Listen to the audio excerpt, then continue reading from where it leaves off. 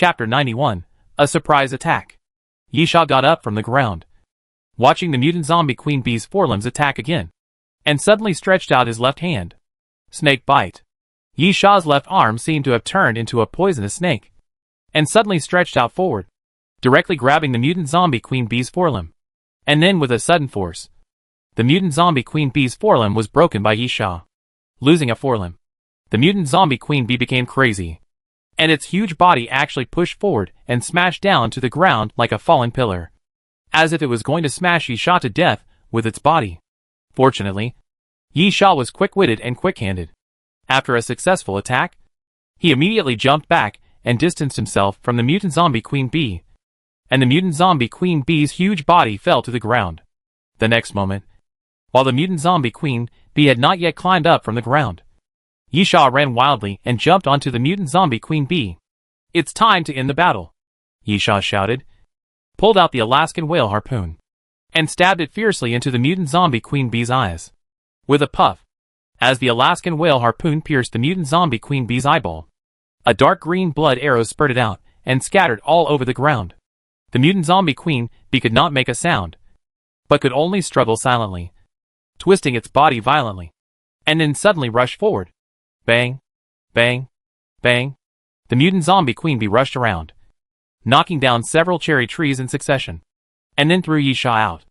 Yisha fell to the ground, rolled quickly, and distanced himself from the mutant zombie queen bee, then stood up suddenly, took off the Black Hawk compound bow, and pinched 3 arrows in his hand at the same time. 3 consecutive shots. Yisha barely aimed, and fired rapidly. In fact, the distance was only 6 or 7 meters, and the mutant zombie queen bee was really big, so there was really no need to aim. The first arrow was a burning arrow, and Yisha shot at the mutant zombie queen bee's other eye. Unfortunately, it was a little off, hitting the mutant zombie queen bee's neck, and then burning flames on the mutant zombie queen bee's body. Although it didn't hit, at least the burning arrow slightly hindered the mutant zombie queen bee's charge. The next moment, the second explosive arrow was shot out and hit the body of the mutant zombie queen bee. Boom! The roar of the explosion suddenly sounded, and a huge fireball exploded on the body of the mutant zombie queen bee. Layers of air waves pushed out in all directions, sweeping away countless cherry blossom petals, forming a cherry blossom rain.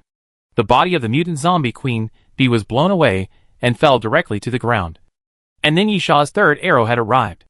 For the third arrow, Yisha changed to a piercing arrow and shot the mutant zombie queen bee's wings. Before the mutant zombie queen bee stood up, the arrow pierced through the mutant zombie queen bee's wings and nailed into the ground. The mutant zombie queen bee flapped its wings a few times, but tore a hole in its wings, which made it unable to take off and could only struggle on the ground. "This time it's really over." Yisha stepped forward, came to the side of the mutant zombie queen bee, raised the silver thorn directly, and aimed at the mutant zombie queen bee's other eye. Bang! Pulled the trigger. The muzzle spewed out flames, and the magic-breaking bullet flew out with black smoke, directly piercing the mutant zombie queen bee's other eye, and then exploded in the mutant zombie queen bee's head. With a bang, the head of the mutant zombie queen bee suddenly broke into pieces like a smashed watermelon, and exploded, and the light green smelly blood was scattered all over the ground. You killed the mutant zombie queen bee. Cumulative number 1. Apocalypse reward, queen bee sting. You killed the mutant zombie queen bee. Cumulative number 1. Apocalypse reward, queen bee blood. A mysterious voice sounded, announcing that Yisha successfully killed the mutant zombie queen bee. The queen bee sting is the tail sting of the mutant zombie queen bee, which is about a little less than 1 meter. Yisha tried it. Although it did not have the texture of metal, it was much harder than ordinary metal, and the tip was extremely sharp. If this thing is combined with some other materials to make a short blade, it would be very good. As for the queen bee blood, it is naturally the blood flowing from the mutant zombie queen bee. This thing is not very useful. It can only make some low-end poisons or be sold directly in food trucks. It is far less useful than the queen bee sting, but it is always good to have a harvest. Yisha first found a container and poured the queen bee blood into it, then took out the Alaskan whale harpoon, began to cut the body of the mutant zombie queen bee, and pulled out the queen bee sting. "Hey, kid!" At this time, a shout suddenly sounded, causing Yisha to look back. And then he saw the group of guys who had run away before. actually running back again. One of them pointed at Yisha. You stole our prey. Yours? Yisha looked at the other person jokingly. Will there be a hunter who abandons his prey and runs away as fast as a dog? You? The man was immediately furious, but was pulled back by his companions, and then said to Yisha, I saw you cutting the body. It seems that you got something. How about this? You give the thing to us, and forget about it. Yisha, why? The man before, because we found it first, and 4 of our brothers died for it. Boy, we gave you a chance. You should be grateful. Don't force us to do it directly. While speaking, the man reached for the pistol hanging on his waist, obviously threatening. It seems that you don't understand anything. Yisha sighed. You bunch of rubbish can't kill the mutant zombie Queen Bee. But I killed it. Do you know what this means? Suddenly, Yisha leaped backwards, and threw the metal bar of colorful clouds and moon forward. Hiss! Hiss! The thick smoke quickly drifted away, and then the sound of gunfire rang out. However, because the smoke blocked the view, the opponent was just randomly shooting. Yisha sneered, took out the red flame bomb, and threw it directly into the smoke. Boom!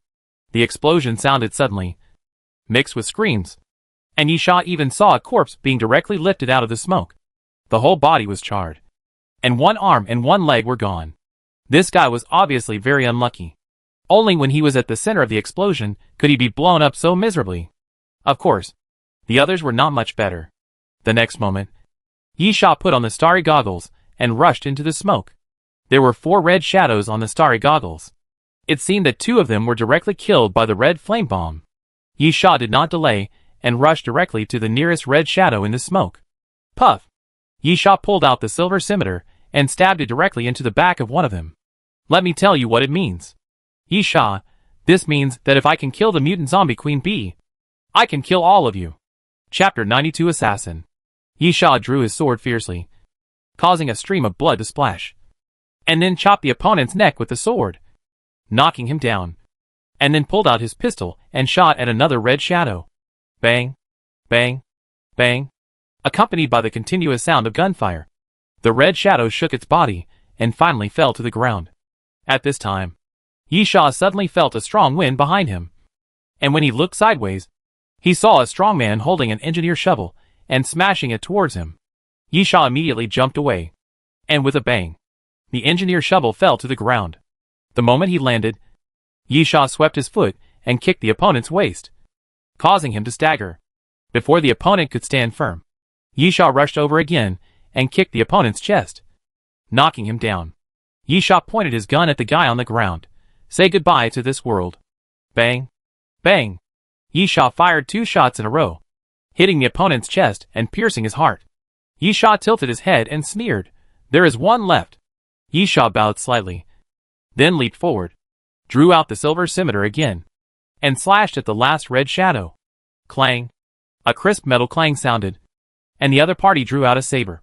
And when Yisha rushed over, it collided with the silver scimitar. Oh! Yisha joked. It seems that not all of them are useless. There is still one that is not bad.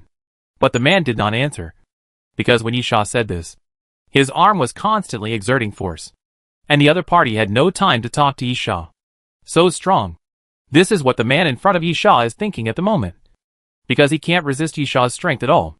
Suddenly, Yisha raised the silver scimitar and stopped exerting pressure on the opponent, which made the opponent breathe a sigh of relief. However, this feeling only lasted for a moment, and Yisha suddenly raised his foot and swept over. The speed of the sweeping kick was so fast that it even left an afterimage in the air. Bang! Yisha hit the opponent with 1 kick, and the opponent staggered and retreated several steps to the side and rear before he stabilized his body. But Yisha obviously had no intention of letting the opponent go. He immediately rushed forward, and before the opponent could stand firm, he kneed him in the chest again. Bang! The dull sound of fists hitting flesh. The moment Yisha kicked him, the opponent felt his sternum broken, and the broken bone seemed to have scratched his internal organs. Cough! Cough! He kept coughing, spitting out blood foam, staining his clothes red. Yisha stepped on the opponent's chest and sneered. Although it's not bad, it's still far behind. Bang! Yisha pulled the trigger and blew up the opponent's head. Congratulations on killing the combatants. Cumulative number 9. And the opponent's item, radio wave exploration device. Congratulations on killing the combatants. Cumulative number, 10. And the opponent's item, C4 explosive pack. Congratulations on killing the combatants. Cumulative number, 11. And the opponent's item, M16 automatic rifle. Congratulations on killing the combatants. Cumulative number, 12. And the opponent's item, G36 assault rifle. Congratulations on killing the combatants. Cumulative number, 13. And obtaining the opponent's item, engineer shovel. Congratulations on killing the combatants. Cumulative number, 14. And obtaining the opponent's item, adrenaline. A mysterious voice sounded at this time. After Yisha killed 6 people in a row, his cumulative kills reached 14. At the same time, Yisha's harvest this time was also quite good. Radio wave exploration device. Release special radio waves covering a circular range of 200 meters in radius, which can detect the specific location of all organisms and zombies. The remaining number of uses, 6 out of 10. Adrenaline, after injection. All aspects of the body's attributes will be increased by 1.5 times within 15 minutes. After use, the body will enter a 12-hour weak state, and all aspects of the body's attributes will be reduced by 50%. The radio exploration device and adrenaline are props sold by Doomsday Train. The former is used for regional exploration, which is a super enhanced version of the starry goggles. The range is countless times larger, and it can not only explore moving targets. However, the starry goggles are permanent props, while the radio exploration device is a consumable. Usually, the effect of consumables will be stronger, but in terms of cost performance, of course, the cost performance of permanent equipment is higher. As for adrenaline, it is also a good thing. Although the side effects are terrible, the effect is also terrible. It is completely used to save lives in times of crisis. The most important thing is that adrenaline does not have the possibility of expiration, because the effect changes according to Yisha's physical fitness. The stronger Yisha's physical fitness, the better the effect, which makes adrenaline always useful.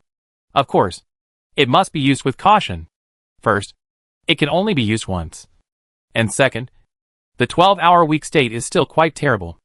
As for the C4 explosive pack, M16 automatic rifle, G36 assault rifle, and engineer shovel, these 4 things have nothing to do with Doomsday Train. These guys got them from nowhere. The C4 explosive pack is definitely useful. As for the 2 rifles, Yisha decided to take one away because his August rifle was lost in the sewer. So he really needed a rifle to improve his firepower. Yisha chose the M16 automatic rifle. After all, the M16 is one of the most famous firearms, while the G36 is much less famous. Yisha has never even heard of it. Finally, there was the engineer shovel. Yisha didn't know if it was useful, but it could be folded and thrown directly into the backpack. It wasn't heavy, so he carried it with him. It could also be used as a weapon when necessary. In this way, except for the G36 assault rifle, Yisha took away everything else. Compared with the previous time, Yisha really had a great harvest this time. Be careful behind you. At this time, a shout suddenly sounded behind Yisha. Yisha was attracted by the voice and turned back instinctively. Then he saw a cloud of smoke behind him sticking to the ground, constantly spinning, forming a vortex shape. Then, a man in black clothes and black pants, wearing a black mask, suddenly rose from the vortex of smoke, raised his hand suddenly, took out a dagger and stabbed at Yisha. Puff! The dagger pierced Yisha's shoulder, bringing out a streak of blood. The dagger was originally intended to stab Yisha's heart from his back, but because of the sudden shout, Yisha turned his body and avoided the vital position. The next moment, Yisha did not hesitate at all, raised his foot and kicked the opponent in the chest, kicking him away. And at the same time, he retreated continuously, pulled out the silver thorn and pulled the trigger at the opponent. Chapter 93 Weird. Bang, bang, bang. The gunshots continued, but the opponent's speed was faster than Yisha imagined. He ran around Yisha quickly, and Yisha couldn't hit him at all. At this time, a bottle suddenly flew from a distance and hit the man. When the bottle fell to the ground, a flame rose up, like a wall, blocking the man. Yisha looked sideways and found that the fat man who ran over was the same car as him, and his body was still covered with Molotov cocktails. After the man was blocked by the Molotov cocktail, Yisha immediately found an opportunity, leaped over the flames, and kicked the man hard, knocking him back. But the moment Yisha landed, he did not stop at all, and rushed forward again, pressing towards the man. Bang! A straight punch hit the man's face, but was blocked by the man's arm. The next moment, the black dagger immediately stabbed towards Yisha's chest. Yisha did not flinch at all, and faced the opponent's dagger, and stretched out his left arm. Snake bite. Yisha stretched out his left arm, and it seemed that the left arm turned into the most ferocious venomous snake in an instant, and directly pinched the opponent's wrist. Yisha snorted coldly, "Break it for me." Crack! The crisp sound of bone cracking suddenly sounded, and the guy who tried to sneak attack Yisha immediately screamed loudly, and fine beads of sweat oozed out of his forehead. With a snake bite, Yisha crushed the opponent's wrist bone, and it was the opponent's right hand that was disabled. The right hand is the dominant hand for most people. Losing the right hand is almost equivalent to having the combat power. The man in front of him is no longer scary. Yisha is not a soft-hearted person. After crushing the opponent's right wrist bone with one blow, he took advantage of the victory and continued to attack with a set of combination punches, and then seized the opponent's flaw and attacked again. Snake bite. It was still a snake bite, but this time, Yisha aimed at the opponent's neck. After Yisha pinched the opponent's neck, he directly relied on brute force to lift the opponent up. The 225 kilograms grip strength was not a joke. Almost in an instant, the man's face turned purple. Yisha was still increasing the strength of his hand. He wanted the other person to die. For Yisha, if someone wanted to kill him, he had to bear the price of being killed. In the distance, on a small hill outside the cherry blossom forest, a man with skin so white that he seemed transparent put down his telescope. Gaolin failed. A woman next to the man, "Do you want to save him?" "Man, it's impossible to save him. Let's retreat and find another opportunity to sneak attack. This time we were careless and only sent Gaolin to sneak attack. That guy's skills are better than expected, and it's not easy to deal with." The woman licked her lips, her eyes flickering. "It's not easy to deal with, but we have to deal with it. That guy must die. You should know how much benefit we can get if we kill him." The man nodded. "According to my guess, the reason for starting the death carriage battle early this time is because of this guy, in order to give us the opportunity to take action. So we must succeed." The woman was vicious. "Why not just kill him directly? Don't be impulsive. You only have one life." The man shook his head. "Find out what other cards that guy has before you make a move. Gaolin is really useless. He didn't even let the other party use too many tricks." "Woman, that left hand is not ordinary." "Well, be careful of his left hand. But I don't believe it's his only trick." The man nodded. "Call Bowen and Lu Donglin back. Tell them not to ambush. We will retreat first." At the same time, Yisha looked at the corpse in front of him and frowned deeply. After a moment, Yisha suddenly squatted down and pulled down the man's mask. This was a man in his 20s. Handsome and handsome. But the only pity was his triangular eyes, which made this handsome face flawed. "Who is this guy?" Yisha murmured. "Why is this happening?" Yisha looked confused. And the reason for his confusion was simple. The guy in front of him was dead. But Yisha did not hear the mysterious sound, and his cumulative kill count did not increase, let alone get anything. Yisha tried to pick up the dagger, and then the confusion on his face turned into surprise. Name, Black Star Fong, prototype, Strider 9 military knife. Total length, 32.2 cm. Blade length, 19.8 cm. Thickness, 6.5 mm. Blade material, S30V. Hardness, 6062 HRC. Scabbard none. Handle material, parachute rope. Special effect, when the target is injured, the tearing effect is triggered, and the wound will continue to bleed within 30 minutes regardless of any treatment methods. This is a saber dagger that is not inferior to the Alaskan whale harpoon, because of its special effects. It is undoubtedly a weapon produced on Doomsday train. However, Yisha should not be able to get this thing. According to the rules of Doomsday train, when hunting any target, whether it is a zombie or a human, only items recognized by the mysterious voice can be obtained. Here I have to talk about the meaning of get, even if there is no hint from the mysterious voice. You can also go to dig up the corpse, and the things you dig up can also be used. For example, if the corpse in front of you has a tactical belt around its waist, can Yisha take it off and use it? Of course you can. Doomsday Train does not prevent you from taking corpses off. However, if you want to use this tactical belt after taking it off, it is fine. But if you want to sell it in the dining car of Doomsday Train, it is impossible because Doomsday Train does not accept sales. Secondly, if it is something produced on Doomsday Train, such as this Black Star Fong, can you take it off from the corpse and use it? It is also fine. But there will be no special effects. It will only be an ordinary Strider 9 saber. At the same time, you can't exchange for skull coins on the Doomsday Train, because the Doomsday Train does not accept sales. Simply put, if there is no mysterious voice prompt, facing a corpse with full equipment, you can take off the equipment and use it, but you can't sell it. At the same time, the things produced by the Doomsday Train will become ordinary items. Therefore, it is still possible to strip corpses in the early stage. Even ordinary items can be used. But with the more death platforms you experience, and the more things you buy, these ordinary items will be eliminated and have no use at all. Take Yishaw's Alaskan whale harpoon for example. If it doesn't have the blood-sucking effect, it's just an ordinary, sharper dagger.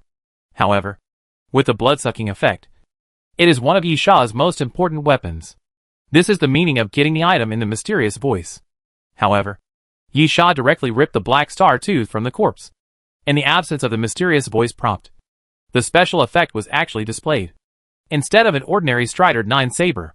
What does this mean? Chapter 94 Little Fatty. Xiong Daji. Hey. Hey. At this time, a voice suddenly sounded in Yishaw's ears. It was the little fat man who ran to Yishaw's side. Are you okay? Why are you stupid? Yishaw came back to his senses, put away the Black Star Fong, and then looked at the little fat man. Thank you. If it weren't for the little fat man shouting, telling him to be careful behind his back, Yishaw might have been stabbed with a hidden knife. Moreover, the opponent was obviously going to kill Yishaw directly, stabbing the heart, wanting to kill him with one blow. The little fat man scratched his head. It's a small matter. It's not a small matter for me. Yishaw thought for a while. I don't like to owe favors to others. So if you want me to do something or need something, I can get it for you, and then we'll be even. Or, do you like this? After thinking about it, Yishaw simply took out the Black Star Fong that he had just collected and handed it to the little fat man. Yishaw has an Alaskan whale harpoon, so he doesn't care much about the Black Star Fong. In terms of hardness and sharpness, the Black Star Fong is better than the Alaskan whale harpoon. However, from the perspective of special effects, Yishaw certainly prefers the Alaskan harpoon. After all, the Alaskan harpoon can prevent him from being infected with the zombie virus when he is injured by zombies. No. No. No. The little fat man waved his hands repeatedly. I don't use a knife. I use a bomb. Yishaw nodded. He knew that when the little fat man first boarded the Doomsday Train, he was covered with bottles and jars, all of which were homemade bombs. Many people were already strong before boarding the Doomsday Train, most of which were related to their professions, such as soldiers and fighters. And the little fat man in front of him should be a special talent who could make his own bombs and was probably very proficient in chemistry. Yishaw, well, if there's anything you want, or if there's anything I can help you with, just tell me, and I'll return the favor. Little fatty, it's just right that you can return the favor now. I saw you fighting, so I came to find you. Yishaw, what do you want me to do? Little fatty, how about we team up? Yishaw's brows furrowed immediately. And then, I don't like teaming up. I don't trust others. And I don't need others to trust me. The little fat man held his chin and pondered. Then, you refuse? Yes. Yishaw, I don't need companions. I can survive alone. The little fat man thought for a while. Then, what if it is limited to this death car battle? Yishaw was puzzled. Huh? The little fat man, I also completed the tasks alone on the first 2 Doomsday Train platforms. But for this death car battle, I think I need some companions. Because, in many cases, humans are more terrifying than zombies. Is it scary? Yishaw murmured, then laughed. He agreed with the little fat man's words. Human nature is sometimes much scarier than zombies. And human madness is endless. Yishaw, so we don't form a permanent team, but only maintain a temporary cooperation relationship in this death carriage battle? Yes. I don't need you to trust me, because it's just a temporary cooperation. The little fat man, and I don't think I'm a burden. We are joining forces to survive. even if it was a temporary team. Yisha didn't really like it. No one was sure that when the remaining number reached 26, the fat guy would stab him in the back, making the remaining number 25 to ensure his survival. However, after Yisha pondered for a moment, he nodded. Okay, I'll consider it as a favor to you.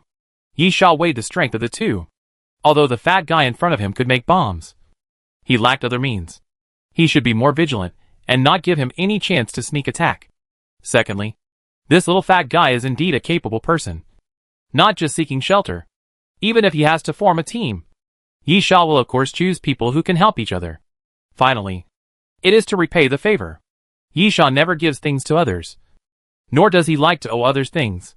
The little fat guy suddenly laughed and stretched out his hand to Yisha. Let me introduce myself. My name is Doomsday. This name, Yisha said insincerely, not bad. The little fat guy rolled his eyes. Come on. It's so unfashionable. What's your name? Yisha. Kosher Yi. Shah of Shana. The two of them briefly introduced themselves. At the same time, since they were going to form a team, they naturally had to get to know each other's abilities. It's true that the little fat guy in front of them was not bragging. Doomsday, 15 years old, should still be a high school student at this age. But the fact is that before the end of the world, Doomsday was already in college. This guy turned out to be a genius in the junior class of a well-known university. He was good at chemistry and mathematics, and won many awards. The little fat man, even if you give me a piece of soap, I can turn it into a bomb. Yisha took out the red flame bomb. Can you make this? The little fat man, I can't do this. Yisha laughed. So, no matter how much you brag, it's useless. It's just a bomb. You can buy it directly on the Doomsday train. The little fat man was dissatisfied. What if I use the materials I bought on the Doomsday train to make bombs? Yisha was stunned. Thinking about it, this little fat man is really amazing. If he has the materials, can he make the bombs sold on the Doomsday train? Or even make better ones? Yisha shrugged his shoulders. And then? But do you have the materials? Not now. But I believe I will have them later. Little fatty, the premise is to survive. Yisha, the last sentence is correct. So, do you have any plans? Since you are looking for me to form a team, you should have considered it. Right? Yes. Little fatty, I plan to build a base, surrounded by mines and bomb traps. I am confident that no one can pass through. And then stay in the base until there are 25 people left. But I have to face a problem. Yisha, what's the problem? The little fat man, I need materials to make bombs and mines. So I need a helper to help me collect materials. You are a very good choice. Because you are very strong and you are fully capable of helping me collect materials. Yisha nodded. I see. It's a very good plan. The little fat man said with a little resentment. Carriage number 7 is currently divided into 2 teams. I joined one of them before. But unfortunately, those guys are idiots. They don't want to believe me. And they are not willing to take risks to wander around to help me collect materials. Those guys will die sooner or later. They are unwilling to listen to me, which is equivalent to giving up the chance to live. Yisha smiled. But I just said that this plan is good. But I don't plan to do it. Chapter 95 Temporary Team. The little fat man choked and then became angry. Don't you believe in my ability? No. I believe in your ability. Yisha, if you can really create a dense minefield, we can survive to the end 100%. Because the point is not how terrible your mines are, but the deterrence. The little fat man was happy. Yes. You are much smarter than those idiots. It is impossible for a minefield to be really impeccable. As long as you keep exploring, you can always find a safe route. However, the question is how many people will be killed before a safe route is found. Is it worth sacrificing several times the number of people to kill Yisha and the little fat man? Who else is willing to take the risk to detect mines and find a safe route? This is deterrence. If the little fat man can really build a minefield, Yisha believes that anyone with a sound mind will give up killing them. Yisha, but I still don't agree. Because to implement your plan, I have to give up my own plan. Fatty, what's your plan? Yisha, kill the corpse flower. Ah? Fatty was stunned. 3 missions issued by Doomsday Train? You want to get the survival quota directly? Yisha nodded. Fatty, do you know where the corpse flower is? Yisha, isn't this a matter of course? The premise of killing the corpse flower is to find the corpse flower. Fatty frowned. But even if we form a team, after killing the corpse flower, we could only get one survival quota. Yisha actually didn't care much about the survival quota after completing the mission. He mainly wanted to get the corpse flower seeds and mutant plant viruses that he could get from the corpse flower. Anyway, without the survival quota, Yisha was confident that he could survive to the end. But Yisha couldn't give the chance to kill the corpse flower to the fat man, because no one dared to guarantee that the fat man would give the things to Yisha after killing the corpse flower. Yisha thought for a while. I can help you kill the Ghostface General. The fat man was surprised. You even know where the Ghostface General is? Yisha smiled and nodded. Then said, how about this? I can take you to see the Ghostface General first. Make sure I know the whereabouts of that guy. And then hunt the corpse flower first. And then hunt the Ghostface General. Lil Fatty, can I hunt the Ghostface General first? No. Forget it. This is a stupid suggestion. The little fat man is obviously not stupid. And the survival quota can be snatched. If he kills the Ghostface General first, he will become the target of everyone. Unless he abandons Yisha and immediately returns to the Doomsday train. But will Yisha let him go? It is obviously impossible. After following Yisha to hunt the Ghostface General, continuing to hunt the corpse flower is like being a fat fish that everyone wants to eat, but still wandering around the lake. Thinking of this, the little fat man admires Yisha a little bit. Because, hunting the corpse flower first, and then hunting the Ghostface General, Yisha will become a fat fish. Unless Yisha plans to use him to help kill the corpse flower, and then go back to the Doomsday train directly. But then, the little fat man will not be happy. Then, will he be able to keep Yisha at that time? Don't work in vain, and make wedding clothes for Yisha. Yisha was not in a hurry, waiting for the little fat man's choice. After all, this matter has both advantages and disadvantages, and there is no perfect choice. After a while, the little fat man smiled bitterly. If I stick to my plan, will you terminate the cooperation? Yes. Yisha said bluntly, your plan is good, but I hope to get more.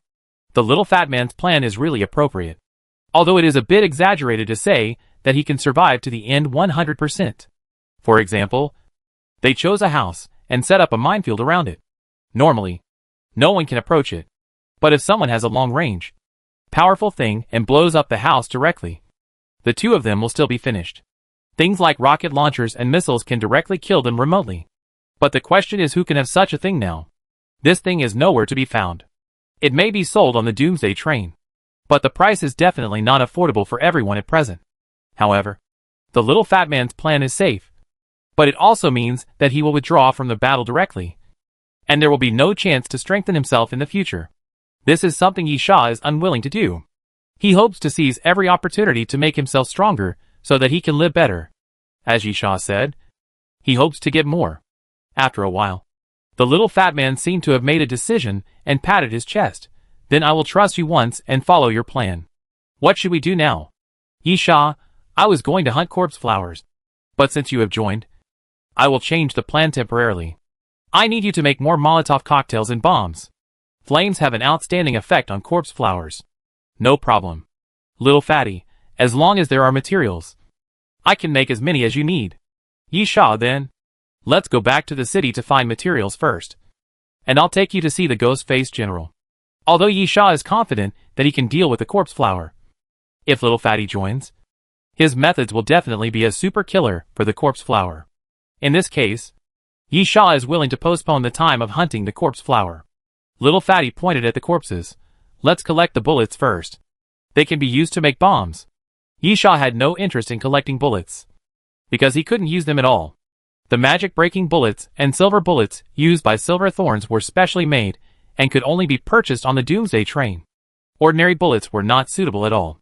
However, since the little fat man needed it, Yisha didn't waste any time and helped to find bullets directly. While Yisha was looking through the bullets, he asked, besides bullets, what other materials do you need to find? The little fat man, ammonium nitrate, hydrogen peroxide, aluminum paste, etc. Yisha's face turned black. Speak human language. I speak human language. The little fat man spread his hands helplessly.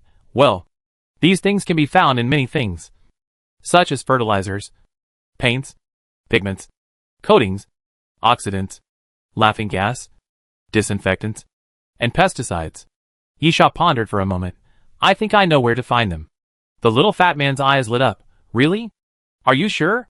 The little fat man had been able to thrive in the never-sleeping city and the amnesia city before, because these things were really not difficult to find. However, Sakura City looks like a retro Japanese-style city on the surface. There is no supermarket, and food is not easy to find, let alone these things. This makes the little fat man very depressed, and it is also the reason why he seeks to team up with others. Chapter 96 Prop Warehouse. I'm sure. Yisha, just follow me, Yisha said as he put the bullets back into his backpack. Then took the little fat boy out of the cherry blossom forest and returned to the city. On the way back, the mysterious voice sounded again. The area has begun to be blocked, and 3 streets in the south of the city will be inaccessible. People staying in the area, please evacuate quickly. Supply boxes are about to be delivered. There are 3 supply boxes in total. The items in the supply boxes are 2 kilograms of food, 5 L of fresh water, and a bulletproof vest. Due to time constraints, the areas in Sakura City where people can move around began to be blocked. However, except for those in the blocked areas, others did not care much.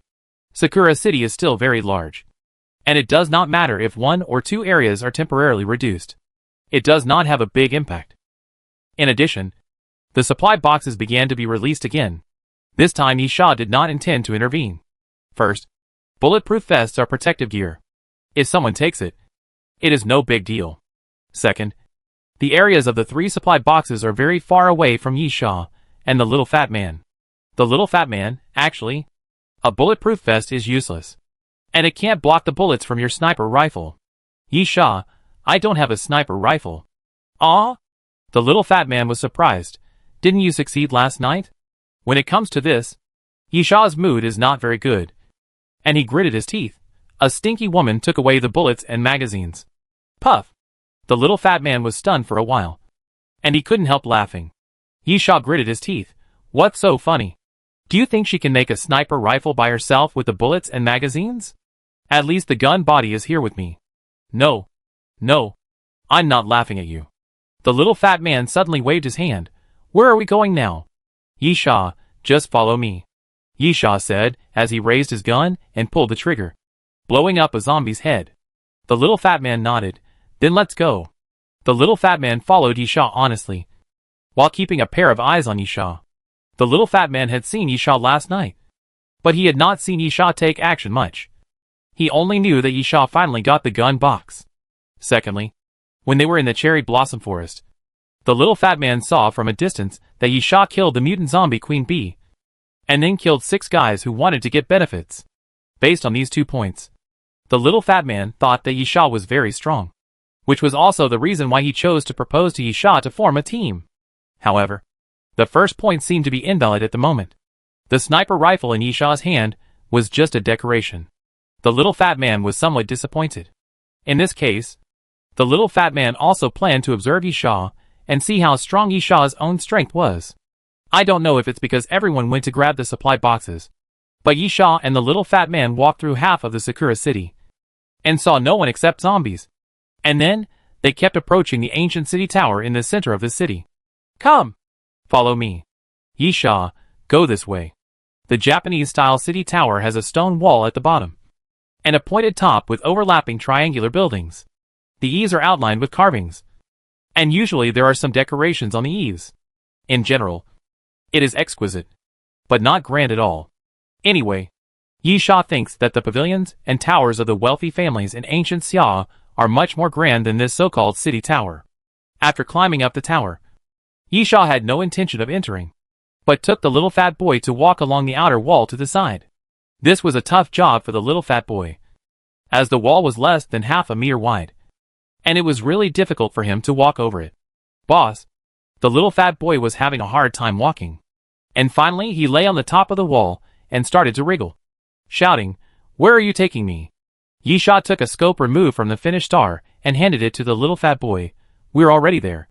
Take a look for yourself." The little fat man took the scope and looked in the direction Yisha pointed. It was a square-shaped martial arts arena, densely packed with zombies, so many that they could drive someone with obsessive-compulsive disorder to death. Yisha, in the innermost position, there are several crossbows, and next to them stands a zombie wearing a full body of golden armor. That is the Ghostface General. The little fat man nodded and put down the scope.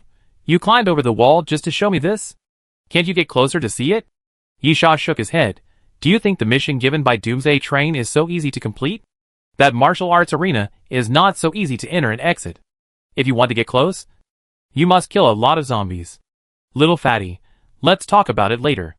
Should we go find materials to make bombs now? Yisha, yes. Follow me. It's in this tower. Yisha took the lead and walked along the wall for a while, then jumped into the courtyard of the tower. After entering the tower, Yisha found a torch in the corridor and lit it.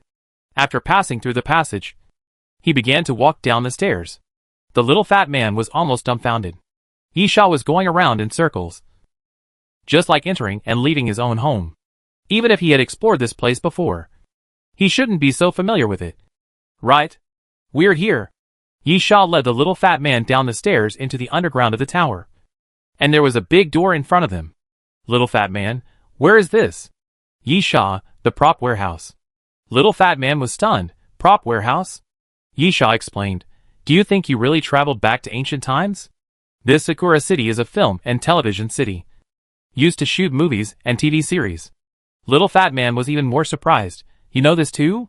While the two were talking, Yisha had already pried off the door lock with the black star fong and then pushed the door open. At this moment, when the door opened, a black shadow suddenly jumped out and pounced on Yisha. Crawler.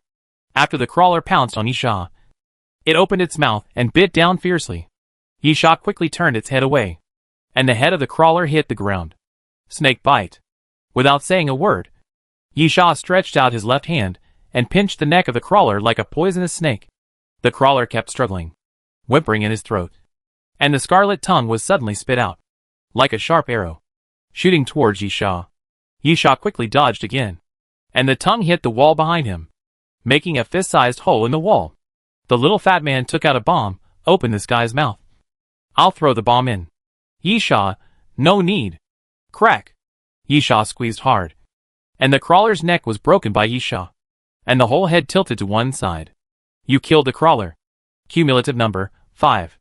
The little fat man looked at Yisha in astonishment as he threw the crawler's body away, and couldn't help but said, Are you perverted? You can just pinch it to death? Chapter 97 Fish and Dog. Yisha, I'll give you a piece of advice. Don't just play with bombs. It's good to improve your physical fitness. Yisha opened the door and walked in. Then his steps couldn't help but stop. Zombies. So many zombies. There were more than 20 zombies standing densely at the entrance of the prop warehouse. No one knew how they got in. The little fat man suddenly threw out a black ball. Have a good journey. The black ball fell to the ground, and with a bang, it suddenly exploded. But there was no fire. But countless shrapnel flew out directly due to the impact of the explosion and scattered around. The shrapnel hit the zombies' heads and penetrated them directly. Almost in the blink of an eye, 1/3 of the zombies fell to the ground. The little fat man smiled and said, Anyway, the bomb is still useful. Yisha smiled and suddenly pulled out the silver scimitar. A silver light flashed in the air, and a silver blade chopped on the neck of a zombie, directly cutting off the zombie's head. The next moment, Yisha rushed forward, a tiger among sheep. Yisha ran quickly, swinging the silver scimitar in his hand quickly, chopping off the heads of the zombies around him. Suddenly, a zombie dog jumped up from the ground. Yisha twisted his waist violently, knelt on the ground and slid forward, and the zombie dog jumped over Yisha. At this moment, Yisha suddenly drew his gun, fired several shots at the zombie dog's head, and completely blew up the zombie dog's head. In the blink of an eye, the zombies were cleared, and then Yisha took out the radio wave device and pressed it on the ground. This is a gadget like a mobile phone. You can hold it in your hand or throw it on the ground. After it is turned on, it will release radio waves, and then display the target on the screen according to the feedback of the radio waves. About half a minute later, a green dot and 3 red dots appeared on the screen. The green dot is Yisha's position, representing the user. As for the 3 red dots, one is the little fat man, and the other 2 are self-evident. Yisha's body tensed up instantly and entered the combat state again. There were lights in the prop warehouse, but not all of them were turned on. It was still very dim. Yisha reached out to the little fat man and said, "Give me the torch." The little fat man did as he was told. Yisha took the torch, lit it, and then threw it towards a red dot. Sizzle! A piercing scream suddenly sounded, and then a black shadow jumped out. When it landed, it turned out to be another zombie dog, but it was very huge, 1.5 meters tall, with strong limbs. Then, the zombie dog's head suddenly split into 2 halves, all the way to the position below the neck. And then in the split head, there was a circle of round sharp teeth, and in the center was a worm-like head, without eyes, nose, or ears, only a crescent-shaped mouth. Yisha raised his eyebrows. It turned out to be a fishin' dog. Fishin' dog. Silver 3 stars. Moves quickly. Has average strength. And strong vitality. The parasite head in the center must be smashed to kill it. Fishin' dog is a special mutant zombie. The lice on the dog are infected with the virus, and then parasitize the dog's body to cause fission, turning into what we see now. So, strictly speaking, the main body of the fishin' dog should be the insect head in the split body. Yisha frowned. This guy is not easy to deal with. Although the parasite's head is sticking out at the moment, it will shrink into the body at a critical moment, making it very difficult to hit it. Therefore, the fishin' dog has always been recognized as a very difficult one among the low-end mutant zombies. At this time, the fishin' dog paced back and forth, suddenly roared at Yisha, and then flew towards Yisha fiercely. Very fast. Even with Yisha's current physical fitness, it is difficult to keep up with the speed of the fishin' dog and avoid the attack of the fishin' dog. So, since it can't be avoided, don't avoid it. Yisha threw a straight punch forward, and just as he was about to hit the parasite head, the fishin' dog's split body suddenly closed, as if it was going to directly clamp Yisha's arm. Yisha's pupil shrank, and suddenly changed his moves, and the punched fist suddenly opened. Snake bite. Yisha grabbed the left half of the fishin' dog's head, and then threw the fishin' dog out with force. Bang! With a loud bang, the fishin' dog hit the wall, directly smashing a piece of the wall, and then the fishin' dog fell to the ground, shook its body, stood up again, and quickly ran towards Yisha. Yisha was not in a hurry. He drew his gun and shot at the fishin' dog while retreating. Bang! Bang! Bang! The gunshots rang out, and the fishin' dog's split head instantly closed. The magic-breaking bullet hit the fishin' dog's head, directly blowing a piece of the fishin' dog's head off. But the fishin' dog had no effect at all. Yisha narrowed his eyes. The fishin' dog was difficult to deal with, but it didn't mean it was impossible to deal with it. For other people, it was difficult to think of a way to deal with the fishin' dog. However, Yisha had the memory of his previous life and knew very well how to kill the fishin' dog. Seeing the fishin' dog getting closer and closer, Yisha lowered his body and squatted down suddenly. Then, when the fishin' dog pounced on him, he hugged the fishin' dog, and the man and the dog fell to the ground, rolling continuously. Bang! After a while, Yisha hit the wall and stopped rolling. The next moment, Yisha raised his left arm and grabbed the fishin' dog's abdomen fiercely. Snake bite. Yisha's left hand turned into a poisonous snake, fiercely grasping the abdomen of the fishin' dog, and then with a strong squeeze, he tore a piece of flesh and blood from the abdomen of the fishin' dog, and then the parasite head appeared in front of Yisha.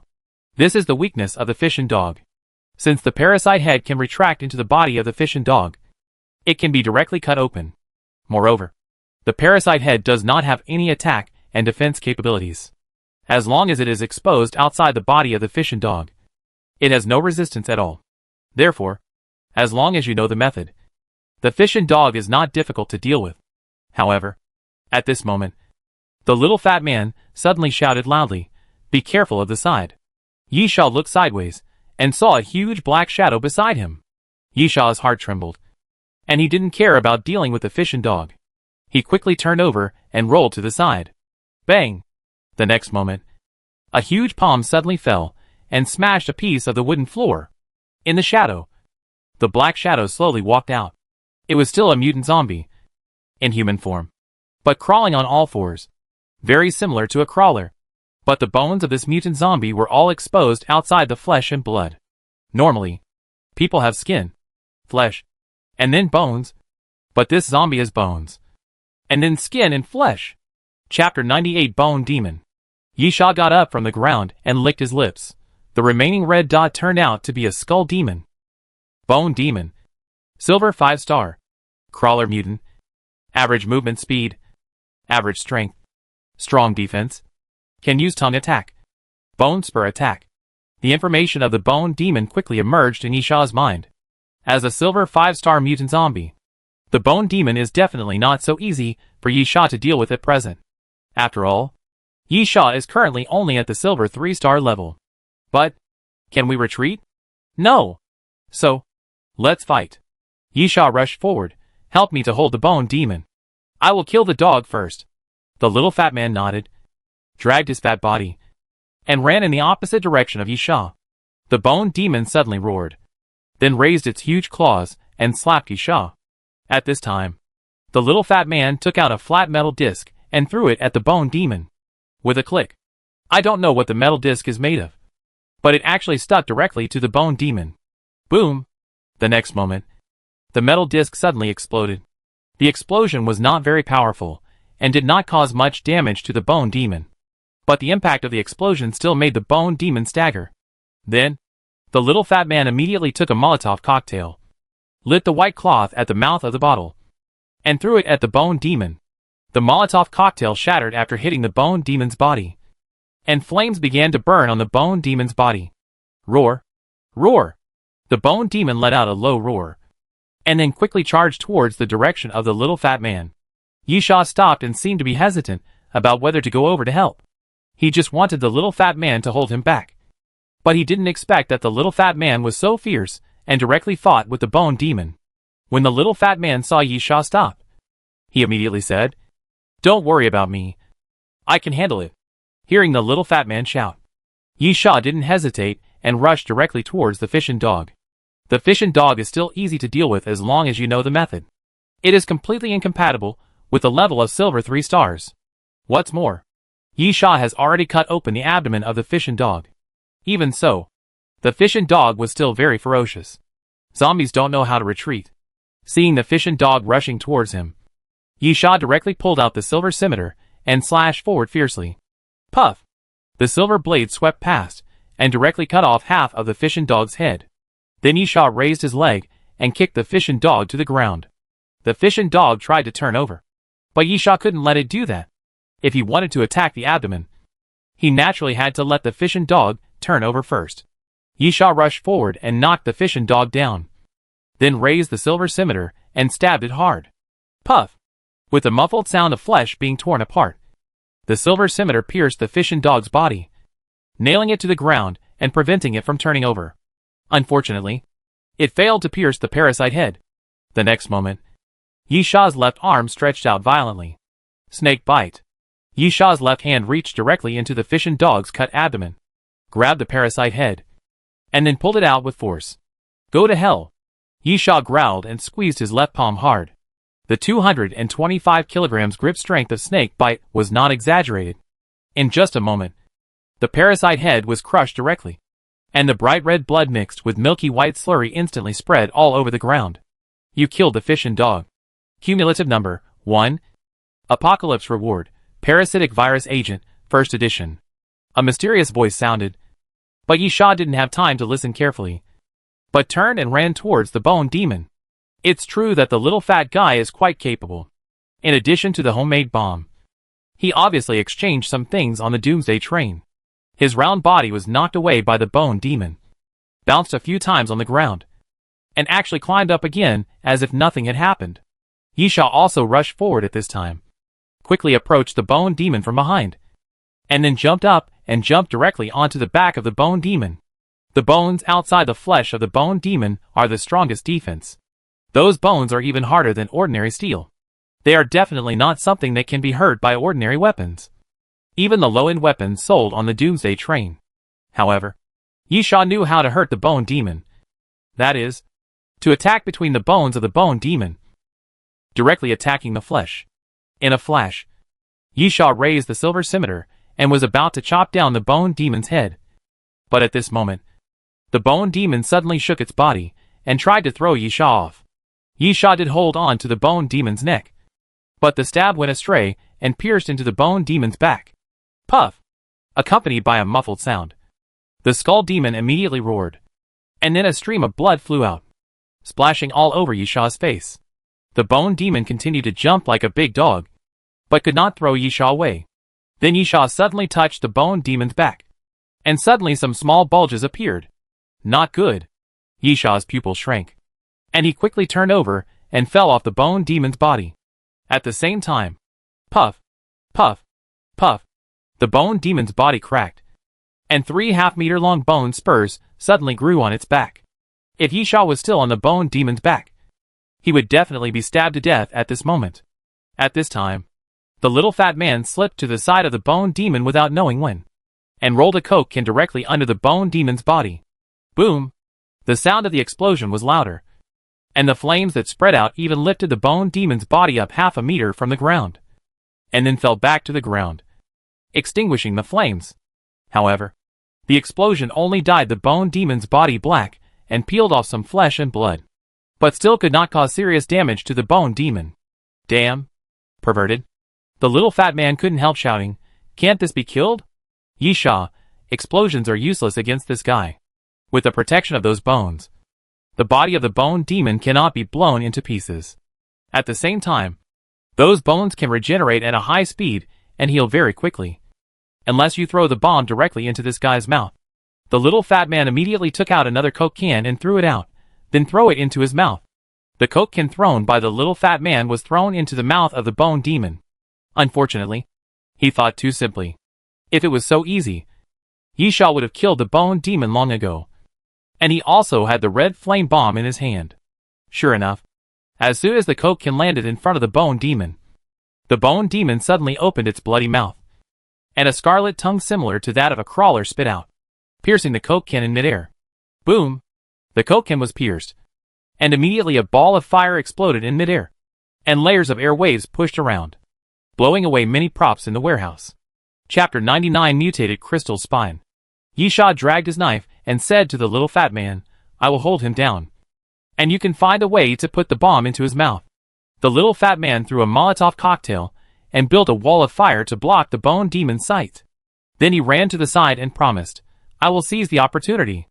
At this time, Yishaw had already killed to the side of the bone demon, waving the silver scimitar, slashing at the bone demon continuously, attracting the bone demon's attention.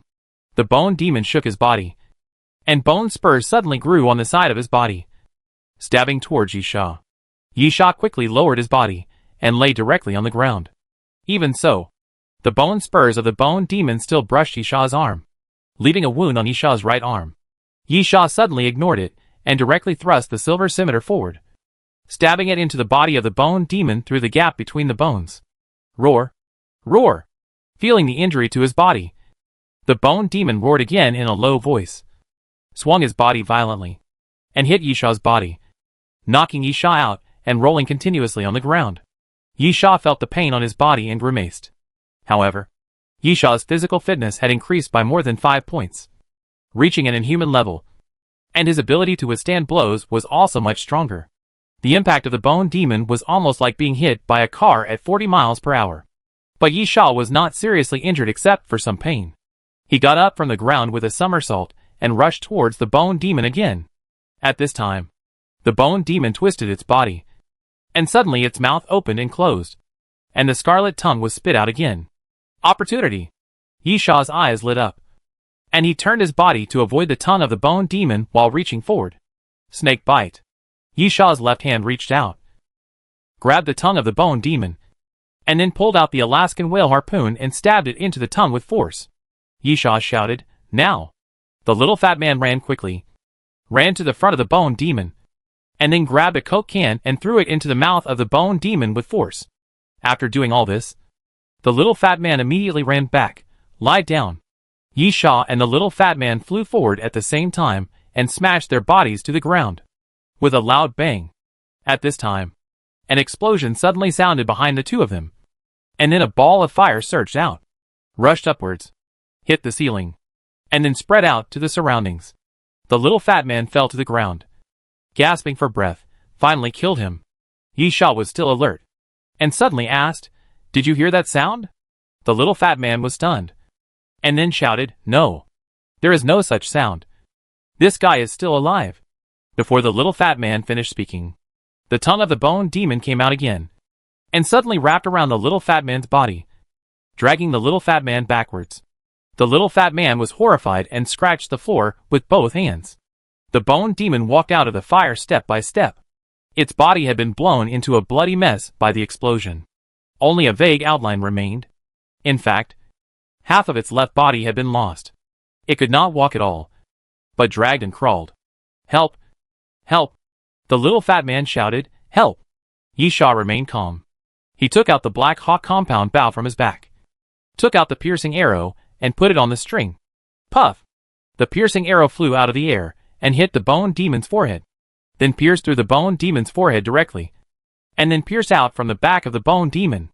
The bone demon shook his body and finally fell to the ground with a thump. This time he really didn't move. You killed a bone demon. Cumulative number 1.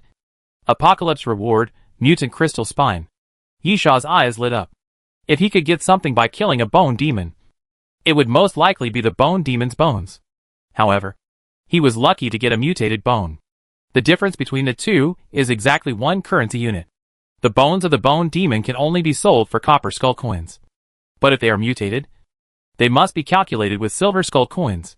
At this time, the little fat man shouted loudly, "Hey! Put out the fire! Help put out the fire! This warehouse is made of wood. A large number of bombs were used in this place, and the consequences are quite troublesome. Now there are flames everywhere. If left alone, this prop warehouse will be destroyed. Fortunately, this is not a real ancient city. Although they are all wooden houses, there are steel plates between the wood. It is also because of this reason that the fire did not spread all at once." Yisha immediately stood up and put out the flames with the little fat man, and then walked to the side of the bone demon. The body of the bone demon was completely blown to pieces. It was a horrible sight. But the spine on the back of the bone demon was intact, and the spine was faintly translucent. After the little fat man ran up and shouted good stuff, he didn't envy much and ran directly to search the warehouse. First of all, the little fat man didn't know what the mutated material meant. And secondly, he was really not interested in this thing. He was only interested in what could be made into a bomb. Yisha carefully cut open the flesh of the bone demon, pulled out the spine, and then scraped off the meat residue bit by bit before putting it into his backpack. After finishing his work, Yisha looked at the little fat man who was searching with a torch in the distance. "Did you get anything?" "Yes." The little fat man, "I found a lot of useful things, but most of the costume dramas in this city are shot. Otherwise, I should have found more." "It's enough. Yisha, we are not in a hurry to leave. We can hide here for the time being. Others are unlikely to find this place. You can take your time to choose, and even make bombs here." The little fat man nodded. "This place is good, but the light is a little dim." Yisha looked around. There should be lights. This is not a real ancient city. We have to rely on torches for lighting. Moreover, the warehouse is not a filming site, so it won't be so detailed. While Yisha was talking, he found the light and turned it on. After turning it on, the warehouse lit up. "Not bad. Not bad." The little fat man nodded, looked around, and then started to take tools from his backpack. "We can stay here for a while." Yisha was curious. "Why do you need an electronic scale to make a bomb?" The little fat man was disassembling the bullet and rolled his eyes. "The gunpowder must be carefully calculated. Do you think it's okay to just stuff it all into a Coke can? You should take a break. You can't do this." Yisha nodded, then went to the door to set up an electric shock trap, and then sat down a little further away from the little fat man. "How long do you think it will take you?" The little fat man thought for a while.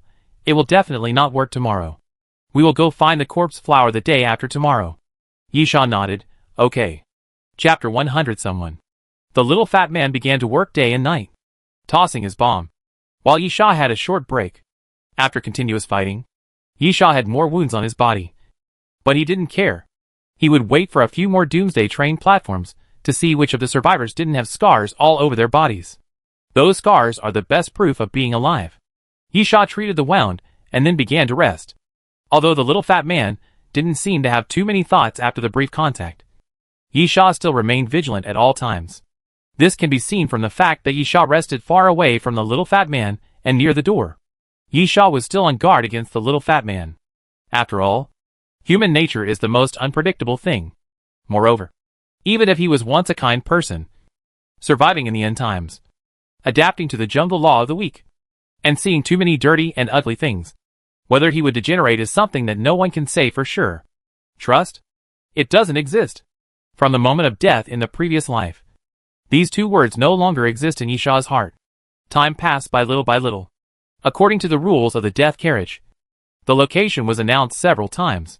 Fortunately, Yisha and the little fat man were lucky, and their location had not been announced. The second is the supply box. Yisha is still very careful about this thing. If the things of the Star of Finland appear again, Yisha will definitely grab them. However, except for the first supply box given to the Star of Finland, the things produced in the subsequent supply boxes are mainly protective gear and auxiliary items, and they are not close to the city tower. So Yisha is not interested in joining in the fun. The next day, the death toll is 37, and the current number is 90. Yisha was awakened by a mysterious voice. On the second day of the death car station, the death toll increased by 20 to 37, and the mortality rate was still very high. The remaining number was 90. If this ratio is followed, Yisha thinks that the death car war will end in less than a week. This made Yisha feel that time was a bit tight. After all, Yisha did not think that surviving was a success. He was still thinking about the corpse flower, and did not want to end the death car war before then. At this time, the little fat man was fiddling with things and said, "Hey, what do you think the Doomsday train is?" "Yisha, what do you mean?" The little fat man, "The Doomsday train is obviously not an ordinary train. Right? There are all kinds of magical things on it. It brings us to these places, and requires us to complete tasks, especially the things sold on it. All of them are like things in the story, and they are impossible to exist in reality." Yisha smiled. It is normal for the little fat man to have such doubts.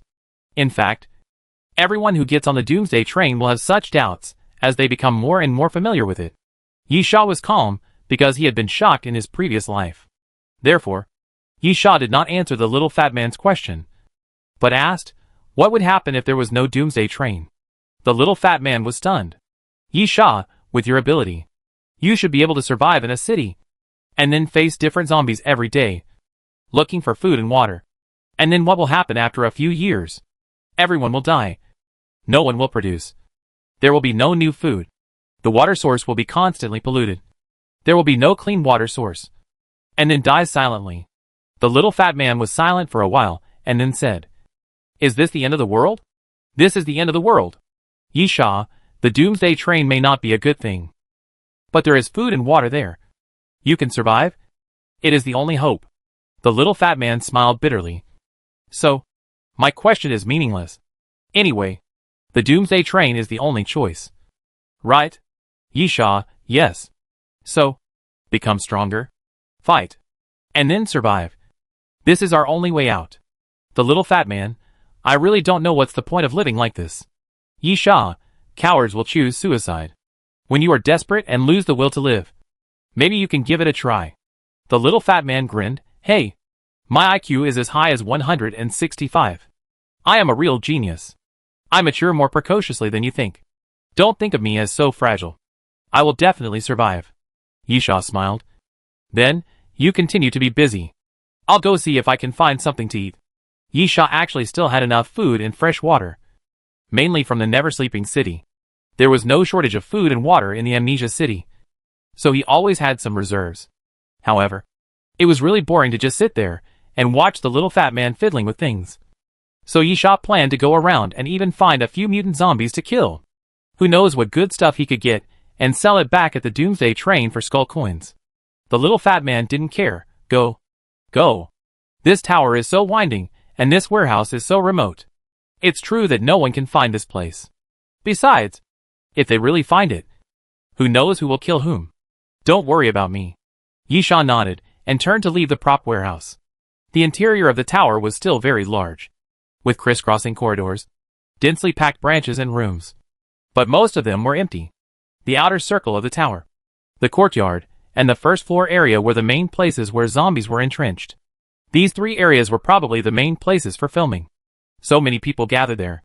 After the end of the world, These people naturally became zombies.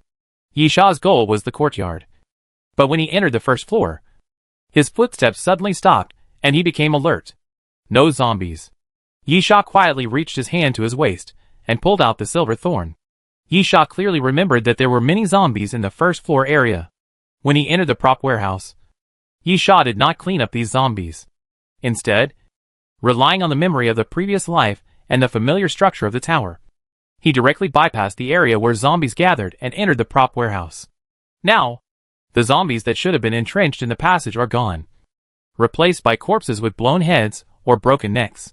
What this means is self-evident. Someone has been here. Yisha put his back against the wall and began to move forward carefully, while putting on the starry goggles.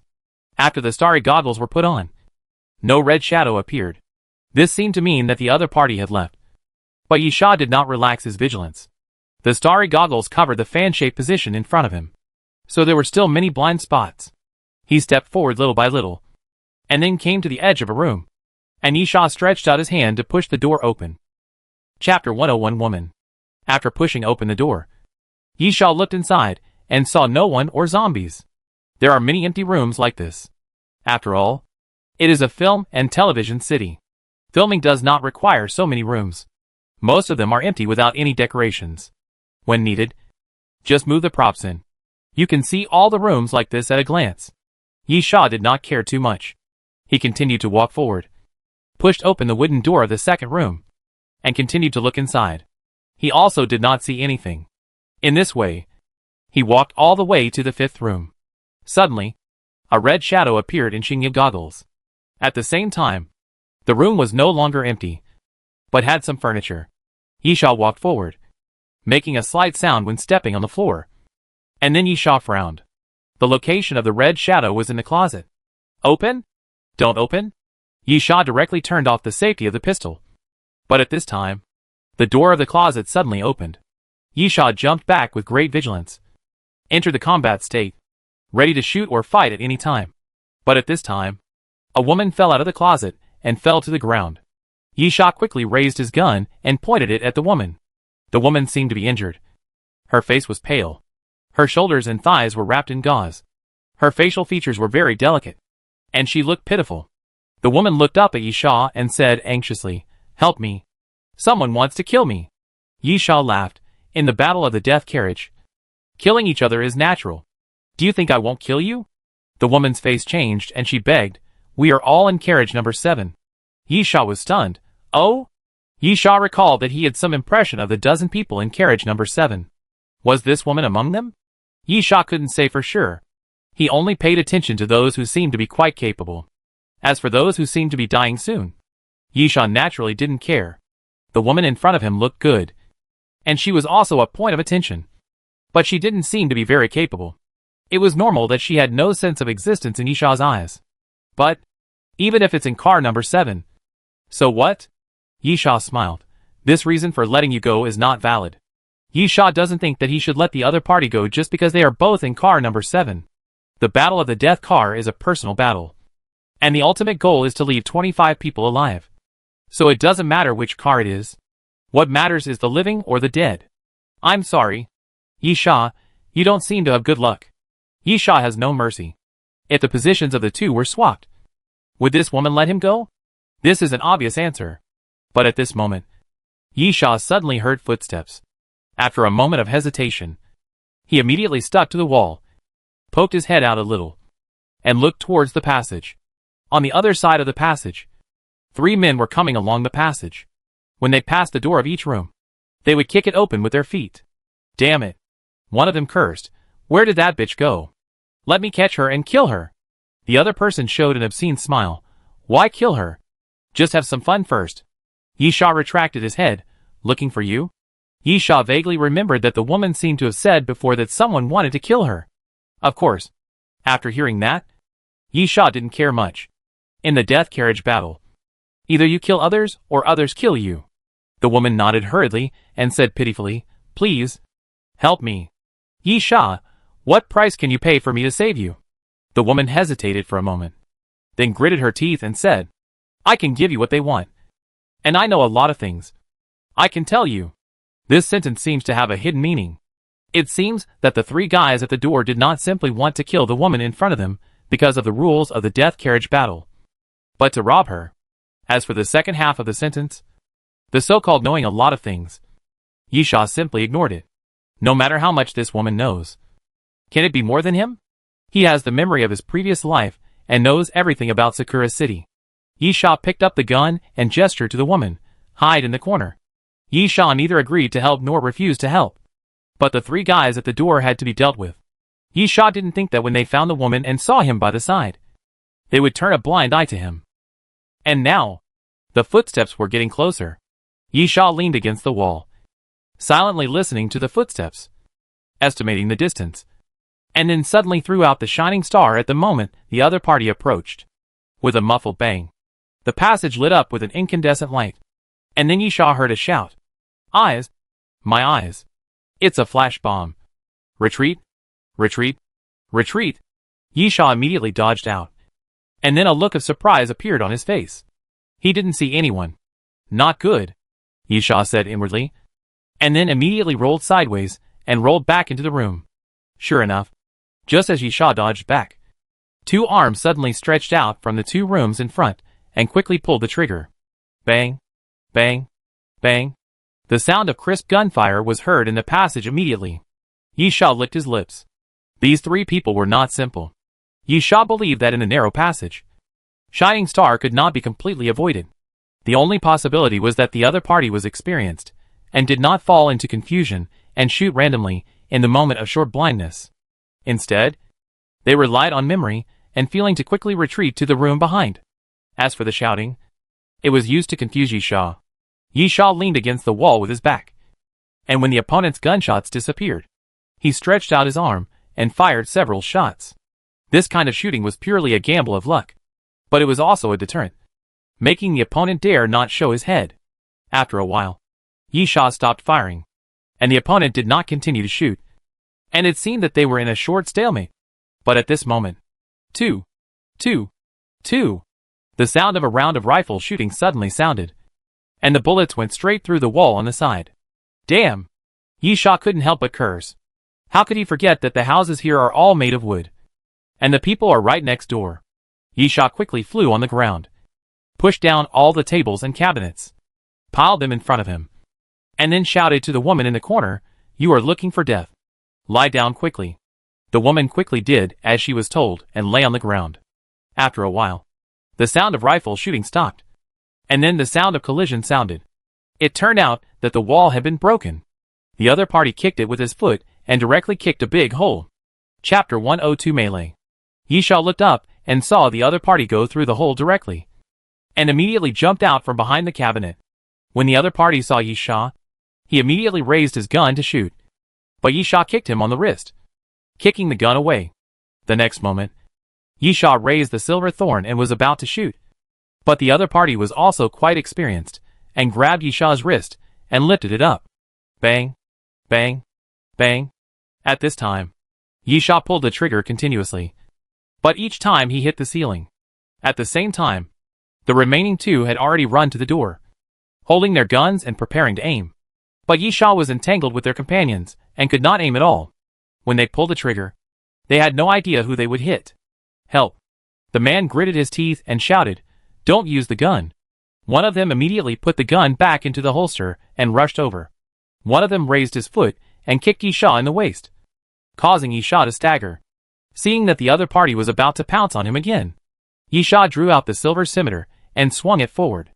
A swipe of the blade swept across, and directly cut open the clothes on the other party's chest. The last man saw Yisha separated from his companions and immediately raised his hand to shoot. But at this moment, a piece of wood suddenly flew over and hit him on the head. It was the work of the woman hiding in the corner. The man touched his forehead and looked at his palm, which was a touch of red. Bitch! The man was angry. See where you can escape this time. The man changed his target and was about to pull the trigger at the woman. But at this moment, Yisha suddenly rushed out, lowered his body, and swept his leg to hook the man to the ground, and then kicked the pistol in the other's hand away. However, just as Yisha knocked the man down, he was kicked in the back again. He staggered forward 2 steps to stabilize his body, and then turned around to confront the 3 people. "Boy, Meddling in other people's business usually ends badly. One of them glared at Yi Sha fiercely. You are looking for death. Yi Sha sneered and hooked his finger. Stop talking nonsense. 3 of you come together. You asked for it. The man shouted again, and kicked Yi Sha with a sweeping kick.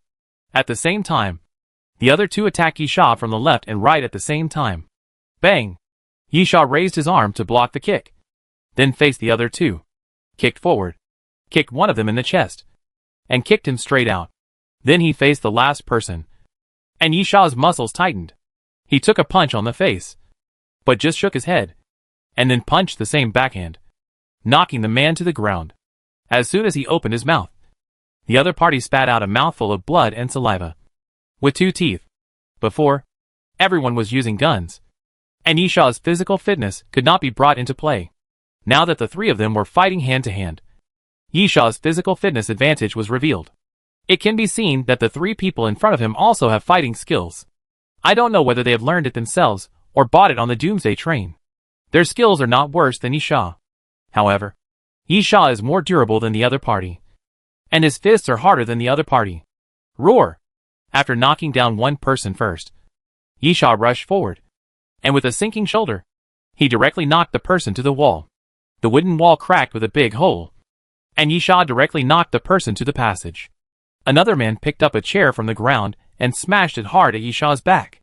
With a crash, the chair instantly broke into pieces. But Yi Sha just tilted his body slightly, and then kicked him without looking back. Bang! Yi Sha kicked the man in the abdomen. And the man's face turned pale, and he curled up like a shrimp. After a short 3 or 4 rounds of confrontation, the 3 men realized that if it was a physical fight, they were no match for Yi Sha. However, 2 of them had lost their guns, leaving only the last one with his gun on his waist. After coming to his senses, he immediately reached out to draw his gun. But at the same moment, Yi Sha had already rushed over. After Yi Sha's physical fitness was strengthened, he had more than just strength and resistance to blows. He also had speed. Snake bite. Yi Sha's left arm suddenly stretched out. And before the man could raise his gun, he felt like he was hallucinating. A purple-scaled snake twisted its body in the air, then opened its bloody mouth and bit his wrist. Crack!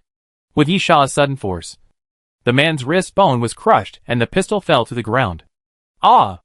With a scream, the man retreated continuously, his face full of pain. Yi Sha did not hesitate at all. Took a step forward, and kicked the man's chest again. Puff! The man retreated continuously, then suddenly widened his eyes, and looked down.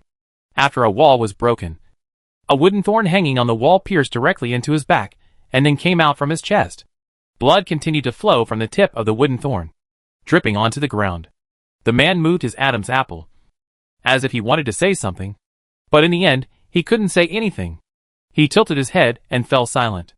After killing one person, Yi Sha fought more and more fiercely, and rushed towards the second person. The man quickly raised his arms to protect himself.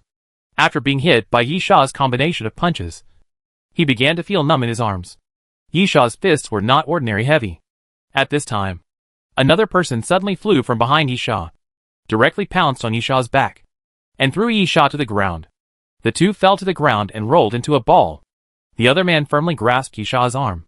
Seeing this, the other man also pounced and hugged Yi Sha directly to prevent Yi Sha from getting up. Ah!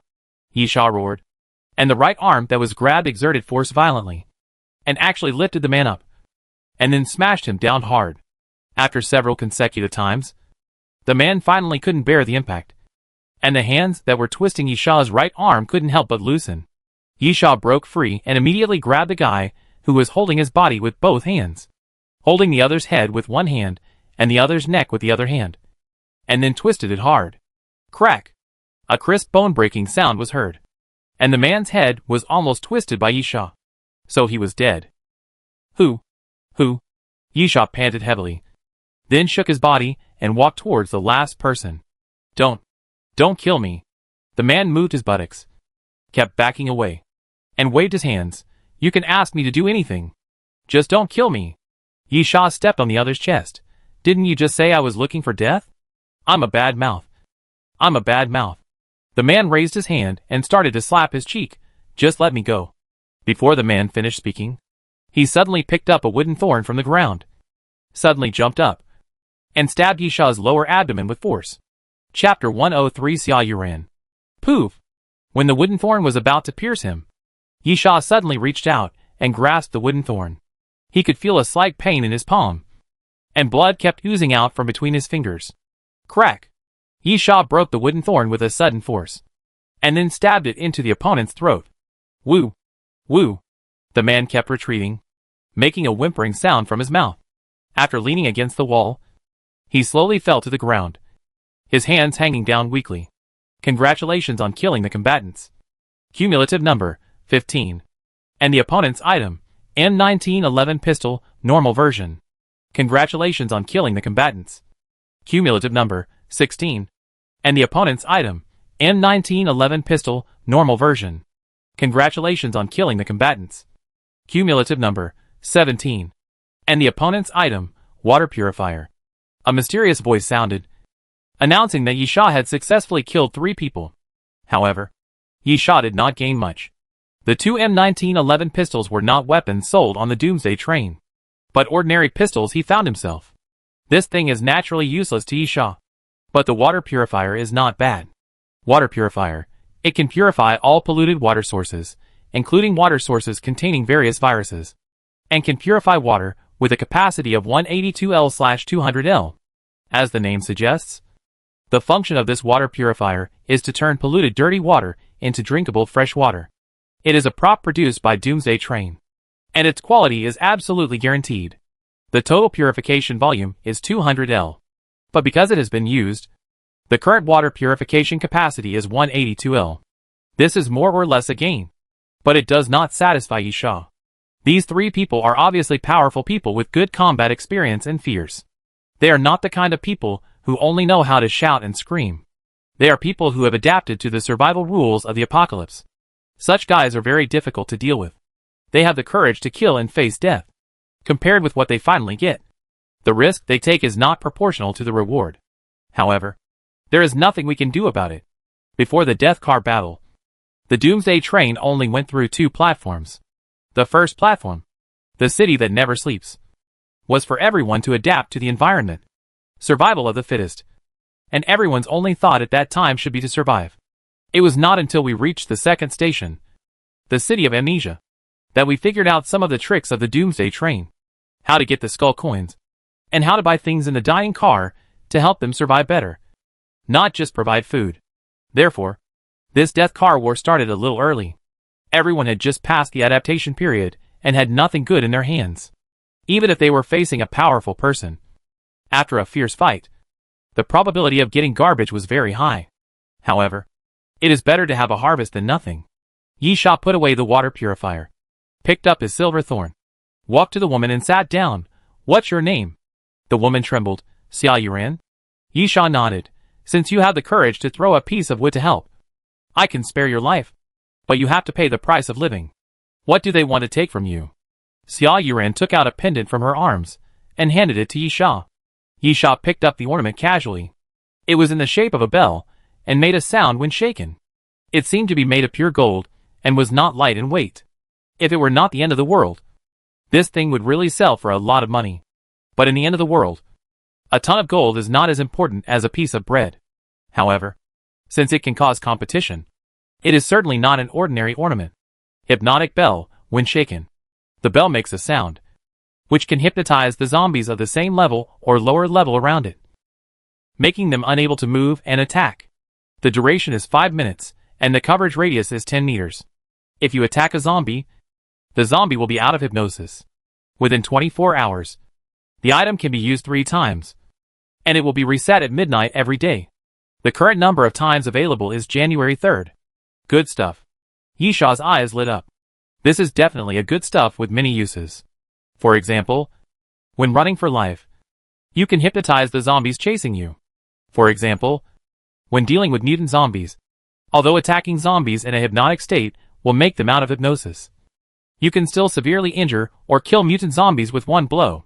Of course, there is one downside. That is, you can only hypnotize zombies of the same level or lower than your own level. For example, Yisha's current level is silver 3 stars. which means that he can only hypnotize mutant zombies of silver 3 stars or below. If you are facing a silver 4 star or above zombie, the hypnotic effect of the hypnotic bell will be ineffective. But even with such a limitation, it is undeniable that the hypnotic bell is a good thing. No wonder it attracts snatching. Xia Yuran, I was originally in a team with them and used the hypnotic bell. Later, they thought I was a burden and didn't want to take me with them. But they wanted the hypnotic bell. So they planned to force me to hand over the things and then kill me. I overheard their conversation and ran away. Yisha nodded, then stood up. Nice stuff. Enough to buy your life. Bye. Yisha put away the hypnotic bell and prepared to leave. Wait a minute. Xia Yuran called Yisha anxiously. Pitiful, can you help me? I don't want to die. Yisha, I'm sorry. This thing can only prevent me from killing you. But it's far from allowing me to protect you. Seeing that Yisha was about to turn around and leave after he finished speaking, Xia Yuran suddenly became anxious and shouted, I know a lot of things. I know the secrets of Sakura City. Yisha curled his lips and had no intention of stopping. He was not interested in the secrets of Sakura City at all. Nor did he think that Xia Yuran could be more familiar with Sakura City than he was. But at this moment, Xia Yuran shouted again, I know where Sakura Valley is. Yisha's steps forward could not help but stagnate. Sakura Valley? What is that? Is there such a place in Sakura City? Yisha frowned and turned around. What did you say just now? Xia Yuran moved his Adam's apple. I know where Sakura Valley is. Yisha, what's there? I don't know. Xia Yuran seemed to be afraid of being dissatisfied with this answer, and immediately added, but to get to Sakura Valley, you have to go through a hidden secret passage. There are many zombies there. I think it is related to the 3 tasks announced by Doomsday Train. Yisha knew that Sakura Valley had absolutely nothing to do with the 3 tasks, because Yisha knew the locations of the Corpse Flower and the Ghost-Faced General. As for the 3rd task, to find the primary body of the plant pathogen, Yisha also knew where it was. Under the moat of this tower. Chapter 104 Secret Passage. Is it a hidden mission? The 3 missions are definitely not related to the so-called Sakura Valley. But since they can only be reached through a secret passage, it is probably not an ordinary place. Yisha hesitated for a moment. How did you get there? Xia Yuran, I entered by chance before teaming up with those 3 people. I wanted to find a safe place, so I used the hypnotic bell to walk through a zombie gathering place, and then found a secret passage behind a wall. Yisha thought for a while and said, You want to exchange this information with me and let me protect you? Xia Yuran nodded. Yisha, what if there is no secret in that place? Xia Yuran was speechless. Although she knew the secret passage, how could she guarantee that there must be something fishy in that place? Yisha, if there is really something in the Sakura Valley you said, then as a deal, I can help you pass the death carriage battle. If there is nothing in that place, you can just get out of here. Okay. Xia Yuran was silent for a while, then nodded with gritted teeth. Okay. Yisha, then follow me first. Yisha took Xia Yuran out of the room and returned to the prop warehouse under the tower. When the little fat man saw Xia Yuran, he was stunned. Aren't you looking for food? Why did you bring a woman back? Yisha asked Xia Yuran to tell him about the Sakura Valley again. And Xia Yuran was obviously not stupid. She didn't tell him everything, but used obscure words, such as secret passages and city walls, but didn't say which city wall it was, the location of the secret passage, etc. However, in Yisha's opinion, this is just a little cleverness. If Yisha really intends to turn his back on Xia Yuran after knowing the location of Sakura Valley, he can also turn his back on Xia Yuran after Xia Yuran takes him there. Of course, Yisha does not intend to do this. He has a basic bottom line. Since it is a deal, then if there is really something in Sakura Valley, Yisha can send Xia Yuran through the death carriage battle. Yisha wants the survival quota of the Corpse Flower himself, and the survival quota of the Ghost-Faced General will be given to the fat man. But there is also a survival quota for the mutant plant pathogen primary body, and that is the easiest. Just go down to the river to fish it out. Of course, Yisha knew the location, so it was easy. If others wanted to know the location, they would need to find a bunch of clues before they could determine the location, which was no easier than killing Corpse Flower and Ghost-Faced General.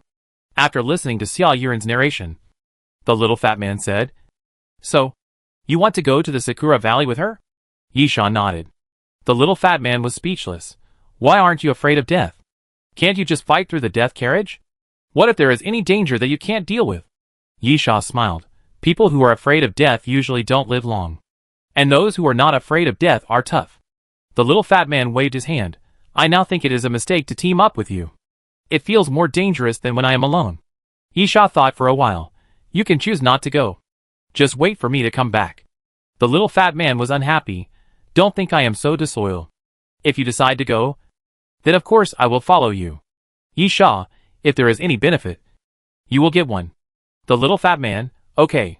Xia Yuren's share was naturally gone, because that was her life-saving money.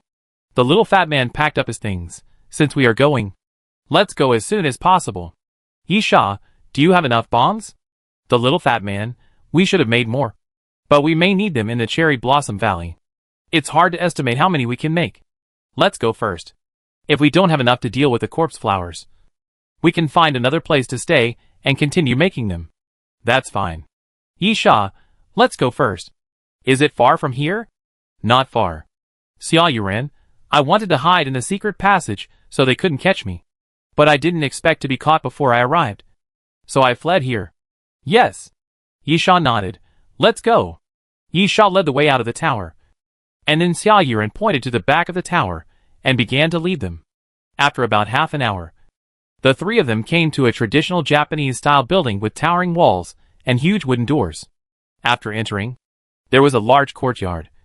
And behind the courtyard were 7 or 8 huge buildings connected. This is basically the scale of a Japanese-style manor. Xia Yuren took Yisha and the little fat man into the courtyard. It's right there. The bricks on that wall can be removed. There is a passage inside.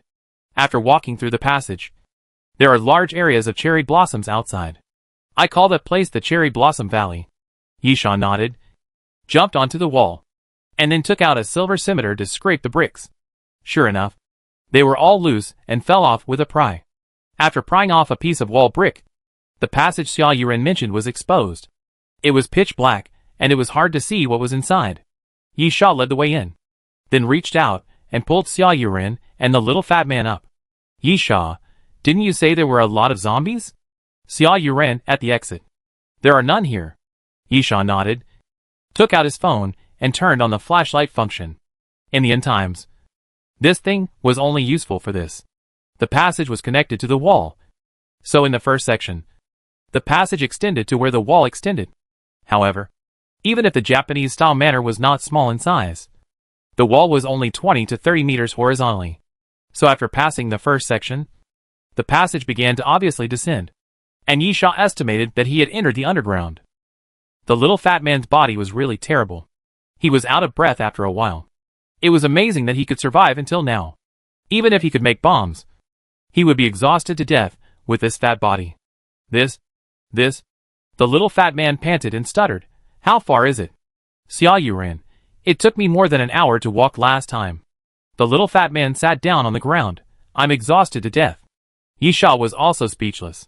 The standard physical fitness of a normal person is 3 points. If the little fat man in front of him doesn't take the medicine to strengthen his physical fitness, his physical fitness will not be less than 1 point. Right? Yisha said helplessly. Take a break. There's no rush anyway. While Yisha was speaking, he handed a bottle of water to the little fat man. The little fat man panted and drank the water. Then, it seems that I really need to exercise. No need to exercise. Yisha, there are potions on the Doomsday train to enhance physical fitness. The little fat man was excited. Really? Is it expensive? Yisha, the primary ones are not expensive, but they are ineffective after they are improved to a certain level. Moreover, even if you take potions, the intensity of each improvement is related to the strength of your own physical fitness. I think you. The little fat man, finish your words. Yisha, I think you have to drink 10 times the amount of a normal person to be saved. The little fat man. Chapter 105 Zombies Everywhere. Yisha felt that God was fair. He gave the little fat boy a high IQ, but didn't give him a strong super body like a future warrior. After a quarter of an hour of rest, the little fat boy finally stopped panting. And Yisha waved his hand, keep going. After walking and stopping for about an hour, the appearance of the passage gradually changed. There were no walls, but it became a cave. Xia Yuren pointed to the front. The exit is there. After walking for another 5 minutes, we finally saw the exit. There were still a group of zombies around the exit. Xia Yuran, I used the hypnotic bell to get there. So these guys are still there. The fat man took out a Sprite can. Just blow it up. Yisha hurriedly stopped him. What if you blow this place down? Let me do it. While talking, Yisha took off the Black Hawk compound bow and put on the piercing arrow. Puff! The piercing arrow broke through the air and entered the zombie group. It pierced through several zombies in a row before disappearing into the wall. The sudden attack also alarmed the other zombies, and they all staggered towards Yisha and the other two. Yisha took his time, pulled out the silver thorns, and started shooting, until the zombies were completely close. Then he pulled out the silver scimitar. The knife fell. With a puff, a zombie's head flew into the air and hit the wall beside it. Yisha bent his body and rushed out, swinging the silver scimitar left and right.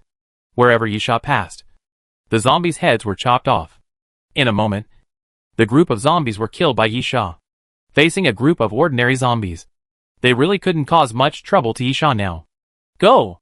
After clearing out the zombies, Yisha shouted concisely and jumped out of the exit first.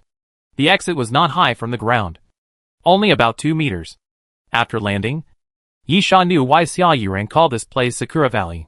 First of all, there were cherry blossoms planted all around, which was not surprising. Sakura City was full of cherry blossoms. Secondly, it was really a valley, like a gourd valley. The area was not large, only about the size of 2 football fields. Deep in the Sakura Valley, there was a wooden house. Xia Yuran and the little fat man jumped down immediately. Yisha asked, "Have you been around?" "No." Xia Yuran shook her head. "I had used up all the hypnotic bells at that time. I didn't dare to walk around, and I didn't have enough food, so I went back the same way." Yisha nodded. "You two follow me. Be careful." Yisha looked around. There didn't seem to be anything worth mentioning about the cherry trees and the valley. The only thing that seemed fishy was the house in the cherry valley. Thinking of this, Yisha walked directly towards the room and put on the starry goggles. Starry goggles are very useful for exploring unknown places and can be used to explore targets. However, as soon as Yisha put on the starry goggles, his face suddenly changed. When Yisha's eyes swept across the ground, the starry goggles were filled with dense red shadows, so many that Yisha could not see anything else. "Retreat!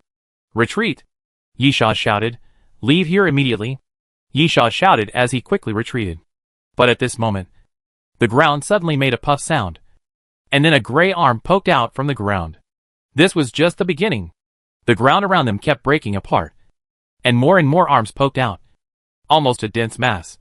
Then, zombies kept crawling out from the ground, surrounding the 3 people. "Good boy."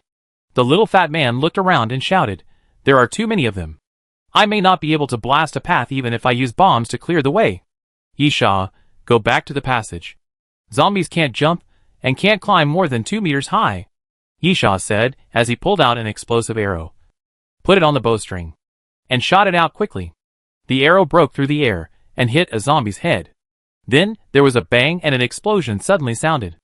A huge ball of fire spread out in all directions, engulfing the zombies around. The little fat man began to throw cans out, constantly blowing up the approaching zombies. Xia Yuran was trembling palely on the side. The hypnotic bell can be used once more. "Yisha, that can only cover a radius of 10 meters. The distance is not enough. The coverage of the hypnotic bell is circular, because the radius is 10 meters. The maximum range is 20 meters horizontally and vertically. But the problem is that the coverage of the hypnotic bell is centered on the user. So from the current situation, even if the zombies in front are hypnotized, it is useless. It can only be used as a 10-meter range. The current position of Yisha and the other 2 is close to the wooden house in the valley, and it is more than 50 meters away from the exit of the secret passage. Although the hypnotic effect of this 10-meter range is useful, it cannot allow them to return safely. The only choice is to fight your way out. Everyone, come closer to me." Yisha drew his bow and shot arrows. "Don't get caught by those zombies." As soon as Yisha finished speaking, a scream sounded behind him. It turned out that a zombie's arm suddenly stretched out from the ground and grabbed Xia Yuran's ankle. Xia Yuran panicked and fell to the ground. Yisha and the little fat man were speechless. How did this woman survive the first 2 Doomsday train platforms? Yisha could only retreat quickly, and directly pulled out the silver scimitar, cut off the zombie's arm with one knife, and then pulled Xia Yuren up from the ground.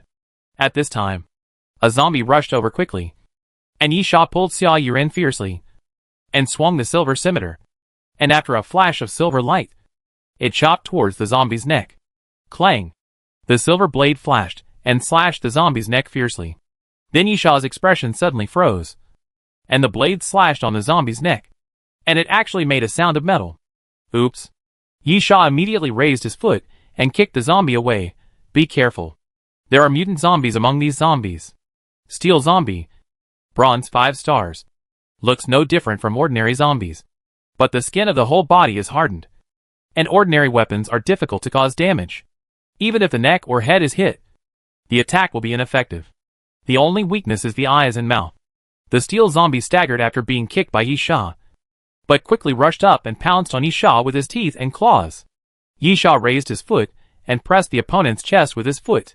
The steel zombie stretched forward desperately, but could not touch Yisha. The next moment, Yisha pulled out a poison arrow and raised his hand to pierce the steel zombie's eyes. Chapter 106 Sakura Valley. The poison arrow pierced into the head of the steel zombie, and the head of the steel zombie began to fester. Soon, pieces of rotten flesh fell off, and then the whole head turned into bones. On the other side, the little fat man threw Coke cans continuously, creating a sea of fire in front of him. But at this moment, a huge black shadow jumped out of the flames. The crawler. The crawler was extremely huge, and it was obviously highly mutated. It was almost no longer humanoid. It was like a huge lizard with a human head on its head, and it quickly crawled towards the little fat man. Puff! Suddenly, a scarlet tongue spurted out of the crawler's mouth, like a whip, and rolled towards the little fat man. But at this moment, Yisha suddenly dodged, raised the silver scimitar, and stabbed it hard, piercing the crawler's tongue directly, and nailing it to the ground. The next moment, Yisha pulled out the silver thorns, and fired at the crawler. Bang! The magic-breaking bullet hit the crawler's head, directly blowing a piece of the crawler's head apart. However, the crawler was extremely tenacious, and the remaining half of its head had not fallen down, and it was still crawling forward. Fortunately, the little fat man was quick and threw another Coke can out. With a loud bang, the head of the crawler was finally completely blown to pieces. Yisha and the little fat man stood back to back, holding the silver thorns and shooting continuously. Ordinary zombies will become very scary if their number reaches a certain level. Not to mention that there are mutant zombies among them. The current situation can be said to be quite bleak. The little fat man threw homemade bombs and Molotov cocktails like he didn't care about money, and then looked at Xia Yuren. Beauty, can you help me a little? Throw a few Molotov cocktails? Just take them from me. Ah? Oh. Xia Yuren came back to her senses and said quickly, throw it right away. Yisha looked at Xia Yuren thoughtfully. Isn't this woman too weak? How did she survive to this day? However, this thought only lasted for a moment, and Yisha focused on dealing with the zombies around him. General killing weapons are almost useless against these zombies, because no matter how fast you kill them, the zombies are approaching faster. And the worst thing is that zombies are still crawling out from the ground. Damn it. Yisha cursed. This will never end. Who can bear it?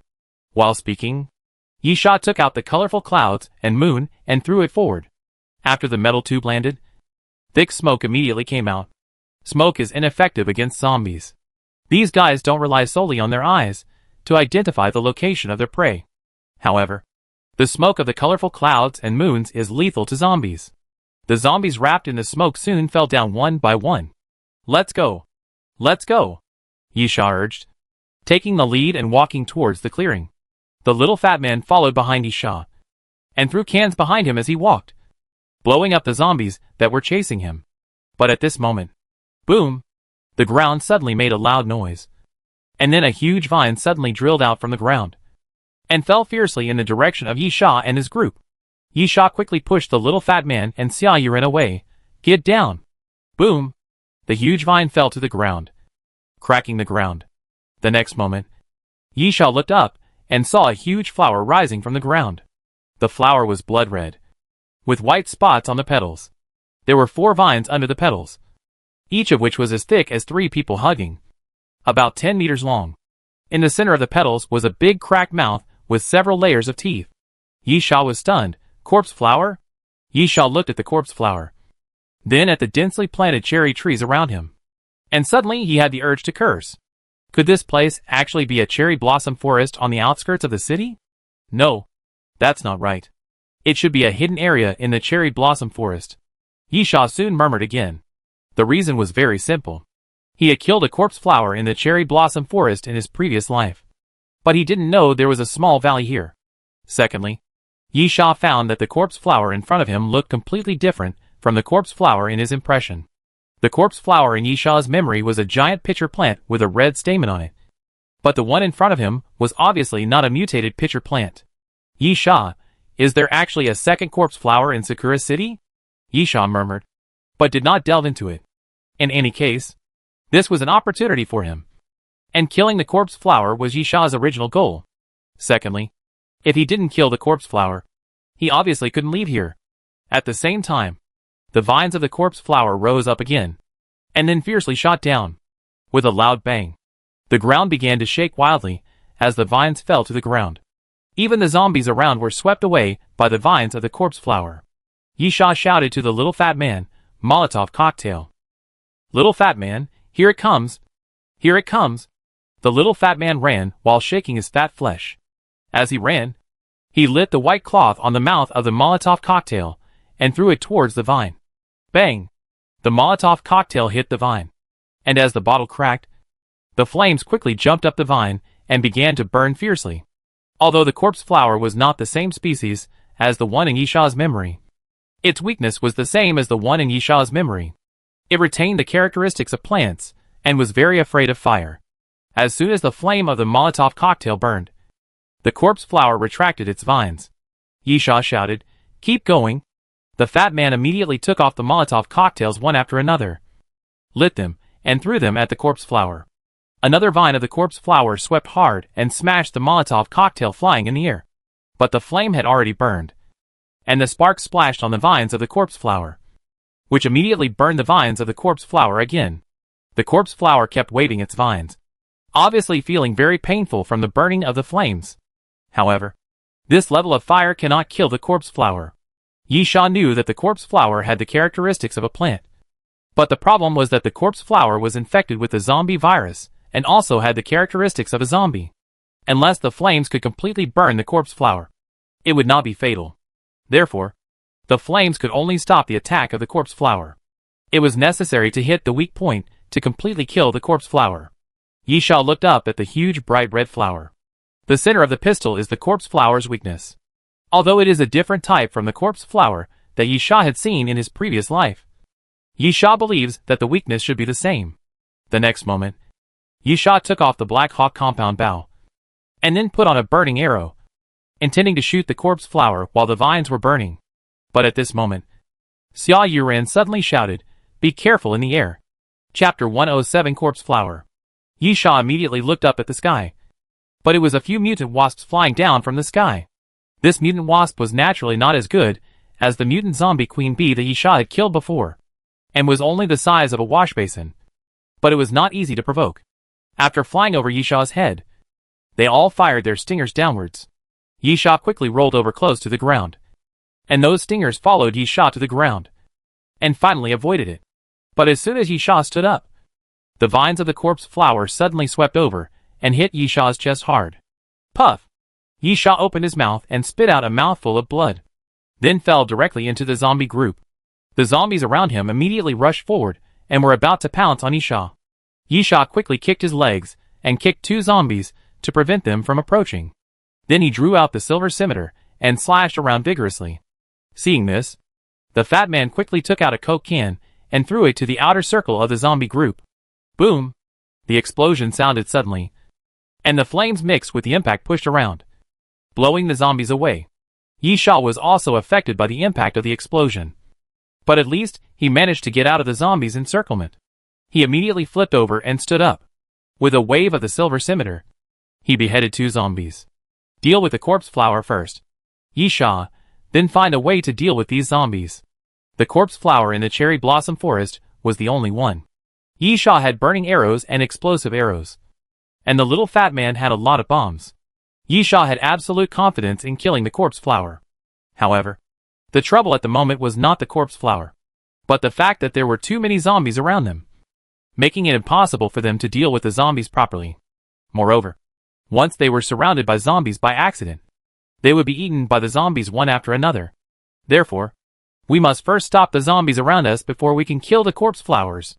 Yisha took out the hypnotic bell without hesitation. Ding dong. Ding dong. As Yisha shook the bell, the crisp sound spread to the surroundings. And then all the zombies within a radius of 10 meters stood there like stupid people. The mutant wasps fluttering in the sky also suddenly stopped flapping their wings and fell directly from the air. At the same time, the zombies stood still and blocked the zombies in the outer circle who wanted to enter, giving Yisha enough time. 5 minutes should be enough to kill the corpse flower, Yisha whispered in his heart, and then ran towards the corpse flower. The 2 vines of the corpse flower had been burned by the fat man with a Molotov cocktail, and the remaining 2 shook in the air and rolled towards Yisha. Yisha quickly ducked and dodged, then raised his knife and chopped off a vine of the corpse flower. With a puff, a wound appeared on the vine, and then a puff of green liquid spilled out. Although the vine is afraid of fire, it is actually quite strong. The wound cut by Yisha is only 1 inch long, which is not a big deal. However, Yisha only wanted to stop the vine, and the purpose was achieved. Yisha immediately ran forward while waving away the vines.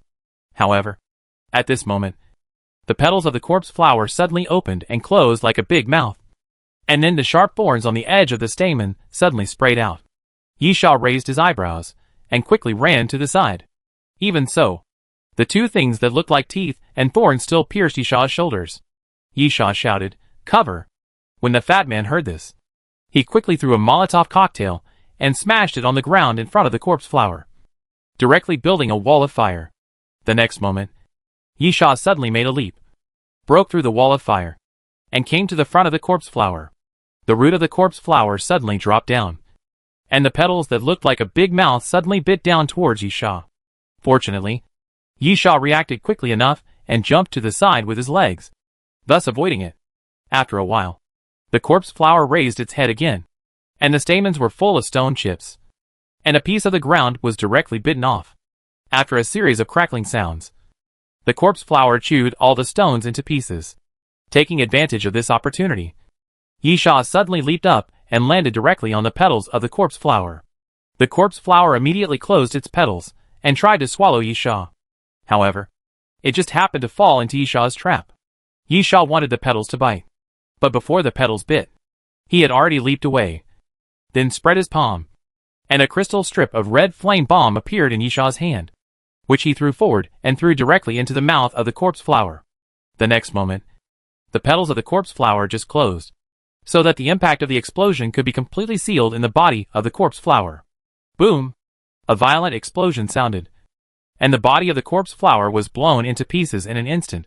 Then a column of fire shot up from the position of the corpse flower, and then layers of black smoke rushed into the sky, forming a mushroom cloud.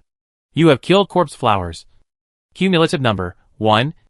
Apocalypse reward, Overlord corpse flower seed. You have killed corpse flowers.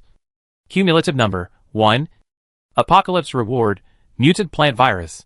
You have killed corpse flowers, completed the special task designated in the Death Car War, and obtained a survival quota, which will take effect after returning to the Doomsday train. A mysterious voice sounded in Yisha's ears, announcing the death of the corpse flower. Yisha was stunned for a moment, then showed joy on his face. He didn't care about the survival quota, but the first 2 things, the corpse flower seeds and the mutant plant virus. If he got one of them, Yisha would be satisfied. But he didn't expect both to appear. The seeds of the tyrant corpse flower were as big as a fist and fell directly on the place where the corpse flower was blown to pieces. It was emerald green and looked very beautiful. I'm afraid no one would have thought that this thing would grow into such a terrifying thing in the future.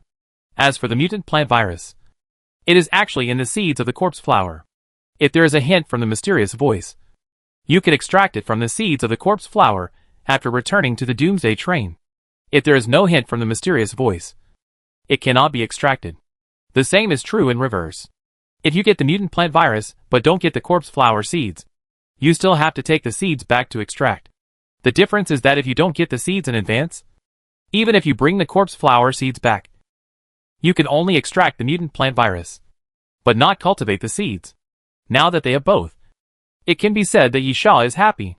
Prepare to retreat. After killing the corpse flower, Yisha's goal has been achieved. There is no point in continuing to tangle with the zombies. What they need to do now is to fight their way out and leave here as soon as possible. Little fatty, the corpse flower is dead, so I don't need to keep my bombs and Molotov cocktails. Come! Come!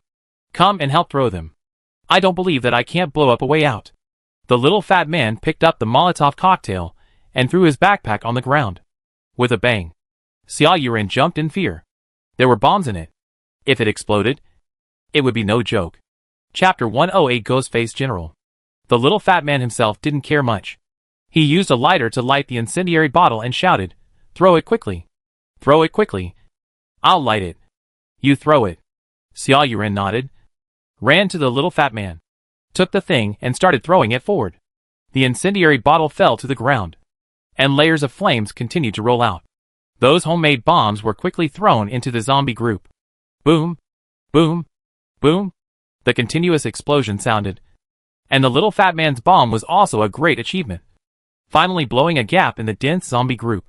But at this moment, the little fat man threw a Coke can into the air, and a mutant wasp suddenly flew over and stung the Coke can with its tail.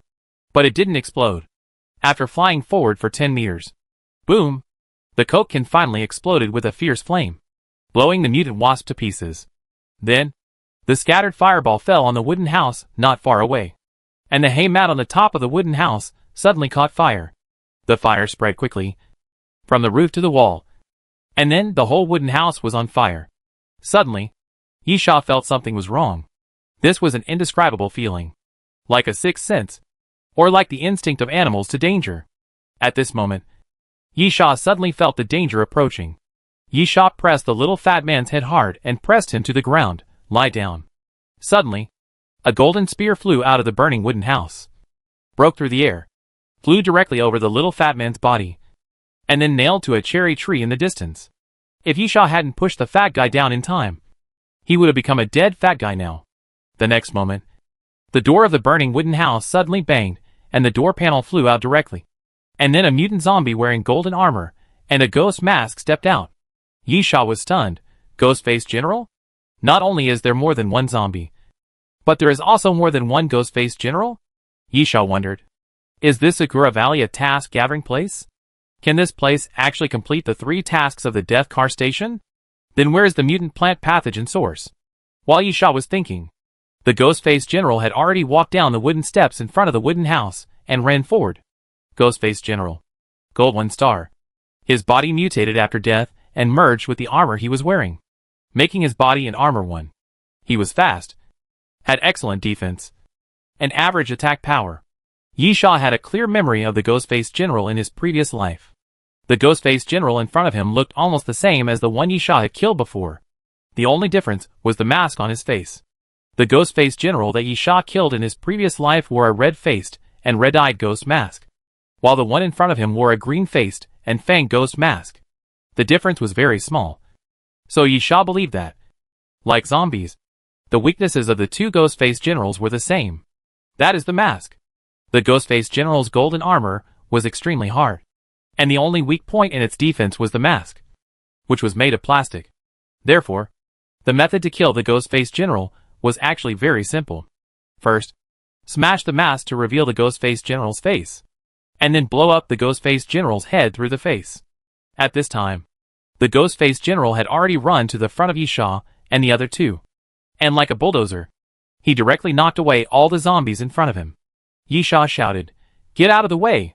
Yisha took the lead and jumped to the side, and the little fat man and Xia Yuren followed suit. The Ghostface General then passed between the 3 people, came to the cherry tree, and pulled out the spear nailed to the tree. Ordinary zombies have no wisdom, but mutant zombies will have some wisdom. Or it can be said that they have instincts. They cannot think, but they know how to use some simple weapons. Of course, they can only use them. So don't expect the Ghostface General to use a set of spear skills that can make thousands of trees bloom. Even so, Yisha knew that he still had to be careful of the spear in the hands of the ghost-faced general, because this guy was very powerful. As Yisha was thinking, the ghost-faced general had already jumped up, suddenly leaped up, and crossed a distance of more than 3 meters, and came directly in front of Yisha, raised the spear, and smashed it down fiercely. Yisha quickly jumped back and left, and the next moment, the spear fell to the ground.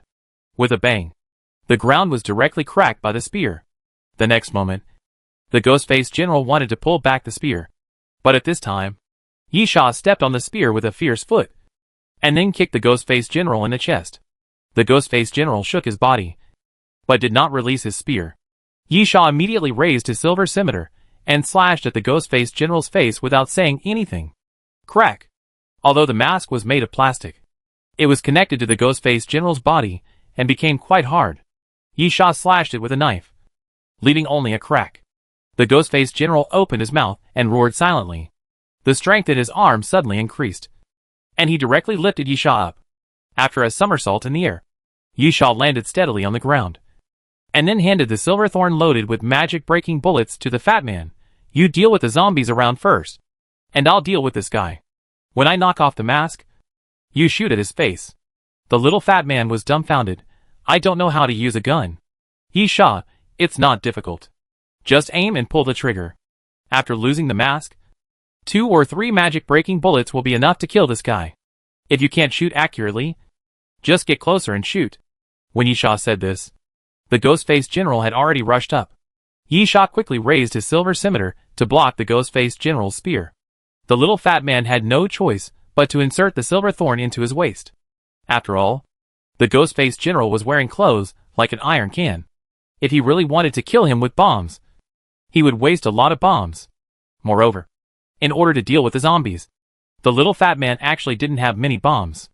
On the other side, Yisha took the ghost-faced general's spear and felt his arm was a little numb. The ghost-faced general's strength was really extraordinary. With Yisha's current inhuman physical fitness of more than 5 points, he couldn't hold on. In this case, let's not fight head-on. Yisha dodged the spear with a nimble movement and kicked the ghost-faced general in the waist.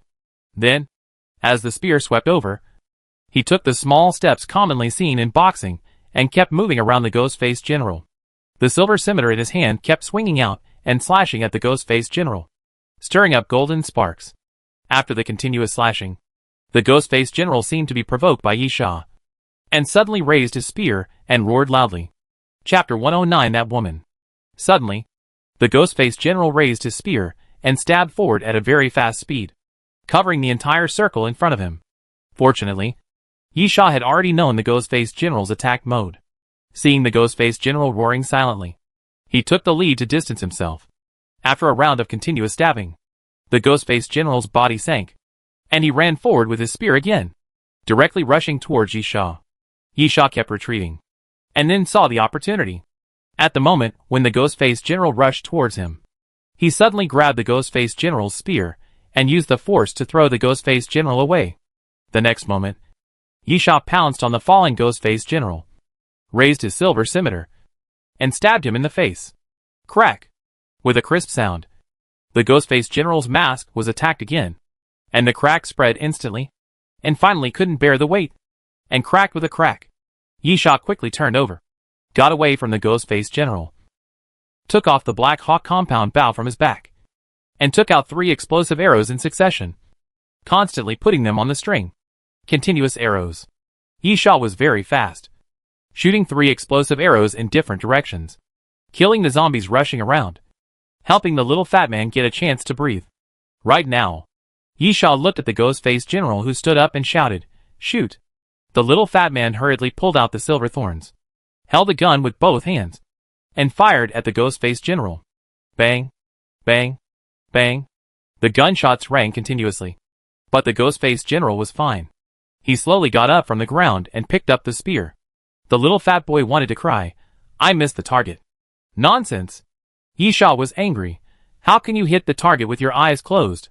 This closed-eye shooting is an instinct. When people who are new to firearms hear the gunshot and feel the recoil, they will instinctively shrink back and close their eyes involuntarily. But the problem is that the little fat boy throws bombs all over the world for no reason. Isn't the explosion loud? He can still be scared by the gunshot, which also makes Yisha speechless. Yisha could only face the Ghostface General again, slashed the Ghostface General's spear with force, and then said to the little fat man, "Shoot if I tell you to. Open your eyes." The little fat man wiped the cold sweat from his forehead. Okay. Okay. Okay. There will be no mistakes this time. Yisha continued to walk around the Ghostface General. The silver scimitar kept colliding with the spear, and then seeing the opportunity, Yisha suddenly slashed back and slashed the Ghostface General's wrist. The Ghostface General's right hand grabbed the spear and flew into the air, then fell to the ground. Yisha immediately took the opportunity to sweep his kick and kicked the Ghostface General in the knee, and the Ghostface General fell to the ground with a thud. Yisha jumped to the side. Shoot. The little fat man held the gun with both hands, ran forward a few steps to approach the Ghostface General, and then pulled the trigger continuously, although there were still many misses.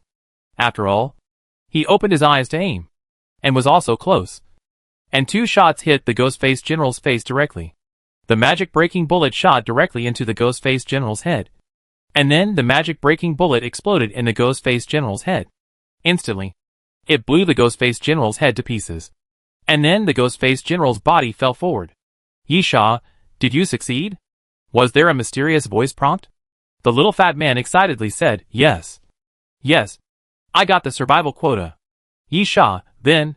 The current positions of the 3 people are announced, which are the hidden valley west of the Cherry Blossom Forest, the square north of the Cherry Blossom Forest City, and the martial arts field in the southern suburbs of the Cherry Blossom City. Before Yisha finished speaking, the prompt sounded suddenly. But according to the rules of the death carriage battle, the positions of the 3 people were announced again. And this time, it was unlucky that one of the 3 people, Yisha, the little fat man and Xia Yuren, had their positions announced. Damn it! Yisha cursed. Let's go.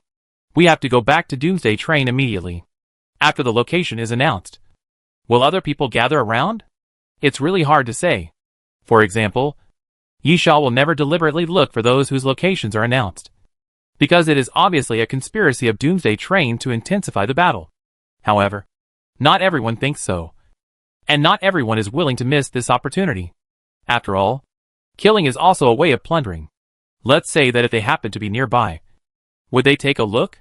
Fortunately, the location will only be announced once, not continuously, so as long as they escape in advance, there will be no problem. The little fat man took the backpack. Throw away all the bombs. There is no point in keeping them, as long as we can leave as soon as possible. Yisha nodded. Go through the secret passage. Even if someone comes, it will be difficult for them to chase if they don't know the secret passage. The little fat man nodded, then laughed, a little sinisterly. We only kill the zombies in front, and leave the others. I want to see what expressions the people who come over will have. It's true that the little fat guy looks harmless, but his ideas are bad enough. Yisha, then stop talking nonsense and go. The little fat guy immediately started throwing bombs. To a certain extent, the corpse flower and the Ghostface General actually helped a lot, especially the corpse flower. The vine swept a large area at a time, naturally sweeping away other zombies, while the Ghostface General rushed around and also knocked away the surrounding zombies. In this way, the pressure on Yisha and the other 2 was much less. After a while, relying on the little fat man's bomb to clear the way, he finally ran back to the edge of the secret passage. Yisha stepped on the wall, turned over and crawled back to the secret passage, and then pulled the little fat man up. However, when Yisha looked out again, Xia Yuren was gone. Yisha was stunned. Where is that woman? The little fat man looked outside the secret passage. I don't know.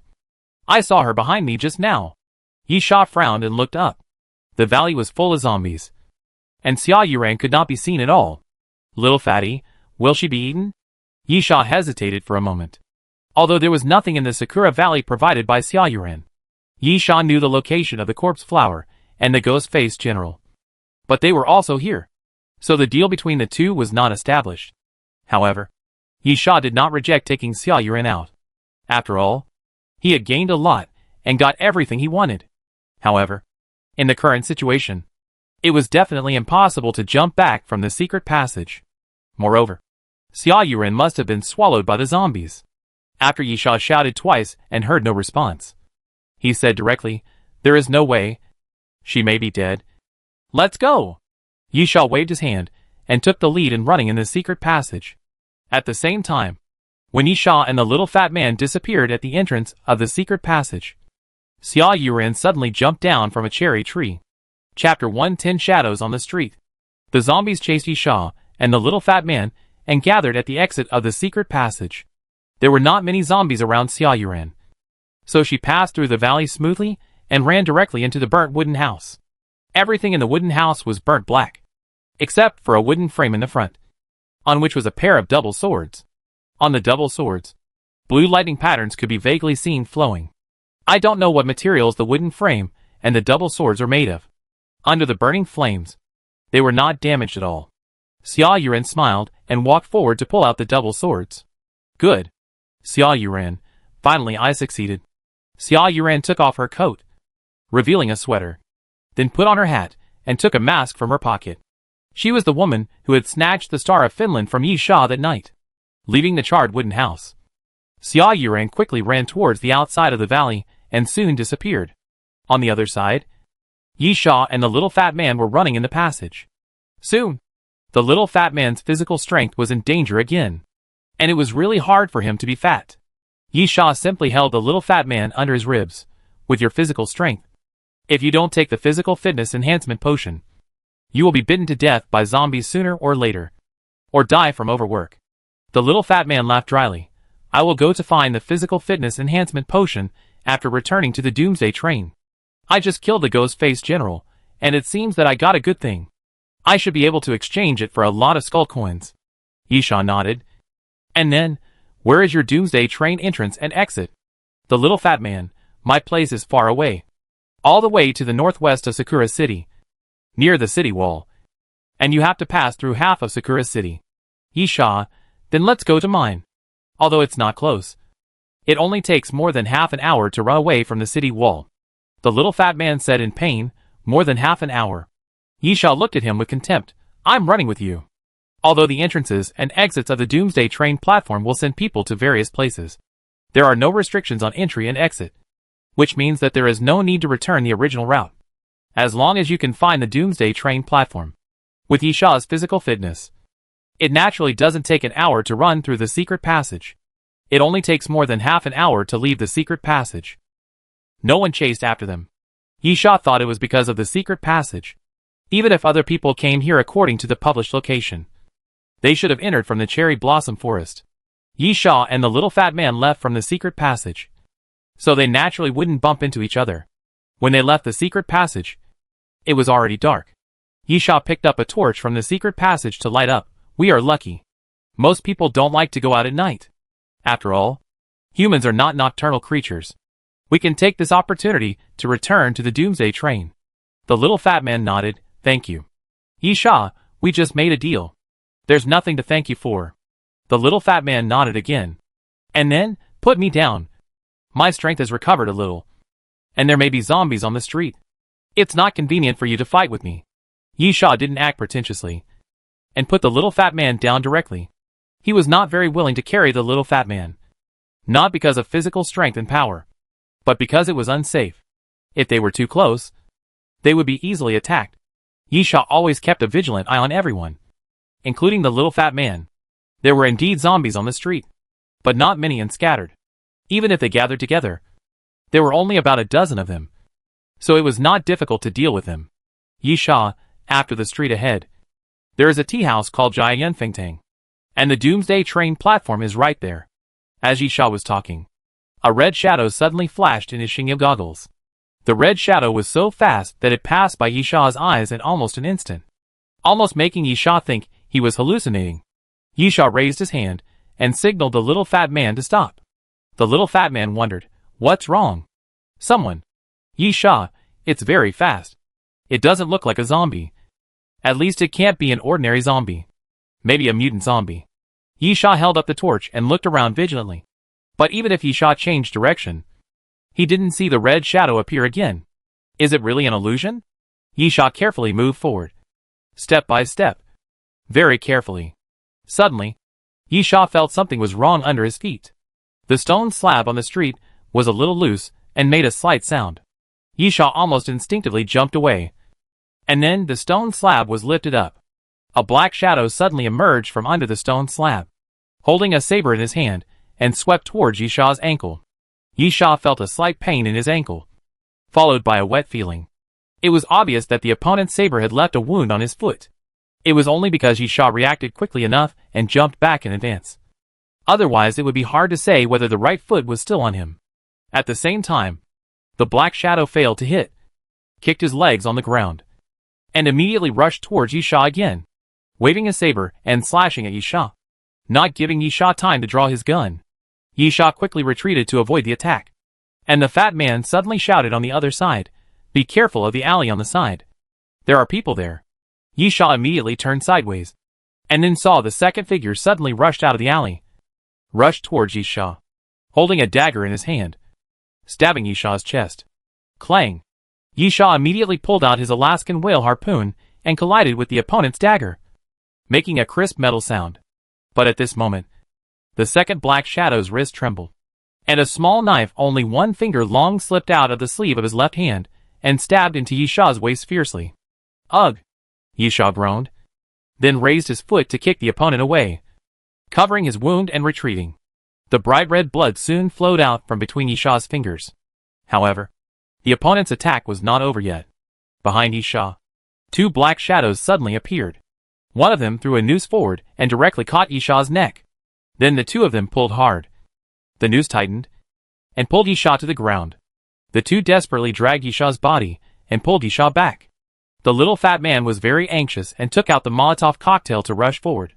But at this time, a figure flashed and one of them blocked the little fat man.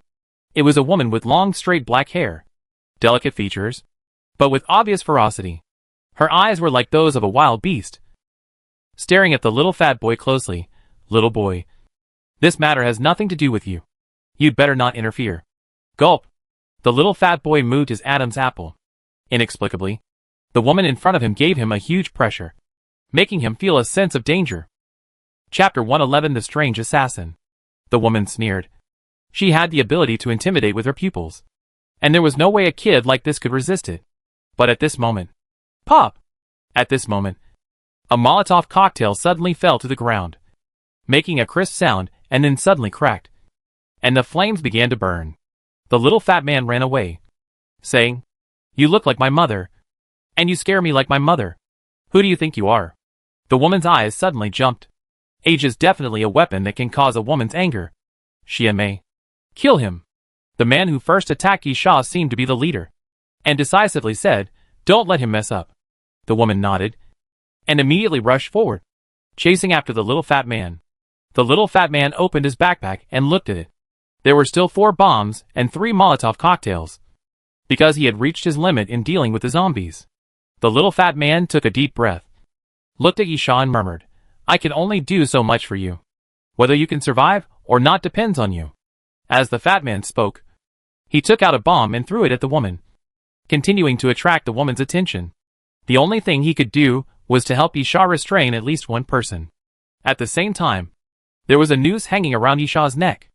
As the 2 people behind him kept pulling, the noose became tighter and tighter, and Yisha's face showed pain. Seeing that he had been dragged for more than 10 meters, Yisha suddenly stretched out his hand. Snake bite. Yisha's left hand reached out and grabbed a pillar of a building on the side. With his terrifying grip, he forced his body to stop. But the other party was still pulling the rope, trying to strangle Yisha to death. However, Yisha also reacted very quickly. As the other party continued to pull the rope was immediately pulled straight. Yisha quickly pulled out the Alaskan whale harpoon, swept it backwards, and cut the rope. Cough. Cough. The next moment, Yisha immediately felt his neck loosen, and he pulled the noose hard and threw it aside. He coughed continuously and gasped heavily. Only at this time could he feel how luxurious fresh air was. However, the other party obviously did not give Yisha too much breathing opportunity, and immediately surrounded him again and attacked Yisha. Yisha pulled out the silver thorns and shot forward. Bang! Bang! 2 consecutive shots. Silver bullets flew out and flashed in the night. But in the next moment, Yisha's face showed surprise. The opponent suddenly waved his saber, and then with 2 crisp sounds, He actually used the saber to knock the 2 silver bullets away. How strong a physical fitness does this require? How fast a reaction is required? How fast a speed is required? Yi Sha in the previous life could do it. But Yi Sha in this life could not. Because his physical fitness was not strengthened enough. Although it had reached an inhuman level, it was not yet at the level of being able to block bullets. So, how did this guy do it? Yi Sha would never believe that someone could strengthen his physical fitness to this extent after only experiencing 2 Doomsday train platforms. And at the moment when Yi Sha was surprised, the opponent had already killed him and chopped down the saber in his hand fiercely. Clang! Yi Sha swung the silver scimitar and hit the opponent's weapon. Huh? Yi Sha showed a puzzled look. The opponent's attack speed was not as fast as he imagined. If he could block the bullet, then he would definitely not be able to block the opponent's attack.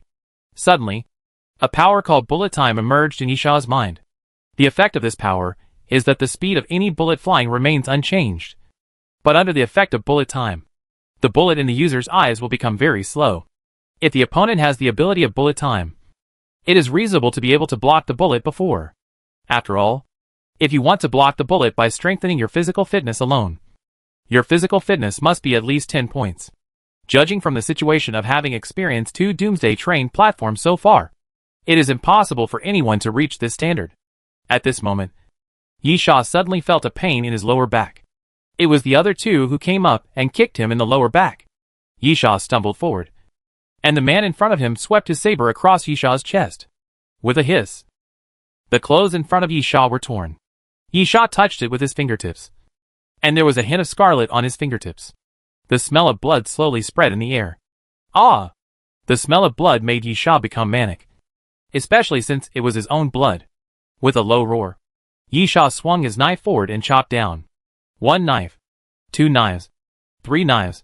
Yi Sha identified the leader, wielded the silver scimitar, and kept approaching the other party, ignoring the remaining 2. Clang, clang, clang. The crisp sound of metal clashing continued to ring. And the opponent's skills were also quite extraordinary, constantly waving the saber to block the attack. However, the weight and quality of the saber could not be compared with the silver scimitar in Yi Sha's hand. Finally, after a sound of metal collision, the opponent's saber was picked up by Yi Sha. But, at this moment, puff! The 2 men behind him finally found the right opportunity to kill him. One of them took out a dagger and stabbed it directly into Yi Sha's lower back. Yi Sha's face was ferocious. He turned around suddenly, and the silver scimitar brought out a silver light. Puff! The silver blade directly cut into the opponent's neck, splitting the opponent's neck in half. The man's eyes suddenly widened, and the whole person tilted, and fell to the ground with a plop. The other person seemed to be frightened and fell into a brief stagnation. But it was only for a moment. And then he came to his senses and immediately stabbed Yi Sha with a knife. But Yi Sha did not intend to dodge at all. Puff! Yi Sha was stabbed in the front again. And then, the expression on his face became more ferocious. He raised the silver scimitar in his hand and slammed it down hard. Ah! A shrill scream sounded, and the man retreated again and again, covering his shoulder.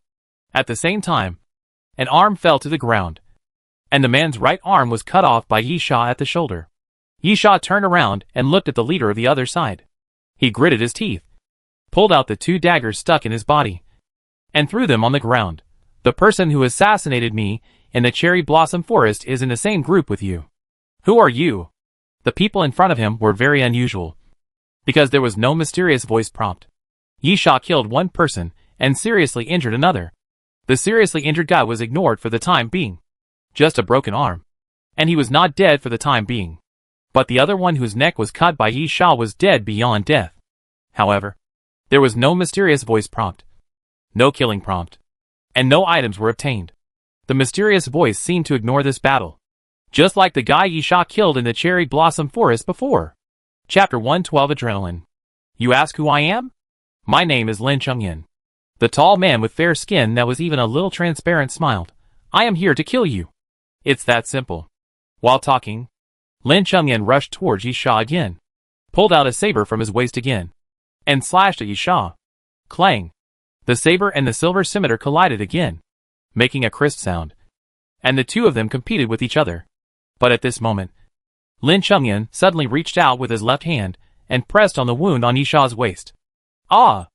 Yisha roared, raised his foot, and kicked Lin Chengyan in the chest, kicking Lin Chengyan backwards. At the same time, he also staggered backwards, and blood kept dripping from his waist. Yisha's forehead was covered with sweat. I admit that you are a ruthless character. Lin Chengyan looked at Yisha. You actually used your body as bait and insisted on killing my people even if you were injured. Unfortunately, the price is too high. Even if you kill one or cripple one, what does it matter? I am still here, and you are no longer able to fight. Yisha's chest rose and fell, and he gritted his teeth. Let's try it. Lin Chengyan grinned, and then rushed towards Yisha again. The two waved their weapons and fought again. Lin Chengyan used the same trick again, suddenly reaching out to touch Yisha's waist, trying to directly attack Yisha's wound. However, Yisha was unprepared after being succeeded by the opponent once before, and immediately retreated backwards. But Lin Chengyan's skills were indeed extraordinary. He immediately raised his leg and kicked Yisha's waist. Bang! Yisha was kicked in the waist, which agitated the wound on his lower back. The severe pain made Yisha's expression twitch, and blood kept flowing down. Yisha gritted his teeth. Despicable. Despicable? Lin Chengyan shook his head. Don't say such childish words. The process is not important at all. What matters is the result. You live or I live. For this, any means are acceptable. As Lin Chengyan spoke, he flew towards Yisha again, slashing the saber in his hand, and the two weapons collided again. However, perhaps due to excessive blood loss, Yisha had become somewhat weak, and his speed and reaction were obviously not as good as Lin Chengyan. Lin Chengyan deftly picked up Yisha's silver scimitar with his saber, and then rushed forward, directly knocking Yisha out. Lin Chengyan smiled. You are already dead. Yisha gasped. You are asking for death. So don't blame me. Yisha suddenly took out a needle gun from his backpack, and then stabbed it into his neck. Lin Chengyan was shocked. Adrenaline.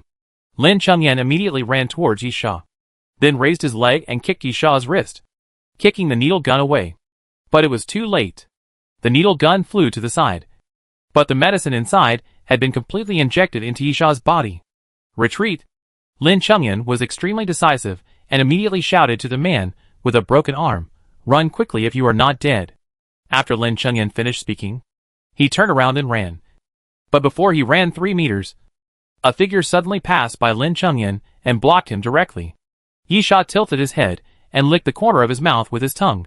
Where do you want to go? Lin Chengyan said nothing, raised his saber, and stabbed at Yisha. Puff! Yisha stretched out his hand and pinched the blade of the saber in his palm, and red blood continued to flow from his palm. Then, crack! As Yisha's palm continued to exert force, the saber was twisted into a U shape by Yisha little by little. Yisha, I'll give you one chance. Tell me, who are you? Lin Chengyan, here comes the man who kills you. Lin Chengyan leaped back suddenly, and with a flick of his wrist, 3 arrowheads appeared under his wrist, which turned out to be a set of sleeve arrows. Snap! Lin Chengyan raised his palm and slapped his wrist, with 3 sounds of puff, puff, puff. 3 sleeve arrows flew out and attacked Yisha. Yisha's body swayed left and right, avoiding 2 sleeve arrows, and then he stretched out his hand, caught the last sleeve arrow, and flicked his wrist, throwing the sleeve arrow directly towards Lin Chengyan. Puff! Lin Chengyan's shoulder blade was pierced by the sleeve arrow, and his originally fair skin immediately became paler because of the pain. Yisha bent down suddenly, kicked his legs hard, and almost in an instant, he crossed the distance of 5 or 6 meters and came directly to Lin Chengyan. Snake bite! Yisha shouted in a low voice, and his left hand suddenly stretched forward. The left arm instantly transformed into the phantom of a purple-scaled snake, stretched forward, and directly pinched Lin Chengyan's neck. The next moment, Yisha raised his arm and lifted Lin Chengyan directly into the air. The feeling of suffocation quickly swept over Lin Chengyan's body. Lin Chengyan's face gradually turned pale. He grabbed Yisha's wrist with both hands, and his legs kept kicking in the air, struggling violently. Yisha, I'll give you another chance. Tell me, who are you? You are not the participants of the death carriage battle, right? Otherwise, it is impossible that there will be no prompt after killing you. Lin Chengyan struggled, pulled out another dagger from the scabbard tied to his left arm, and stabbed at Yisha. Yisha sneered. and suddenly slammed Lin Qingyan's body to the ground. With a bang, Lin Qingyan's eyes widened, and the bones on his back seemed to be smashed. His body arched up, and the dagger in his hand fell to the side. It seems that you don't want to talk anymore. Yi Sha, then die. Crack! Pinching Lin Qingyan's right palm hard, Yi Sha forcibly broke Lin Qingyan's throat. Lin Qingyan's eyes widened, and then his head slowly tilted to one side, and he was completely silent. Yi Sha slowly stood up and looked at the man whose arm he had cut off. The man moved his Adam's apple, then turned around and ran. Can you run away? Yi Sha picked up the dagger that Lin Qingyan dropped aside, and then flew forward.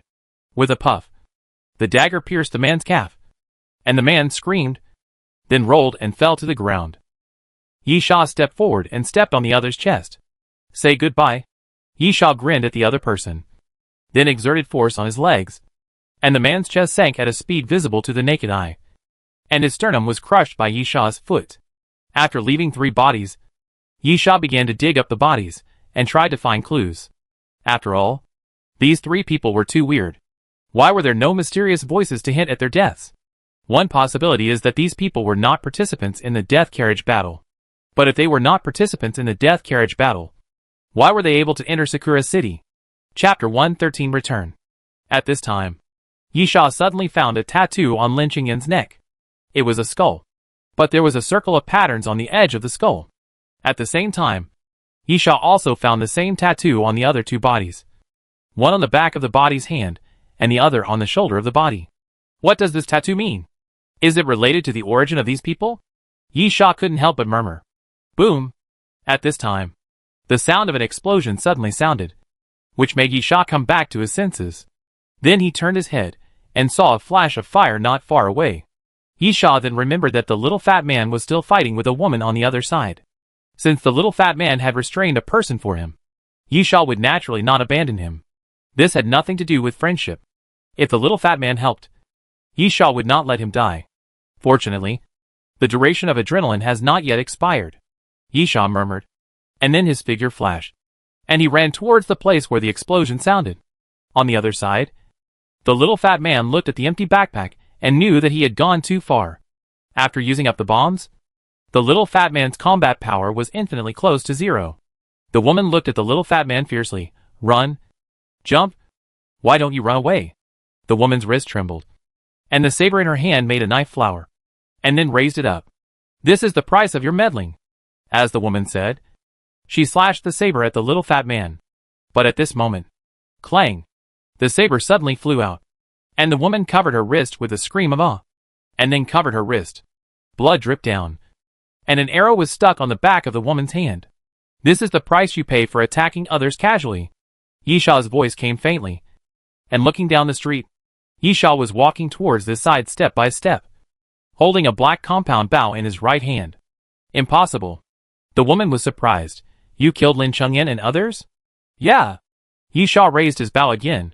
So, it's your turn now. Yi Sha raised his bow again, put on an explosive arrow, and shot it towards the woman.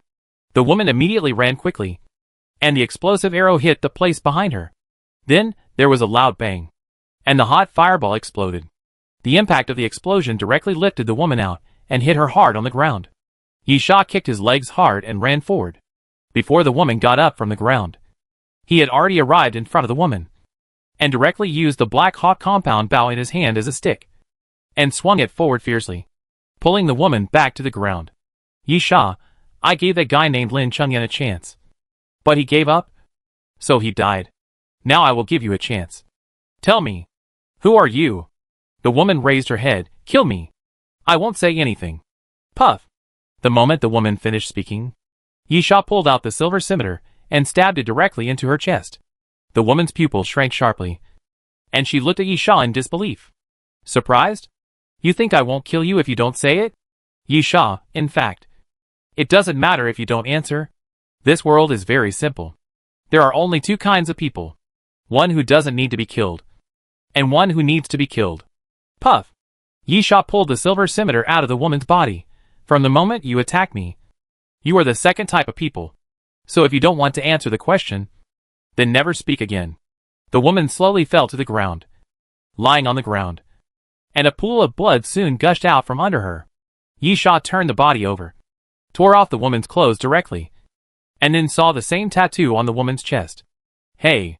the fat man shouted on the side, "you are not so heavy taste. Right? You think too much."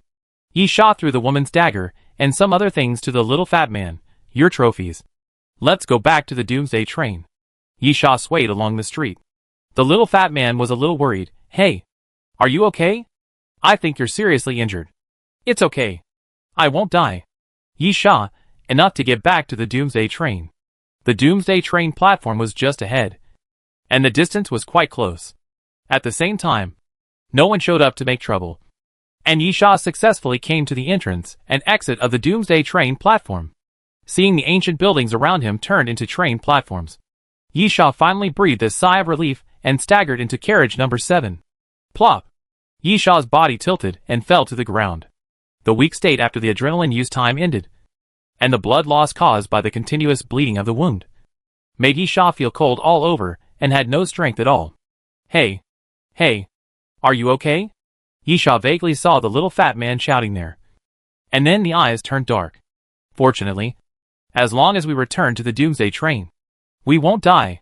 Yisha didn't know how long he had been unconscious. When he opened his eyes faintly, the carriage was empty, with only Yisha and the little fat man. Yisha sat up. "Is the battle in the death carriage not over yet? How long have I slept?" The little fat man turned around. His eyes lit up. "You finally woke up. You probably slept for almost 24 hours. Yisha touched his stomach. No wonder he was so hungry. "And then, is the dining car open?" The little fat man nodded. "You can enter at will." "Yisha, I'll go to the dining car." Yisha shook his body, got up from the ground, opened the door of the carriage, entered the dining car, came to the bar counter, took out a few bloody skull coins, and threw them on the table. "Healing potion." The proprietress smiled, and put the healing potion on the table. "Congratulations on being the first to pass the death car battle. But you look a little miserable." Yisha didn't say anything, just poured the healing potion into his mouth, and the wounds on his body healed immediately at a speed visible to the naked eye. And even the dizziness caused by excessive blood loss slowly disappeared at this moment. "Huh?" Yisha took a deep breath and finally came back to life. "Since I passed the death carriage battle, where is my reward?"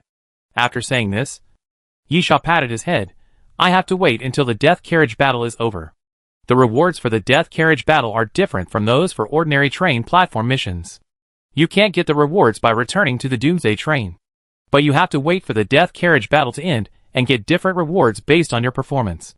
So, you can only wait for now." The proprietress smiled. "I'm afraid it will take some time. But if you have anything you need to trade, you can take it out now." Yisha nodded. First put some odds and ends on the bar, and finally took out the corpse flower seeds. Chapter 114 Golden Skull. Of all the miscellaneous items, Yisha only planned to keep a few. First, the radio wave exploration device, which was very useful, and the shining stars, of course, followed by the water purification device. After hesitating for a while, Yisha decided to keep it. And finally the black star Fong and the hypnotic bell. Yisha planned to sell the other things and exchange them for skull coins. The proprietress counted the things and pushed most of them aside. "These are a total of 10 silver skulls." Yisha smiled bitterly. He had thrown out a lot of things, but there was nothing he could do if they were not valuable. Bargaining was allowed on the Doomsday train, but the prices were generally fair. Even if he bargained, it would only add a few more silver coins. However, the proprietress picked out 3 items from the pile. They were a saber, a metal device, and a mutant crystal spine. The saber and the metal device were taken from those guys of unknown origin. Yisha was still worried that there seemed to be something wrong with those guys, and whether there would be problems with the items. But it seemed that the proprietress did not intend to pursue the matter. "I'll give you 35 silver skulls for this knife, and 15 silver skulls for this item that creates the underground space." The lady boss smiled. "What do you think?" Yisha nodded. "Very fair. Those guys obviously have good stuff on them, and they seem to have some abilities. Unfortunately, if the other party is not a participant in the death carriage battle, without the prompt of the mysterious voice, they cannot deprive the other party of their abilities. The key is this thing." The lady boss finally picked up the mutant crystal spine. I'll give you 1 gold skull. Very fair. Yisha nodded again. And then his pupils suddenly dilated. How much did you say? The lady boss repeated, 1 gold skull. Hiss. Yisha couldn't help but take a breath of cold air. Although he knew that the mutant material was valuable, it was too scary to directly calculate the value with a gold skull. Right? The lady boss, you may not know the value of this thing. This spine has undergone a double mutation. In addition to the crystal material, it also contains fire elements. Yisha showed a look of realization. If the mutations occurred many times, or the mutations overlapped, it would indeed be very valuable. It was not surprising to measure it with gold skull coins. But why did the fire element appear? Was it because of the bomb of the little fat man? But no matter what, this is definitely a surprise. An extremely huge surprise.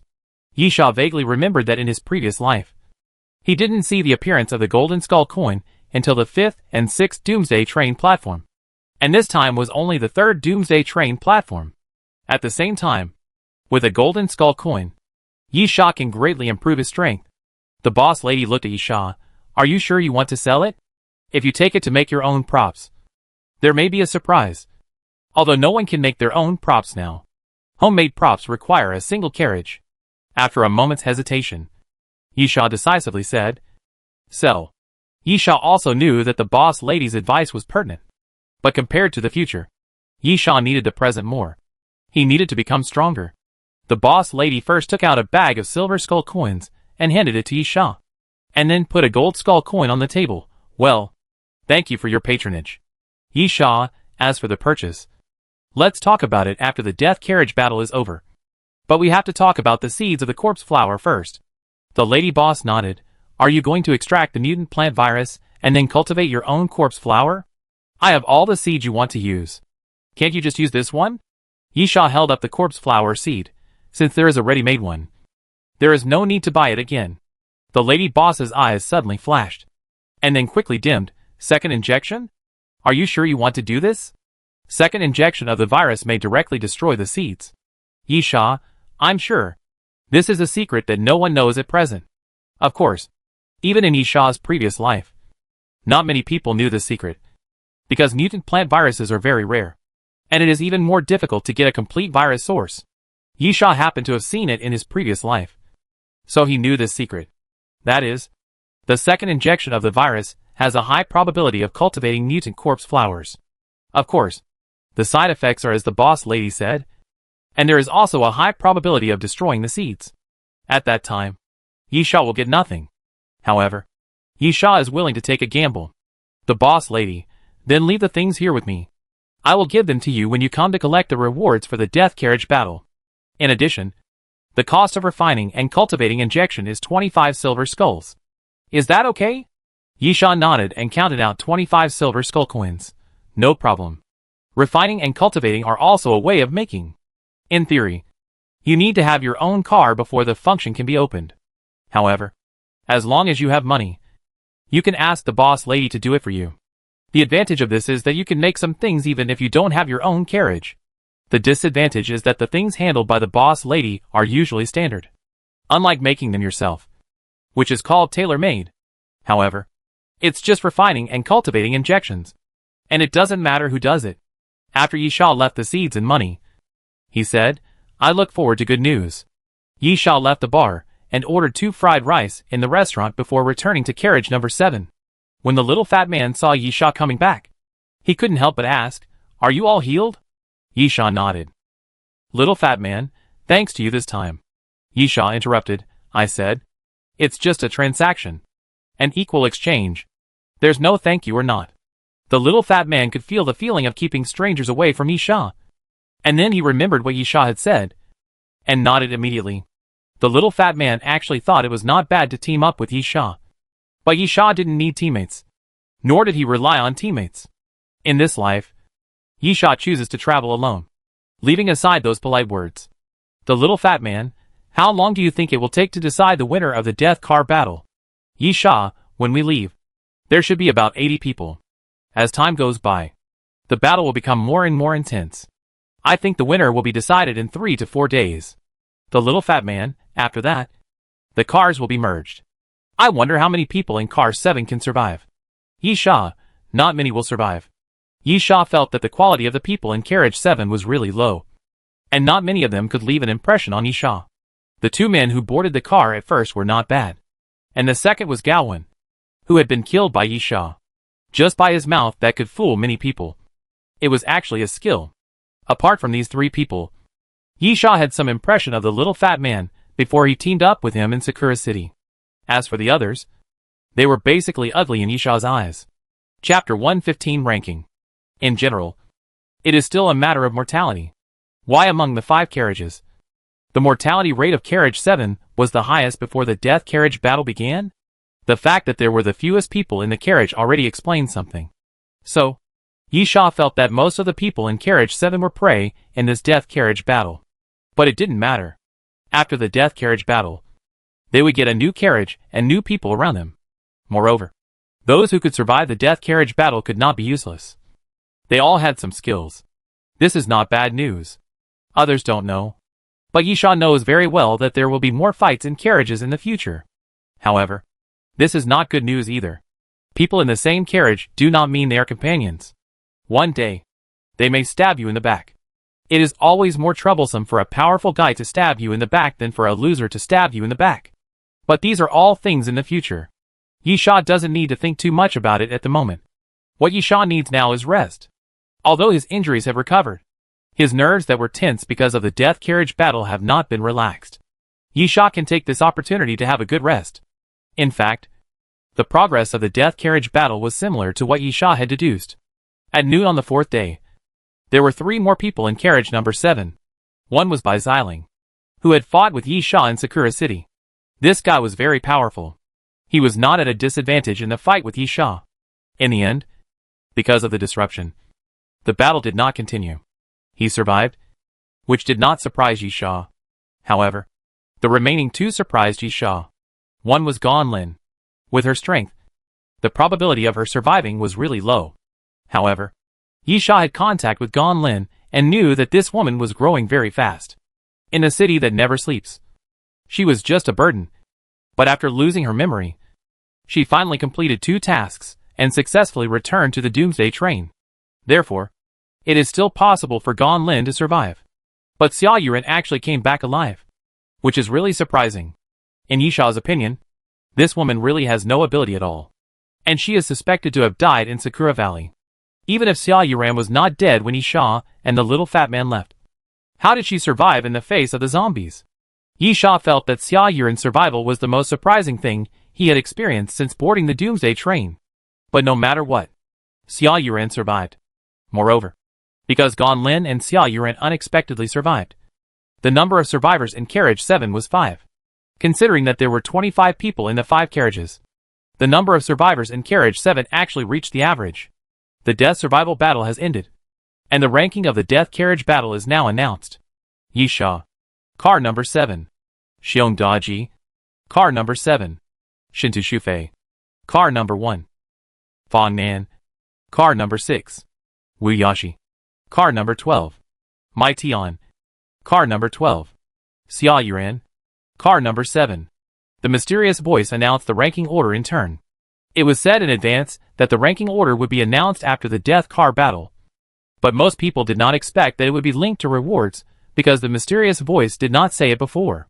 But Yi Sha knew that everyone's survival reward was different, and the degree of the reward was determined by the ranking. At the same time, Xia Yuran surprised Yi Sha again, because this woman's ranking was 7th. Bai Xiling was 17th. And Gan Lin was 24th. It was not surprising that Bai Xiling survived, and Gan Lin's survival was already surprising. It was normal for her to be ranked 24th, close to the bottom, but Xia Yuran's ranking was 7th, which was really surprising. You know, if you do nothing, neither complete the mission, nor kill people, nor hunt many zombies, but just find a corner and luckily hide in the death car station, it is absolutely impossible to get a high ranking. Yi Sha narrowed his eyes and looked at Xia Yuran. There is something wrong with this woman. At least, it is absolutely impossible for her to be as weak as she showed when she came into contact with him. The list of the death car has been confirmed, and the death car is open. Please go to the dining car to collect the rewards for the death car battle. The dining car will close in 4 hours, and announce the next stop. These 3 mysterious voice prompts are heard by all those who participated in the Death Car War and survived. In addition, there are private prompts. You have become a survivor of the Death Car War. Apocalypse reward, 0.5 points of physical fitness enhancement. You have killed corpse flowers. Cumulative number, 1. Completed the first task of the Death Car War. Apocalypse reward, antidote. You got the first pick in the Death Carriage battle. Apocalypse reward, choose one of 7 random abilities. Needless to say, 0.5 points of physical fitness is a reward announced directly when the Death Carriage battle was announced. As long as you can survive to the end, you can get this 0.5 point physical fitness enhancement. As for the antidote, it is an excellent thing that people will even fight for. Moreover, it is not sold in the dining car, and you can only make it by searching for materials yourself. However, Yisha's expression is a bit resentful, because, as the name suggests, the function of the antidote is to dissolve any zombie virus. After being attacked by zombies and injured, you will be infected with the zombie virus. At this time, taking the antidote can dissolve any type of zombie virus, even if it is a mutated virus. However, Yisha has the Alaskan whale harpoon. After attacking zombies, it has a blood-sucking healing effect.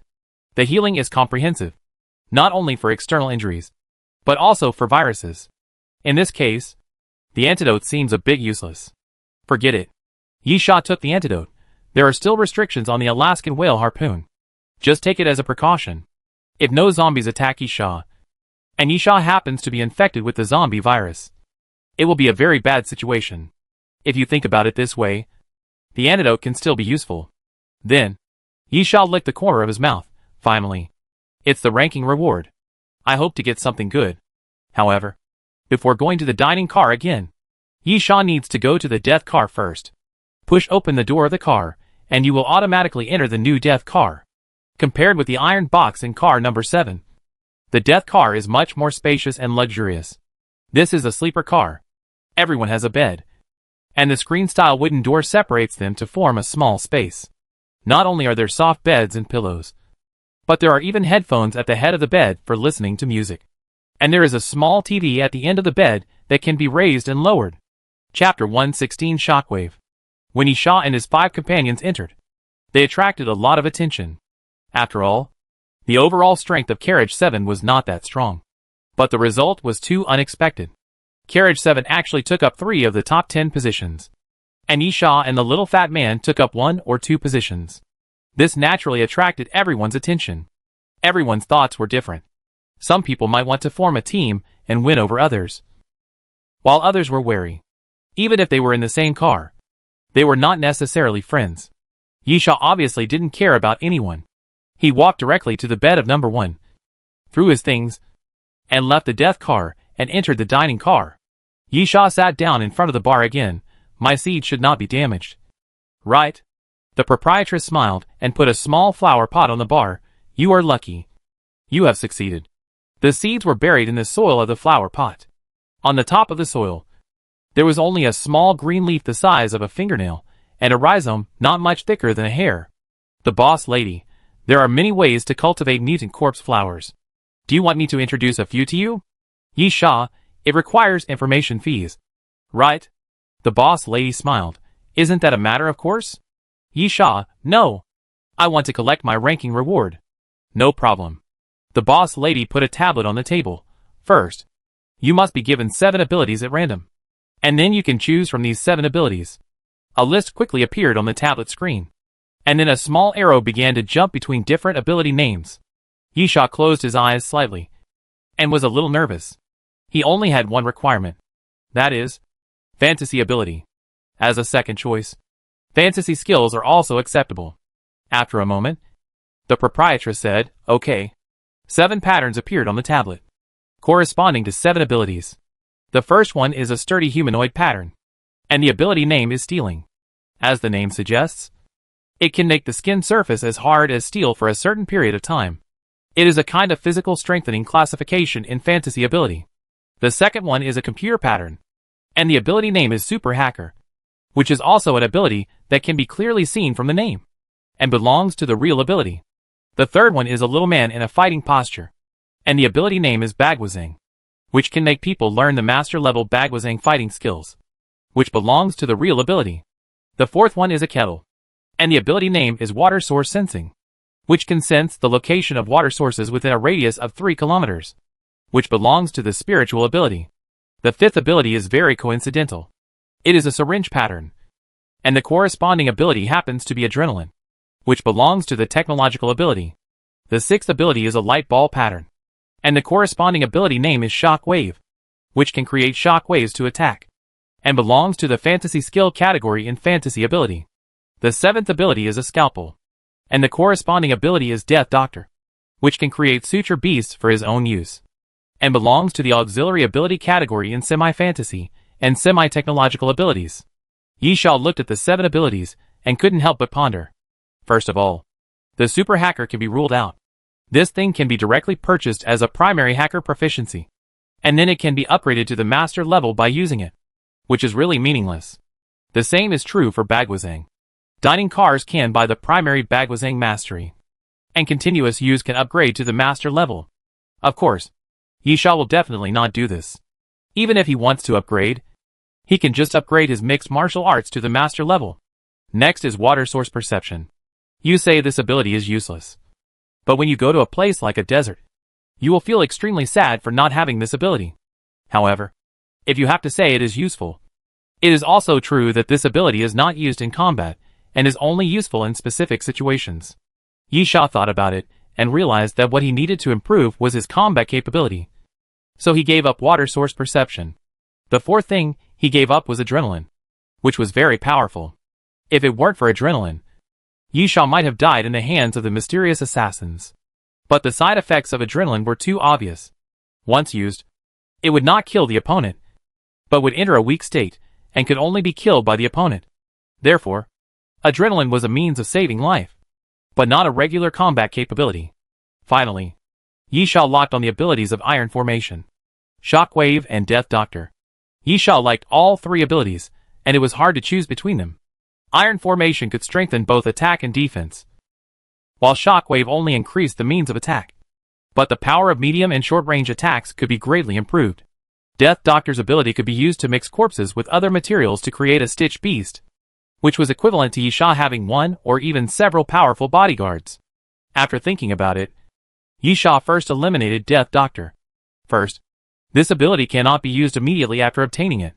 It requires collecting corpses and materials. At the same time, if the stitch beast is broken, it needs to be remade. It is a time-consuming and expensive ability. Although it is beautiful to imagine, it takes a lot of resources and production time to bring a few powerful stitch beasts as bodyguards. Second, I am cultivating corpse flowers. When the corpse flowers grow up, they will be my bodyguards. It seems that there is some overlap in the functions of making stitch beasts.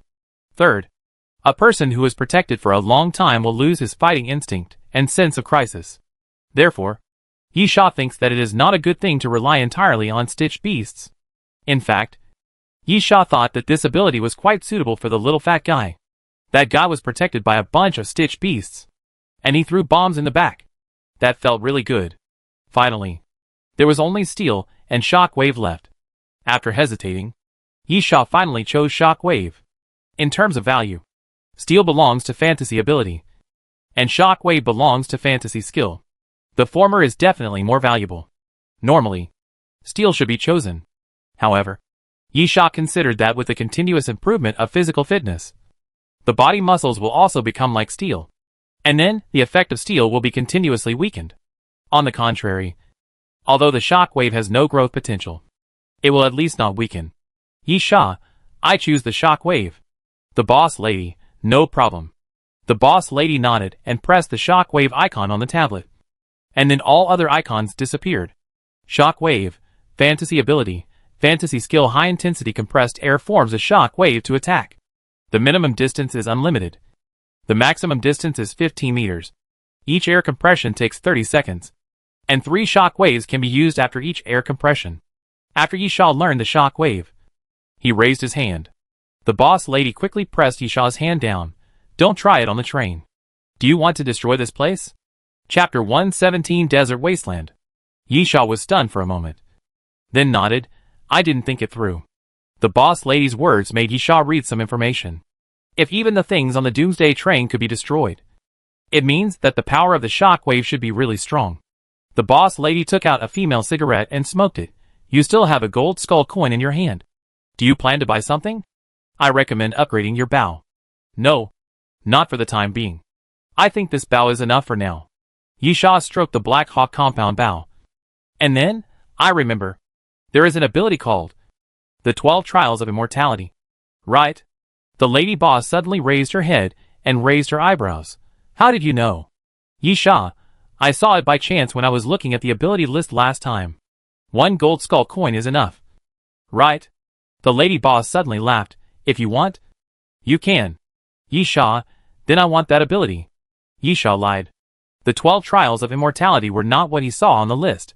In fact, the list only showed the name of the ability. As for the specific effect of the ability, it must be explained by the lady boss. However, Yisha knew the effect of that ability very well, because it came from the memory of the previous life. 12 Trials of Immortality, imagination ability. Each time you pass a trial, you will get a chance to revive your body. If you succeed in the 3rd trial, you will get hard armor. If you succeed in the 6th trial, you will get strength. If you succeed in the 9th trial, you will get frenzy. If you succeed in the 12th trial, you will get the will of an unyielding warrior. Currently, the trial has been completed, 0/12. The first trial content, kill 1000 zombies. Trial completion, for 98/1000. In the previous life, Yisha did not have the 12 Trials of Immortality. Yisha knew about the 12 Trials of Immortality because he had faced someone with this ability before, who was extremely powerful. His level at that time was obviously 1 level higher than the other party, and he fought against Star Diamond with the strength of a king. But in the end, there was no winner. Moreover, the other party's 12 Trials of Immortality had only been carried out to the 9th time, not the 12th time. This is an extremely powerful ability, but the price is very cheap. As a fantasy ability, it only requires 1 gold skull coin, which can be said to be cheap. Of course, the disadvantages are also very obvious. To exert its power, you must complete 12 trials. After passing all the trials, you will have this ability, which is equivalent to having 12 lives and 4 abilities. Although I don't know why you chose this ability. The boss lady smiled. But I wish you good luck and can pass all the trials. Yisha nodded, thank you. The 12 Trials of Immortality can actually be understood as a growth ability that will become more and more powerful. But the premise is that you can pass the trials and grow your abilities. Of course, the initial trials were still very easy. The first trial was just to kill 1000 zombies, and there was no requirement for the strength of the zombies. The number of zombies that Yisha had killed before was close to half of the trial requirements. After Yisha added some arrows, red flame bombs, colorful clouds covering the moon and shining stars, he said goodbye to the proprietress and left the dining car. Back in the death car, Yisha lay on the bed and wiped his eyes. Character information query. Yisha, human, male, 23 years old. Rank, gold 1 star. Privileges, death car member. Character profile information query. Position, none. Strength, 120. Physical fitness, 109. Agility, 110. Mental strength, 89. Number of skull coins, 21 silver 525 copper.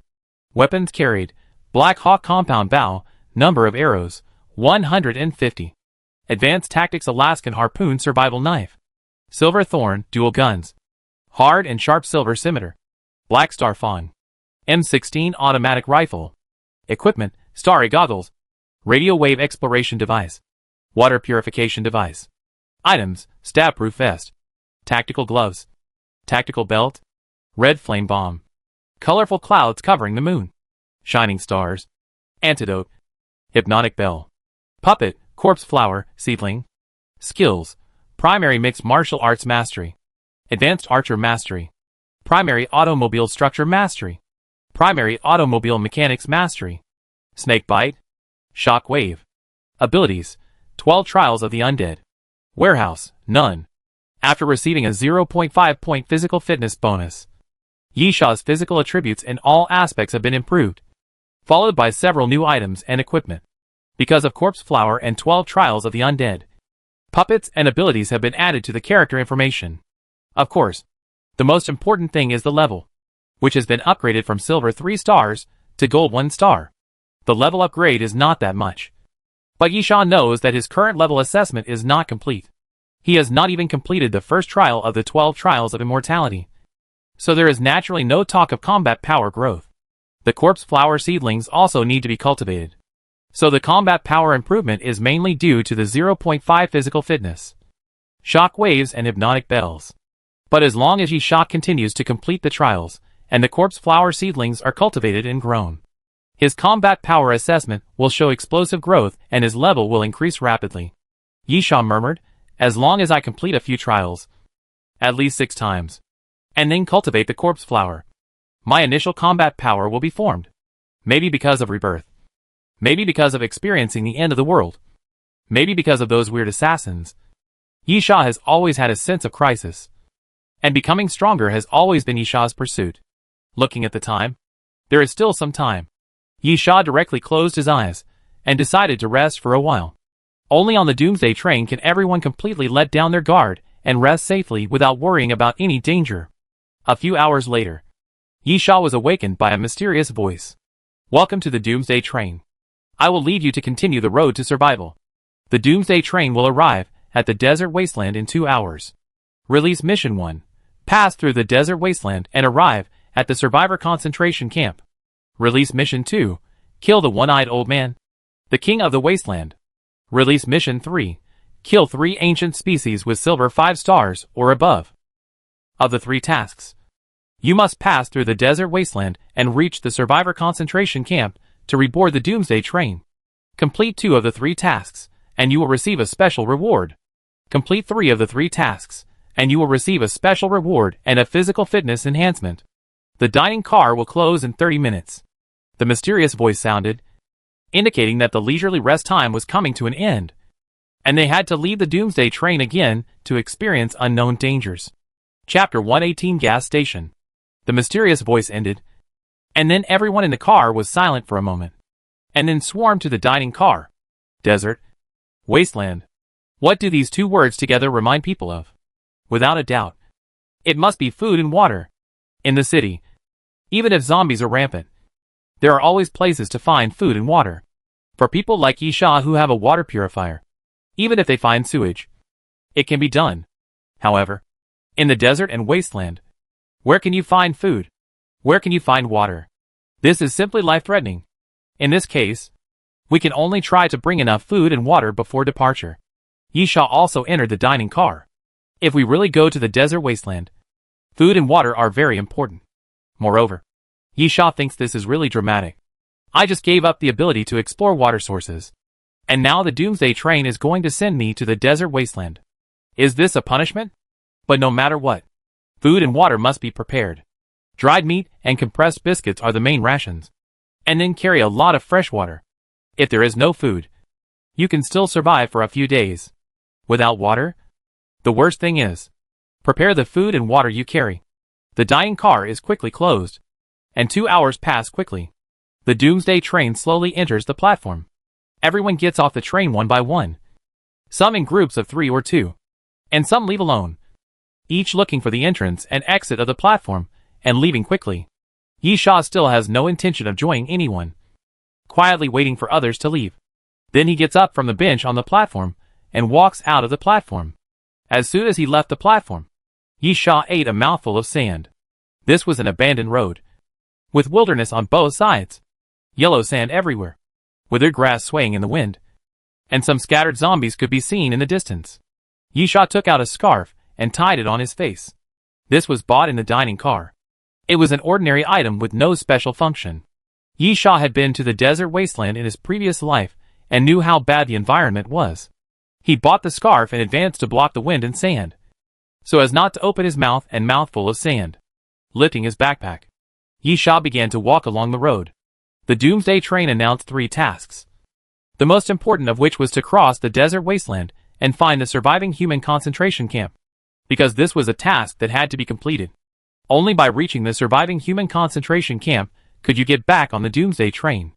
In fact, The platform entrance and exit of the Doomsday train would appear at the surviving human concentration camp this time. There was no other place to go back except there. As for the other two tasks, they were just subsidiary tasks. But is it really that simple?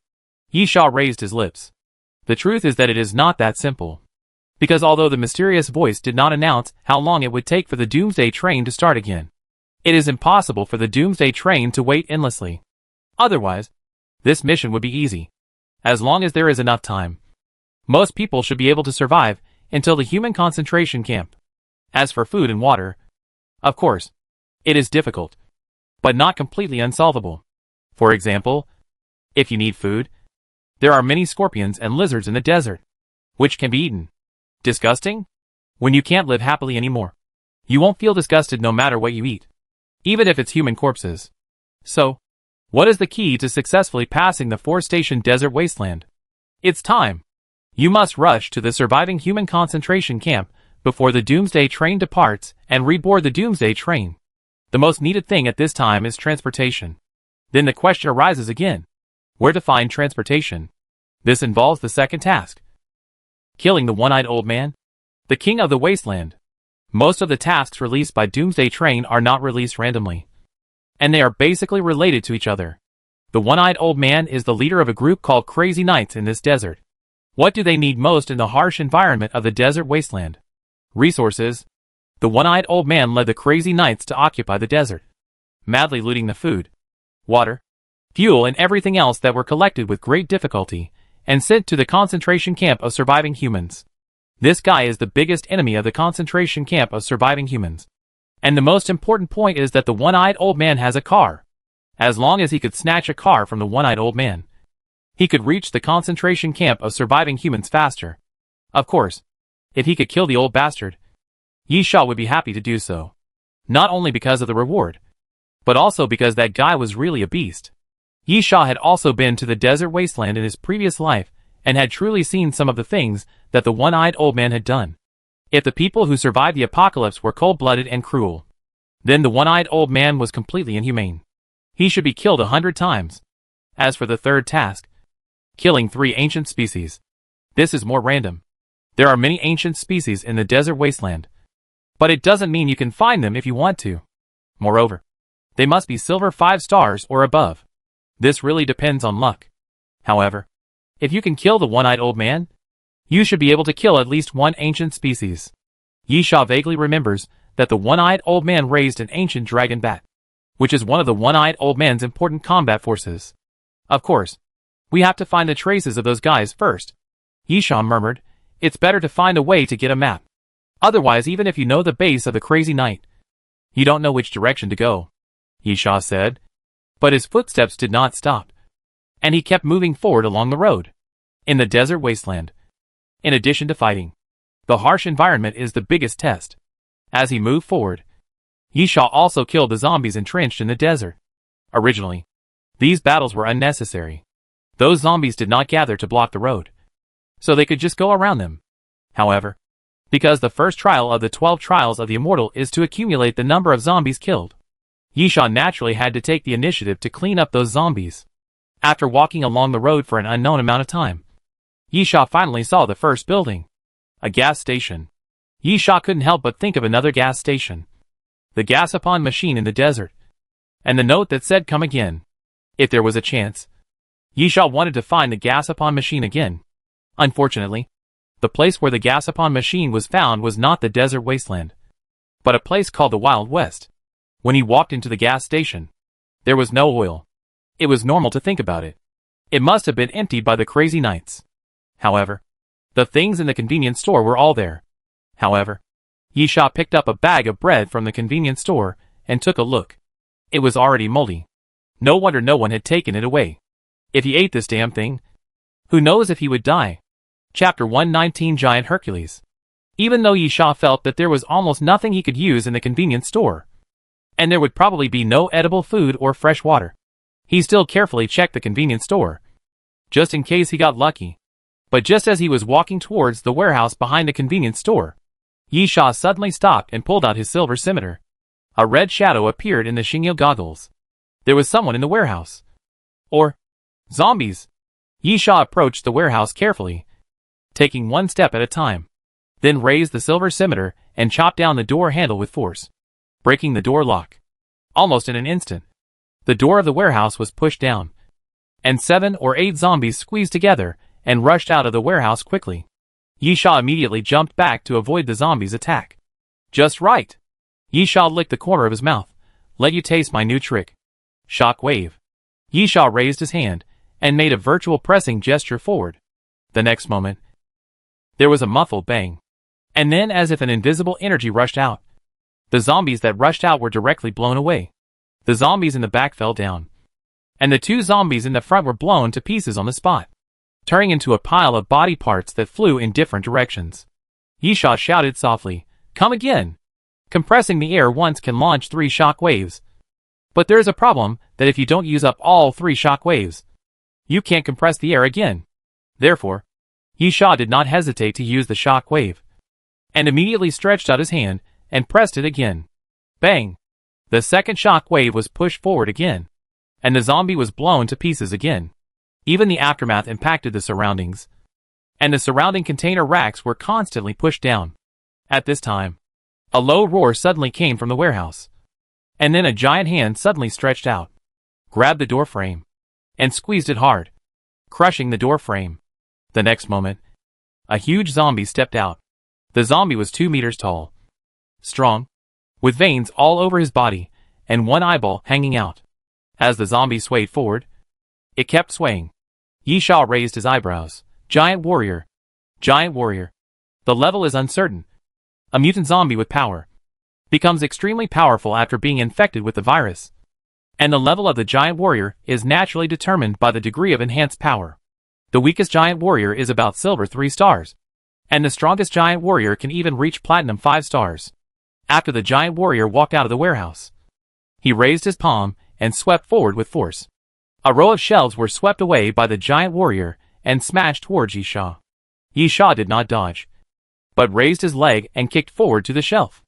With a bang, the shelf was kicked to the ground by Yisha. Yisha nodded secretly.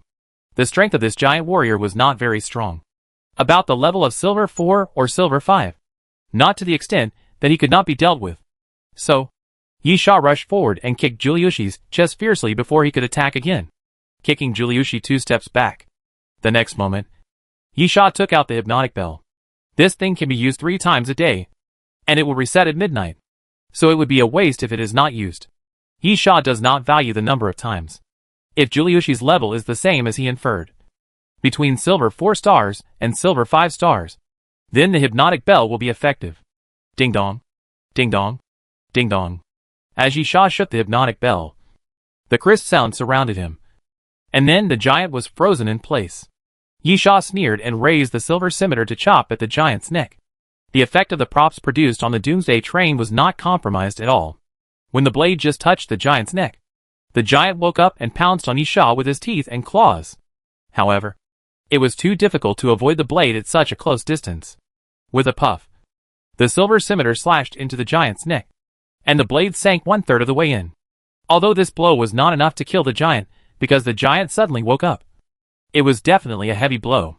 Seeing that the giant's fist was about to hit his face, Yisha directly abandoned the knife, avoided the giant's fist, and then twisted his body violently, and the whole person turned around close to the giant. This kind of power-type mutant zombies generally have shortcomings in agility and speed, which is a common problem. The next moment, Yisha grabbed the hilt from behind again, and with a fierce sweep, he swept the giant's head away. You killed the giant. Cumulative number 1. A mysterious voice sounded at the right time as the giant's head fell to the ground. Unfortunately, Yisha didn't get anything. Yisha didn't care too much. This was a normal phenomenon, a pure probability problem. Not every time you kill a mutant zombie, you can get something. Of course, it was also related to the characteristics of the giant, in addition to his strength. If there were no mutant organs, this guy really had nothing valuable. After dealing with the zombies and the giants, Yisha took a walk. Apart from finding an emergency light that was still usable after installing batteries, and some camping pots and bowls, Yisha didn't get much. When he walked out of the convenience store, he saw that the sun had already set. So Yisha was not in a hurry to leave. and simply planned to stay in the convenience store for one night before leaving. He turned on the emergency light, took out a small pot, boiled the dried meat he brought, and then began to drink the almost tasteless broth. The salt, sugar and other seasonings in the convenience store had long been looted. After eating and drinking, Yisha took off his coat and covered himself with it, then fell asleep in the corner. Compared to the city that never sleeps, the city of amnesia, and the Sakura city, the wasteland is actually a safer place. And you can sleep more peacefully at night, because this place is too big and too empty. There is wilderness all around, and although there are many zombies, they are all distributed everywhere. You can often only see scattered zombie bodies wandering around. So under normal circumstances, you don't have to worry about a zombie suddenly breaking in the middle of the night and biting your neck. Of course, it was only relatively speaking. Yisha still blocked the doors and windows with shelves. Even so, Yisha still couldn't sleep well. It was late at night, and Yisha was in a state of half sleep and half wakefulness. And then he suddenly opened his eyes. There was a sound. Yisha tilted his head and frowned. It seems to be the sound of the engine. Yisha immediately lifted his coat, turned over from the ground, and then looked out through the glass window. And then Yisha saw the dim light. Two obviously modified heavy motorcycles stopped at the gas station. Chapter 120 Q&A time. People who survived the human concentration camp? Yisha whispered. Or the people of the crazy night? There are usually only two types of people who have transportation and go in and out of the desert wasteland. The first type is the warrior convoys of the surviving human concentration camps.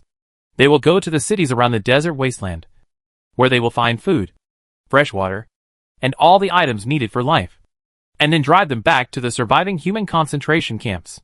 The second type is the one-eyed old man's subordinates, the crazy knight. They appear anywhere in the desert wasteland, although they also go to some cities. They choose less dangerous methods. That is, robbing the convoys of surviving human concentration camps. The sides of the two heavy machines are equipped with metal spikes and torque wheels that can be driven. In terms of style, they are very similar to crazy knights. Only they will crazy transform transportation tools.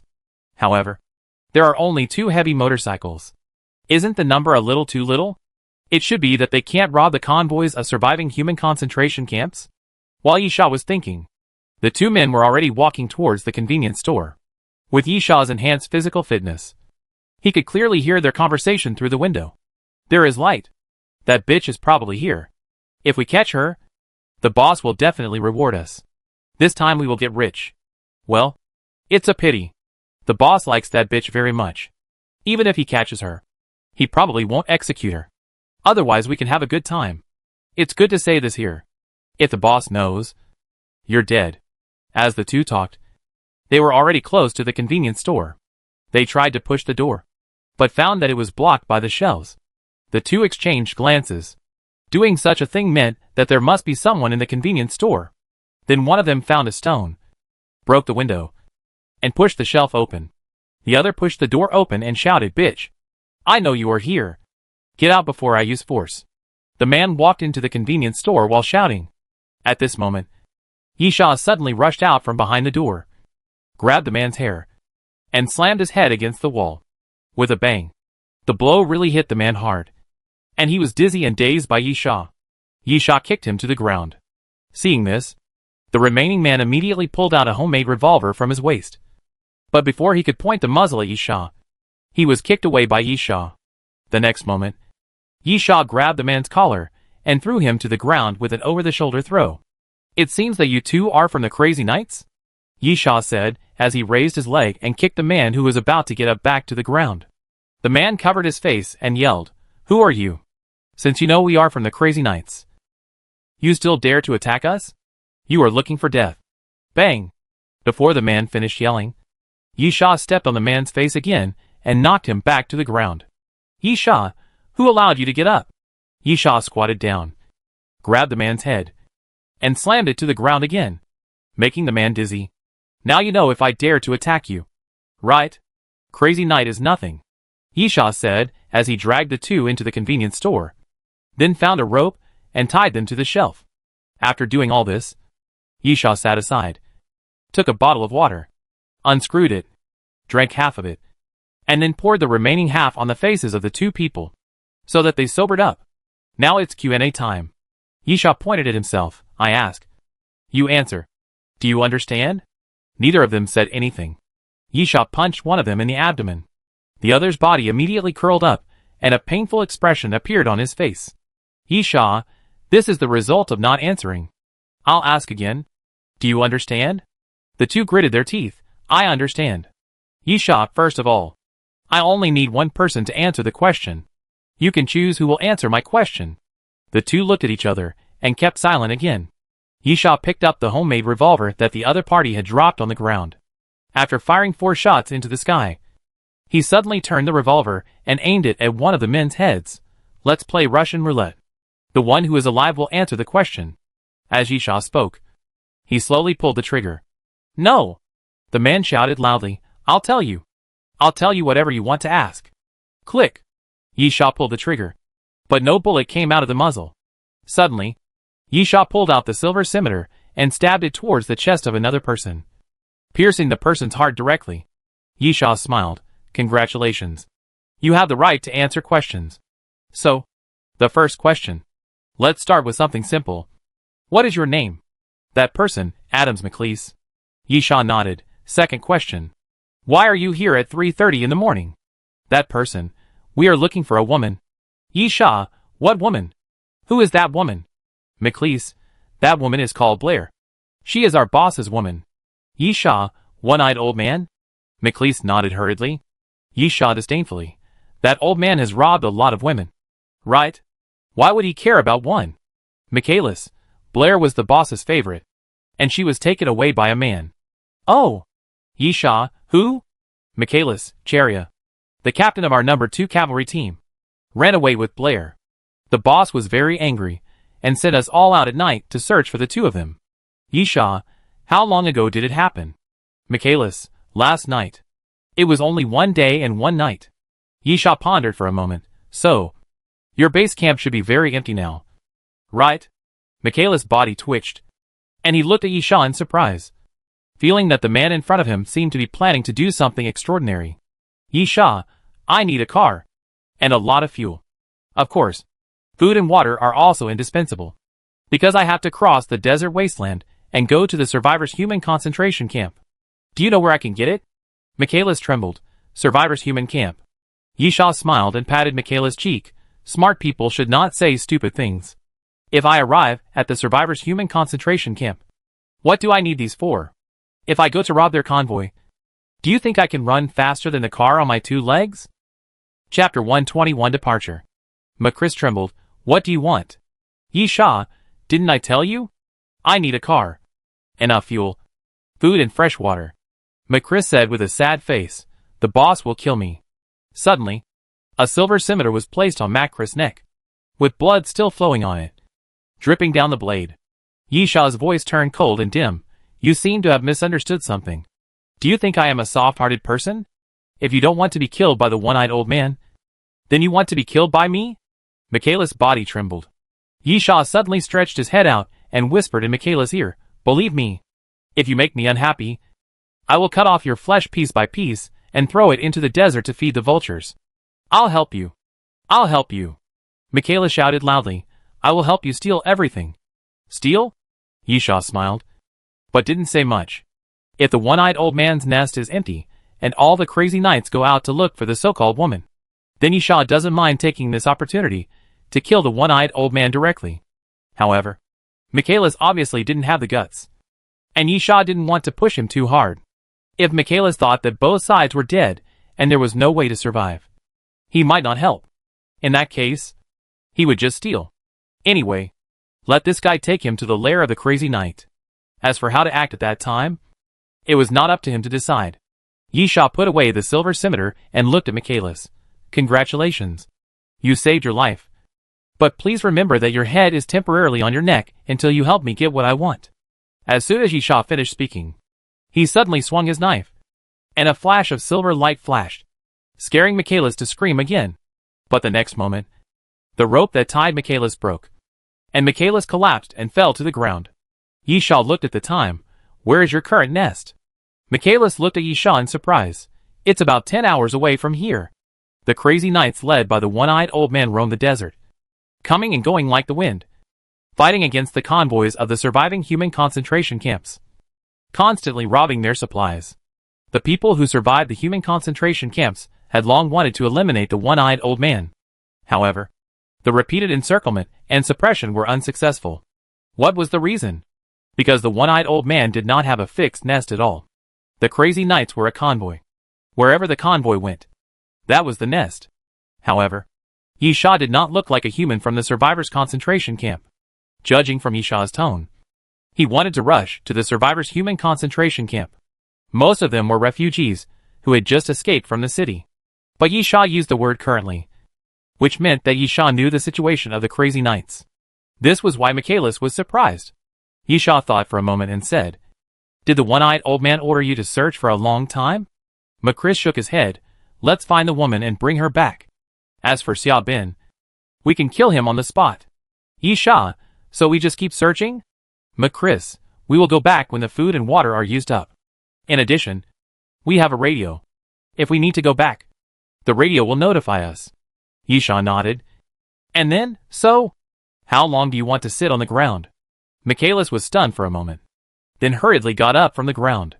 Yisha didn't want to waste time, because according to the current situation, it was the best time to sneak into the lair of the one-eyed old man, because the one-eyed old man sent everyone out to search for the woman named Blair. However, the one-eyed old man might use the radio to notify everyone to go back at any time, so Yisha must act before that. Yisha hooked his finger at Michaelis, then left the convenience store and got on a heavy motorcycle. In fact, it is also possible to use a heavy motorcycle to cross the desert wasteland, and it is not necessary to get a car. But the key problem is still the fuel. The fuel in the motorcycle is not enough for Yisha to cross the desert. Moreover, although Yisha has stored some food and water, if he does not want to catch lizards in the desert to eat, it is better to find some more. And there must be stored food and fresh water in the nest of the one-eyed old man. "Lead the way." Yisha started the motorcycle. "You'd better not play tricks on me." Michaelis said nothing, got on another motorcycle, and started it silently. He was now very clear that the guy next to him was also a tough guy. If he didn't obey, he would end up in a miserable situation. The modified engine roared, and with the headlights on, the two motorcycles quickly rushed forward. Yisha was very alert. It was hard to say what the guy in front of him would think of when he got on the motorcycle, such as trying to escape. Crazy knights roam the desert all year round. If he really raced, Yisha really couldn't guarantee that he could catch up with him. However, Michaelis didn't seem to be as brave as Yisha imagined. He didn't seem to have thought of running away at all. Instead, he honestly led the way in front, and didn't even leave the distance of more than 2 parking spaces. About an hour later, the sky gradually brightened, and the sun rose from the end of the horizon. Yisha estimated the time. It would take 10 hours to reach the one-eyed old man's nest, excluding the time for rest. It should be around dusk. Then, he could investigate the situation and sneak in at night. The time was just right. But at this moment, Michaelis suddenly stopped the motorcycle, looked ahead, and sweat broke out on his forehead. Yisha stopped the motorcycle. "What's wrong? Don't tell me. I need to rest after riding for more than an hour." Michaelis pointed to the desert on both sides of the road ahead. "There is a big trouble." Yisha looked up in the direction Michaelis pointed, and then found that there were countless large holes in the desert on both sides of the road. The smallest diameter was about 2 meters, and the largest diameter reached 5 meters. "Yisha, what is this?" "Macris, there is a legend in this desert that there is a terrifying scorpion that roams everywhere. It has a huge body, tiger stripes on its back, a tail hooked like a silver moon, and claws that can crush rocks." Yisha tilted his head. "Why does this look sound familiar?" Then, he showed a look of realization. "Isn't it a tiger-striped golden scorpion? He killed that thing in his previous life." Macris pointed to the pits in front.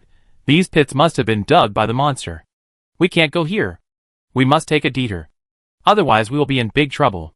Chapter 122 Tiger-Striped Golden Scorpion. "Yisha, how long will it take to take a detour?" "Macris, 2 or 3 hours. Mainly because if you don't take the highway, you have to slow down when traveling through the desert." "Yisha, that's not necessary. Just go." Macris was surprised. "Didn't you hear me clearly? There are monsters in this place, and they are much scarier than zombies. They will eat us as food. I heard it clearly." "Yisha, believe me, If there really is a monster like the one you mentioned, it's time for us to have a snack. Michaelis was stunned. You are crazy.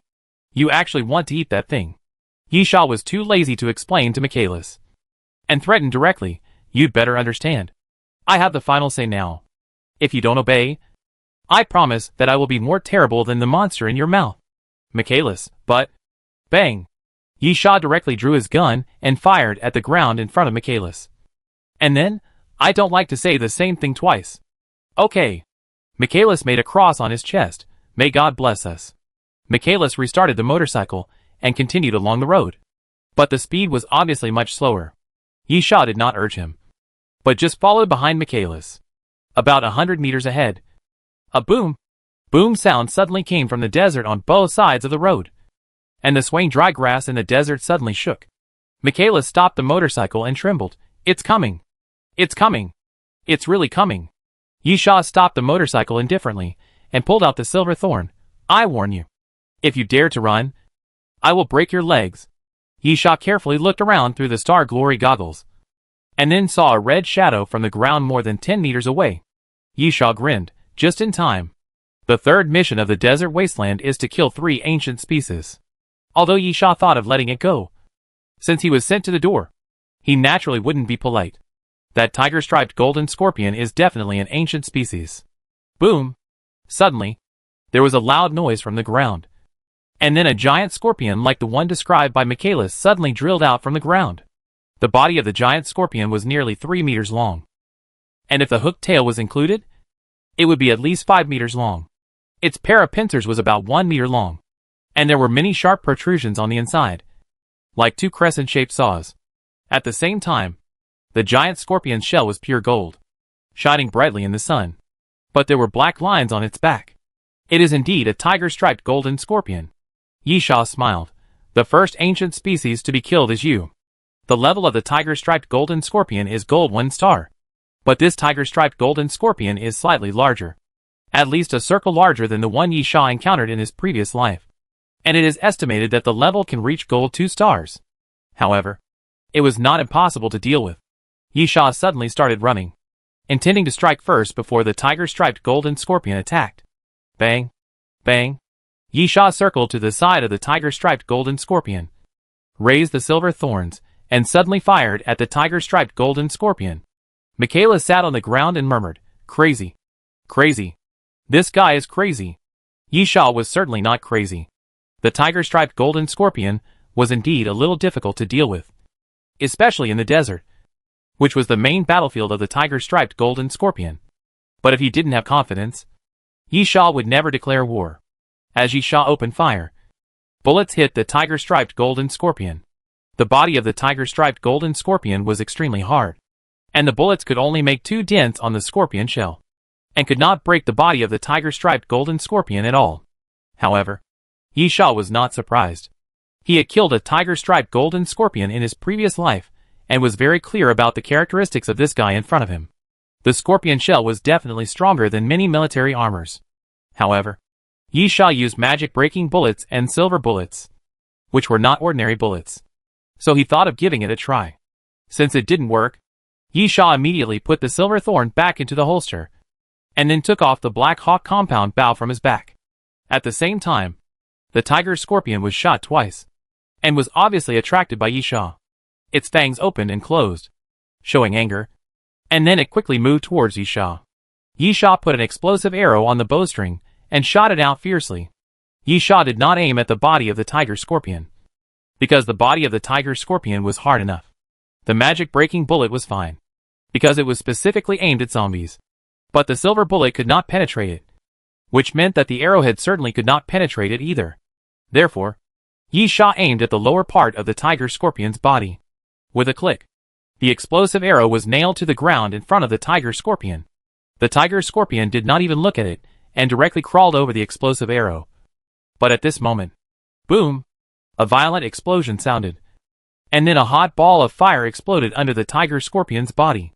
The violent impact directly lifted the tiger scorpion into the air, a full 4 or 5 meters high. Michaelis was stunned, but Yisha raised his right palm.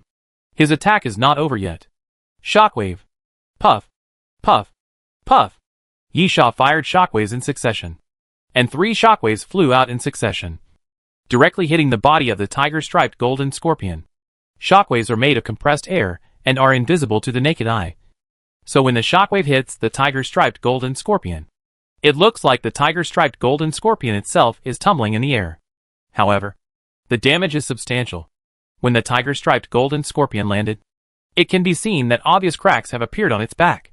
Yisha was very satisfied with the damage. The power of the shockwave was still quite good, and it could be used at any distance. Even if it was close, Yisha could still deliver a shockwave when punching. Of course, only 3 shockwaves could be used at a time, and the air needed to be recompressed. So, taking advantage of the time interval, Yisha immediately kicked his legs and rushed directly towards the tiger-striped golden scorpion. While the tiger-striped golden scorpion was dizzy from the shockwave, Yisha rushed directly to the front of the tiger-striped golden scorpion, and with a wave of the silver scimitar in his hand, he fiercely chopped the crack on the back of the tiger-striped golden scorpion. The tiger-striped golden scorpion immediately twisted its body, and its huge fangs swept towards Yisha. Yisha immediately jumped back, avoiding the attack, and suddenly stretched out his left hand. Snake bite. After Yisha stretched out his left hand, it turned into the shadow of a purple-scaled python, opened its bloody mouth, and bit the tiger-striped golden scorpion's fangs fiercely. Yisha shouted, "Break it for me!" With a click, a crack suddenly appeared on the tiger-striped golden scorpion's fangs, and with a fierce force from Yisha, he twisted the fangs off, having lost half of its fangs. The tiger-striped golden scorpion immediately twisted its body violently, obviously extremely angry. Chapter 123 Corpse Flower Cultivation. The tiger-striped golden scorpion's raised tail suddenly fell forward. Yisha reacted very quickly, and quickly dodged to the side. The scorpion's tail pierced the ground, and with a bang, it directly pierced a big hole in the ground. The next moment, the scorpion's tail that shattered the ground did not stop at all, and swept across. Yisha quickly crossed his arms to block it. Bang! The scorpion's tail hit Yisha's arm with a dull sound, and then Yisha's body retreated, sliding close to the ground. His feet dragged 2 mud marks on the ground, but he finally blocked the attack. However, the tiger-striped golden scorpion's tail was quite flexible.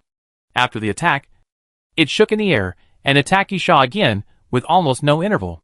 This time it was not a sweeping attack, but the hook on the scorpion's tail attacked Yisha directly. This was no joke.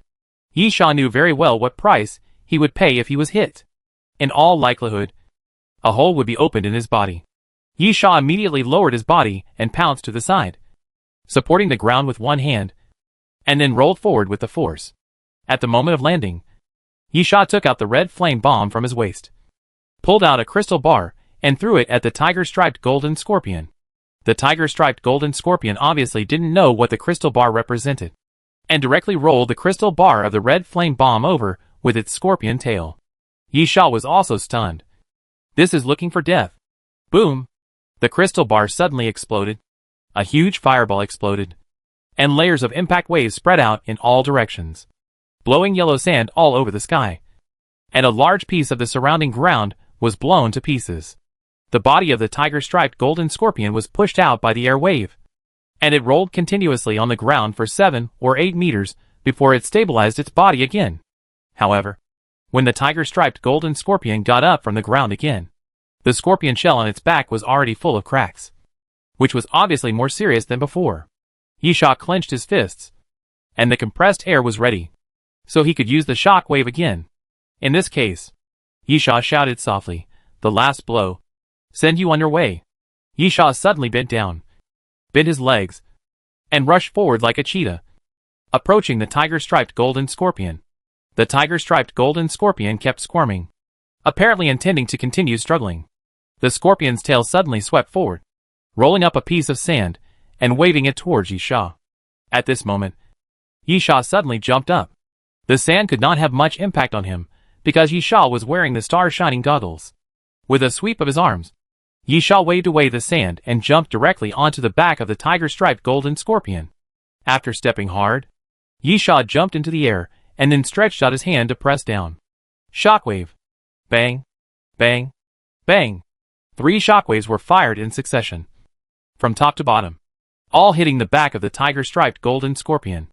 The tiger-striped golden scorpion seemed to have finally realized the danger, and its pair of scorpion pincers quickly hit the ground, intending to dig a hole and hide underground. The food in its eyes was not food at all, but hunters who could hunt it. Unfortunately, it was still too late.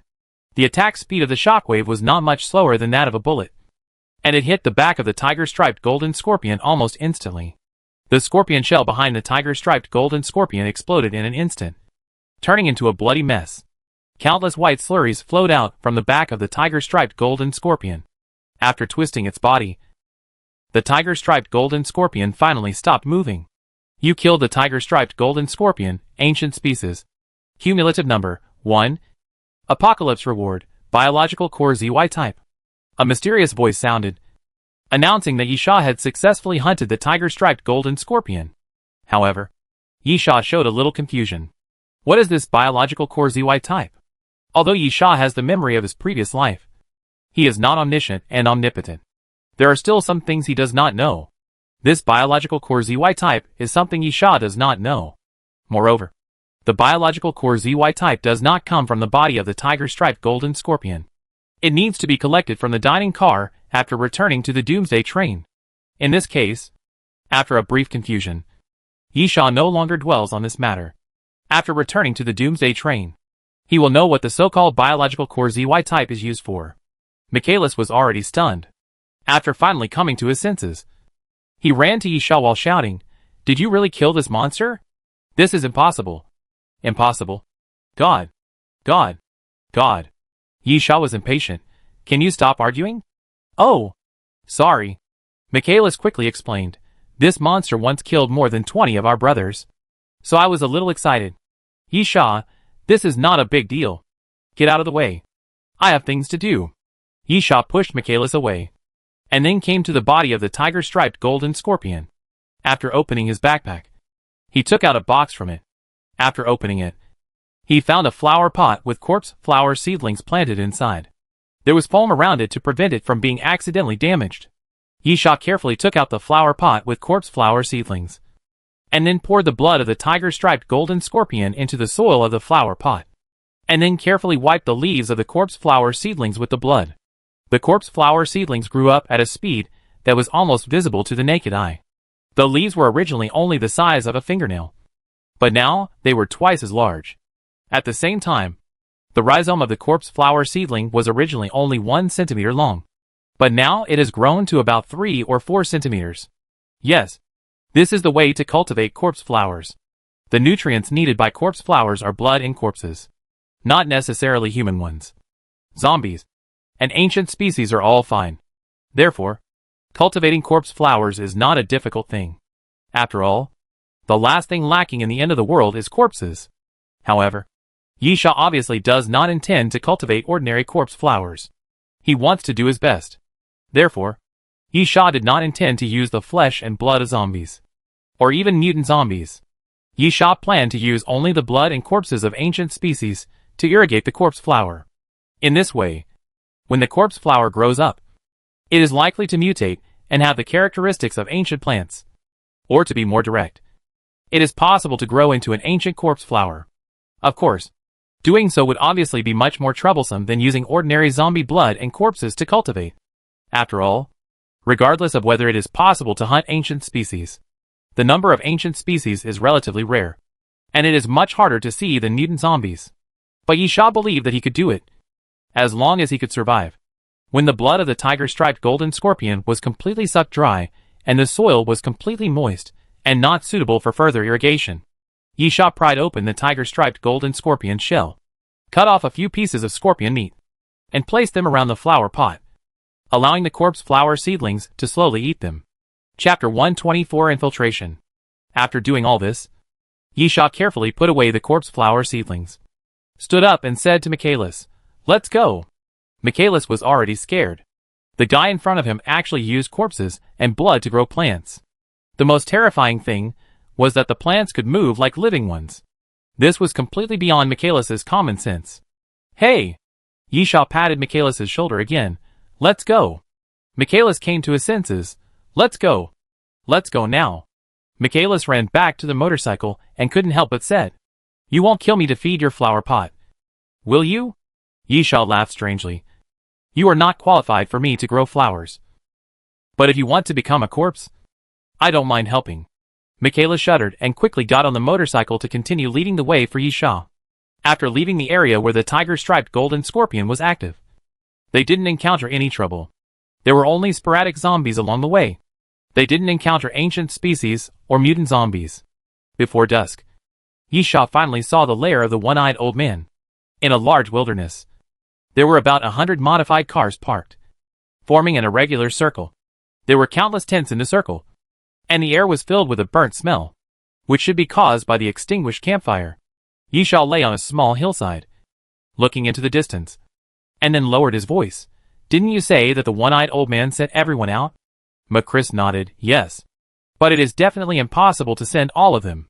Yisha, there are at least hundreds of cars here. Even if a car only has 2 people in it. You mean there are still 200 people left? Are you kidding me? Chris explained, no. There are many empty cars. Yisha was puzzled, huh? Chris, sometimes the cars break down.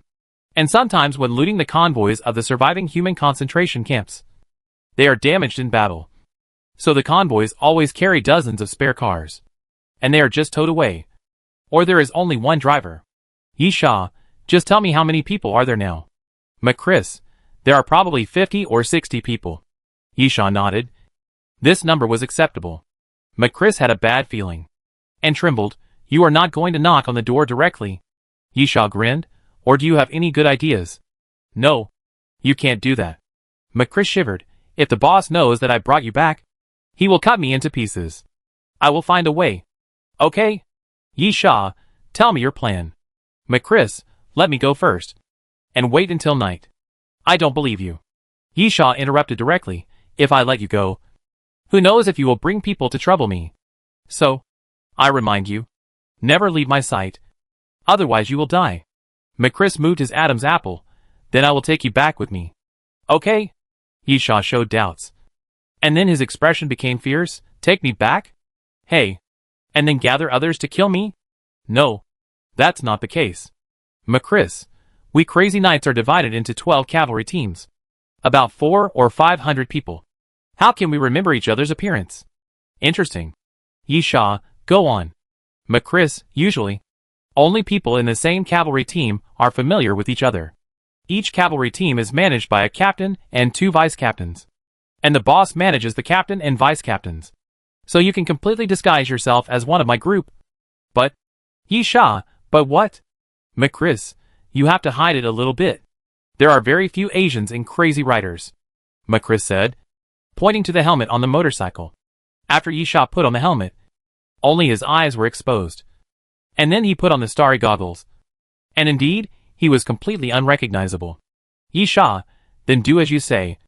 And act when it gets dark. Yisha retreated to the other side of the hillside. Then took out the dried meat and mineral water. And threw a bottle to Chris. Michaelis chewed the dried meat and hesitated. Will you really let me go? Don't worry. I always keep my promises. Yisha looked at Michaelis coldly. If I say I will kill you, I will definitely kill you. Michaelis couldn't help but move his Adam's apple. Yisha, so? If I say I will let you go, I will definitely let you go. Michaelis nodded and said nothing more. An hour later, the sky gradually darkened. Yisha winked at Michaelis. And the two slowly approached. There were no guards. And the Crazy Knights were not a disciplined organization. To be honest, they were just a group of desert bandits who had gathered together. A bonfire had been lit not far away.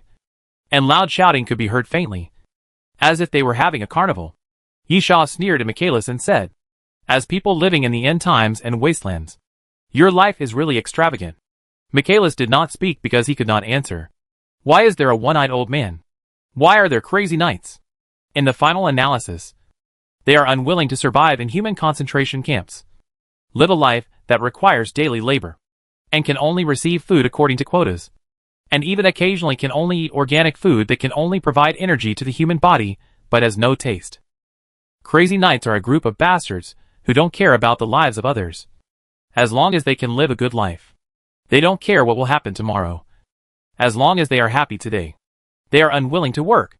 Unwilling to share food with others. They just want to rob. Eat and drink after robbing. And continue to rob after eating and drinking. The food consumed by the crazy knights in 3 months can be fully supplied to the same number of people in the surviving human concentration camp for a year. Michaelis didn't say anything in a sullen tone. And Yisha didn't continue to mock him, but asked, "Where are you going to steal a car?" "Michaelis, you need to take enough fuel, food and fresh water. Ordinary cars can't carry them. How about a pickup truck?" Michaelis said, pointing in a direction. "Yisha, let's go." What Michaelis showed Yisha was a large pickup truck that had been modified with weapons. Except for the window position. The front of the car was equipped with dense metal spikes. There was a protruding stick in the middle of the wheel, similar to a mace. When driving at high speed, it could directly crush the tires of other cars during robbery. At the same time, there was a disc-serrated knife under the chassis that could be ejected. Chapter 125 Assassination. Yisha looked at the pickup truck carefully, and was quite satisfied. This car is big enough and looks very domineering. After adding those weapons, it looks even more ferocious. The most important thing is that the roofless cargo box at the back can hold a lot of things. Enough to transport everything Yisha needs. Yisha, so, what about the other things I need? Michaelis waved his hand. Come with me. Those things are all on the west side. Although there are guards, they shouldn't be able to stop you. Right? Yisha smiled. Let's go. Food, fuel, fresh water. These things are piled up in categories, like a small mountain, with only one caretaker, taking turns every 3 hours. Macris hid behind a car. I can't show up. Otherwise I will be exposed. If the boss knows that I helped you steal things, he will skin me alive. Yisha, then you wait here, under the cover of night. Yisha moved step by step, using the surrounding cars to cover his figure, and walked forward quickly. The material custodian was holding a bottle of beer in one hand, and a roasted leg of lamb in the other. Not alert at all, Yisha went behind him, suddenly stretched his hand around his neck, covered his mouth, and twisted it hard. The guard didn't even understand what was going on, and died with his eyes wide open.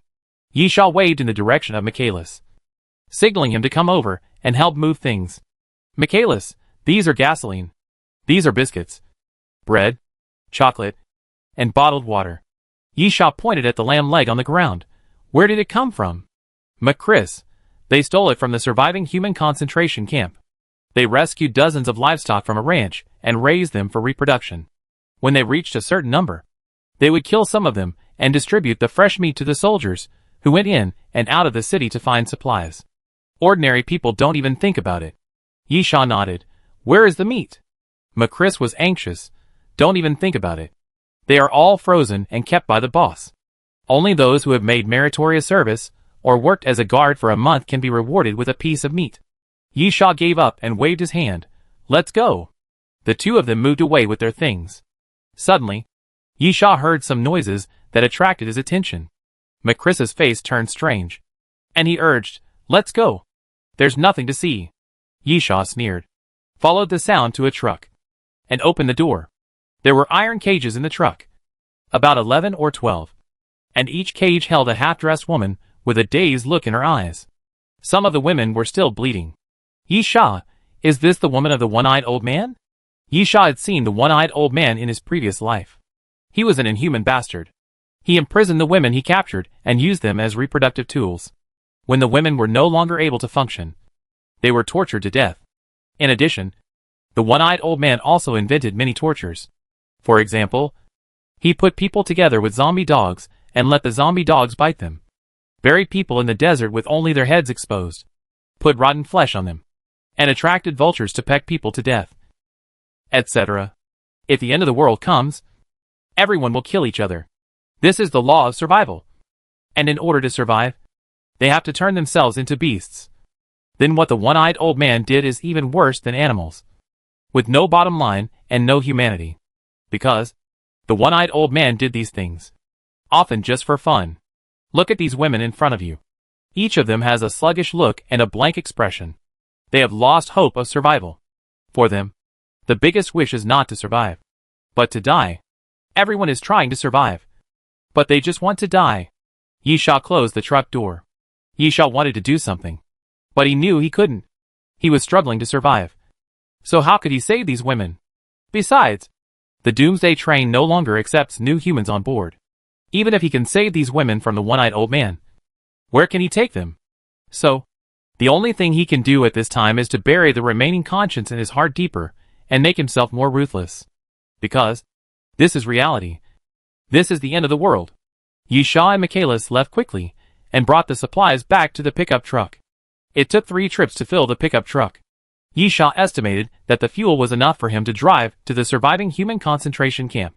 If he was frugal with food and water, it would probably last for half a month to a month. Which was enough. Michaelis urged, "You have already got what you want. Let's go." Yisha nodded and suddenly pointed to the RV in the distance. "Isn't that where the one-eyed old man lives?" Michaelis twisted instinctively. And then at this moment, Yisha suddenly raised his hand and cut Michaelis' neck with a knife, knocking him unconscious. Yisha held Michaelis, who had fainted. "Sorry.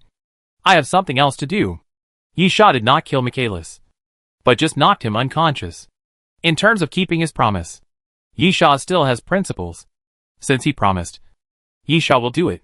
However, Yisha did not want to leave after getting the things. He was still thinking about the second task issued by Doomsday Train, killing the one-eyed old man, the king of the wasteland. Pulling out the silver scimitar from his waist and holding it backwards, Yisha secretly bypassed the crowd and headed for the RV pointed out earlier. The key point of this mission is to kill the one-eyed old man, not to eliminate the crazy knight.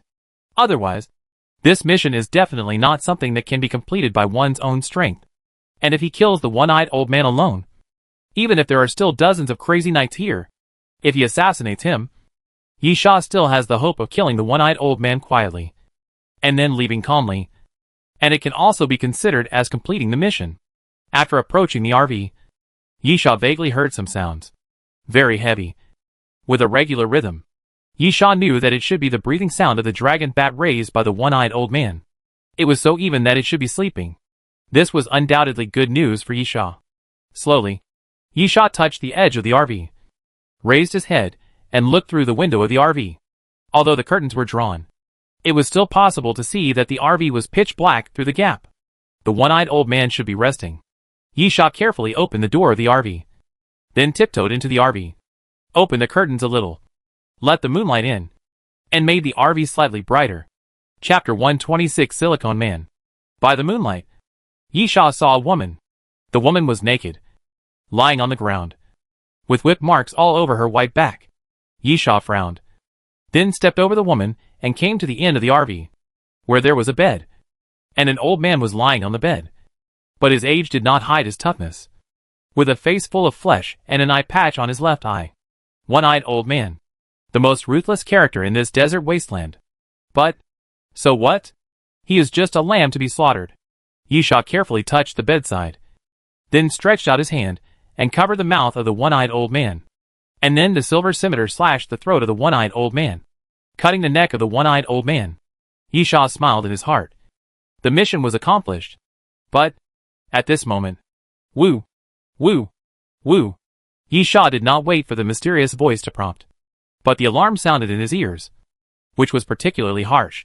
Yisha finally felt something was wrong and looked down at the one-eyed old man. No blood.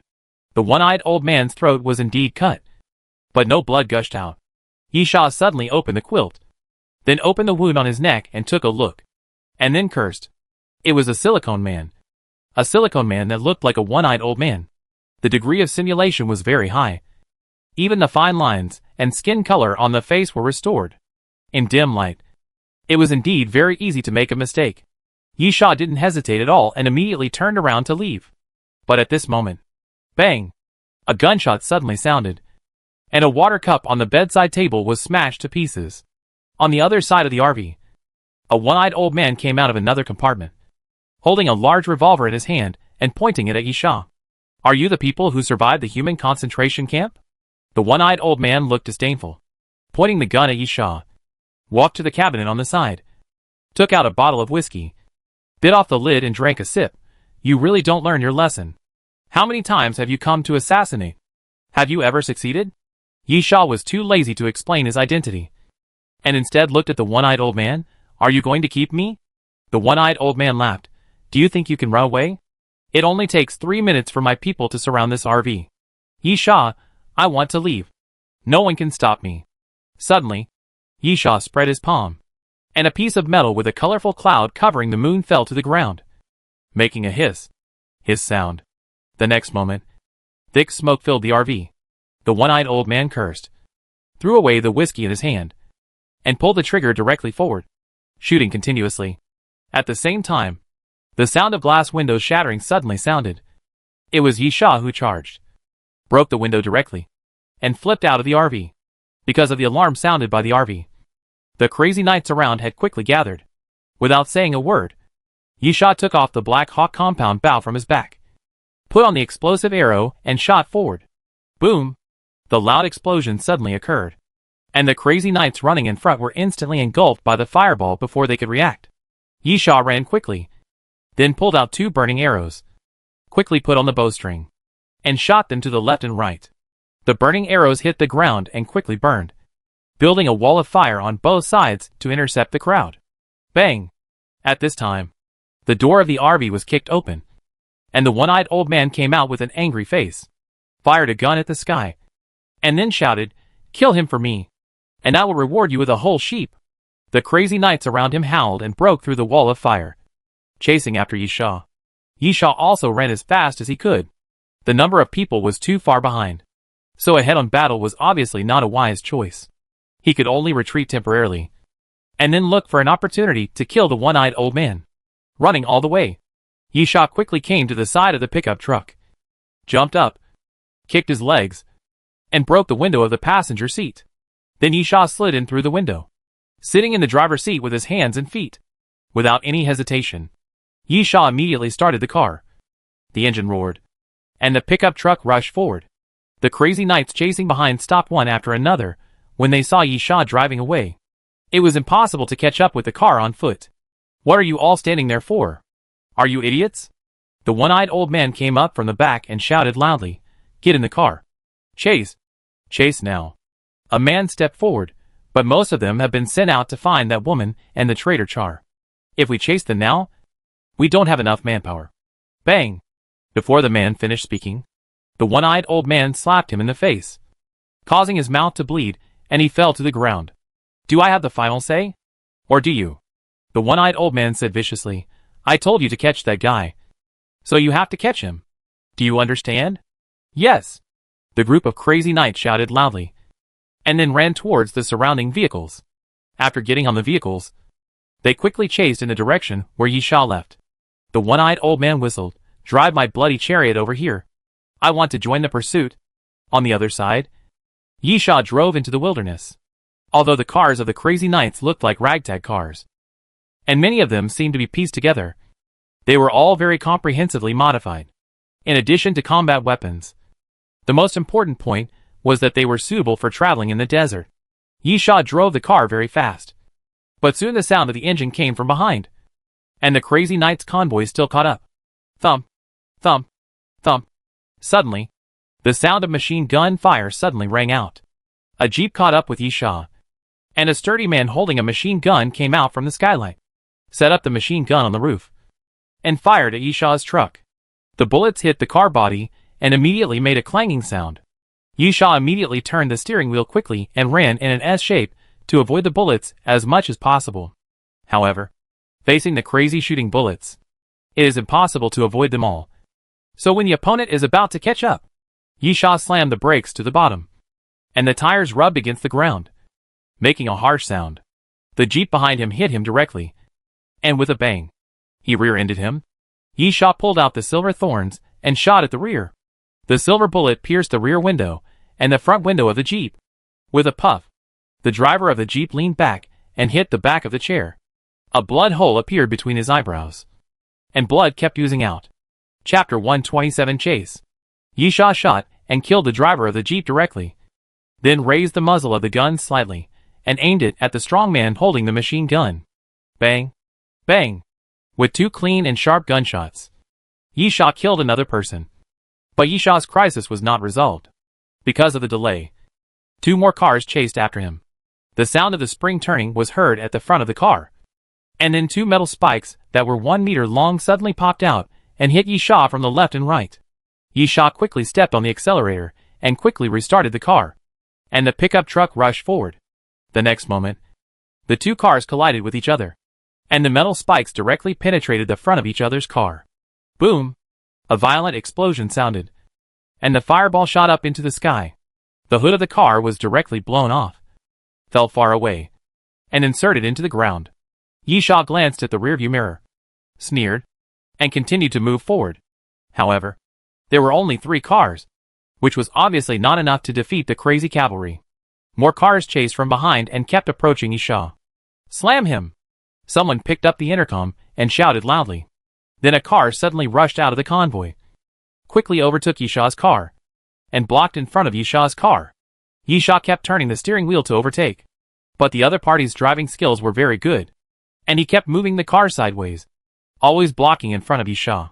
At the same time, 2 more cars caught up from behind, and once again sandwiched Yisha's pickup truck on the left and right. The next moment, the 3 cars gathered little by little, trying to completely surround Yisha in the center. Yisha licked his lips. A hint of cruelty appeared on his face, and he looked at a button in the center of the steering wheel. Macris seemed to have said that this is the button to eject the attack weapon. Yisha murmured, while fiercely hitting the button. Almost instantly, the chassis at the bottom of the pickup truck made a click sound, and then 2 disc-serrated knives that were attached to the chassis of the car suddenly popped out. Puff, puff. The 2 disc-serrated knives popped out to both sides, spinning rapidly, and immediately cut the tires of the 2 cars on both sides. A tire blowout at high speed is very dangerous. The 2 cars immediately spun around and then collided with the car coming up from behind, making a loud noise. After killing the cars on both sides, Yisha stepped on the accelerator and yelled, "Get out of my way!" Bang, bang, bang. The pickup truck continuously hit the rear of the car in front, trying to knock it away. After several consecutive collisions, the window of the car suddenly dropped, and then several tightly tied plastic bags were thrown out. The plastic bags flew backwards and suddenly exploded after hitting the pickup truck's window. Inside were colorful dyes, which covered the pickup truck's front window in the blink of an eye. Yisha quickly turned the steering wheel. Because of the dyes, Yisha couldn't see anything in front of him and almost hit a huge rock standing in the desert. Gritting his teeth, Yisha immediately pulled out the silver thorn from his waist, shot at the front window of the car, cracked the glass, and then stepped on it, breaking the entire glass window. "You bastard! You dare to trick me!" Looking at the car in front of him that was still blocking the road, Yisha suddenly stretched out his hand and pressed forward. "Go to hell!" Shock wave. A shock wave was sent forward by Yisha, and with a bang, the trunk of the car was directly blown open, and the body of the car continued to shake. Yisha did not hold back and sent out 2 more shock waves. The 2 shock waves were directly hit under the car, and then suddenly exploded. Almost instantly, the car was lifted into the air, rolled in the air, and then fell heavily, and the entire body of the car was crushed. Yisha licked his lips and continued to move forward. But at this moment, there was a bang sound from the rear of the car. Yisha felt his car shake. But another car was catching up. A car rushed to the side of Yisha, and a flamethrower was installed on the side of the car body, which kept spitting flames and spraying at Yisha's pickup truck. Damn it! Yisha directly picked up the M16 rifle and fired at the side. "Get away from me!" Thump, thump, thump. The bullets poured out to the side, directly penetrated the car body, and then hit the vehicle on the side. When the bullets in a magazine were used up, Yisha took out the red flame explosion bomb, bit it open with his mouth, pulled out the crystal bar, and threw it out of the car window. The next moment, Yisha stepped on the accelerator to the bottom and accelerated suddenly. As Yisha drove forward, there was a boom behind him, and the red flame explosion bomb suddenly exploded, and the flames rolled like waves, rolling up layer by layer, engulfing 3 cars at once. Yisha continued to drive forward. Although he killed many cars, the Crazy Knights convoy was still large and kept chasing him, as if they were determined to kill Yisha. Just at this moment, the convoy that was following him suddenly dispersed to both sides, and then a very scary red car drove up. It was a car that was collected from parts and made entirely by hand. It was quite huge, with a 3-dimensional triangular body, and the tires were actually tank tracks. There was a huge cutting saw in front, and sharp guillotines on both sides. Oh! Yisha glanced at the rearview mirror. Even the blood war chariot has come out. Yisha knew that this was the exclusive car of the one-eyed old man. Since the blood war chariot appeared, the driver must be the one-eyed old man. At this time, the blood war chariot suddenly accelerated and sped forward. The one-eyed old man actually planned to deal with Yisha personally. In terms of speed, Yisha's pickup truck was not at the same level as the one-eyed old man's blood war chariot. It was caught up in almost an instant. The blood war chariot suddenly squeezed towards Yisha, and the guillotine on the side pierced into the body of the pickup truck. Yisha quickly turned the steering wheel. But even so, a huge hole was opened in the car.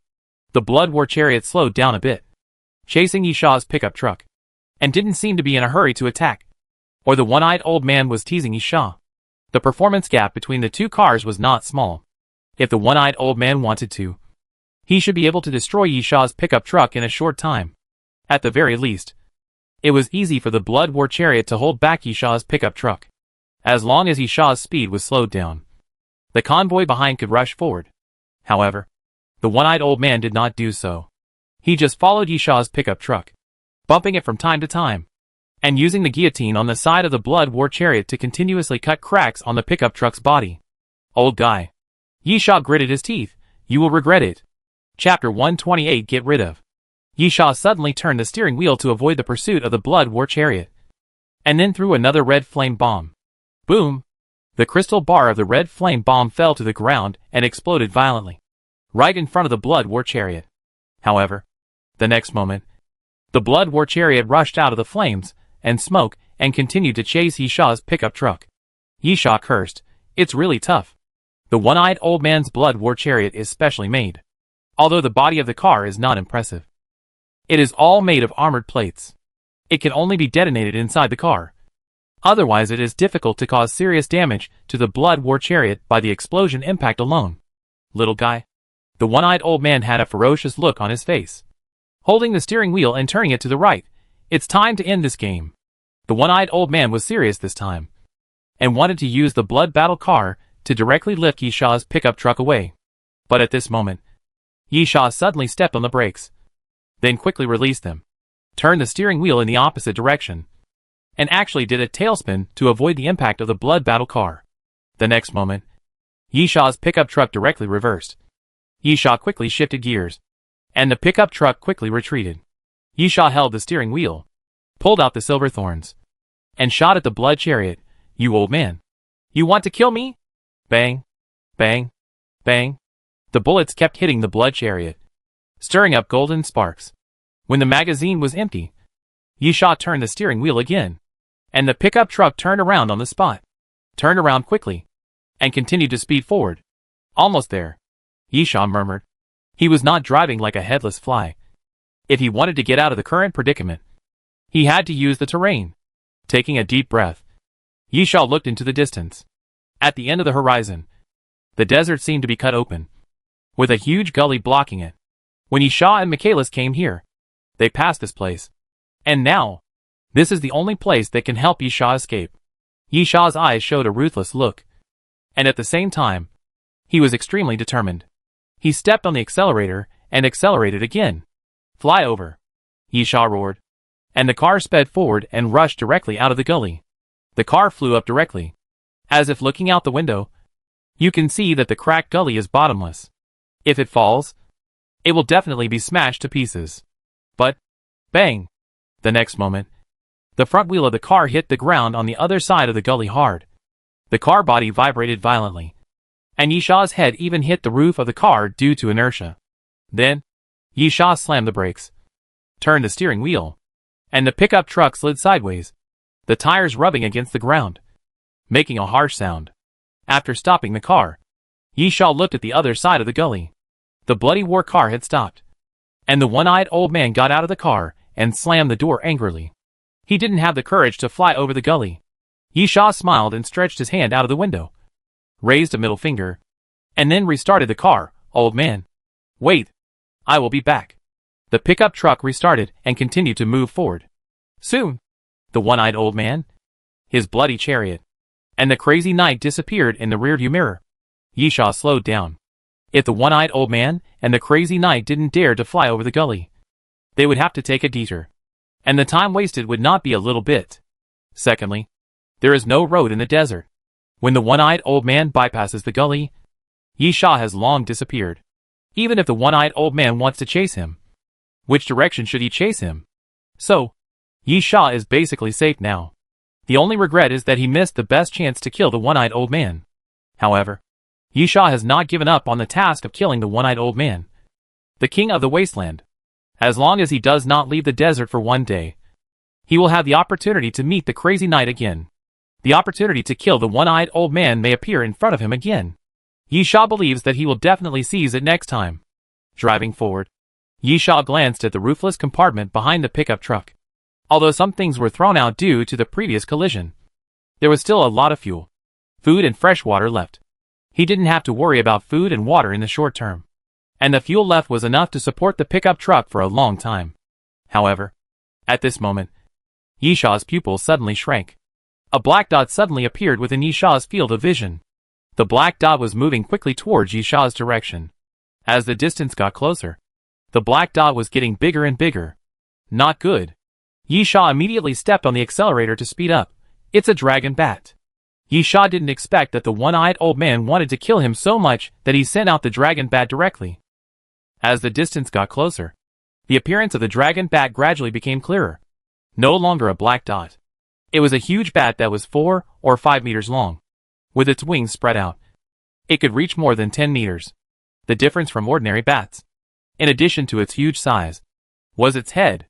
The head of the giant bat looks very much like the head of a western dragon described in western legends. And there are even 2 slightly curved black dragon horns on both sides of the forehead. This is the dragon bat, a gold 3-star ancient species. The dragon bat is definitely a very difficult ancient species to deal with. Not because of the gold 3-star level.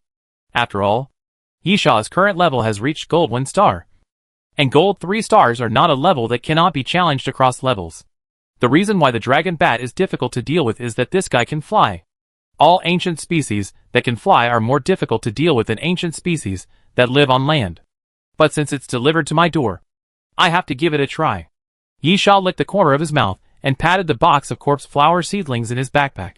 Maybe you can have another meal. While speaking, the dragon bat had already caught up from behind, and its speed was extremely fast, far beyond the speed that Yi Sha's pickup truck could get rid of. Suddenly, the dragon bat made a sharp cry that made people's ears itch. And then the dragon bat swooped down from the air and crashed directly into the pickup truck. Yi Sha had been keeping an eye on the dragon bat's movements. When the dragon bat was about to hit him, Yi Sha suddenly turned the steering wheel to one side, and the whole car almost slid to the left. The next moment, there was a loud noise on the right side of the ground. The dragon bat's huge body passed by close to the ground, and its wings swept across the ground, directly smashing a gap in the ground. Yi Sha took a deep breath, then stepped on the brakes and stopped the pickup truck.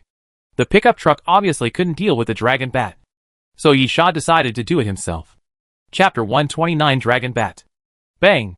After Yi Sha got out of the car, he slammed the door shut and hooked his finger at the dragon bat. Come on! Yi Sha sarcastically said. Beast! The dragon bat descended from the sky, spread its wings and screamed, then rushed towards Yi Sha. Yi Sha did not dodge or evade, just watching the dragon bat rushing towards him. 50 meters. 30 meters. 15 meters. When the dragon bat entered the attack range of the shock wave, Yi Sha suddenly pressed forward with his palm. Bang! With a dull sound, the dragon bat was knocked over by the shock wave. At the same time, Yi Sha kicked the ground with both feet and rushed forward, rushing towards the dragon bat. When the dragon bat stabilized its body, Yi Sha pounced on it and hit it directly. At the same time, he drew out the silver scimitar and slashed it hard on the dragon bat's wings. Puff!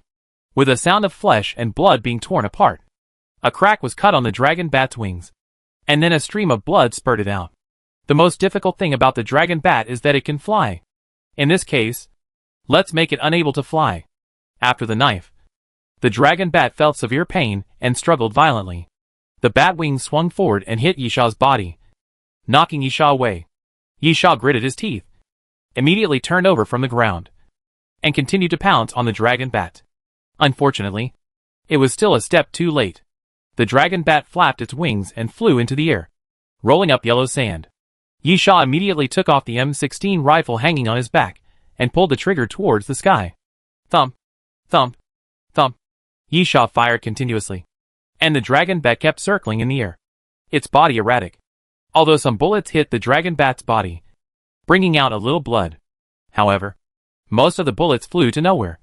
And even if those bullets hit the dragon bat, the damage they could bring to the dragon bat was minimal. When the magazine was empty, Yisha threw the M16 rifle on the ground, then took off the Black Hawk compound bow, put on the arrow, and followed the dragon bat, running quickly on the ground. Suddenly, he slid forward, knelt on the ground, and then pulled the string to shoot the arrow. The arrow flew into the sky, but just as it was about to hit the dragon bat suddenly twisted its body, turned sideways, glided in the air, and avoided Yisha's arrow. Yisha spat on the ground and continued running. This is why the flying ancient species are troublesome. They can fly and have excellent mobility. If there is no way to restrain them, it is a very challenging thing to hit them. At the same time, the dragon bat was under continuous attack, and was obviously angry and irritable. It suddenly folded its wings and dived downward. The dragon bat glided close to the ground, rolled up dust and scattered it around, and then rushed towards Yisha. Yisha quickly kicked his legs and jumped to the side. But even so, his back was swept by the dragon bat's wings, and he was directly knocked out and rolled on the ground. The dragon bat suddenly stopped gliding, hanging half a meter high, and flapped its wings directly, knocking a huge rock standing in the desert away and smashing it towards Yisha. Yisha turned over and immediately stretched out his hand to press. Shock wave.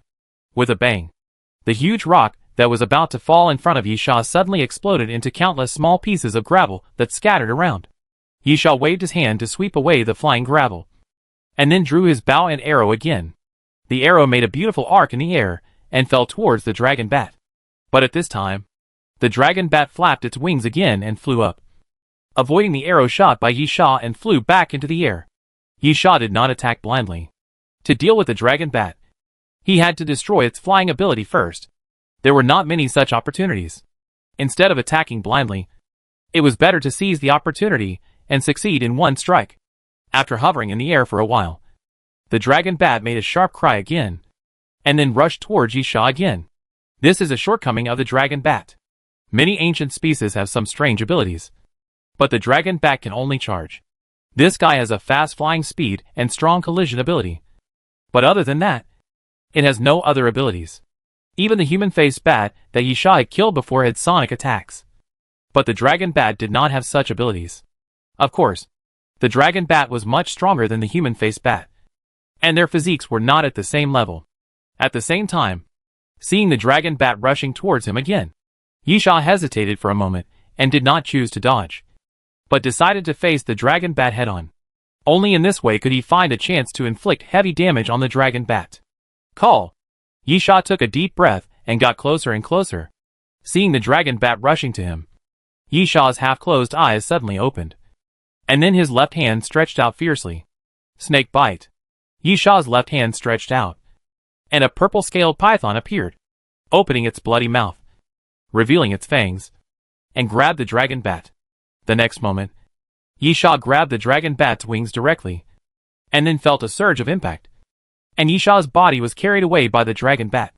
But with the terrifying grip of the snake bite, Yisha firmly grasped the dragon bat and never let go. Seeing the dragon bat flapping its wings and about to take off, Yisha suddenly pulled out the silver scimitar and stabbed at the dragon bat's wings again. Ah! Yisha roared, waving the silver scimitar vigorously, and then forcibly cut a terrible hole on the dragon bat's wing. The dragon bat screamed in pain, and the sharp cry pierced Yisha's ears. Then, because one of its wings was severely injured, the dragon bat lost its balance and fell heavily from the air. With a bang, the dragon bat and Yisha fell to the ground at the same time. Yisha's body rolled over and rolled 7 or 8 meters before lying on the ground. Cough! Cough! Yisha coughed, spitting out blood, and tried to move his body. Every inch of his bones seemed to hurt. Yisha tried to stand up, and kept falling back to the ground. After a while, he shook his body and slowly stood up. On the other side, the dragon bat kept flapping its wings and wanted to take off again. But Yisha cut a 1-meter crack on its left wing. which was completely unusable and naturally could not fly again. Yisha shook his body, walked in front of the dragon bat, pulled out the silver thorns and pointed them at the dragon bat. Say goodbye. Bang, bang, bang. The next moment, Yisha pulled the trigger continuously, smashing the dragon bat's head completely. The dragon bat lost the strength to struggle and became silent. You killed a dragon bat. Cumulative number 1. Apocalypse reward, half dragon blood. A mysterious voice sounded at the right time. Chapter 130, half dragon blood. Plop. Listening to the mysterious sound, Yisha sat on the ground, gasping for breath. The last fall really hurt him, and there was no place on his body that didn't hurt. After sitting for a while, Yisha felt much better. He got up from the ground, staggered to the pickup truck, took out a bottle of mineral water, poured it into his mouth, drank most of it in one breath, and then poured the remaining half of the bottle on his head luxuriously. After throwing the mineral water bottle aside, Yisha dragged out the backpack from the passenger seat, then took out the box containing the corpse flower, walked to the dragon bat's body, cut a hole, and poured the dragon bat's blood into the soil. The blood was crystal clear, and at the same time, after the blood was poured into the soil, the corpse flower seedlings began to wriggle rapidly, and then grew rapidly at a speed visible to the naked eye. The effect was countless times stronger than the flesh and blood of the tiger-striped golden scorpion. Yisha naturally knew the reason. And the reason was the apocalypse reward. When Yisha killed the tiger-striped golden scorpion, the apocalypse reward he received was not the flesh and blood of the tiger-striped golden scorpion. Although it could be used to feed the corpse flower, it could not allow the blood of the ancient species to penetrate into the corpse flower seedling. But the dragon bat was different, because the apocalypse reward Yisha received was half dragon blood of the dragon bat. In this way, feeding the corpse flower seedling with the blood of the dragon bat would naturally be twice the result with half the effort. Almost in the blink of an eye, the rhizome of the corpse flower seedling grew directly to half a meter high. Originally, there was only one leaf on the top of the rhizome, but now it has grown a fist-sized flower bud. Yisha reached out and grabbed the flower bud. Remember this smell. I cultivated you. The corpse flower is not a pure plant. Through virus mutation, it is a new form of organism, between plants and animals, and has a certain dog nature. As a dog's instinct, even the most ferocious bulldog or Tibetan mastiff will become dependent on people who feed them every day. The corpse flower can remember Yisha's smell when he feeds it, and then obey Yisha's command. As Yisha spoke, he cut off pieces of meat from the dragon bat's body and put them in a flower pot. Then he stood up and walked back to the pickup truck. Because the rhizome had grown to half a meter, the corpse flower seedling had successfully passed the seedling stage and should be in the juvenile stage. At the same time, it could no longer be stuffed into the box. Yisha simply threw the corpse flower on the passenger seat and drove on. As they drove forward, the crazy night did not catch up. On the road, Yisha found a few scattered zombies.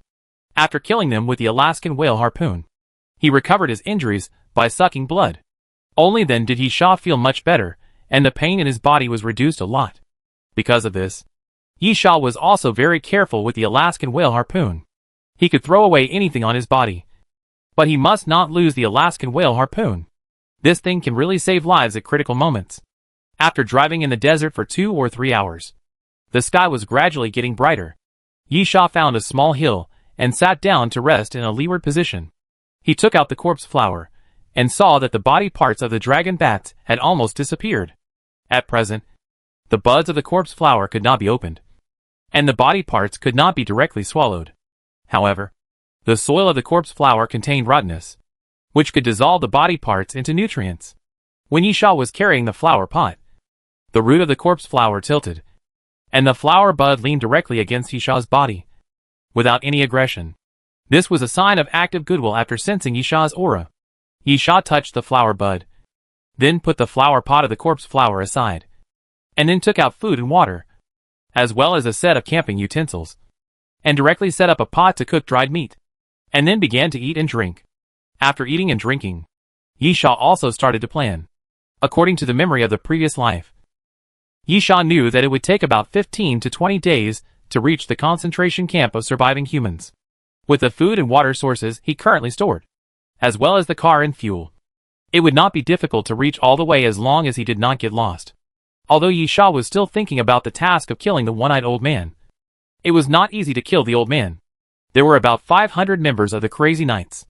Usually, even if they were scattered, half of them would stay with the one-eyed old man. It was too difficult to kill the one-eyed old man under such circumstances.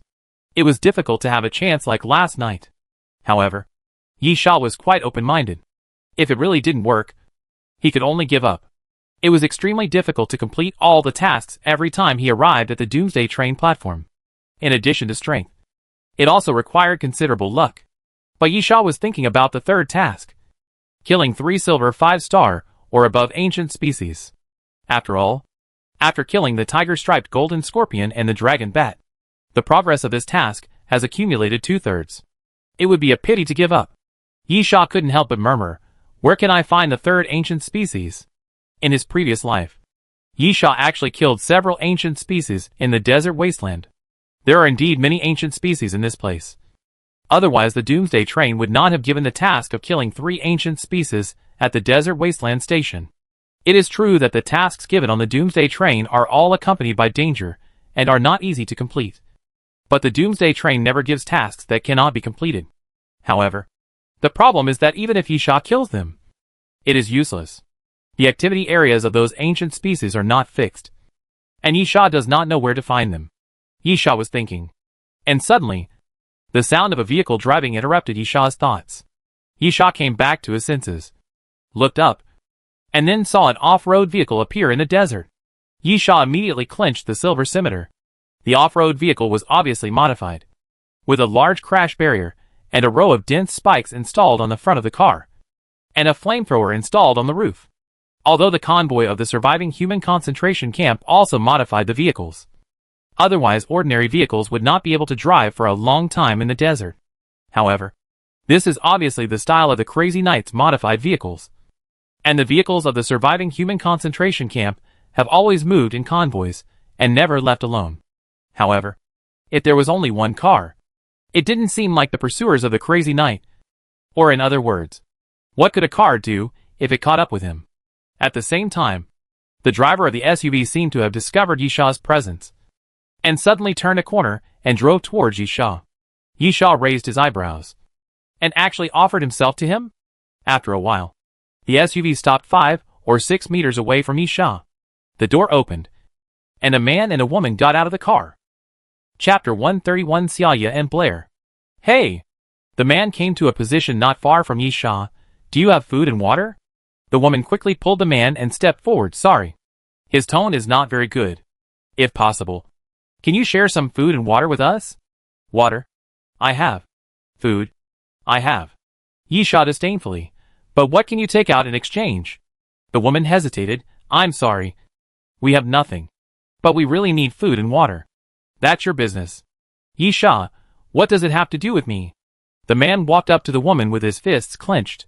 Don't waste your time talking to him. The desert should solve problems with its own survival rules. You're right. Yi Sha suddenly laughed, and then rushed forward. Before the man could react, Yi Sha kicked him hard in the chest, knocking him to the ground. Don't move. Yi Sha pointed the gun at the man's head. I am happy to solve the problem with the survival rules of the desert. The woman knelt down beside the man and said anxiously, Sorry. He didn't mean it. We leave now. The woman tried to help the man up, and at this time, Yi Sha saw a tattoo on the man's neck from his collar. Yi Sha, Xiaoya and Blair? The man showed a look of surprise and quickly protected the woman behind him. Who are you? Don't worry. I'm not one of the one-eyed old man's men. Yi Sha pointed to his neck. That's the symbol of the Crazy Knights. The tattoo is a double-bladed sword with flames burning on the blades. All members of the Crazy Knights have this tattoo. Considering that they are a man and a woman, the answer is obvious. Blair hoped. So, are you from the surviving human concentration camp? There are only 2 forces in this desert. One is the Crazy Knights, and the other is the surviving human concentration camp.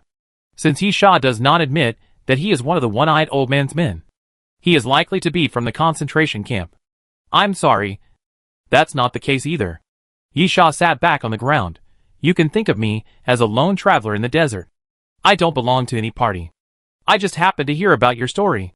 Oh! Blair's delicate face showed obvious disappointment. Yi Sha, Are you heading to the surviving human concentration camp? Blair nodded.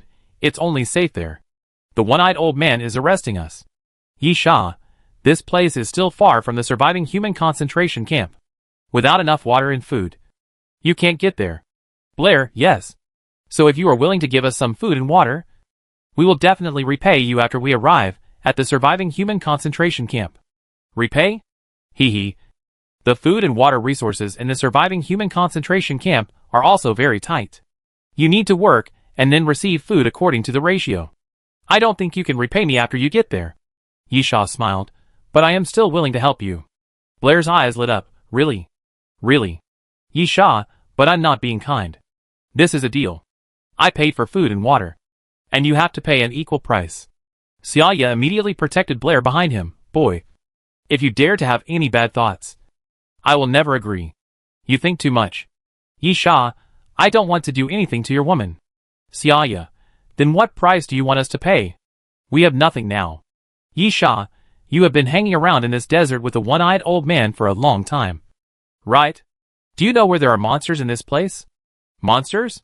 After a pause, Char laughed. Aren't they everywhere?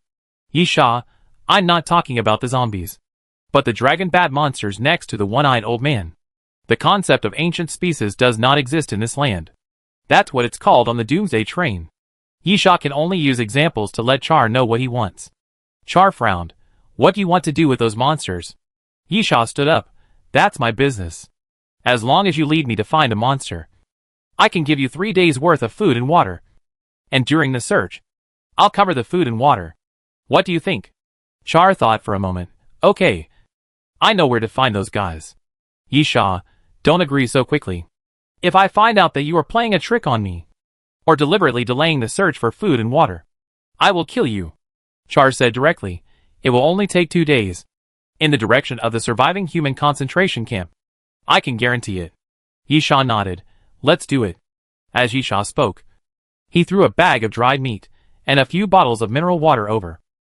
There are 2 reasons why Yi Sha is willing to pay for food and water. The first reason is that although he has the memory of his previous life, he only knows that there are many ancient species in the desert wasteland. But he is not clear about the specific distribution area. As a native of this desert, Xiaoya is obviously much more familiar with all this, and can help Yi Sha successfully find the 3rd ancient species, and complete the task issued by the Doomsday train. The second reason is still because of the one-eyed old man. At present, Xiaoya and Blair are being hunted by the one-eyed old man. Although Yi Sha failed once, he did not intend to give up the task of killing the one-eyed old man. With the 2 people in front of him, maybe he can find a new opportunity to kill the one-eyed old man. In fact, in the previous life, Yi Sha completed the task of killing the one-eyed old man, and there was no trouble in the process of killing the one-eyed old man. One reason is that Yi Sha was much stronger than he is now, and the Doomsday train also drove to the 12th platform. Another reason is that the one-eyed old man was not strong to begin with, but there were more people. The difficulty of this task lies in how to find the crazy knight who comes and goes like the wind in the desert, and the opportunity to kill the one-eyed old man face to face. Therefore, this opportunity fell on Char and Blair. Since they couldn't find the one-eyed old man, they would let him come to them. Eat quickly. Yi Sha, we'll set off after we finish eating. While chewing the dried meat, Blair said, How did you find so much food when you were surviving alone in the desert? Yi Sha smiled. I snatched it from the one-eyed old man. Char and Blair froze, and fear could be clearly seen in their eyes. The name of the one-eyed old man symbolized terror to them. Don't worry too much. Yi Sha played with the Alaskan whale harpoon. If the crazy knights chase us, I will send them to the underworld. Chapter 132 Grand Canyon. Char and Blair ate very quickly, and it was obvious that they were extremely hungry. Another reason was that they did not want to stay in the same place for too long, as it would be easy for the crazy knight to find them. They were still in pursuit. As for Yi Sha, neither Char nor Blair believed him. Although Yi Sha looked very tough, no one in this desert could fight against the one-eyed old man and his crazy knight. Yi Sha did not care. When the battle started, they would know whether they had such ability. Hey! When getting in the car, Yi Sha pointed to the passenger seat. Your woman has to sit in my car. Xiaoya frowned. What do you mean? Hostage. Yi Sha got into the driver's seat. I'm afraid you won't work properly after eating. Xiaoya wanted to say something, but Blair stopped him. Don't worry about me. He's a good man. I'll be fine. While Blair was talking, he got into the passenger seat. I'm a good man? Yisha looked at Blair and smiled contemptuously. Believe me, if you really think so, you will regret it. Blair said calmly, you know where we escaped from. So you are much better than those bastards. At least you gave us food for whatever reason. Yisha, this is just an equal exchange. Sit tight, Yisha said as he stepped on the accelerator. The place Xiaoya mentioned is in the east, in the direction of the surviving human concentration camp. If you don't follow the road, you will pass through a large canyon, where there are the ancient species that Yisha wants to find. Before arriving, Yisha got another good news, because he had been killing the scattered zombies in the desert. The first trial of the 12 trials of the undead was finally completed. 12 trials of the undying, imagination ability. Each time you pass a trial, you will get a chance to revive your body. If you succeed in the third trial, you will get hard armor. If you succeed in the sixth trial, you will get strength. If you succeed in the ninth trial, you will get frenzy. If you succeed in the 12th trial, you will get the unyielding warrior's will. Currently completed trials, 1/12. Number of resurrections, 1. The second trial content, Kid Mutant Eyeballs, Poisonous Heart, Sharp Teeth, Ice Blood, Tearing Claws. Trial completion 2/5. Yisha killed 1,000 zombies, and successfully passed the first trial. According to the 12 trials of immortality, Yisha will get a chance to revive. Resurrection means that when Yisha enters the state of death, all the cells in his body will reach an active state beyond that of ordinary people. And then the body will regenerate at super speed. Therefore, it is not entirely correct to say that it is resurrection. Because even if the heart is pierced, there will be 0.01 seconds. The person is still alive. The mind has not dissipated. And the blood is still hot. And then in this moment, Yisha can be resurrected. But if a person is completely dead and has no life characteristics, he cannot be resurrected. Of course, because resurrection is a passive ability, it will definitely be activated before Yisha's life characteristics completely disappear. Therefore, before the number of resurrections is used up, Yisha can't die even if he wants to. At the same time, the content of the second trial also appeared. As expected, compared with the first trial, the difficulty has increased significantly. The 5 items required must all be obtained by killing mutant zombies. Among them, the mutant eyeball. Yisha got it from the axe holder. And as for the sharp fangs, the 2-headed dog's teeth are a kind of sharp fangs. Although they have all been sold, it counts as having been obtained. Therefore, the current progress of the second trial is February 5th. As for the remaining 3, they cannot be forced. Even if Yisha kills the mutant zombies, it is uncertain whether he can get anything or what he gets.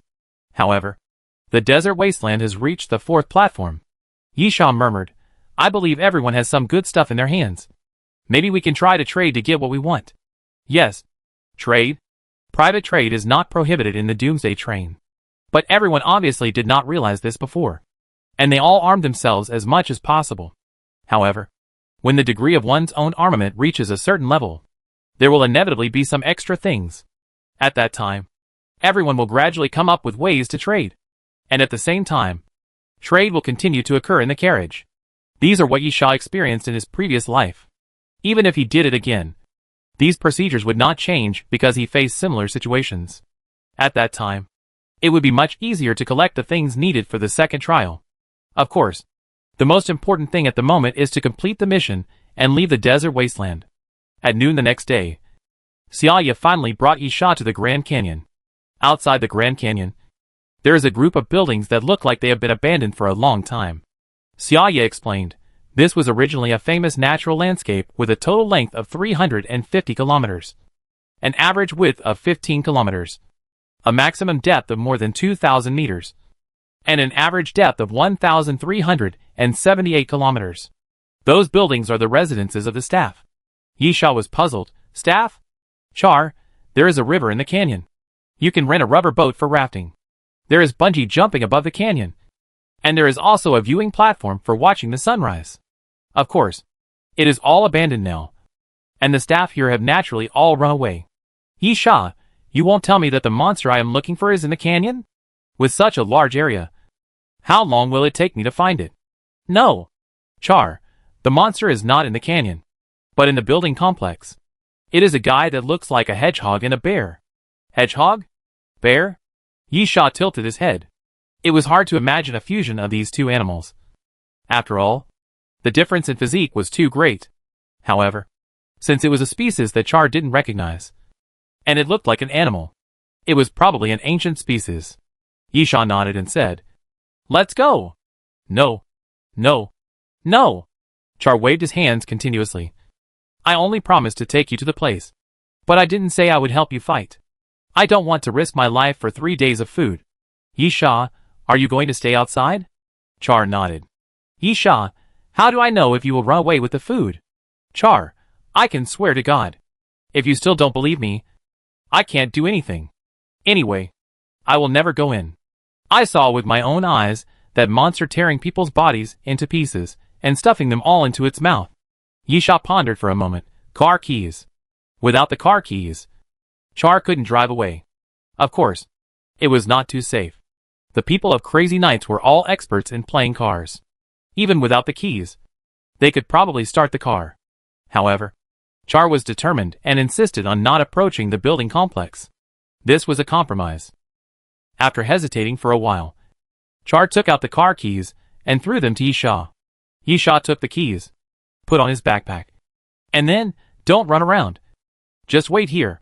Chapter 133 Crescent Bear. After fully armed, Yisha entered the building complex. It was called a building complex, but in fact it was just 3 or 5 houses. Yisha approached the first house and found it was a warehouse. He pushed open the door and found some things needed to travel through the canyon, including tents, jackets, crutches, etc. If you want to travel through the canyon completely, 1 or 2 days is not enough. You need to spend the night in the canyon. Experienced travelers will prepare it by themselves, and those who don't know can buy it here. Yisha carefully walked around the warehouse, moving forward while putting on the Star Glory goggles. But he never found any red shadow in the Star Glory goggles. Yisha then left the warehouse and walked to a house on the other side. After entering this house, there was a large hall with a semicircular reception desk in front. The ground was covered with dust and spider webs everywhere. Yisha walked to the reception desk and looked inside. The drawer fell to the ground, and countless forms were scattered all over the floor. Yisha picked up the form and saw that it was a form for personal information registration. The purpose of this place is to rent cars. Some people like to hike through the Grand Canyon for sightseeing, while others like to take a car. This place provides services for the latter. Yisha threw the form away and continued to walk forward. Behind the front desk, there was an area with many rock climbing equipment piled up.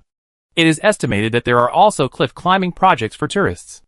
Yisha still used the Star Glory goggles to search, but still found nothing else. Yisha walked out of the house. If it weren't for Xiaoya's solemn oath, Yisha would have suspected that this guy was playing a trick on him.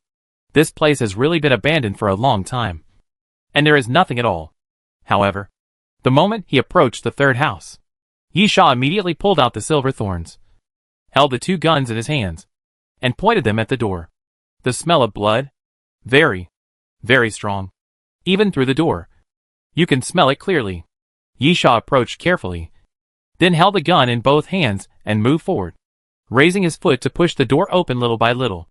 As soon as the door opened, Yisha saw a skeleton lying directly beside the door, with tattered clothes hanging on its body. Not far from the skeleton, Yisha saw a fresh corpse. Not a human, but some kind of animal. Or should I say, it was the corpse of an ancient species. It looked like an ancient species like a lion, but the head was gone, and the flesh and blood on the body were also bumpy. So it was difficult to tell what kind of ancient species it was.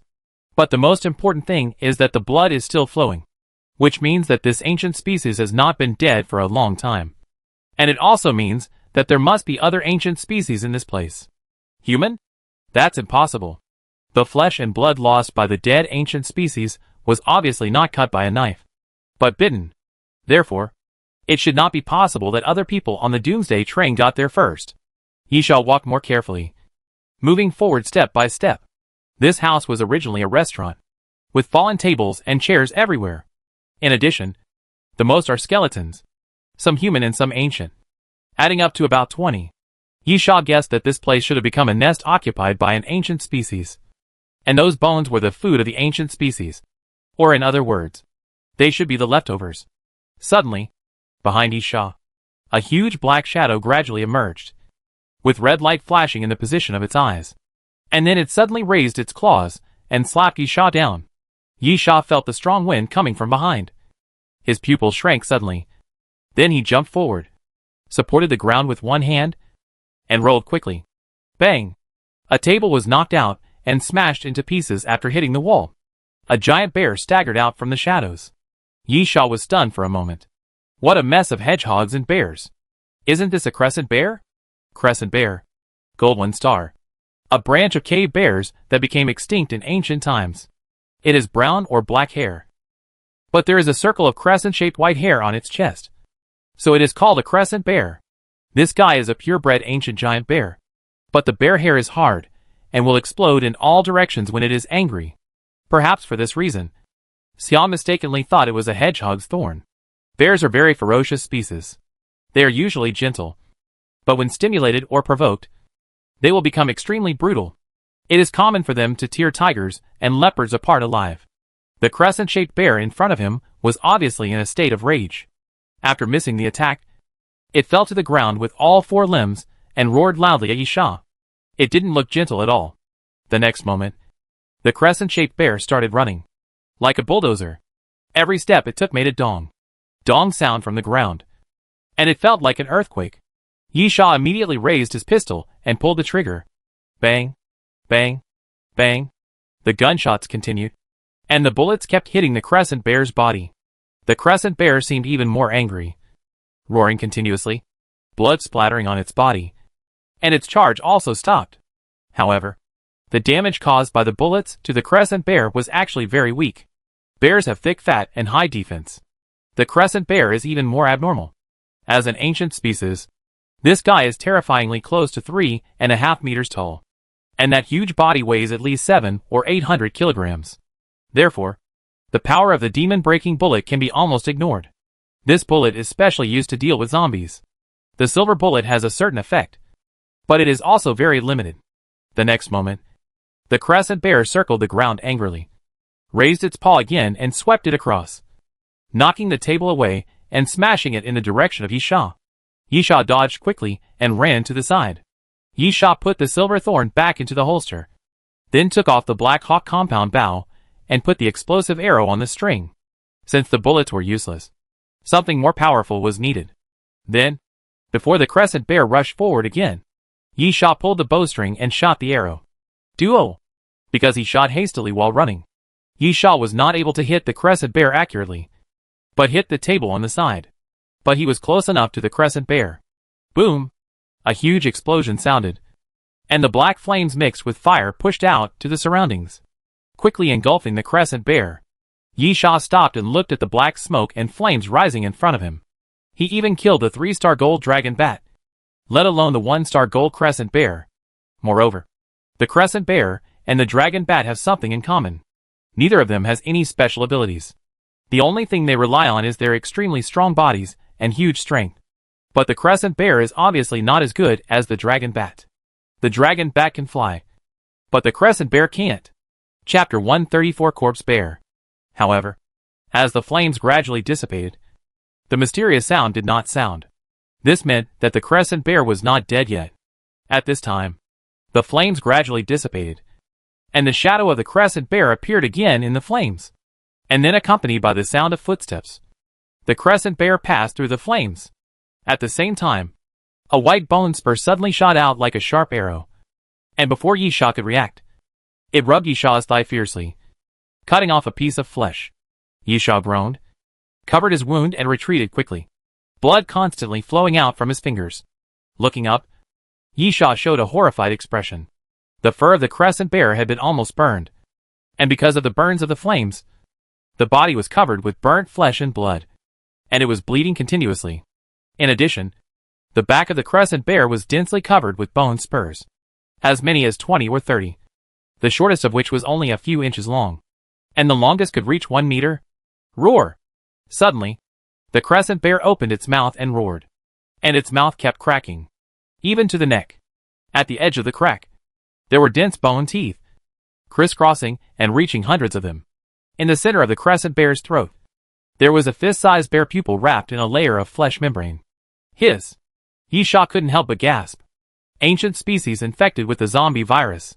Usually, the virus will only revive the ancient species. But it does not mean that the ancient species will not be infected by the virus.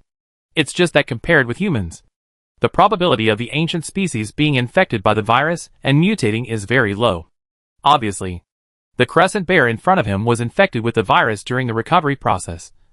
So the explosion did not kill the crescent bear, and it turned into this ghostly appearance. I was careless. Yisha also cursed himself in his heart. The crescent bear's gold 1-star level is not high. It's okay to prey on humans, but killing so many ancient species is obviously not normal. Unless the dozen ancient species killed here are all silver level, the probability of this is not high. The desert wasteland is an area where ancient species are produced more. And there are also fights between ancient species. Ancient species will also encounter attacks from zombies. So the ancient species that can survive are all strong. The crescent bear is a type that is qualified to survive in the desert wasteland. But it has not reached the level of being able to hunt other ancient species at will. Now the answer is obvious.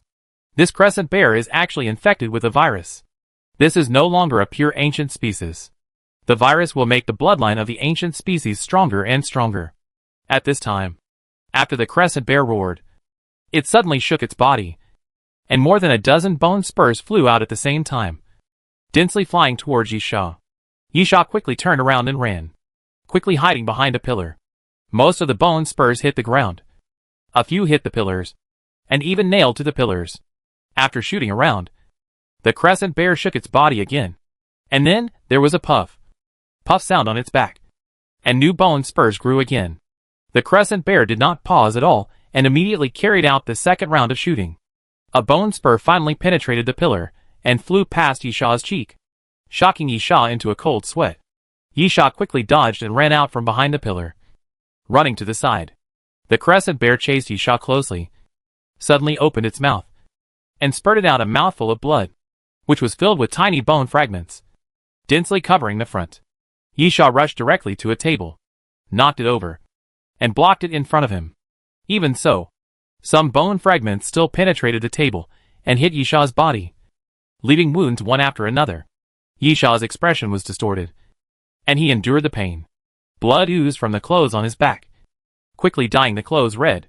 Yisha quickly took out the red flame bomb, pulled out a crystal bar, and threw it outside the table without hesitation.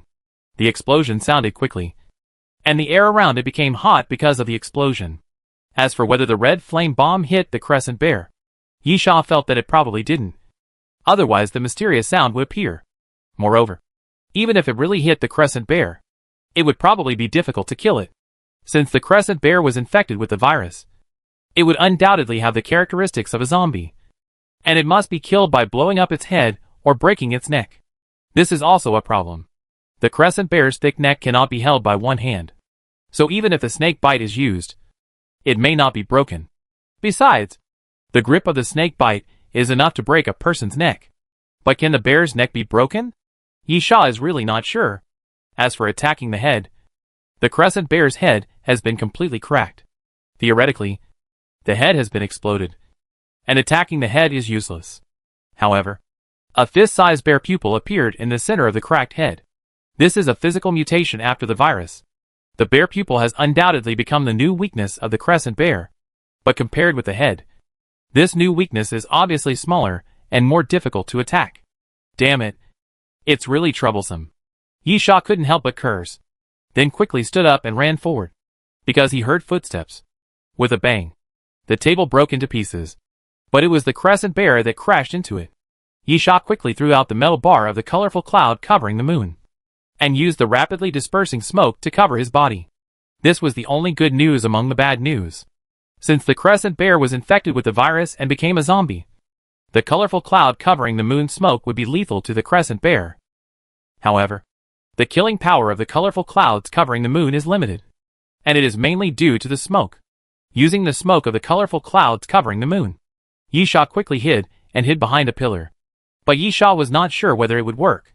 Humans mainly rely on vision to identify objects. But animals are different. They have a strong sense of smell. I hope that after the crescent bear becomes a zombie, this aspect will degenerate, Yisha muttered softly. Because zombies are different from humans and animals in this regard. They mainly rely on sound. And then smell. Therefore, Yisha hid behind the pillar, but did not dare to move. There was only one chance. After the crescent bear was infected with the virus, it became quite powerful. Yisha estimated that if the Doomsday train was used to assess its level, it would at least reach the level between gold 5 stars and platinum 1 star. Yisha's current level was gold 1 star, which meant that the difference between the two sides was not a star level, but a level that was almost a large level. Therefore, a long battle was very disadvantageous to Yisha. Yisha hoped that he could seize the opportunity and kill with one blow. Dong! Dong!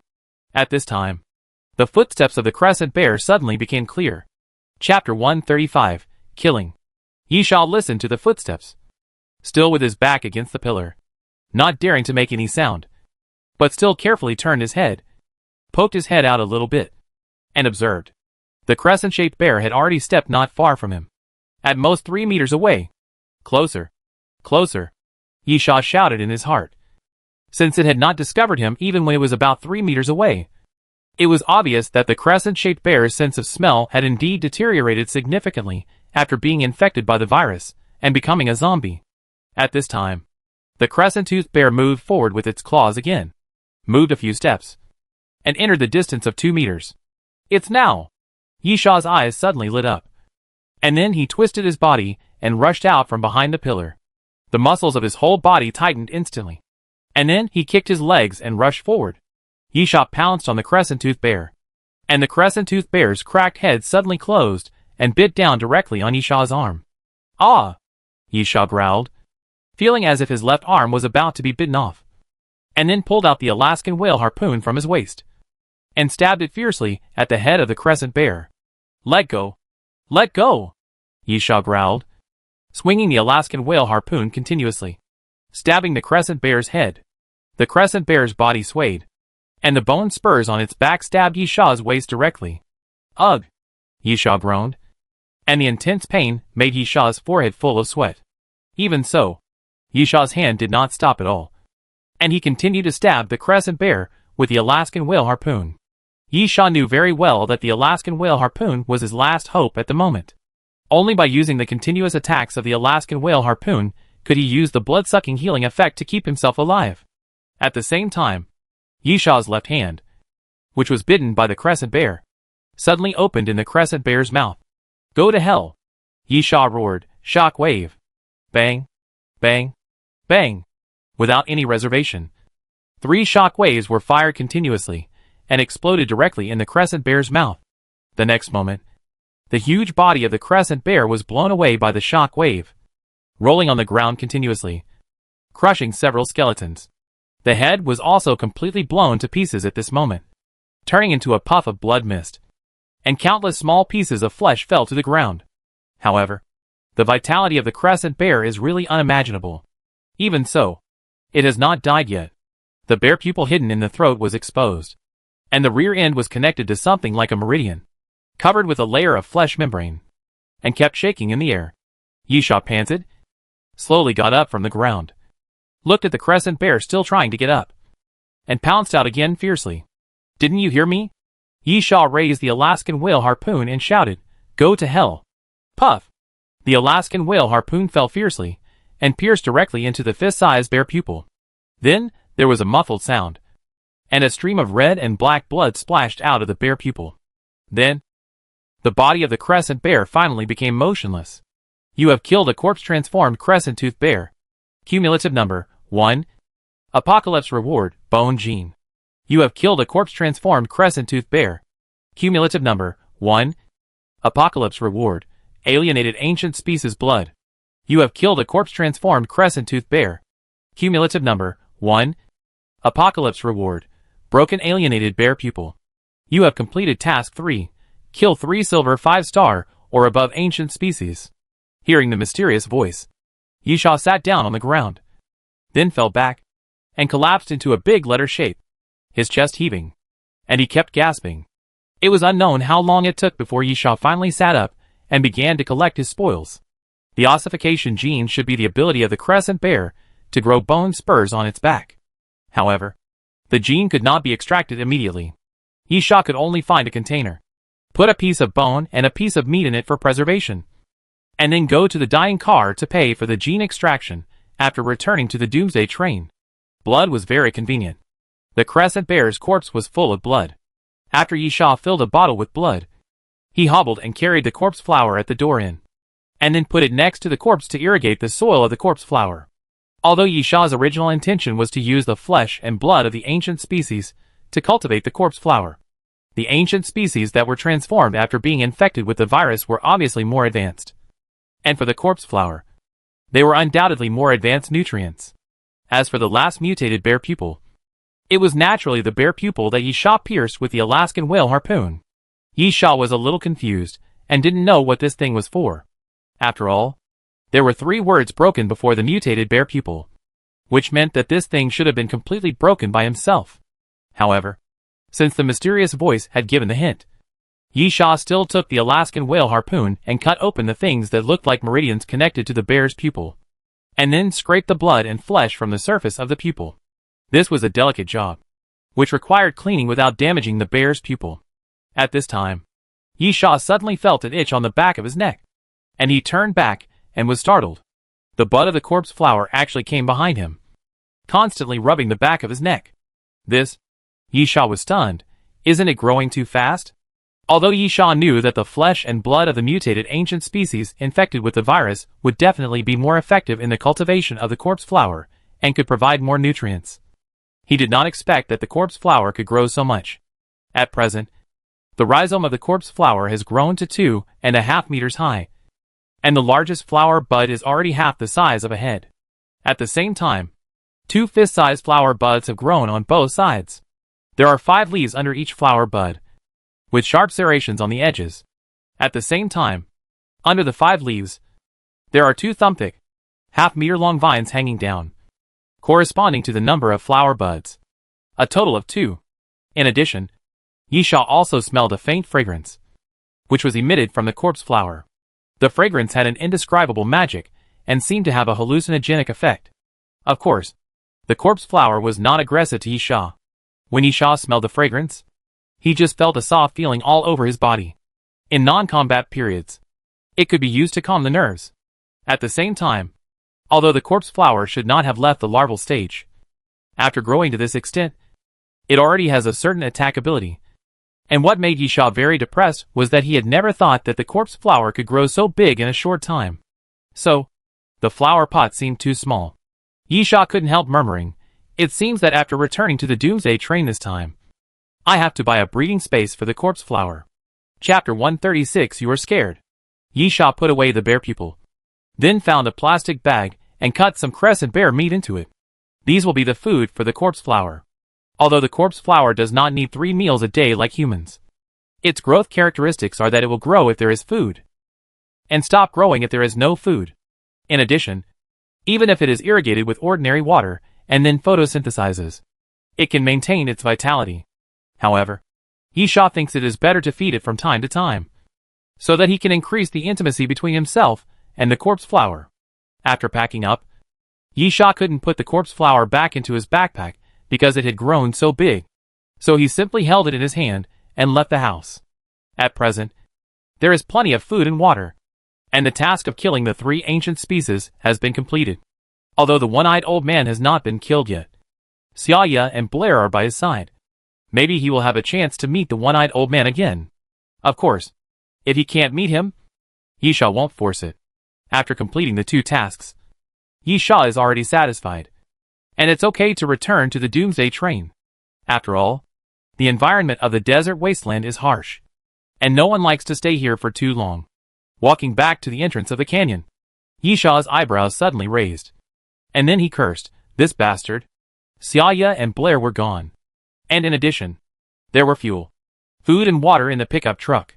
Yisha, it was a mistake to trust that guy. Yisha couldn't help but curse again, but suddenly stopped, because the situation was not right.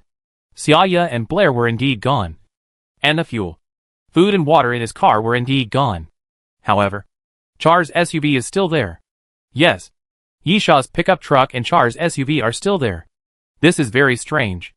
If Char ran away with Blair, it would be normal to drive away his own car or Yishaw's pickup truck. But what's the matter with both cars? That guy carried things and ran away with Blair on foot? This is impossible. Even if Char could move things, he only has 2 hands. And Blair only has 4 hands. How can he move so many things?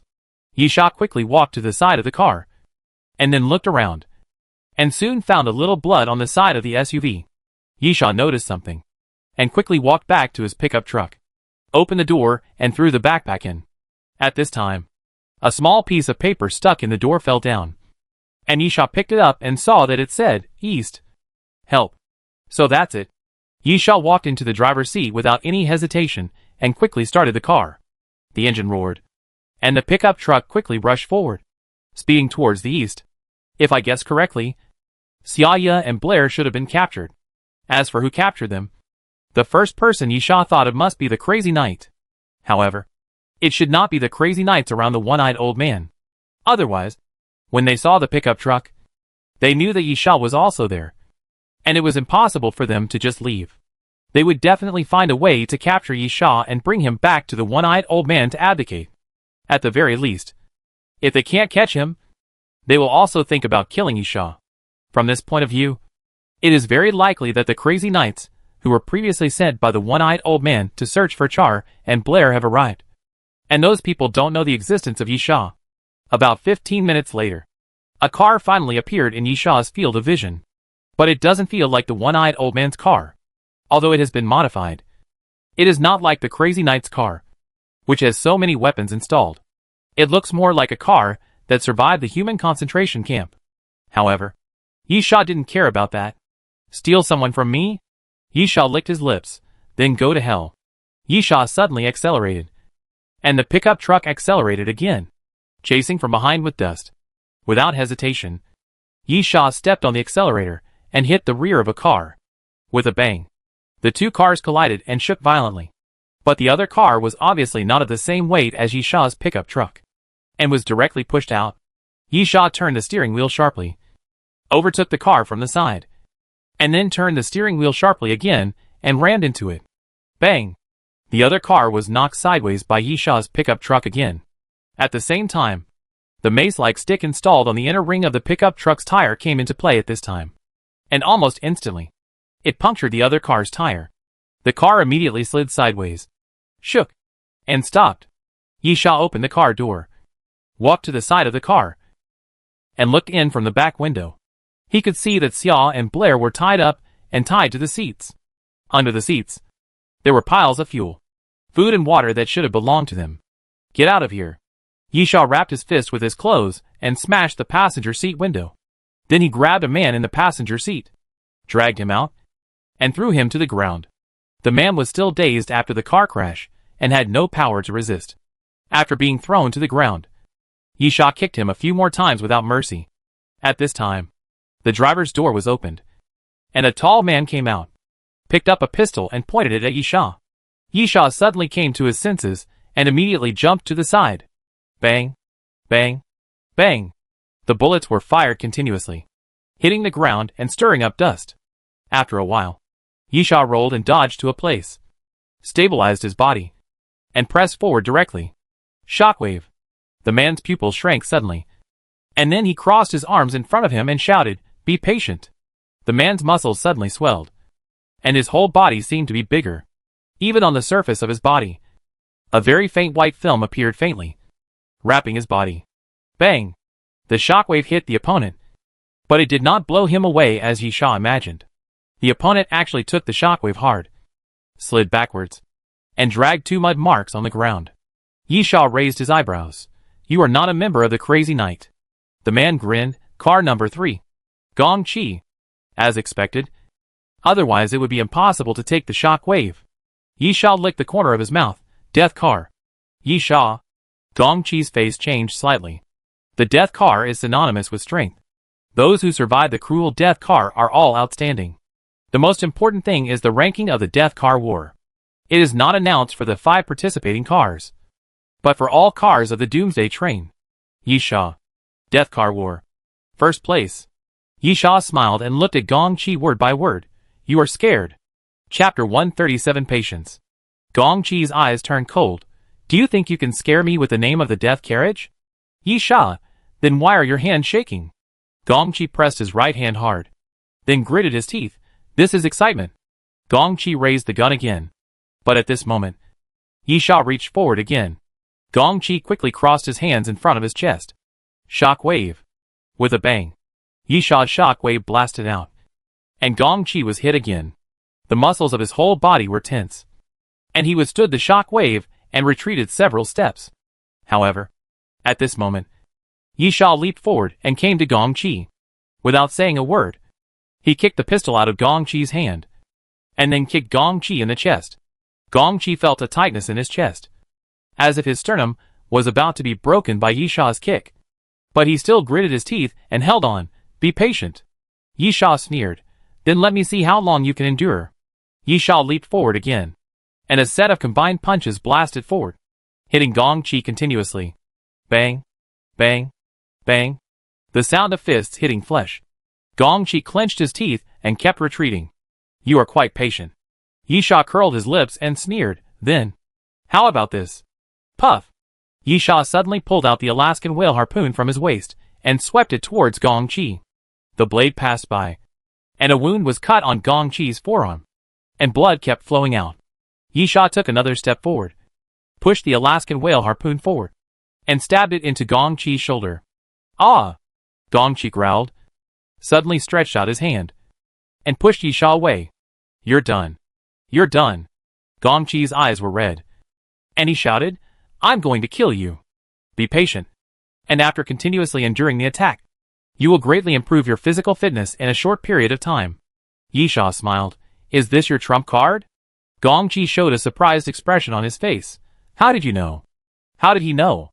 Of course, Yisha had seen someone use it in his previous life. Yisha, I've seen it in the dining car's ability list. Gong Chi panted, then gritted his teeth. Even if I know, what can I do? It's too late. I've already endured enough attacks. Gong Chi gritted his teeth, and his muscles continued to expand like balloons, and then burst his clothes. The brain is a good thing, but it's a pity that you don't have it. Yisha sighed. I know you have the ability to endure, but I still attack you without hesitation. Do you know why? Yisha suddenly dodged and ran forward quickly, coming to Gong Chi again. Gong Chi roared, raised his fist, and smashed it towards Yisha. Yisha's eyes were stern, and his left hand suddenly stretched out. Snake bite. On Yisha's left arm, the shadow of a purple-scaled python appeared, circling around Yisha's left arm. When Yisha stretched out his left palm, the purple-scaled python suddenly opened its bloody mouth. Bang! Gong Chi's fist fell directly into Yisha's palm, and then was firmly held by Yisha. Gong Chi's forehead was covered with sweat. He felt that what was holding his fist was not a palm, but an iron clamp. His fist could not move forward even a little bit, and there was no way to pull it back. Yisha, I know you have the ability to endure, but there is only one reason why you attack recklessly. That is, even if you use the ability to endure, you are not my opponent at all. Crack! Yisha's left hand exerted force suddenly, and Gong Chi's fist suddenly loosened. The 5 fingers were strangely deformed and twisted, but Yisha directly broke the bones. Ah! Gong Chi fell to his knees, wailing in pain, tears streaming down his face. Yisha loosened his left palm, then raised his foot and kicked Gong Chi in the face, sending him flying. Yisha, you are too weak. As Yisha spoke, he walked towards Gong Chi. Gong Chi, half lying on the ground, holding his wrist, his face full of pain, looked at Yisha coming, and immediately begged for mercy. Yes. Yes. I am too weak. Let me go. Do you know how to beg for mercy now? Yisha squatted down and looked at Gong Chi. My things are mine. No one can touch them without my permission. Do you understand? I understand. I understand. Gong Chi nodded repeatedly. I was wrong. I didn't know it was yours. I promise there will never be a next time. Yisha smiled. Yes. There will never be a next time. Suddenly, Yisha pulled out the silver thorn and aimed it at Gong Chi's head. Bang! The bullet shot out from the gun barrel and directly penetrated Gong Chi's head. A blood hole appeared at the center of his eyebrows. The silver bullet directly penetrated Gong Chi's head. Gong Chi's eyes widened, and then his body tilted and fell to the ground with a thud. Yi Sha, since I touched you, I must pay the price. After saying this, Yi Sha stood up and walked back to the side of the car, looking at the other guy on the ground who was knocked unconscious by him. He raised his hand and fired 3 shots at his chest, killing him. Yi Sha's survival principle is very simple. If you provoke me, you must die. If I let him go today, he will bear a grudge and may not become a hidden danger in the future. Walking to the side of the car, Yi Sha opened the door, then pulled out the Alaskan whale harpoon and cut the ropes that tied up Char and Blair.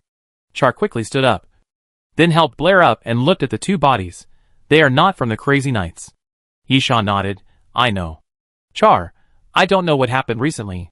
There seem to be a lot of strangers in this desert. These 2 guys. And you. I saw a team of 5 walking in the desert a while ago, and they wanted to rob my car. Yi Sha shrugged his shoulders. He knew that the strangers that Char was talking about were all humans from the Doomsday train. He said casually, maybe they are the survivors who escaped from a city farther away. Char, probably.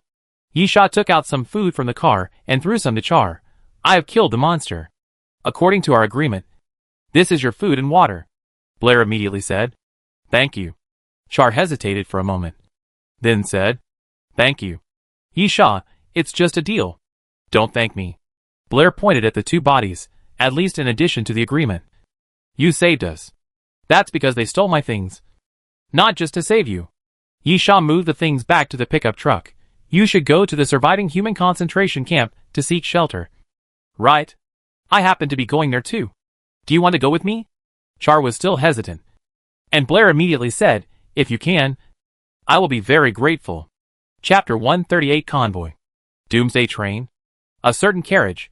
The young man sat on the sofa, holding a wine glass in his hand, which was filled with blood-red wine. Suddenly, the man's palm exerted force, and the glass was crushed, and the wine inside spilled out, staining the carpet on the ground red. A bunch of trash.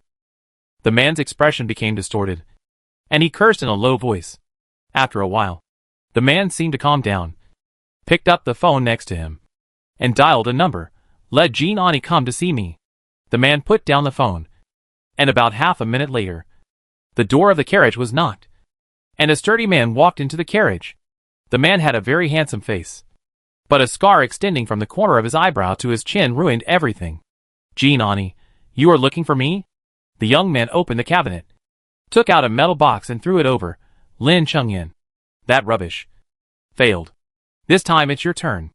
I hope you can bring me good news. Jean Ani opened the box and frowned. Excuse me. The Doomsday train has just arrived at the 4th platform.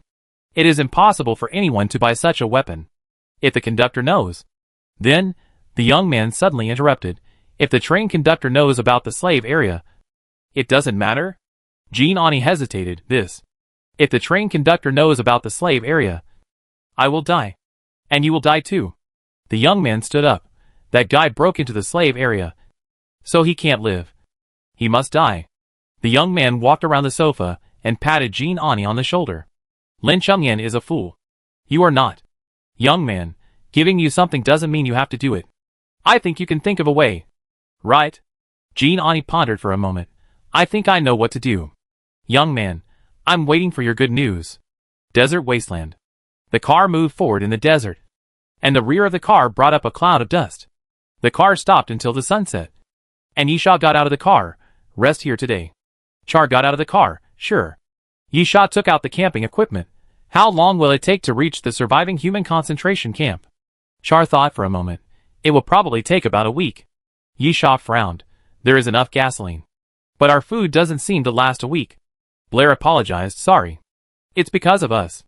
The food that Yi Sha snatched from the one-eyed old man was enough for him to reach the surviving human camp. But if Char and Blair were included, the food and water would obviously not be enough. Even though Yi Sha found some food in Gong Chi's car after killing him.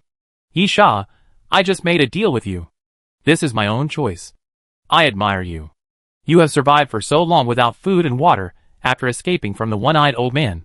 Xiaoya, We originally wanted to find a convoy of survivors in a human concentration camp on the road. As long as we catch the convoy, we will have no shortage of food and water, and we can directly reach the surviving human concentration camp. Blair, but we waited for 3 days, but didn't see the convoy. Instead, the crazy knights came to us. We fought and won. The previous food and water were all stolen from the crazy knights. Yisha took out the dried meat and bit it.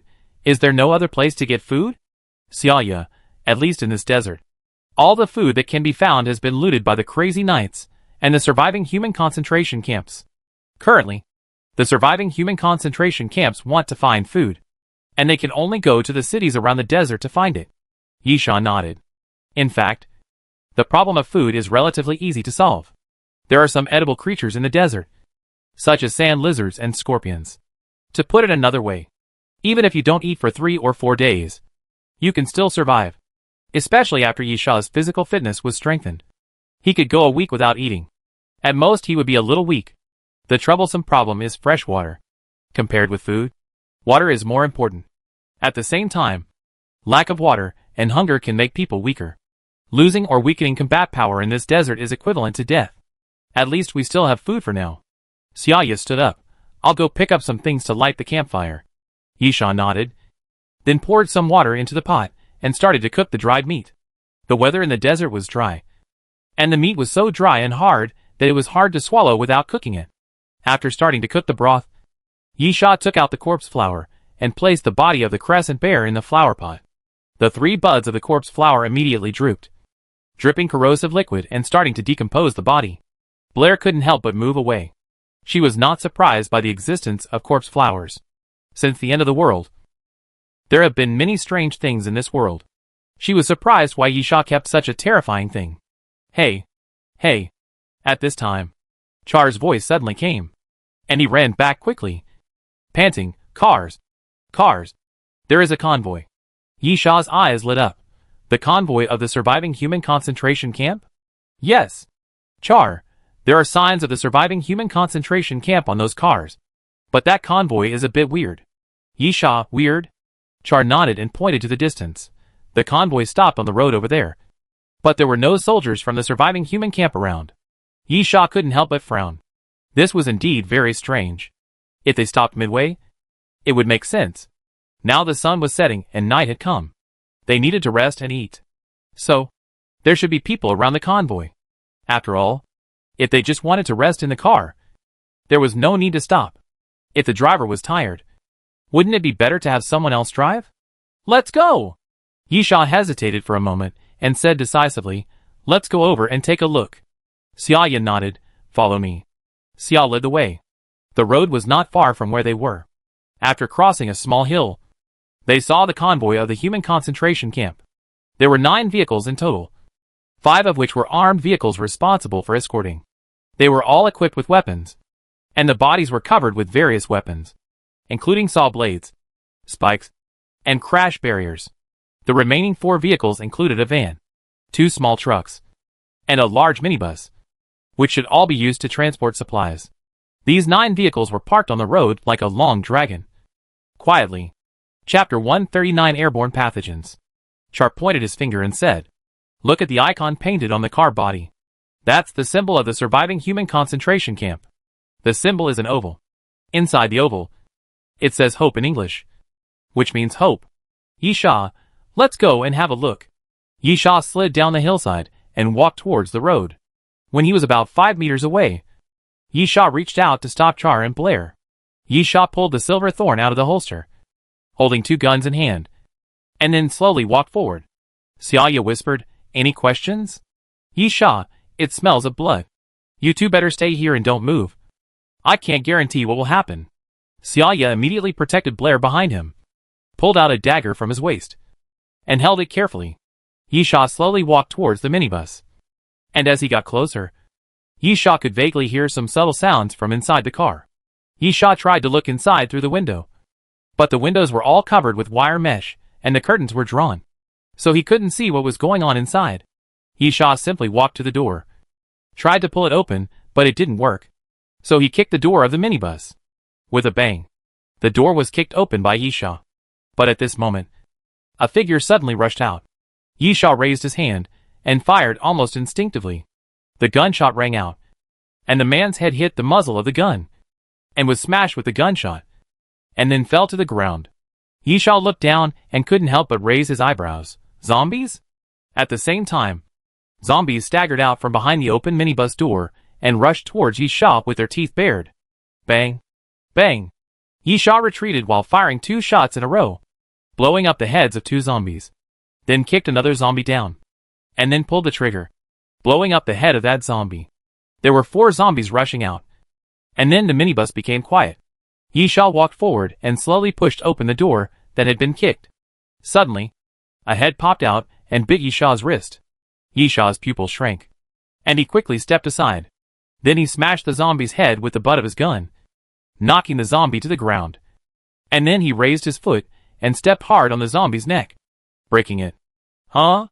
Yisha exhaled, and the last blow really scared him. He didn't expect that there was a zombie hiding behind the door. After getting rid of 5 zombies, Yisha walked up to the car and took a look. It turned out to be a convoy of people transporting supplies from the surviving human concentration camp. Although it was a minibus, the seats were almost all removed and the supplies were densely piled on it. Yisha walked around and didn't find any other zombies. Then he waved to Xiaya and walked towards the truck in front. Walking to the window of the truck, Yisha patted the window with his hand. A zombie suddenly poked his head out, hit the glass with his claws and teeth, and then kept scratching the glass, trying to rush out. Bang! Yisha aimed at the window and fired a shot, killing the zombie. Yisha said to Char, "You guys leave here quickly. I originally thought that the crazy knights robbed the convoy, but now it seems to be more troublesome than the crazy knights.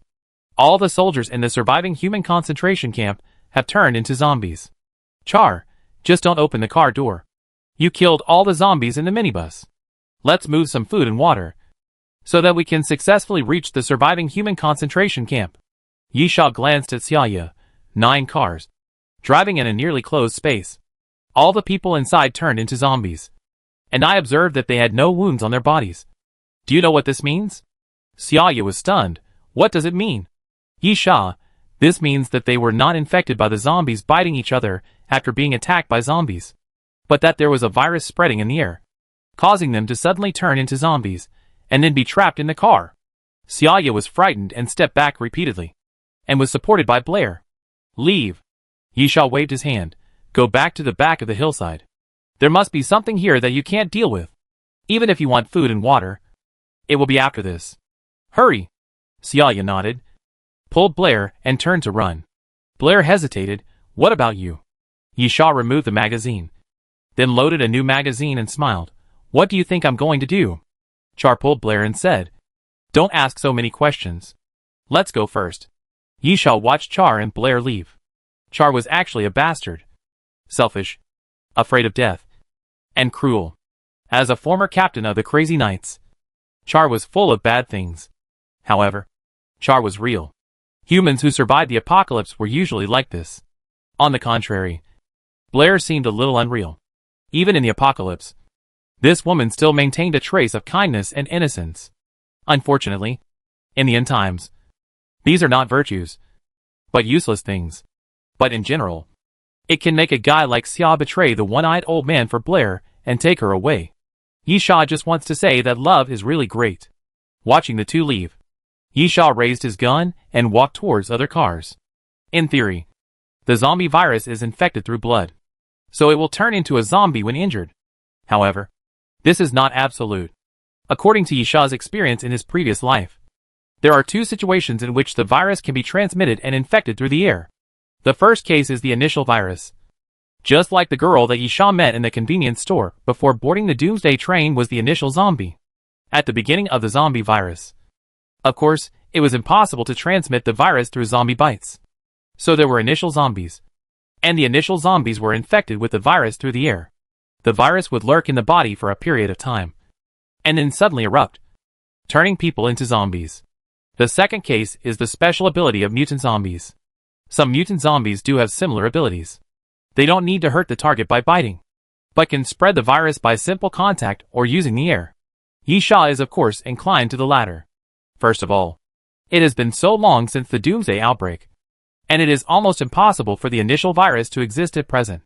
If it really exists, then Yisha will really make a fortune this time. Yisha had only heard of that thing in his previous life, but had never seen it, and no one had ever found it.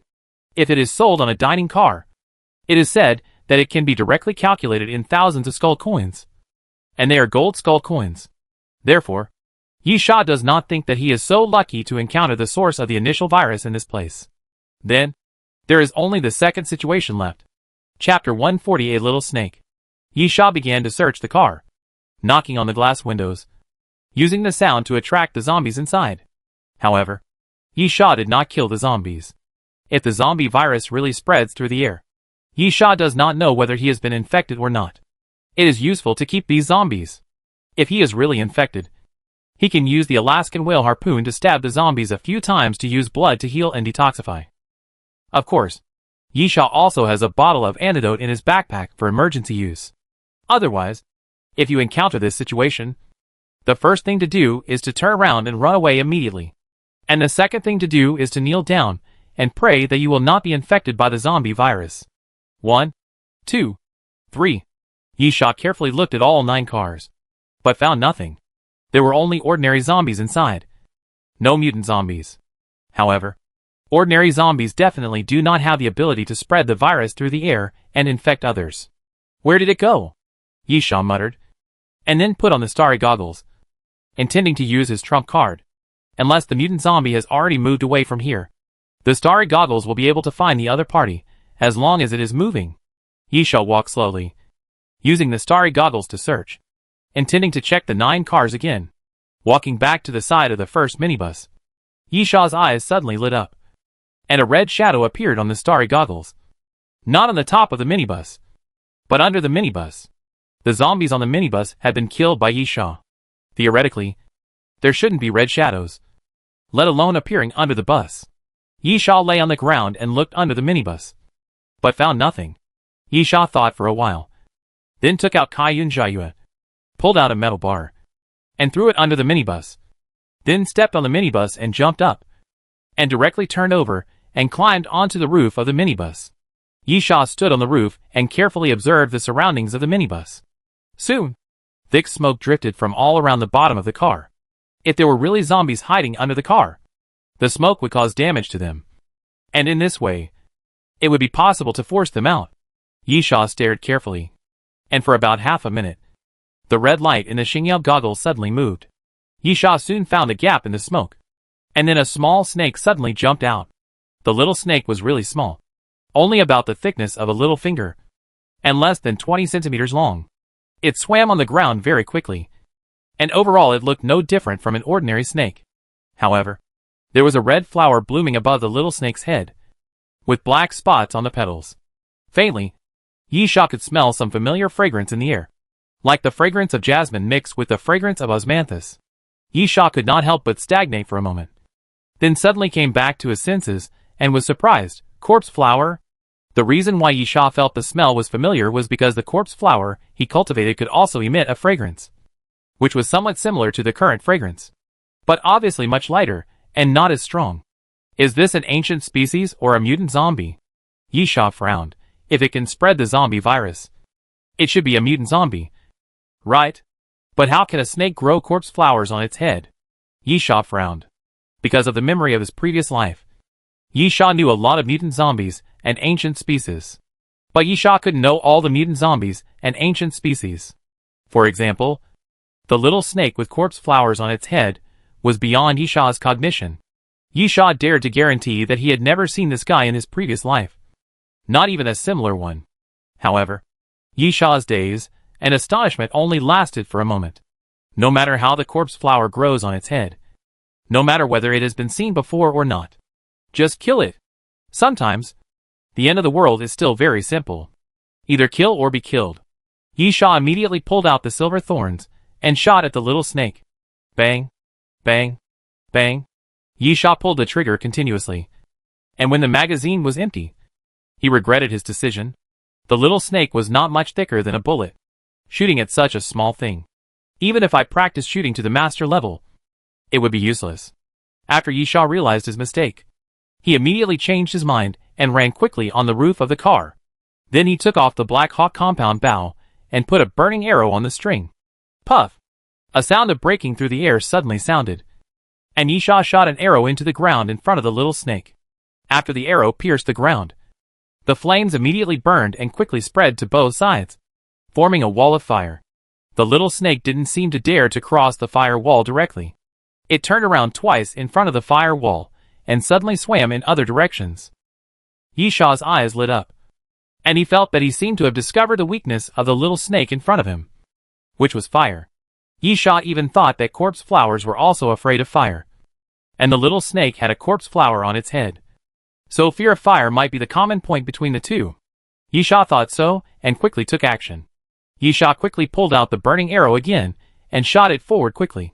The burning arrows landed accurately around the little snake, and the burning wall of fire trapped the little snake in the center. Yisha had no intention of stopping, because the first wall of fire began to extinguish, and there was no flammable material around, so the flame could not burn for a long time. After shooting 3 arrows again, Yisha set up a second layer of fire wall on the outer circle of the fire wall, which surrounded the little snake. Then, Yisha took out the red flame bomb, pulled out a crystal bar, and threw it directly into the center of the fire wall, where the little snake was. Boom! The red flame bomb landed on the ground and exploded quickly, rolling up flames and rolling like waves, quickly engulfing the little snake. Yisha put down the Black Hawk compound bow, looked at the fireball, and frowned slightly. Yisha did not hear the mysterious sound, which meant that the little snake did not die in the explosion. Suddenly, a black shadow suddenly broke through the wall of fire. But it was the little snake that suddenly jumped out, quickly broke through the wall of fire, and swam forward, but did not come in the direction of Yisha, but pounced on a zombie's body. The little snake pounced directly on the zombie's body, twisted its body at the chest of the corpse, and actually dug a blood hole in the corpse, and then drilled into the zombie's body. The next moment, the zombie's body kept twitching and shaking, and then slowly climbed up from the ground. Chapter 141 Parasitism. Yisha was surprised. Parasitism? Parasitism is not rare among mutant zombies, but it is definitely not common.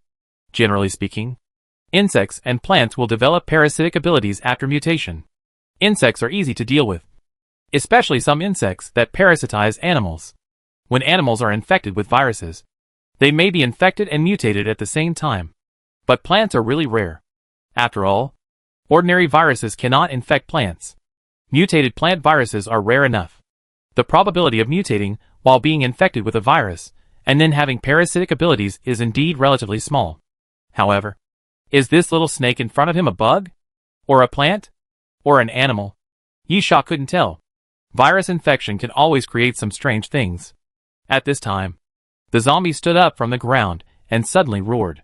The next moment, the zombie raised its head, and after a puff, a snake head suddenly emerged from the zombie's mouth, gritting and showing off its fangs. But this is not the end. The zombie's chest also cracked open, and blood continued to ooze out. And then a corpse flower about the size of a basin bloomed on the zombie's chest.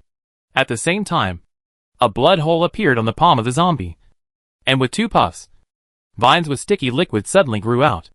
The snake head roared in the direction of Yisha, and then the zombie waved his arm, and a vine hit Yisha fiercely. Yisha quickly dodged sideways and rolled on the roof. The next second, the vine fell hard on the roof, directly smashing a piece of the roof. The snake head in the zombie's mouth continued to roar, and then the corpse flower on the chest suddenly closed. The moment it opened again, countless black shadows about the size of a thumb flew out. The shadows were so dense that there was no way to avoid them. Yisha immediately flipped over, jumped off the roof, and hit on the side of the minibus. Thump, thump, thump. The shadows kept hitting the minibus, smashing it. Yisha finally saw what the shadows were. They were actually corpse flower seeds. Yisha couldn't help but ponder. Vines and seeds. Although the little snake that got into the zombie's body was in the form of a snake, judging from the corpse flower on its head and its current attack method, it seemed to be closer to a plant form. At this time, the sound of the seeds hitting the minibus finally stopped. Yisha guessed that the seeds were not fired continuously without limit. Otherwise this guy would be a machine gun with unlimited bullets. Who could stop it? Taking advantage of the moment when the seeds stopped flying, Yisha ran quickly to the side and ran out from the back of the minibus. At the same time, he took off the Black Hawk compound bow and shot an arrow at the zombie's right leg. Such an attack was ineffective against zombies. But the flames burned quickly. It worked. Yisha's face lit up with joy. The arrow's penetration had no effect on the wound. But the burning flames made the mutant zombie in front of him very painful. He kept struggling in the flames. The snake head kept poking out. And the snake tongue kept swallowing and spitting. Without any hesitation, Yisha immediately put 2 more burning arrows on the bowstring and shot them at the zombie. The burning arrows fell on the ground on both sides of the zombie, burning, and quickly formed a fireball, surrounding the zombie in the center, and constantly burning it. Yisha took out the crystal bar of the red flame bomb without hesitation and threw it at the zombie. For guys with plant attributes, fire and explosions have always been the most terrifying things. But Yisha also did not hear the mysterious voice's prompt. Obviously, another explosion still did not kill the zombie. Yisha was not surprised. The little snake merged with the corpse. Even if it was really afraid of fire, it would increase its resistance to fire. Secondly, it was still a problem of weakness. Only by blowing up the head or breaking the neck could the zombie fall to the ground. Moreover, the mutant zombie in front of him might be more troublesome. Because it is a parasite. The head and neck are definitely not weak points. According to Yisha's experience, the weak point is either the snake head wriggling in the mouth or the flower on the chest. After a while, the flames gradually dissipated, and the zombie shook its body and staggered again. Its body was charred, and the petals of the corpse flower on its chest were burned and curled up. Yisha licked the corner of his mouth. It seems that the corpse flower is not a weak point. Otherwise the zombie in front of him would have suffered heavy damage if it was burned to this extent. Then, the weakness should be the snake head hiding in the zombie's mouth. At the same time, the zombie suddenly raised his arms forward, and 2 vines swam like snakes, and then suddenly rushed towards Yisha.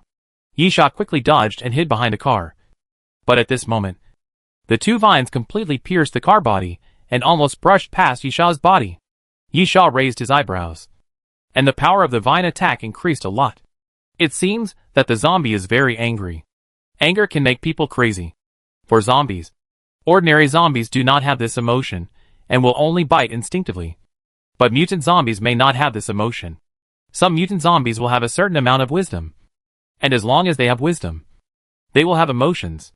Yisha did not linger at all, and immediately turned sideways and continued to run, because the 2 vines actually lifted up the car and then smashed it down fiercely. Boom! A violent explosion sounded, and the car was flattened, squeezed, and then exploded in an instant. Yisha carefully avoided the falling fireballs and the burning car parts. But the zombie's attack was not over yet. The corpse flower on the zombie's chest opened and closed again, and then countless seeds were ejected again. However, the seeds ejected this time were no longer like machine guns, but shot into the sky, and then fell one after another, like a sudden downpour. The next moment, the seeds fell to the ground. The seeds were obviously much bigger than before, about the size of a baby's fist, scattered all over the ground. Then, puff, puff, puff, the seeds suddenly opened, and then one by one, things like cactus thorns suddenly flew out. This attack was very sudden, although Yisha wanted to avoid it. The surrounding area was already full of densely packed seeds, and at the same time, flying thorns were ejected. It was impossible to avoid it. Yisha could only run as fast as he could, running towards the truck, trying to use the truck as a cover to avoid the flying thorns. Even so, when Yisha ran into the back of the truck, his expression was still gnashing his teeth, because he was full of flying thorns. Chapter 142 Killing. Damn it! Yisha cursed, then pulled out a flying thorn from his shoulder, bringing out a streak of blood. The power of these flying thorns was not very strong. Most of them only caused superficial injuries. But the terrifying thing was the number. They were so dense that there was no way to dodge. Yisha pulled out several flying thorns that affected his movements in succession. And as for the others, Yisha didn't care, and couldn't care, because the damn vines swept over again. Yisha looked at the vines and quickly lowered his head. Then the vines swept directly over the roof of the truck and lifted it up. The roof turned into a twisted piece of iron sheet and fell to the ground. Yisha took the opportunity to go around from the back, pulled out an explosive arrow, and quickly put it on the string. Puff! The sound of breaking through the air suddenly sounded, and the explosive arrow shot towards the zombie with a beautiful arc. However, the explosive arrow did not hit the zombie. When it was halfway through the flight, another vine suddenly rolled up and directly wrapped the explosive arrow. Boom! The fireball suddenly exploded in midair, and the vine was broken in an instant, breaking into several pieces, flying in all directions, burning, and falling to the ground. But it was useless. The zombie's left arm twisted rapidly, and then the position of the broken vine continued to drip sticky liquid, and then new vines grew out at a speed visible to the naked eye. The next moment, the zombie raised his arm and fell fiercely. As his arm shook, the newly grown vine flew towards Yisha again, with a bang. As Yisha ran to dodge, the vines hit the ground with a muffled sound, and a crack was directly pulled out of the ground. Yisha suddenly stopped, and then suddenly rushed forward. The corpse flower on the zombie's chest suddenly opened, and countless seeds sprayed forward like a machine gun. Shock wave. Yisha immediately stretched out his hand and pressed forward. The shock wave flew forward and smashed the seeds before they were completely scattered. Immediately afterwards, Yisha continued to run forward. The snake head was hiding in the zombie's mouth. Even if he continued to use burning arrows or explosive arrows, it would be difficult to directly damage the snake head. Therefore, Yisha knew that he had to be cautious and find an opportunity to cut off the snake head with a knife. However, this was not an easy task. After using the shock wave to block the flying seeds, Yisha shortened the distance to another 3 or 4 meters, and was less than 5 meters away from the zombie. But another vine swept over and blocked Yisha's way. Retreat? No. You can't retreat. Yisha knew very well that only by moving forward could he win. Snake bite. Yisha immediately stretched out his left hand, and the shadow of a purple-scaled python quickly surrounded Yisha's arm, then opened its bloody mouth and bit the vine. Break it for me, Yisha growled, exerted force with his palm, and the terrifying power of the snake bite took effect. Yisha crushed the vine fiercely, then threw the broken vine aside, and continued to charge forward. 3 meters, 2 meters, 1 meter. The zombie was already within reach. Yisha discarded the Black Hawk compound bow, pulled out the silver scimitar from his waist, and stabbed at the snake head in the zombie's mouth. As long as the snake head was cut off, Yisha believed that everything would be over, and he could definitely kill this damn guy. However, as the tip of the knife had already stabbed the front of the zombie's lips, the corpse flower on the zombie's chest suddenly squirmed, and then 2 vines grew on the edge of the corpse flower. The 2 vines rolled forward and directly wrapped around Yisha's body, tightly strangling him. Ah! Yisha roared. He could feel the squeezing feeling coming from his body, getting tighter and tighter, tightly binding his body, as if trying to crush every bone in his body. Even so, Yisha's arms were still outside, not tied by the vines, and he stabbed forward with all his strength, trying to chop off the snake head. A little bit. Just a little bit. The zombie's mouth opened, and the snake head poked out a little, constantly swinging left and right, only 2 or 3 inches away from the tip of the knife. However, this 2 or 3 inch distance was like a huge chasm that could not be crossed. Suddenly, the 2 vines rose up, lifted Yisha up, and then smashed down fiercely. Bang! Yisha was smashed to the ground, and the intense pain quickly swept through his body, making his expression become ferocious, his pupils shrinking and expanding in a clear rhythm. Bang! The vine rose again, lifted Yisha up again, and then fell fiercely. The zombie seemed to be planning to use this method to cripple Yisha. Right now, there was no part of Yisha's body that didn't hurt. Every hit was like falling from a few stories high. Yisha struggled violently, but the vine was more resilient than expected. No matter how hard Yisha tried, he couldn't break the vine apart at all. The snake head kept moving left and right, swallowing and spitting out its tongue, as if provoking Yisha. What to do? What to do? Yisha gritted his teeth and thought about countermeasures. At this moment, boom! The ground suddenly cracked, and then a plant root suddenly emerged from the crack, like a creeper, quickly surrounding and climbing up the zombie's body. The next moment, a flower bud on the root suddenly opened. The petals in the center could not open yet, but the edges on both sides were densely covered with sharp teeth like teeth. Corpse flower. The corpse flower cultivated by Yisha. The open flower bud suddenly bit the snake head, and after biting the snake head tightly, a white latex was secreted from the center of the flower bud. The latex was obviously extremely corrosive, and after dripping onto the snake head, white smoke immediately emerged. Yisha was extremely surprised. He didn't expect that the corpse flower he cultivated would suddenly appear, and this surprise only lasted for a short moment, because Yisha found that he had no time to be surprised.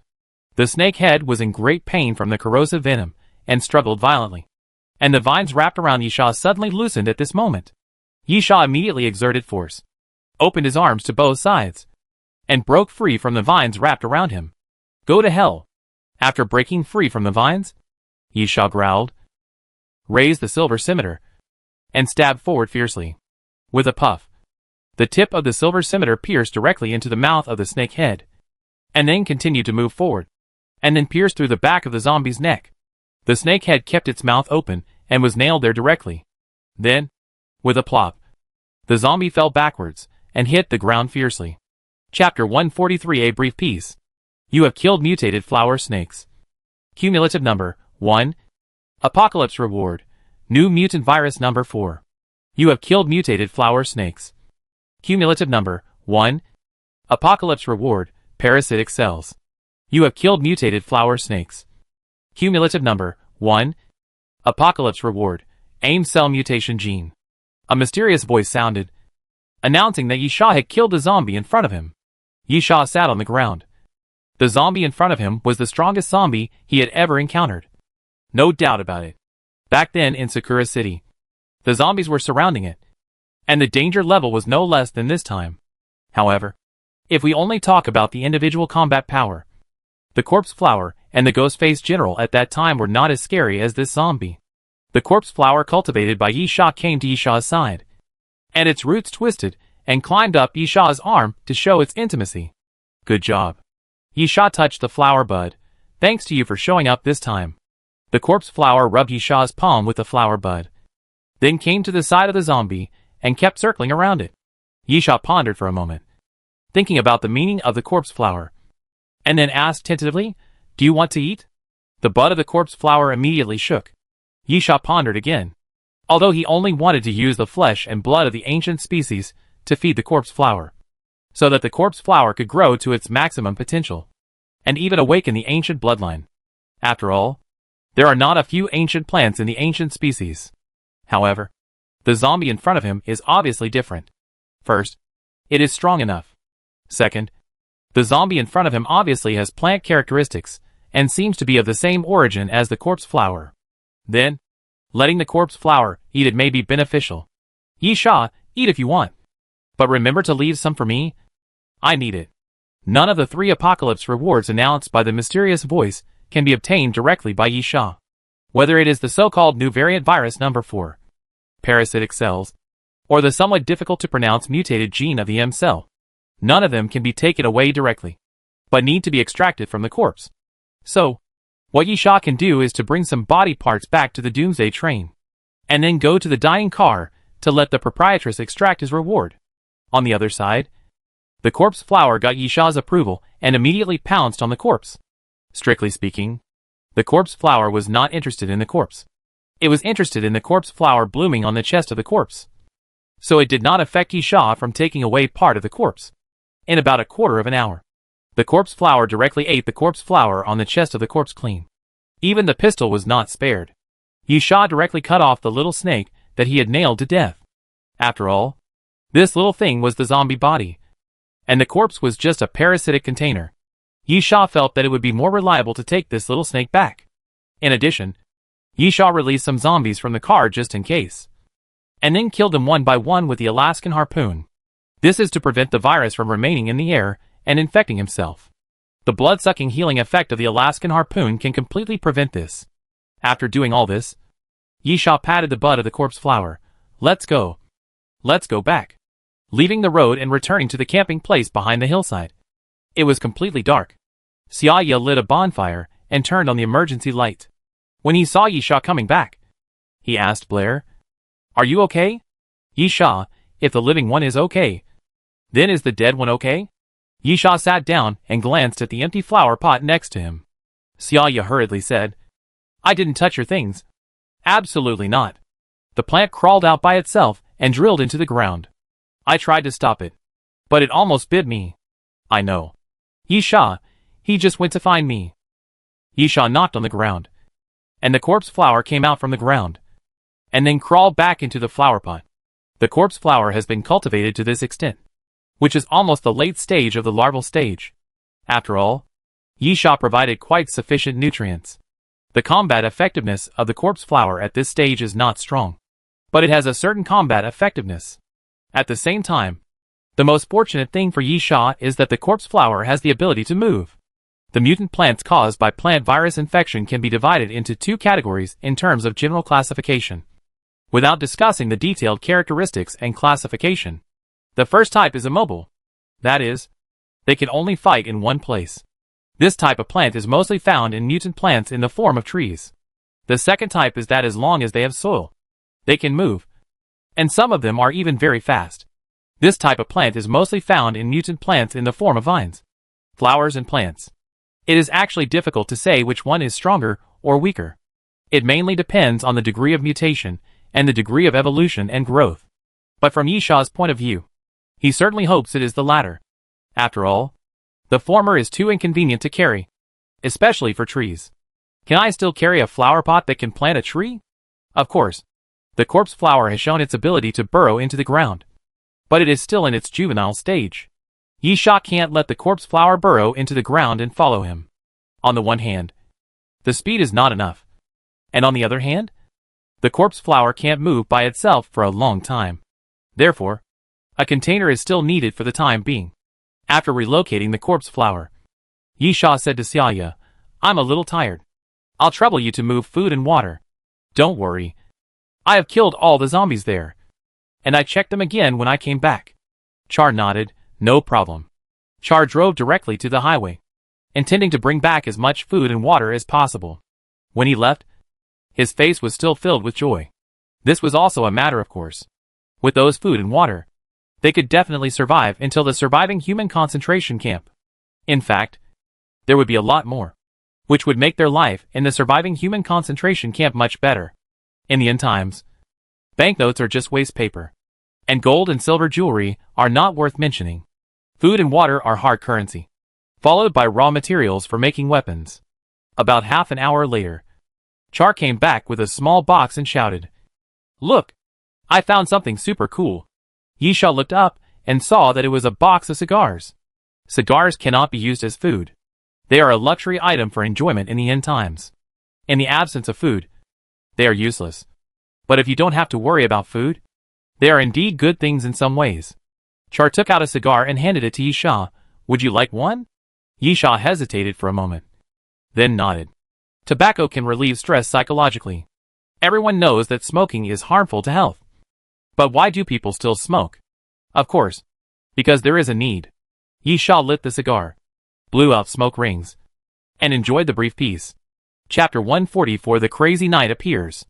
Char made 7 or 8 trips to fill both cars with food and water. He actually wanted more. After all, if he couldn't finish the food, he could take it to the surviving human concentration camp to exchange for things. But he couldn't fit it in, so Char had to give up.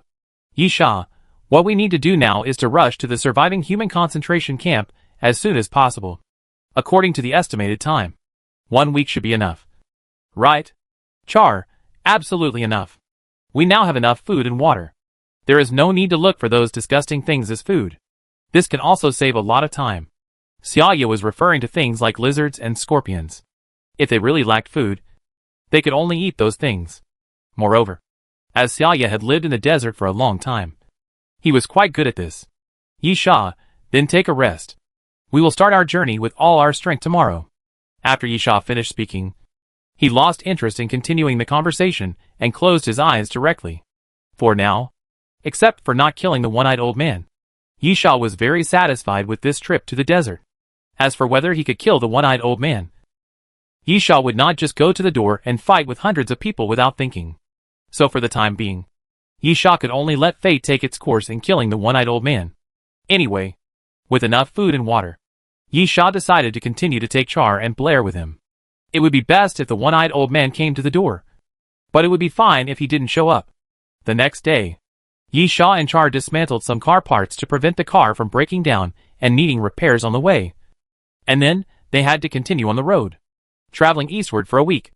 Yi Sha and his two companions did not encounter any troublesome guys. Yi Sha was somewhat unsatisfied. He was still looking forward to the appearance of some more ancient species, which he could use as nutrients for the corpse flower after killing them. After all, there were many ancient species in the desert. It was hard to say whether we could find many more ancient species when we went to the next stop with the Doomsday train. In fact, because of the memory of his previous life, Yi Sha still knew some rules in this regard. Generally, the probability of encountering ancient species in the wild was higher. But if you went to the city, the probability of ancient species appearing would usually be much lower. However, this is actually the norm in the desert. No one likes this damn place. It is a harsh environment. It is hot during the day, and there are sandstorms from time to time. It becomes very cold at night, and the temperature difference between day and night is huge. In addition, the desert is called a desert because it is vast and sparsely populated. Even if it is not the end of the world, people are usually not seen in this ghost place. After the end of the world, even zombies are not common in this ghost place. Therefore, passing by without encountering anything is the norm in the desert. It's about an hour further, and we'll reach the concentration camp for surviving humans. Char drove. There used to be a town called Corolla. For some reason, it wasn't affected when the apocalypse came. Yi Sha was surprised. Not affected? Char shrugged. Maybe even zombies don't like that remote place. It's the only place I know where there are any zombies. After the news spread, more and more humans went to Corolla. And then a concentration camp for surviving humans was slowly formed. Yi Sha tilted his head. This was very interesting. Didn't any initial zombies appear in that town? However, this didn't seem to be a very important matter. Yi Sha was curious for a while, and didn't think about it anymore. About an hour later, some buildings finally appeared at the end of the horizon. They should be the so-called concentration camp for surviving humans. However, before getting close, flying dust suddenly appeared in the distance. And then 3 cars appeared in the sight of Yi Sha and the other 2, and came towards them at a high speed. Char's pupils shrank sharply. His Adam's apple suddenly moved. His body trembled a little. And he picked up the intercom. Damn it! Trouble is coming. Why is there a crazy knight so close to the surviving human concentration camp? Yi Sha, is that the car of the crazy knight? Yes. Yes. I'm very sure. Char shouted. I dare to guarantee it with my head. In this regard, no one can say more than Char. He was originally a crazy knight. Blair seemed to recall all the things that happened to him. He curled up and began to tremble, saying, What should I do? What should I do? What are you afraid of? Yi Sha shouted. And then, how many people can there be in 3 cars? I can kill them all in 3 minutes. You need to stay calm now, and do some simple disguises to see if they know you are in the car, or just happen to be nearby. Xiaoya nodded. And then, okay. Xiaoya put on sunglasses, then turned up his collar, and put on a hat. This was considered a complete disguise. He didn't need to make the other party unable to recognize him. He just needed to not be recognized at first glance. The distance between the two sides gradually shortened. When they were less than 20 meters away, a strong man in a car in front leaned out of the passenger window and shouted, Stop the car. Stop it immediately. Or don't blame us for being rude. Xiaoya picked up the intercom. They probably don't know I'm in the car. Yi Sha nodded and agreed with this statement. If the other party knew that Xiaoya and Blair were in the car, there would be no need to shout, and they should just open fire. As for coming for Yi Sha, that is even more impossible. 3 cars dare to block Yi Sha. They are either crazy or stupid. Yi Sha, rush over and hit them directly. Since they don't know it's us, they will definitely not be too defensive. So, kill them. Char hesitated a little, but soon made up his mind, because there was no choice. If he was caught by the crazy knight, Char could imagine how miserable his ending would be. Death was the best outcome. And what was more terrible was that life was worse than death. He had seen the one-eyed old man torture people with all kinds of means. With a sudden step on the accelerator, Xiaoya rushed out first, and Yi Sha naturally did not hesitate and stepped on the accelerator to the bottom. Damn it. Do you know who I am? Are you looking for death? We are crazy knights. The strong man shouted loudly. But what's the use? If words are useful, then what are fists for? This is not a peaceful era. This is the end of the world. Bang! The distance of 20 meters passed almost in a flash. Xiaoya hit the front of a car hard. And Yisha hit another one right after that. The sudden collision stunned the other party. And at this time, Yisha also drew his gun and opened the car door. Chapter 145: Surviving the Human Concentration Camp. The collision was not to escape, but to kill the other party.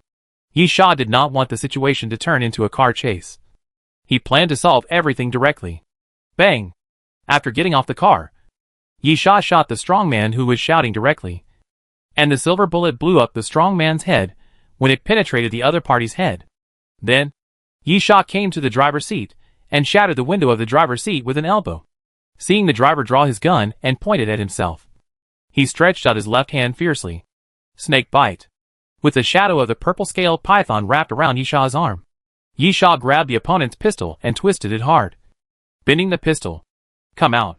Yisha destroyed the opponent's pistol, then grabbed the opponent's collar and pulled him out of the car.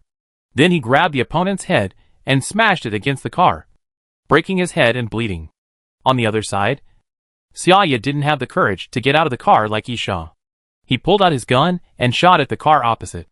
Of course, the opponent was doing the same thing. The glass window cracked with a crisp sound, and bullets continued to hit the other car. And then both sides lowered their heads in tacit understanding. In Yisha's opinion, Xiaoya should not die for a while. So he simply took a run, jumped over the ground of that car, and rushed to the third car. Yisha's side had one less car, so he could only hit two of the other cars. The third car was the only one that was not hit, and the people inside were naturally not hit either. After walking towards the car, they were ready to attack. But at this moment, Yisha had already killed them. With a clean elbow strike, Yisha knocked down one man directly, stepped on his neck, and broke his neck. After Yisha's physical fitness was strengthened, it was impossible for ordinary people to compare. At least, ordinary people's fists were like cotton to Yisha, while Yisha's fists were like hammers to them, almost instantly killing one man. Yisha immediately kicked another guy who rushed towards him and kicked him into the car.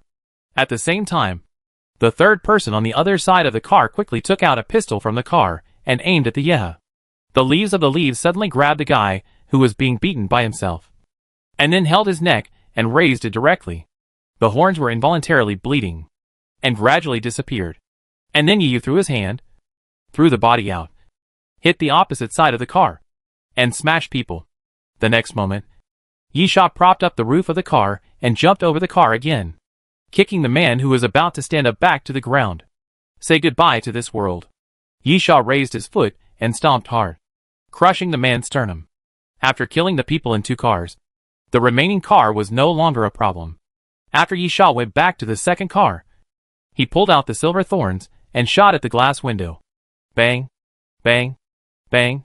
The bullet shattered the glass window, shooting the two people in the car into a hornet's nest, and then walked back to Xia's car. Yisha knocked on the car window. Are you alive? Fuck. Fuck. Fuck. Char cursed. My arm was shot. Yisha, it's just the arm, not the heart. It won't kill you.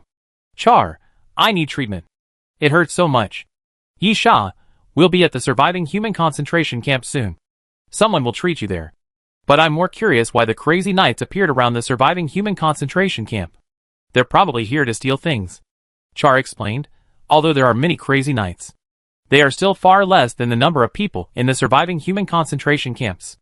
However, they occasionally pretend to be refugees and sneak into the surviving human concentration camps to steal things.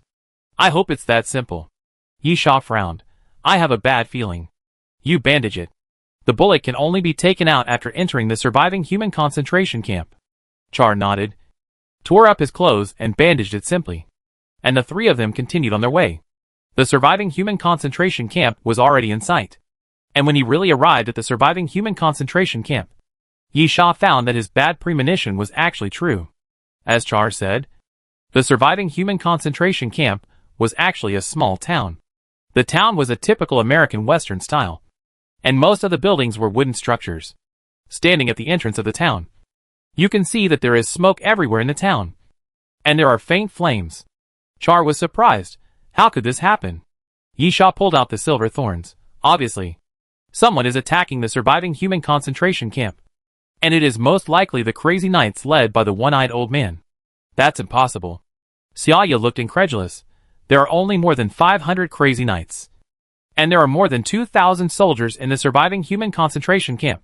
And there are more than 20,000 surviving humans here. This is indeed a big problem.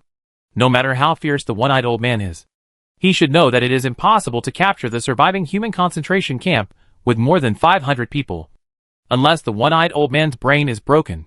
Secondly, even if the one-eyed old man captured the surviving human concentration camp and occupied it, what was the point? For food? There was indeed a lot of food stored in the surviving human camp.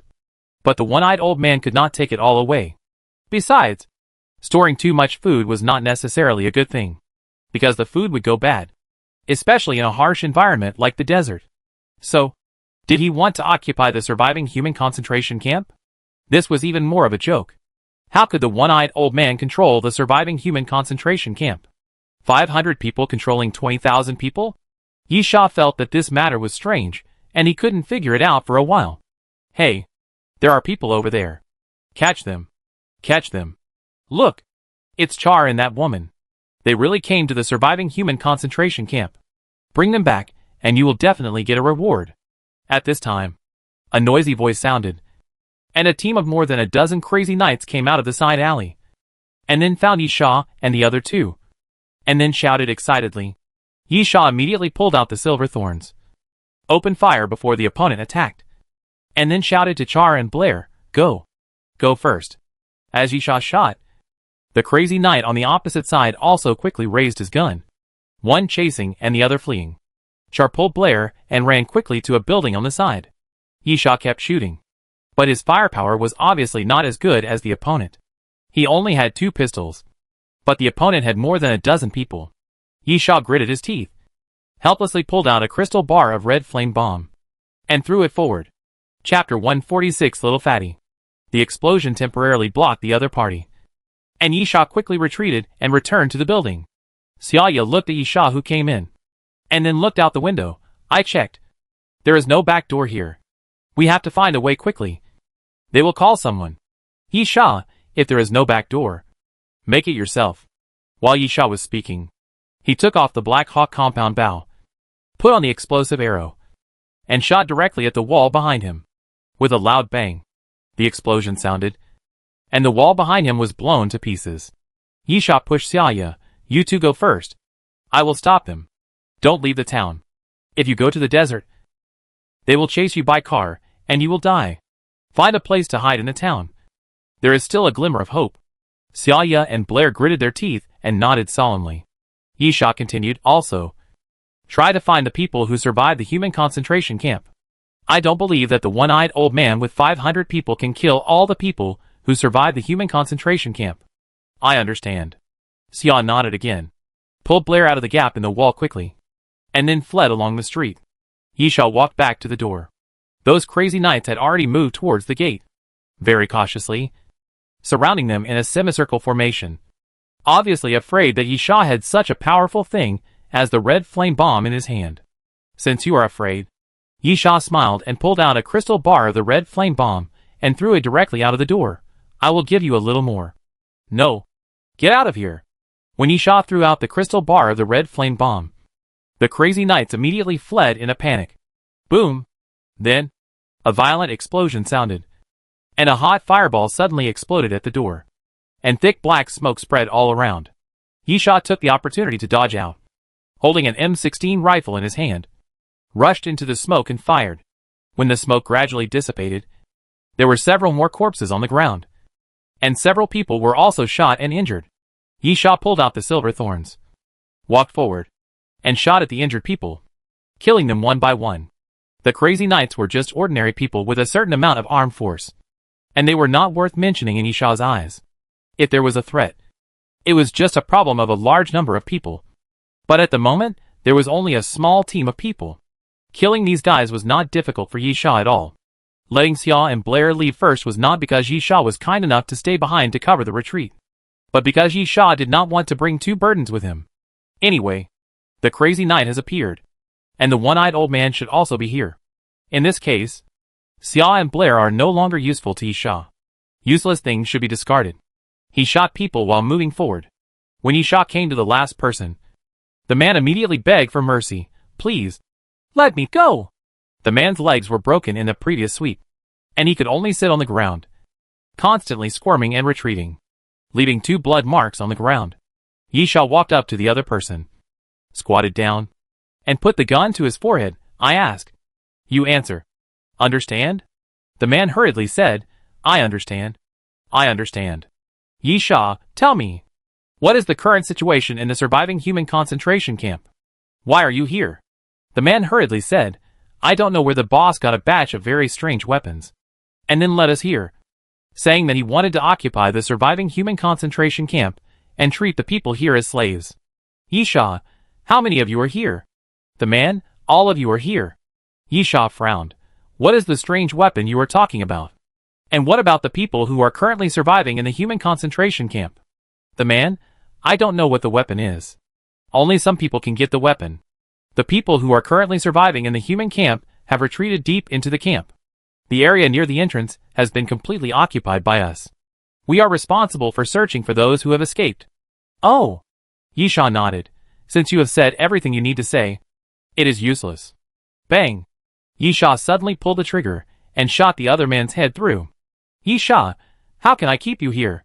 Yi Sha put the gun back into the holster, then stood up and walked forward, thinking in his heart. From the information currently obtained, the one-eyed old man got a batch of strange weapons. It was because of these strange weapons that the one-eyed old man gained confidence and came to attack the surviving human concentration camp, and even wanted to keep everyone here as slaves.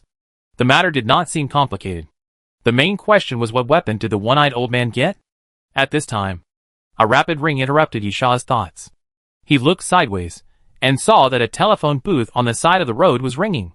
Yi Sha glanced at the telephone booth and continued to walk forward. But just as he passed a small shop, the phone on the counter rang again. Yi Sha frowned. Does this mean that you want me to answer the phone? Yi Sha hesitated for a few seconds, then walked forward and picked up the phone directly. Hello. The little fat man's voice came from the phone. I think we can cooperate again. Yi Sha was stunned. Xiong Daji? Yes. Little fatty, it's me. Yi Sha walked into the store and sat directly behind the counter, covering his body. What's the situation now? Little fatty, the one-eyed old man brought a large group of people into the surviving human concentration camp. Currently, about 1/3 of the area around the entrance has been occupied by the one-eyed old man. The people in the surviving human concentration camp have been retreating, and they can't stop them at all. Yi Sha, I heard that the one-eyed old man has a batch of strange weapons. Yes. The little fat man thought for a while. If I'm not mistaken, those guys are holding Gauss guns. Yi Sha was stunned. Are you sure? The little fat man. The gun looks like a horizontal rectangular block, with a hollow in the middle. You can see the electromagnetic coil at the end, and you can vaguely see the electric current flashing when firing. Yi Sha frowned. It may really be a Gauss gun. The Gauss gun has been studied a long time ago.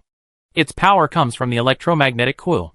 When a strong current flows through the coil instantly, the magnetic force generated will eject the ferromagnetic bullet. But before the end of the world, although there have been many successful examples, it is far from being popular. Yi Sha knew that the Doomsday train sold Gauss guns, and even more advanced future technology weapons, including laser pulse guns, ion beam weapons, etc. However, that was the Doomsday train, and any incredible things were understandable on the Doomsday train. Where did the one-eyed old man get the Gauss gun?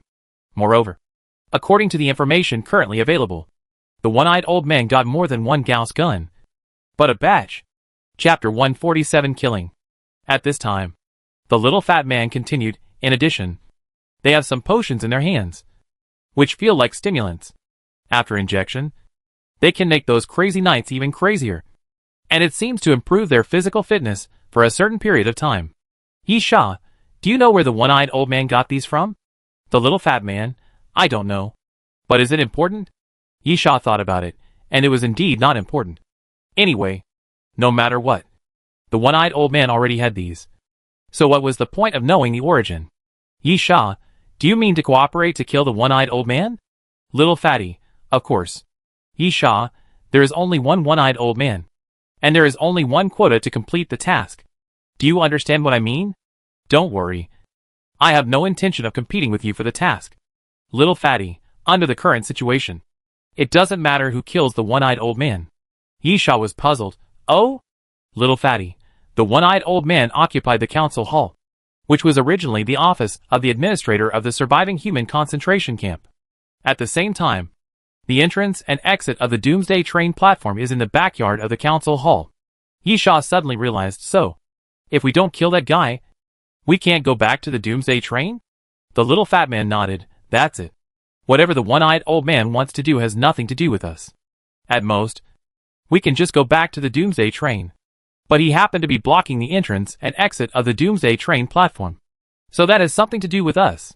Yisha, from your tone, you have gathered a lot of people there? The little fat man, about 20 or so. All of them arrived at the surviving human concentration camp, and did not leave immediately. They planned to look for ancient species around, and complete their mission. Yisha nodded, then looked out. Where are you? You should be able to see me. Right. Little fatty, don't look out. You can't see me? I'm in the sky. Yisha glanced up at the sky, and then saw an unmanned remote control machine floating in the sky. Little fatty, I found it in the garbage dump. Fixed it casually, and installed a camera. It's quite useful. I used it to monitor the movements of the crazy knight, and happened to see you, and then hacked into the phone line. Yisha, you show me the way with the drone. I'll come to find you. Well, the little fat man hesitated. You may not be able to come over.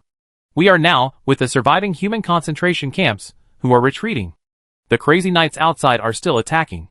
If you want to come over, you have to fight the crazy knights directly. Yisha, you want to cooperate with me. You must have a plan. Right? The little fat man was embarrassed. I don't have one for now. I just saw you, so I contacted you first. Be careful. There are crazy knights heading in your direction. Yisha looked up, and saw that the drone controlled by the fat boy had hidden behind the roof. Yisha, how many people? Direction? Fatty, 6 people. Southeast. In an alley 15 meters away from you. They will come out soon. Yisha poked his head out again, and saw 6 crazy knights coming out of an alley across the street. Yisha, I'll contact you later. Fatty, if you need to contact, wave at the drone. Yisha nodded and agreed, then hung up the phone. At this time, the crazy knights were walking along the street towards Yisha. Why did Tevez and his friends suddenly disappear? If the boss finds out, they'll be dead. Maybe something happened. Be careful. There may be surviving soldiers from the human concentration camp hiding in this area. Those guys were scared a long time ago. They're hiding on the other side of the square with their heads down. They won't come out. Yisha narrowed his eyes while listening to the other party's conversation. Judging from the situation, these people seem to be looking for the previous people. In that case, Yisha took out Kaiyun Jayua and smiled. You go and accompany them. While speaking, Yisha threw the metal bar of Kaiyun Jayua out with force. The metal bar fell to the ground and bounced. Before the other party could react, it kept spraying smoke, which quickly spread around and covered those people. Yisha propped up the counter with one hand, jumped out from behind the counter, picked up the M16 rifle, and fired into the smoke. Soon, shouting and cursing came from the smoke, followed by gunshots. The gunshot was strange. Not the sound of bang, bang, nor the sound of thump, thump of machine gun shooting, but a hiss, as if something was torn apart. The next moment, the wooden sign of a store next to Yisha was suddenly smashed. Yisha couldn't help but stare. The signboard was about 1 meter long, half a meter wide, and about the thickness of 3 fingers combined. After being hit, it exploded directly. Yes, it exploded directly. It was not a bullet hole, nor was it cracked. But the moment the whole signboard was hit, it was directly shattered by the impact of the bullet. Is this a sniper rifle? Yisha licked his lips.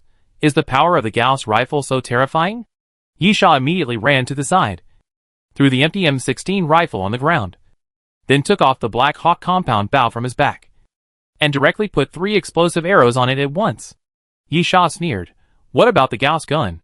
I'll just blow you up. The next moment, Yisha released the bowstring, and 3 explosive arrows flew forward in a fan shape, directly into the smoke. Boom, boom, boom. Continuous explosions sounded, and then the flames mixed with black smoke pushed out to the surroundings. The impact of the explosion pushed away the black smoke that covered the moon, and at the same time covered the surroundings with black smoke. Yisha took out a piercing arrow and put it on the bowstring, and walked slowly and cautiously. After a while, the black smoke and flames gradually dissipated. Yisha saw 3 corpses, all charred and motionless. However, there were still 3 crazy knights alive. One had a leg blown off, and his body was bloody, and he could only struggle to death. He was no different from a corpse. Even if he was left alone, he would follow his companions in a while. The other 2 were slightly injured, half lying on the ground, looking at Yisha viciously. One of them gritted his teeth. "It's you."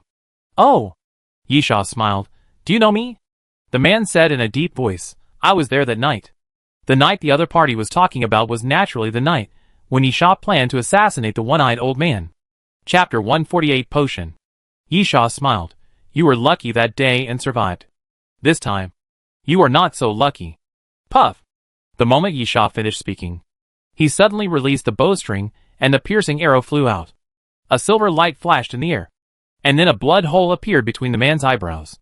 The piercing arrow made a doo sound, and the nail hit the wall of a house in the distance.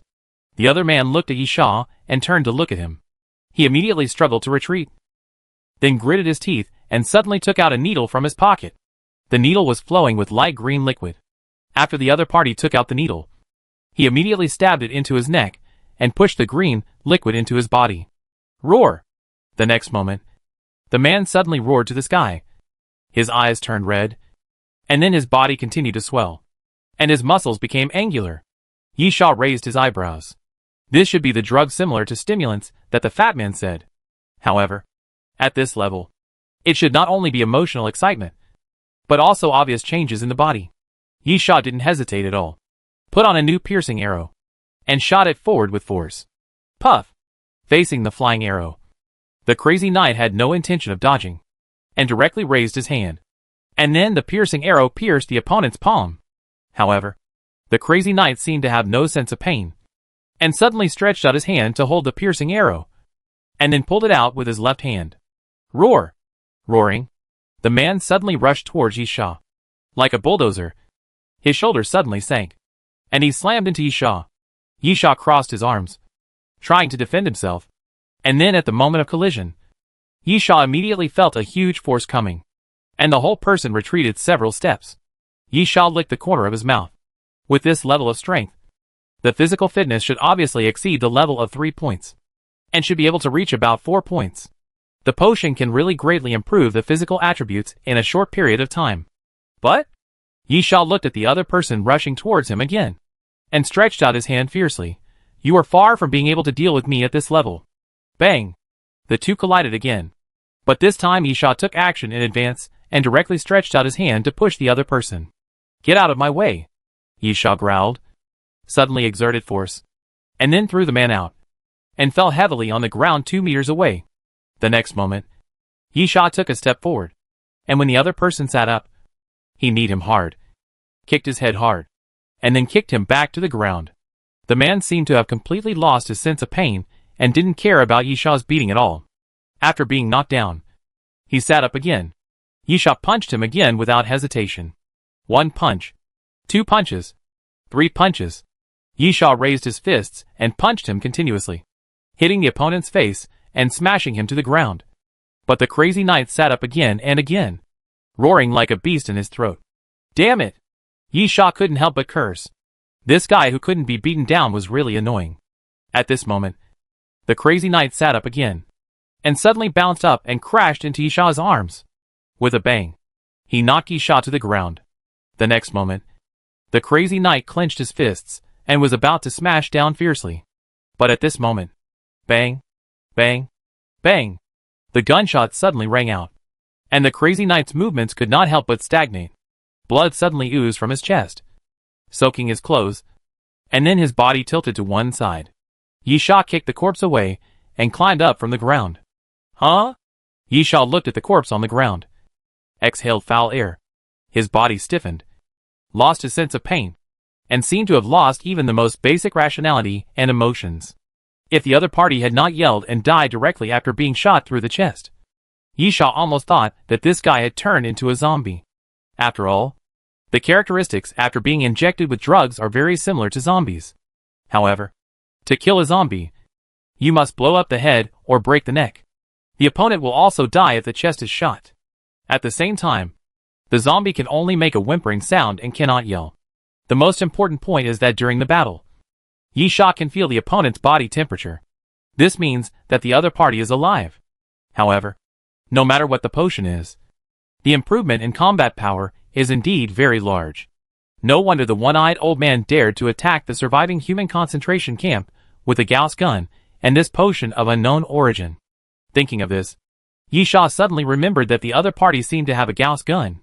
He searched on the ground and soon found that it fell to the side. It was not destroyed by the previous explosion. The appearance of the Gauss gun is very similar to what the fat man described. It is a long rectangular block, which feels like a black box. There is a one-piece buttstock at the back. The trigger structure is similar to the August rifle. The barrel is slightly shorter. There is a short bracket under the gun body, and there is a detachable sight above the gun body. Yisha picked up the Gauss gun from the ground, and then a look of surprise appeared on his face. He could actually use this thing. Gauss gun, Guardian number 1. It is a rifle that uses electromagnetic power to fire bullets. This firing method can increase the power by 3 to 5 times, and the huge impact force can cause a tearing effect when hitting the target. The built-in power can work for 4 hours, and it takes 3 minutes to cool down after firing more than 45 bullets continuously. Yisha murmured in astonishment, could these Gauss guns come from Doomsday train? Since I can use it, and it can show the effect of the item, it is very likely that it is something produced on the Doomsday train. However, the mysterious sound did not sound at all. There was no kill prompt, no cumulative kill prompt, and no prompt for obtaining items. Why can't I use the Gauss gun when I pick it up? Yisha couldn't help but think of a group of people who tried to assassinate him in Sakura City. The leader seemed to be called Lin Chumyin. Yisha couldn't help but frown. What was going on? Bang! Bang! At this time, gunshots suddenly rang out, and the gate of a building not far from Yisha was smashed to pieces. Yisha came to his senses immediately, looked up, and saw a group of crazy knights coming towards him. It's endless! Yisha cursed, took out a shining aluminum bar, and threw it at the other party. The incandescent light exploded, causing the other party to be temporarily blinded, accompanied by the other party's screams. Yisha immediately took the opportunity to turn around and run, intending to stay away from the group of crazy knights. Chapter 149 Massacre. There are 2 reasons why Yisha evacuated. The first is that the distance between the 2 sides is too far, and the effect of the shining stars is not good, and it can only cause temporary blindness. The second is that this group of crazy knights is too annoying. They have communication equipment and can communicate with each other. Unless they are killed in an instant, it will only attract more crazy knights. Yisha is confident that he can fight against this group of crazy knights in front of him, but it is still difficult to kill more than a dozen people in an instant. If he doesn't do that, the crazy knights will continue to arrive. Even the one-eyed old man might be lured out. If he brought a large number of crazy knights to surround him, it would be quite dangerous for Yisha. Therefore, Yisha chose another method. Guerrilla warfare. As long as they didn't kill all the opponents in a fixed place, those crazy knights couldn't do anything to Yisha, because they couldn't accurately determine Yisha's position. Thinking of this, Yisha rushed into an alley like a cheetah, then quickly pulled out an arrow, tied a crystal bar of the red flame bomb, hung it on a trash can in the alley, and then quickly left from the other side of the alley. About a minute or 2 later, the group of crazy knights arrived and quickly rushed into the alley, looking for Yisha. At this moment, puff! A sound of breaking through the air suddenly sounded, and an arrow suddenly broke through the air and flew into the alley. But it did not kill any crazy knight, but hit the trash can. The next moment, the trash can fell to the ground, crushing the crystal bar hanging on it. And then, with a bang, a violent explosion sounded, and the flames quickly exploded and rushed to both sides of the alley. The first 2 were blown away, and the rest were pushed out of the alley by the blast, falling all over. A crazy knight stood up, holding his bleeding head, and suddenly pointed to the roof of a building on the other side of the alley. There, Yisha sneered, stretched out his finger and hooked it, full of provocation, then turned over and jumped down. rushing to another alley. The group of crazy knights looked extremely embarrassed, but they still hurriedly got up from the ground and chased in the direction where Yi Sha left. However, when they chased to the entrance of the alley again, these crazy knights were obviously a little hesitant. There were 2 corpses lying in front of them, so they had no choice but to be careful. Looking at each other, 2 brave ones finally walked into the alley. Halfway through, nothing happened, and finally everyone felt relieved. But just when the last person was about to enter the alley, a corpse flower suddenly emerged from behind that person, and the bud on the rhizome suddenly opened, biting the crazy knight's neck fiercely. Ah! The scream suddenly sounded, causing others to turn around and raise their guns to shoot. But Yi Sha's corpse flower was very sneaky. Before the other party opened fire, its body suddenly shrank and returned to the ground, disappearing directly. A few people ran back to see that the crazy knight who was bitten by the corpse flower had his neck corroded by the corrosive solution of the corpse flower, and even the bones could be seen. Naturally, he was dead and could not die anymore. Damn it! Someone cursed. Let me catch that kid. I will definitely peel his skin and feed it to the vultures. Oh! Are you talking about me? At this time, Yi Sha's voice suddenly sounded, and then everyone looked up and saw Yi Sha appearing at the entrance of the alley. The next moment, Yi Sha quickly picked up the Gauss gun and shot forward. Bang! Bang! Bang!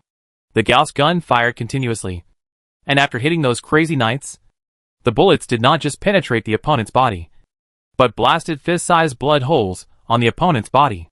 Every bullet fired from the Gauss gun, if it hits, will cause heavy damage. However, Yi Sha also found some shortcomings of this Gauss gun. That is, the firing rate is too slow. Although it looks like a rifle, its firing rate is even worse than that of a pistol, and there is a considerable interval between each shot. However, in the case of huge power, sacrificing a certain firing rate is also terrifying enough. Yi Sha fired 7 or 8 shots, and didn't care how many people he killed. He dodged and quickly left the alley. There were still 5 or 6 crazy knights left, and they were extremely angry. After pushing the corpse away, they chased out of the alley like crazy. But Yi Sha disappeared again. Search! A crazy knight waved his hand. Don't get too far away. That guy is very difficult to deal with. The others nodded, dispersed a little, and then walked forward along the street. But at this time, ah! The scream sounded again, and a crazy knight fell to the ground. His right foot was completely pierced by a sharp thorn. It was obviously the work of the corpse flower. A sudden attack from underground. The 2 crazy knights immediately came over and fired wildly at the ground. But after a round of shooting, there was nothing but holes in the ground. Hey! Yi Sha's voice suddenly sounded again, attracting everyone to look towards a room on the side. But what greeted them was a flying arrow. Boom! The explosive arrow landed again, triggering an explosion. With a boom, the 3 people gathered together were blown away, rolling on the ground, and lost their voice. The leading Mad Knight roared, "Come down if you have the guts. What's the use of hiding?" Okay. He agreed with a smile and jumped down from the roof. There were only 3 Mad Knights left. It was time to end this battle. The 3 Mad Knights were stunned. They didn't expect Yi Sha to agree so straightforwardly. But when they saw Yi Sha really jump down from the roof, the 3 Mad Knights immediately showed fierce expressions and rushed towards Yi Sha. Yi Sha sneered and pressed his hand directly on a pillar on the side. Shock wave. With a bang, the pillar, which was as thick as a thigh, was broken by Yi Sha's shock wave and fell directly. The wooden sign hanging above the pillar fell fiercely towards the 3 crazy knights. The 3 crazy knights quickly dodged to the side. At this moment, Yi Sha rushed forward like a cheetah, drew out the silver scimitar and Alaskan whale harpoon, and quickly came to a crazy knight. Puff! Before the other party could react, Yi Sha raised his hand and wiped it, and the Alaskan whale harpoon slashed a sharp edge in the air. The next moment, the crazy knight covered his neck with his eyes wide open, and the bright red blood kept seeping out from between his fingers. And then he knelt on the ground and fell head first. Chapter 150, Plan. Yi Sha killed 1 man in a flash. But he didn't stop. He rushed to the next man in a flash. The man was frightened and immediately raised his gun. But at this moment, Yi Sha swung the silver scimitar and chopped it down on the gun body. With just 1 blow, the gun body was cut into 2 pieces. And then the silver scimitar stabbed forward. Puff! Like the sound of cloth tearing. The silver scimitar stabbed directly into the opponent's chest and pierced through the heart. After killing 2 people in a row, Yisha did not stop. He twisted his body violently, and then swung his hand violently. The Alaskan whale harpoon flew out and pierced the palm of the third person, and the pistol in the other person's hand fell to the ground. Yisha walked forward, kicked the man down, raised the silver scimitar and pointed at the other person. Do you have any last words? The man cursed. Fuck! Puff! Yisha bent his body and stabbed the silver scimitar directly into the other person's mouth, and then pierced it out from the back of his head. Yisha, it seems you have no last words. Yisha pulled out the silver scimitar, wiped the blood off the body, and then put the silver scimitar back into the leather sheath. After killing all the crazy knights, Yisha waved to the sky, signaling the fat man's unmanned remote control machine to follow, and then quickly ran along the street. He ran all the way to the end of the street before Yisha walked into a house. There were more than 10 corpses lying in the house, both men and women, probably those who did not run fast enough and were killed by the crazy knights. Yisha looked around and found a phone, then gestured to the unmanned remote control machine. After a while, the phone rang, and after Yisha answered it, the little fat man's voice came. You are getting stronger and stronger. If you want to survive, the only thing you can do is to find a way to make yourself stronger. Yisha replied. And then, let's get back to business. The little fat man nodded. Yeah. Yisha, you said there are more than 20 people on the Doomsday train who survived the human concentration camp? Are all these people gathered together? Little fatty, only 2 people are hiding and can't come to join us. The others have gathered now. Yisha, the one-eyed old man doesn't know about the Doomsday train platform. Right? Little fatty, of course. He is not a member of the Doomsday train, and has no right to board the Doomsday train. He should not even be able to enter the Doomsday train platform. Yisha nodded. The Doomsday train platform is only open to passengers of the Doomsday train. That is, those who boarded the Doomsday train before the first stop and survived on the Doomsday train. Yisha continued then. There is no possibility that the Doomsday train platform will be destroyed. And the one-eyed old man sent the crazy knights to occupy the surviving human concentration camp. Although it seems to have an advantage at present, it is impossible to succeed in a short time. Right? The little fat man nodded. I think the surviving human concentration camp should be able to hold out for another 2 days. Yisha, in this case, the crazy knights have been sent out, and the one-eyed old man should be very empty around him. And there should not be many crazy knights left. The little fat man, you mean we gather together, attack the council hall, and then return to the Doomsday train? Yisha showed a bit of ferocity on his face. We should be able to kill the one-eyed old man at the same time. Of course, who can finally kill the one-eyed old man and complete the mission of the Doomsday train depends entirely on their ability. The little fat man smiled bitterly. It's a good idea, and the success rate is also quite high, but it may not be done. Yisha pondered for a moment, and soon guessed the answer, and said directly, not united. Right? The little fat man sighed again. This is the law of survival in the end times. Everyone wants to avoid danger and save their own lives. If they have to fight, they naturally hope that others can stand in front and sacrifice others to fulfill themselves. Little fatty, a group of people have been discussing for a long time, but nothing has been discussed. They expect more people to rush to the surviving human concentration camp and say that there is strength in numbers. They are simply a group of idiots. Yisha thought for a while. If the one-eyed old man really occupies the surviving human concentration camp, things will probably become more troublesome. Little fatty, but many people don't think so. They even think that if the one-eyed old man completely occupied the surviving human concentration camp, would he leave the council hall? They can find a chance to enter the council hall and enter the Doomsday train platform. Naive. Yisha did not hide his sarcasm at all. Indeed, their idea is possible. But what if the one-eyed old man does not leave? The scattered crazy knights will return to him, and it will be more difficult to return to the Doomsday train platform. The little fat man was helpless. They would rather gamble with such probability than take risks. I don't think I can convince them. Yisha, then don't worry about the life and death of those idiots. Find a way to come and join me. The little fat man was stunned for a moment, and then surprised. You don't plan to attack the council hall with just the 2 of us? Even if there are not many people around the one-eyed old man, it doesn't mean that there are no people. Moreover, the The old guy may have something hidden in his hand. Yisha, a large number of people is called an attack. A small number of people is called an infiltration. The little fat man thought for a while. Should we try to contact them again to see if anyone is willing to join us? Yisha hesitated for a moment. Okay. Yisha doesn't like to form a team because he doesn't trust anyone. And he doesn't need anyone to trust him. Of course. The root cause of everything is that trust in the end time seems too cheap and can be easily broken. However, there is one exception. That is interest. Interest can destroy all feelings and trust.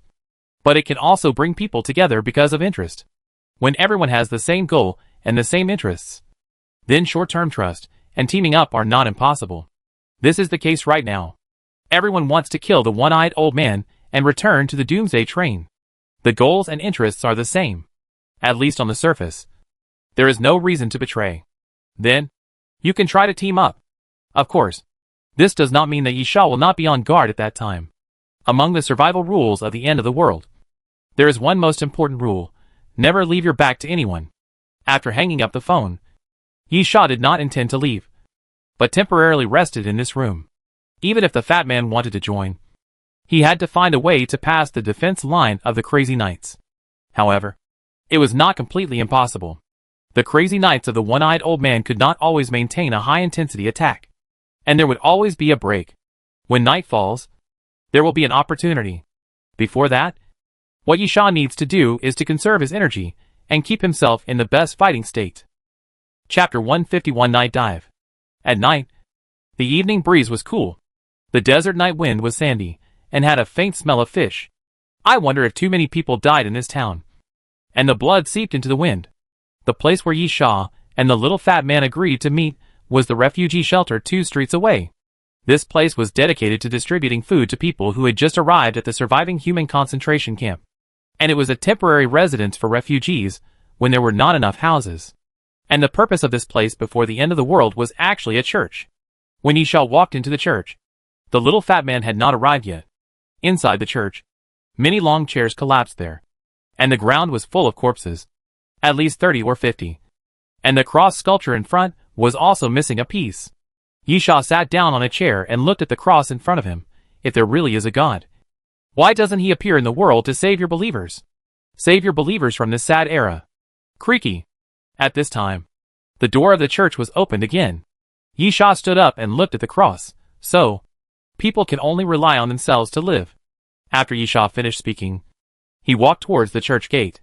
The little fat man had already arrived. And there were 3 people with him.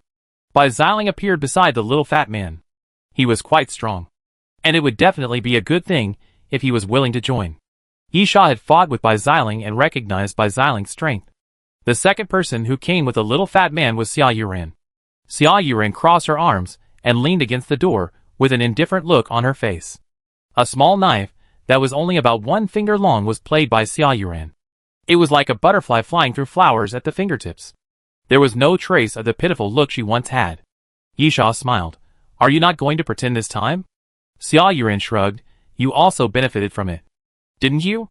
Xia Yuran did not deny that she took advantage of Yisha and the little fat man in Sakura City. Fortunately, Yisha did not mean to care about it. For such things that have already passed, Yisha did not like to waste words. However, Xia Yuran is indeed not an ordinary woman. If Yisha had only guessed when he saw Xia Yuran's ranking in the Death Car War on the Doomsday train, he could be 100% sure now. Therefore, Yisha would be more cautious about Xia Yuran. No one would be careful to be on guard for the second time after being fooled once. Yisha, the little fat man, Xia Yuran, and Bai Xiling were all survivors in Car 7 before entering the death car. It was not surprising that the little fat man called Xia Yuran and Bai Xiling here. But the third person who came with the little fat man was a complete stranger. He was a man who looked to be in his 30s or 40s. He was not a muscular man, but he was very sturdy, with broad shoulders and a big waist. He was about 1.9 meters tall, with a bald head, and a sense of toughness all over his body. The little fat man pointed at the man, Ji Chungjun, from carriage 30. Yisha stretched out his hand. Nice to meet you. Ji Chungjun grinned, revealing a rather scary smile. Nice to meet you. The two held their hands together, and Yisha could feel that the man in front of him was quite strong. Neither side deliberately increased their strength. But when the hands were held together, the feeling of the hand could still be felt. After a moment, the two loosened their hands, and Yisha said, "Let's get straight to the point." Xia Yuren stretched out her right foot and hooked a fallen chair. Then sat down, of course. "We didn't risk coming here to reminisce with you." Yisha sat down on the other side. "The battle is very simple. Enter the council hall, kill the one-eyed old man, then enter the Doomsday train platform and return to the Doomsday train." "Little fatty, isn't it too simple? How complicated do you think it needs to be?" "This is a very simple thing." Yisha smiled. "Either we kill him, or we are killed by him." Xia Yuren, "I have no objection." By Xiling, "Neither do I." Little fatty spread his hands. "Since no one has any objection, then I have no objection either." Yisha held out his hands to Ji Chung-jun, signaling him to relax. Ji Chung-jun smiled. "I don't have any objection." Yisha stood up. "Let's go." The discussion ended hastily. As Yisha said, this was actually a very simple matter. But some timid guys made it complicated. Those who planned to hide, then continue to hide. Yisha is ready to return to the Doomsday train. Leaving the church, Yisha took the lead and crossed the street. When approaching the council hall, Yisha stretched out his hand and signaled everyone to stop. The so-called council hall was actually a bar. Before the end of the world, this bar was the only bar in the town, and also the largest building in the town. When the town became a concentration camp for surviving humans, bars, as a luxurious entertainment venue, had lost their meaning. However, because it was large enough, it was requisitioned by the managers of the concentration camp for surviving humans and became a place for daily office work, commonly known as the council hall. After the one-eyed old man invaded the concentration camp for surviving humans, he needed a place to issue orders, so he occupied this place. The first is that this place is big enough, and the second is symbolic. This used to be the office of the manager of the surviving human concentration camp. The one-eyed old man is ambitious to take over here, so he naturally wants to occupy the council hall as soon as possible. Yisha leaned against the wall and pointed to the entrance of the council hall, not far from the alley. "There is a guard." The fat man let the unmanned remote control fly into the sky, and then said, "Two, one on each side." By Xiling, "If you don't plan to kill directly, but sneak in, let me do it." As Bai Xiling spoke, he walked out of the alley and headed straight for the council chamber, seemingly exposing himself. However, strangely, the two guards smoking at the entrance of the council chamber, who were only about 20 meters away, seemed to have not seen Bai Xiling at all. "Master." Ji Chung-jun, his route was completely covered by the shadows of the buildings on both sides. We could see him clearly from our angle, but the two guards could not see him at all. As he was talking, Bai Xiling had already walked to the door of the council hall. Suddenly, Bai Xiling attacked. Bai Xiling's wrist shook, and a flying knife flew out of his palm and pierced directly into the neck of a guard. The guard didn't even have a chance to groan, and fell straight to the ground. The guard on the other side was horrified and was about to shout loudly, but Bai Xiling had already rushed over, leaped up, and clamped the other person's neck with his legs, knocking him to the ground. Crack! The next moment, Bai Xiling twisted his legs and broke the other person's neck. Chapter 152 Exposed. Bai Xiling dealt with the two guards neatly, and then waved to the others. Yisha took the lead and walked towards Bai Xiling. The five of them carefully came to both sides of the gate and looked inside. But it was empty. Bai Xiling made a no-one gesture to Yisha, and then showed a puzzled look. Yisha shrugged his shoulders. How could he know why there was no one? The door of the council hall was not closed, but slightly opened. Looking inside, it was pitch black and nothing could be seen. This is obviously not normal. Even if the one-eyed old man sent out most of the crazy nights, it is impossible for him to leave no one around him. Even if they all sleep and rest, it is impossible to arrange only two guards at the door, not even one for night watch. Yisha whispered, "Where is the entrance to the Doomsday train?" "Little fatty, go through the front hall. There is a yard behind. We can go directly back to the Doomsday train platform after entering the yard." Xia Yuren asked, "Where is the one-eyed old man?" This woman obviously had the same idea as Yisha. It was important to return to the Doomsday train. But if she could kill the one-eyed old man, she would kill him. However, the fat man spread his hands to answer this question. Everyone knew that the one-eyed old man occupied the council hall. But who knows where he is in the council hall? Yisha, maybe on the second or third floor. Let's go in first.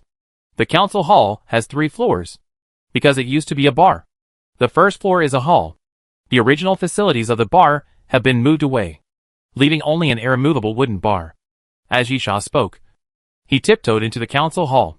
The room was dark, and it was almost impossible to see anything. One could only barely see some outlines, with the moonlight coming in from the door and window. But at this moment, suddenly, there was a sound of the lights being turned on. And then the lights came on, illuminating the surroundings. The 5 people of Yisha were not ordinary people. They immediately entered a state of alert, and then moved closer to each other to form a circle. Then, as the lights came on, 5 or 6 crazy knights suddenly stood up behind the bar, holding Gauss guns in their hands, and quickly aimed at Yisha and the other 5. Then, hurried footsteps sounded at the stairs on the second floor and the back door on the side of the hall. And then a large number of crazy knights rushed out and surrounded Yisha and the other 5. Exposed. These 3 words flashed through the minds of Yisha and the other 5 at the same time. Welcome to my territory. At this time, the one-eyed old man came out from the back of the hall with a cigar in his mouth. Mocking, little guy who is not afraid of death. Hey, there is an acquaintance. Yisha and the others looked at each other, their eyes full of doubt. Obviously, they didn't expect that they would be exposed just after entering. Moreover, judging from the posture, the one-eyed old man was obviously well prepared. Are you confused? The one-eyed old man said disdainfully. Do you think I'm an idiot? The best way to solve the current dilemma is to kill me. So do you think I will be unprepared? But, the one-eyed old man's eyes fell on Yisha, staring at Yisha firmly, with a hint of hatred in his eyes. This is easy to understand. After all, Yisha once tried to kill the one-eyed old man, destroyed many of his cars, and killed many crazy knights. But what puzzled Yisha was that he could still see a trace of greed in the one-eyed old man. As if he saw a fat sheep. The one-eyed old man spoke again. I am in a good mood today. Except for him. The one-eyed old man pointed at Yisha, and then continued, if the others get out now, I can let you go. Before Yisha spoke, the little fat man shouted, Are you going to alienate us? Using such a low-level method? A strange? The one-eyed old man laughed. Little ghost. There are only 5 of you. And there are 50 people surrounding you here. Do I need to alienate you? If you want to die with him, then stay. Yisha suddenly said, You guys go. Ji Cheng-jun, although we have only known each other for a short time, I am not such a disloyal person. I just want to face the worst result and find a way to rush forward. Anyway, I have such a plan from the beginning. It's not a question of loyalty. Yisha, I am just worried that you will regret it and stab me in the back. Yisha said it so bluntly that Ji Cheng-jun was choked and didn't know what to say. Xia Yuren looked around coldly, then stepped back step by step until she was out of the council hall. This woman was quite straightforward. Bai Xiling hesitated for a while, followed Xia Yuren's footsteps, and retreated 1 step at a time, while being alert to the surroundings. The little fat man scolded, You 2 are bastards. Yisha looked at Ji Cheng-jun. You're not leaving? Ji Cheng-jun thought for a while. According to the situation, I should leave too. But leaving now goes against the principles I have always believed in. So I don't plan to leave. If you are worried, you can stay away from me after the fight. Then it's up to you. Yisha immediately said to the little fat man, Get out. The little fat man, No. I'm different from those 2 bitches. Yisha grabbed the little fat man by the collar. You can't help much. Get out. Yisha threw the little fat man out the door with a flick of his hand. Ka-ba. Ka-ba. After throwing the little fat man out the door, Yisha twisted his neck, stretched his muscles, and looked at the one-eyed old man. If you want revenge, come on. The one-eyed old man sneered and waved his hand. Break him up. Before killing him, I still want to have some fun with him. The crazy knights around took up their Gauss guns and aimed. But because of the one-eyed old man's order, the muzzles of the guns were not aimed at Yisha's upper body at the same level as the shoulders, but at Yisha's lower body. As the one-eyed old man ordered, they wanted to cripple Yisha, not kill him. But at this moment, a koken suddenly flew in from the door and landed at the feet of several crazy knights. Boom! A violent explosion sounded, and the koken suddenly exploded into a blazing fireball.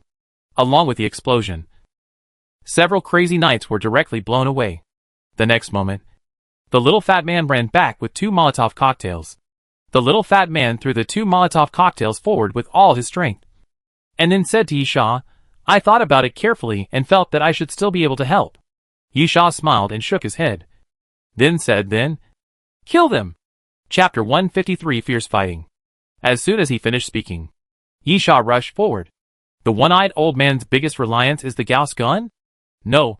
The Gauss gun just makes the one-eyed old man's advantage more powerful. The one-eyed old man's biggest advantage, after all, is the crazy knight, or the power of numbers. In this case, let's eliminate this advantage of the one-eyed old man first. While thinking, Yisha took out the colorful clouds covering the moon and threw 2 metal bars to the left and right at once.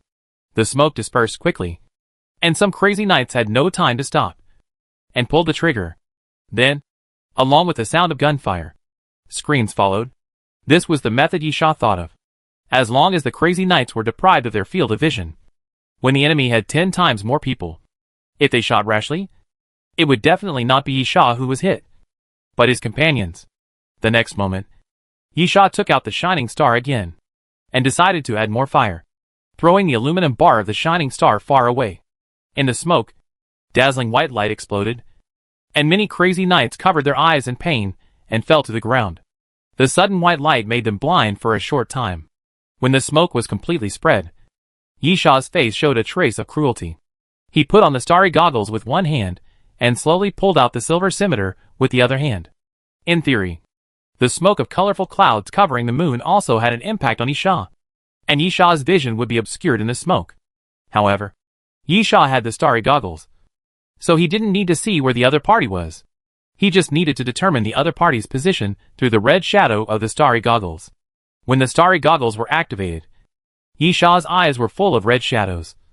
And then Yisha rushed towards a red shadow nearby. The silver scimitar fell, bringing out a silver light, and chopped forward. Puff! The sound of something being torn apart, followed by a painful scream. A crazy knight covered his wrist and kept retreating, and the palm of his right hand had been cut off at the wrist. However, his scream did not last long, because the second silver knife shadow swept past and directly cut his neck. Yisha didn't stop. After killing one person, he ran towards the next one.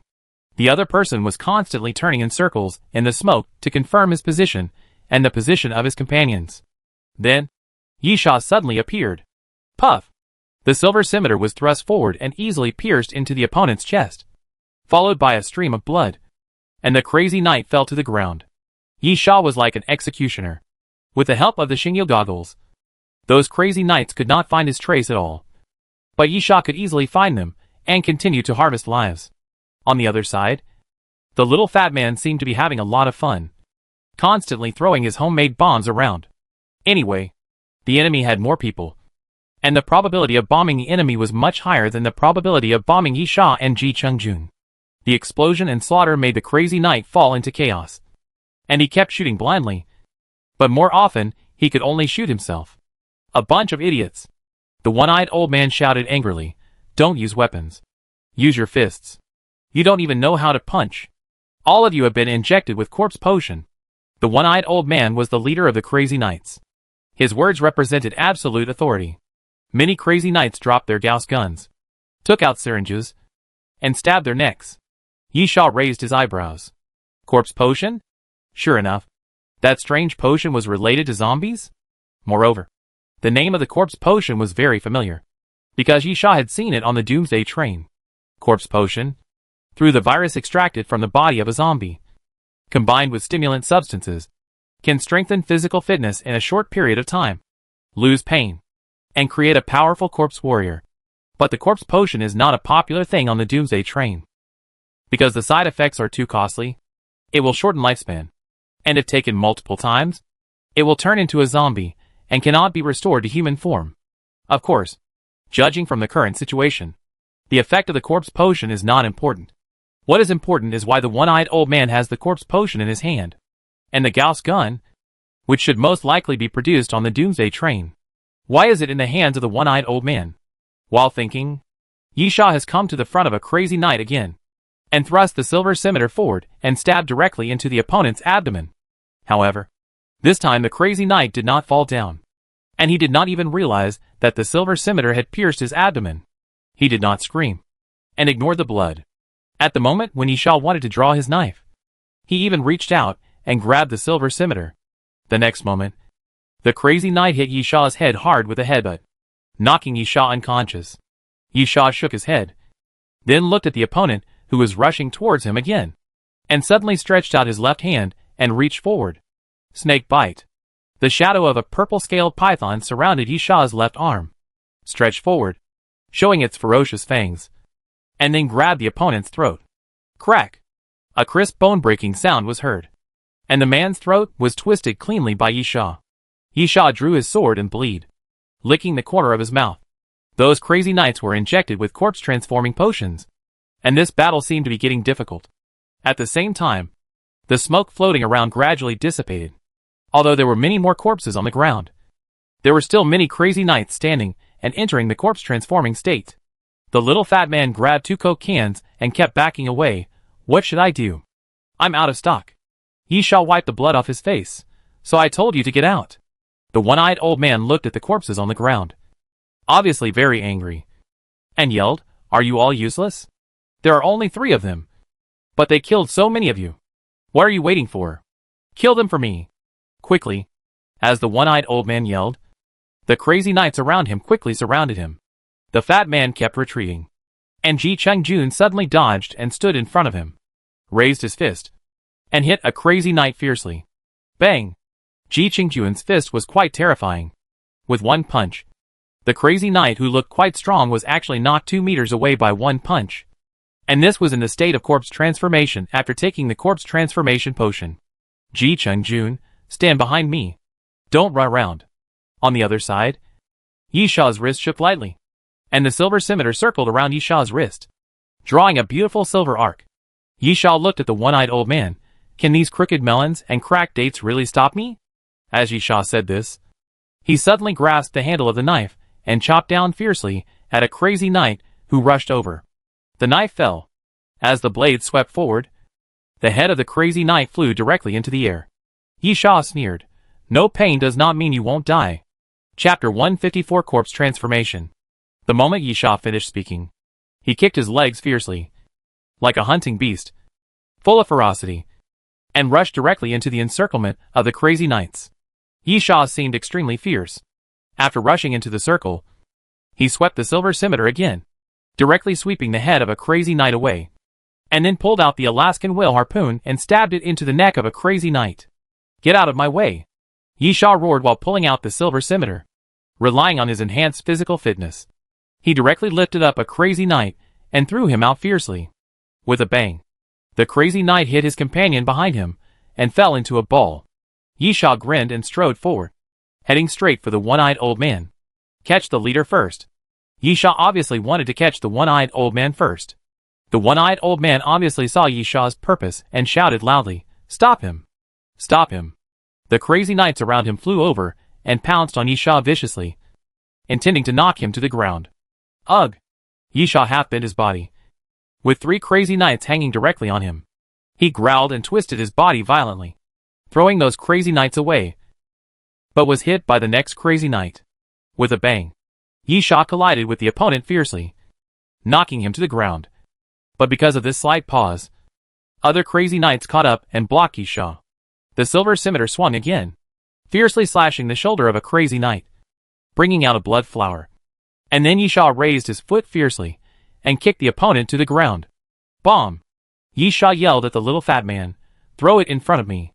The little fat man hesitated, but, "It will affect you." Yisha interrupted rudely, "Throw it quickly." The little fat man gritted his teeth and threw a Coke can in his hand 3 meters in front of Yisha. Boom! The explosion sounded suddenly, and the fireball pushed away, blowing away the crazy knight who wanted to rush towards Yisha. The next moment, in the center of the fireball, Yisha waved his silver scimitar, broke through the wall of fire, and rushed towards the one-eyed old man. 1 step, 2 steps, 3 steps. Yisha was only 5 meters away from the one-eyed old man. But at this moment, the one-eyed old man suddenly pulled out a revolver from his waist and aimed at Yisha. Bang! The one-eyed old man pulled the trigger, and with the sound of the gun, a blood flower suddenly shot out from the position of Yishaw's shoulder blade. Yishaw gritted his teeth and endured the pain, intending to continue walking towards the one-eyed old man. But at this moment, two crazy knights rushed up from the left and right, jumped, hugged Yishaw's waist, and threw Yishaw to the ground. The one-eyed old man snorted coldly. "Want to kill me?" "Not quite." "That's hard to say." Suddenly, a saber came out from behind the one-eyed old man and was placed on his neck. Xia Yuren's cold voice also sounded out of nowhere. At the same time, Bai Xiling half crouched on the ground, holding a pistol in his hand, raised his hand and pressed against the one-eyed old man's chin. The little fat man was surprised. "When did you two come back?" Ji Chungjun pointed at Yishaw, just when he threw the smoke bomb. The two of them took the opportunity to run back. "I'm so sorry." Xia Yuren looked at Yishaw. "Just give me this guy's head." "Bai Xiling, it's mine." Almost at the same time, Xia Yuren's knife slashed across the one-eyed old man's neck, and Bai Xiling also pulled the trigger fiercely. But, at this moment, Xia Yuren suddenly widened her eyes. The knife slashed across the one-eyed old man's neck. The feeling of the blade passing by did not feel like cutting flesh and blood at all. Xia Yuren felt like she was cutting a piece of steel plate with a knife. It was an extremely hard feeling. At the same time, Bai Xiling pulled the trigger, and the bullet also missed the one-eyed old man. At the moment the bullet was fired, the one-eyed old man moved very quickly and tilted his head to the side. Although the amplitude was very small, the bullet still flew past the one-eyed old man's cheek, leaving a shocking blood mark on his face, and some burn damage. "You ungrateful brats. You should have gotten out of here when I told you to leave," the one-eyed old man shouted. "Go to hell now." The one-eyed old man suddenly made a move, grabbing Bai Xiling's neck with one hand and Xia Yuren's collar with the other. The one-eyed old man threw Bai Xiling out with a sudden force, and then threw Xia Yuren to the ground with an over-the-shoulder throw. Bai Xiling slid along the ground and hit the bar. The wooden bar made a big hole with a click, and Bai Xiling rolled behind the bar. On the other side, Xia Yuren fell hard to the ground, feeling a sharp pain as if the spine behind him was broken. When he opened his mouth, a mouthful of blood spurted out. At the same time, a needle fell to the ground from the sleeve of the one-eyed old man. There was a bloody hole in the palm of the one-eyed old man. This old man actually hid a tube of corpse-turning potion in his sleeve and saved himself at the critical moment. The next moment, the one-eyed old man raised his head and kicked Xia Yuren in the lower abdomen. Kicking Xia Yuren out. "You are looking for death. Don't blame me." Bang! Xia Yuren was kicked 2 meters away and rolled on the ground. However, at this moment, the one-eyed old man's face suddenly changed, and he suddenly stepped back.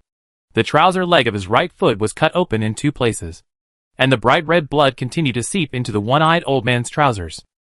Xia Yuren wiped the blood from the corner of his mouth and got up from the ground. "You old man. You are lucky that I didn't cut off your leg." The one-eyed old man was furious and pulled out his revolver to shoot Xia Yuren.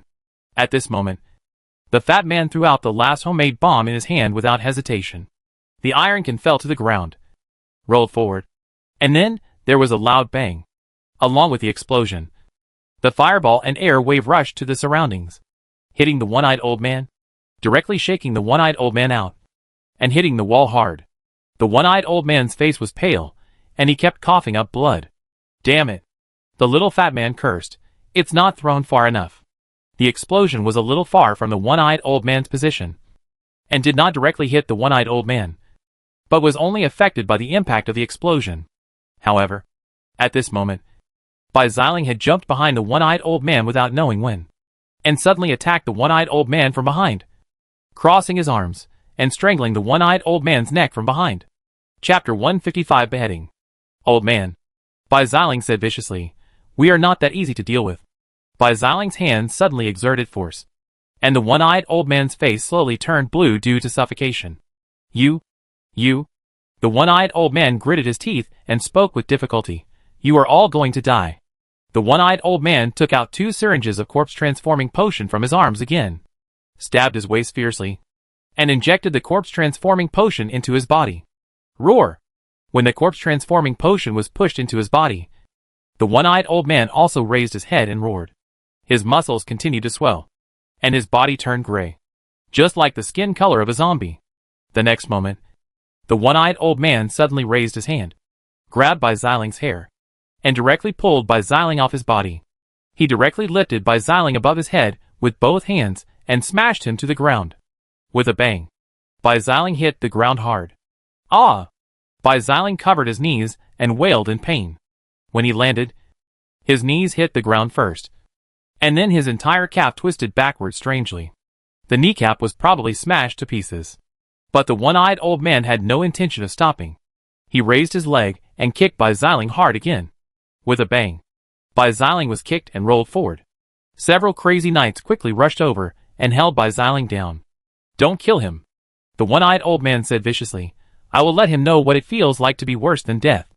On the other side, although Xia Yuren injured the one-eyed old man, she missed the first great opportunity for a sneak attack, and Xia Yuren was now entangled by the crazy knights. Xia Yuren didn't know what means she used, but those crazy knights couldn't get close to her easily. As long as they were within half a meter, they would definitely have knife wounds on their bodies. However, those crazy knights surrounded her, and Xia Yuren couldn't easily kill her. After the one-eyed old man let the crazy knights control Bai Xiling, he turned his attention back to Yisha, and suddenly took a big step and headed directly towards Yisha. "Get out of here!" The one-eyed old man stretched out his hand and pushed away the two crazy knights who were attacking Yisha. He raised his arm and hit Yisha with an uppercut. Bang! Yisha crossed his arms and took the one-eyed old man's punch. Then he felt a huge force coming. The next moment, the one-eyed old man swung his fist again, broke through Yisha's defense from the side, and knocked Yisha to the ground with a fierce punch. "Little boy, you are still far away." The one-eyed old man grabbed Yisha's collar and dragged him up from the ground. He kneed Yisha in the lower abdomen again, and then sneered, "Want to kill me? What right do you have to kill me?" As the one-eyed old man spoke, he raised his fist and punched Yisha in the face again, then grabbed Yisha's collar, pulled Yisha back in front of him, and raised his fist again. Yisha suddenly raised his hand and stabbed the Alaskan whale harpoon into the one-eyed old man's shoulder, growled, and kept exerting force. Yisha shouted, "You old man, do you think you can beat me?" Yisha raised his foot fiercely and kicked the one-eyed old man's chest hard, kicking the one-eyed old man back. Two crazy knights immediately rushed up from the side and pounced on Yisha fiercely. Yisha swung his arms vigorously, directly shaking off the two crazy knights, and then said to the one-eyed old man, "Let me tell you why I kill you." With a bang, the ground behind the one-eyed old man suddenly cracked, and the corpse flower suddenly drilled out from behind the one-eyed old man, with roots and stems surrounding him, quickly entwining the one-eyed old man's body, and tightly binding the one-eyed old man. "Go to hell!" Yisha took a step forward, thrust the silver scimitar in his hand forward, and stabbed it into the stomach of the one-eyed old man. The one-eyed old man grabbed Yisha's wrist, then opened his mouth and spurted out a mouthful of blood, dyeing half of Yisha's body red. Ah! The veins on Yisha's neck jumped violently, and his arm continued to exert force to continue to thrust the silver scimitar into the one-eyed old man's body. "No! Don't kill me!" Feeling the strength of Yisha's arm, the one-eyed old man shouted, "I can tell you who asked me to kill you, and he also gave me weapons and potions." The one-eyed old man's words made Yisha's movements pause. At the same time, two crazy knights suddenly rushed up from behind, trying to pull Yisha away. The one-eyed old man's expression suddenly changed, revealing a fierce expression again. He hit Yisha's forehead with a fierce headbutt, causing Yisha to stagger. Yisha growled, "Bite him!" The three buds of the corpse flower bloomed at the same time, and the fine serrations on the edges were like sharp teeth, biting the one-eyed old man fiercely. "Ah!" The next moment, Yisha roared loudly, although there was a crazy knight hanging on his back. His right hand holding the silver scimitar did not loosen. He almost used all his strength. Yisha grabbed the silver scimitar and pulled it hard to the side. Puff! The muffled sound of flesh being torn apart. A large puff of blood mist was carried into the air along with the swinging of the silver scimitar. The one-eyed old man widened his eyes, and his pupils kept shrinking, expanding, shrinking, and expanding. The one-eyed old man took several steps back, with a look of disbelief on his face. He looked down and saw that his abdomen was cut open by Yisha. Blood was flowing out crazily. The one-eyed old man could even see the internal organs wriggling in the wound. "Go to hell!" Yisha took a step forward, raised the silver scimitar, and chopped down at the one-eyed old man again. Puff! The silver blade swept forward and directly cut the one-eyed old man's throat, bringing out a flash of blood. Plop! The one-eyed old man's body finally couldn't support it, and he knelt on the ground, looking at Yisha unwillingly, opening his mouth to speak, but because his throat was cut, he couldn't spit out a word at all. Finally, he fell to the ground, and blood quickly flowed under his body. You killed the king of Wasteland. The one-eyed old man. Cumulative number, 1. Apocalypse reward, 100 silver skull coins. You completed mission 2, kill the king of Wasteland. The one-eyed old man. A mysterious voice sounded, announcing that the one-eyed old man was completely dead, and Yisha successfully completed the mission. However, the battle is not over yet. The corpse flower retracted from the one-eyed old man's body, quickly drilled back into the ground, and suddenly drilled out from 3 meters away, directly entangled a crazy knight.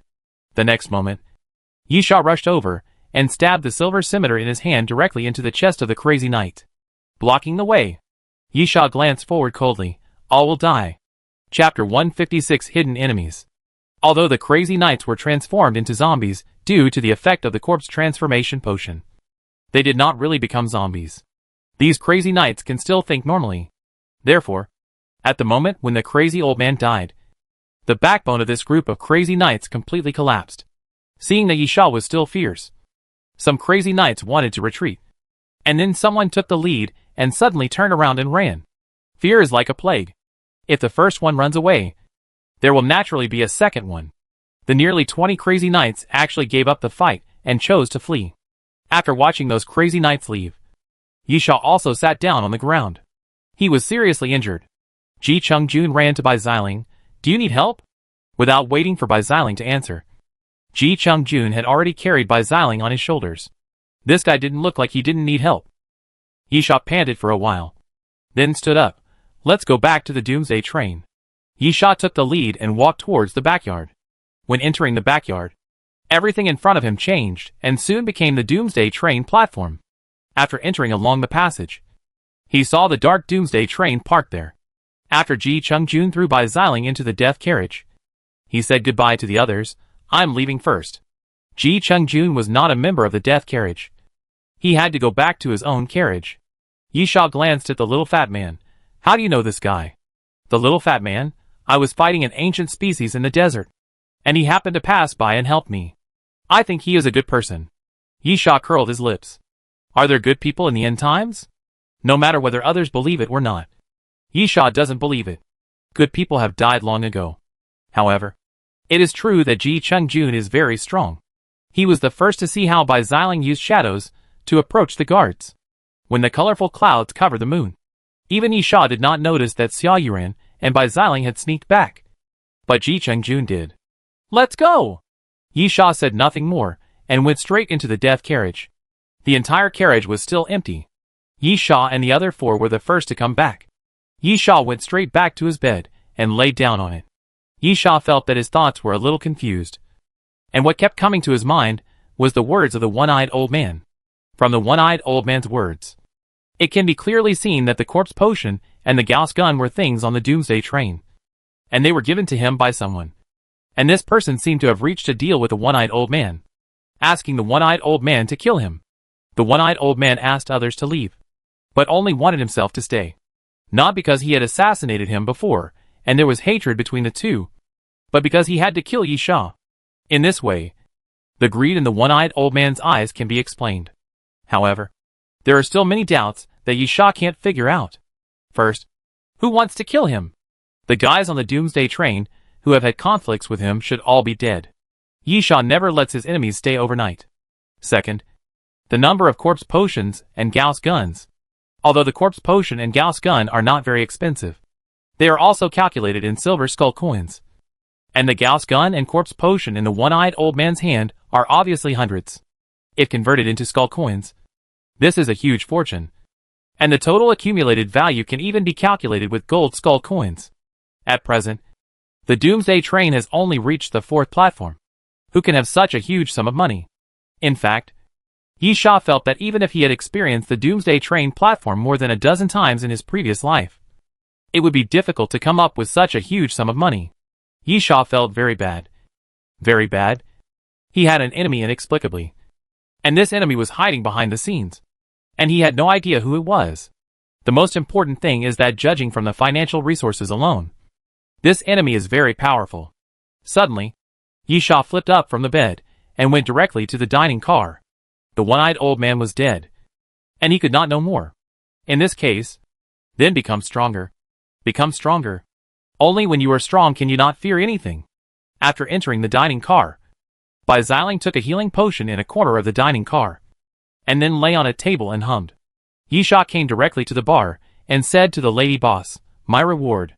The lady boss smiled and placed a bottle of physical fitness enhancement potion on the bar, then took out a metal box from under the bar, opened it, and found a petal-shaped hairpin inside.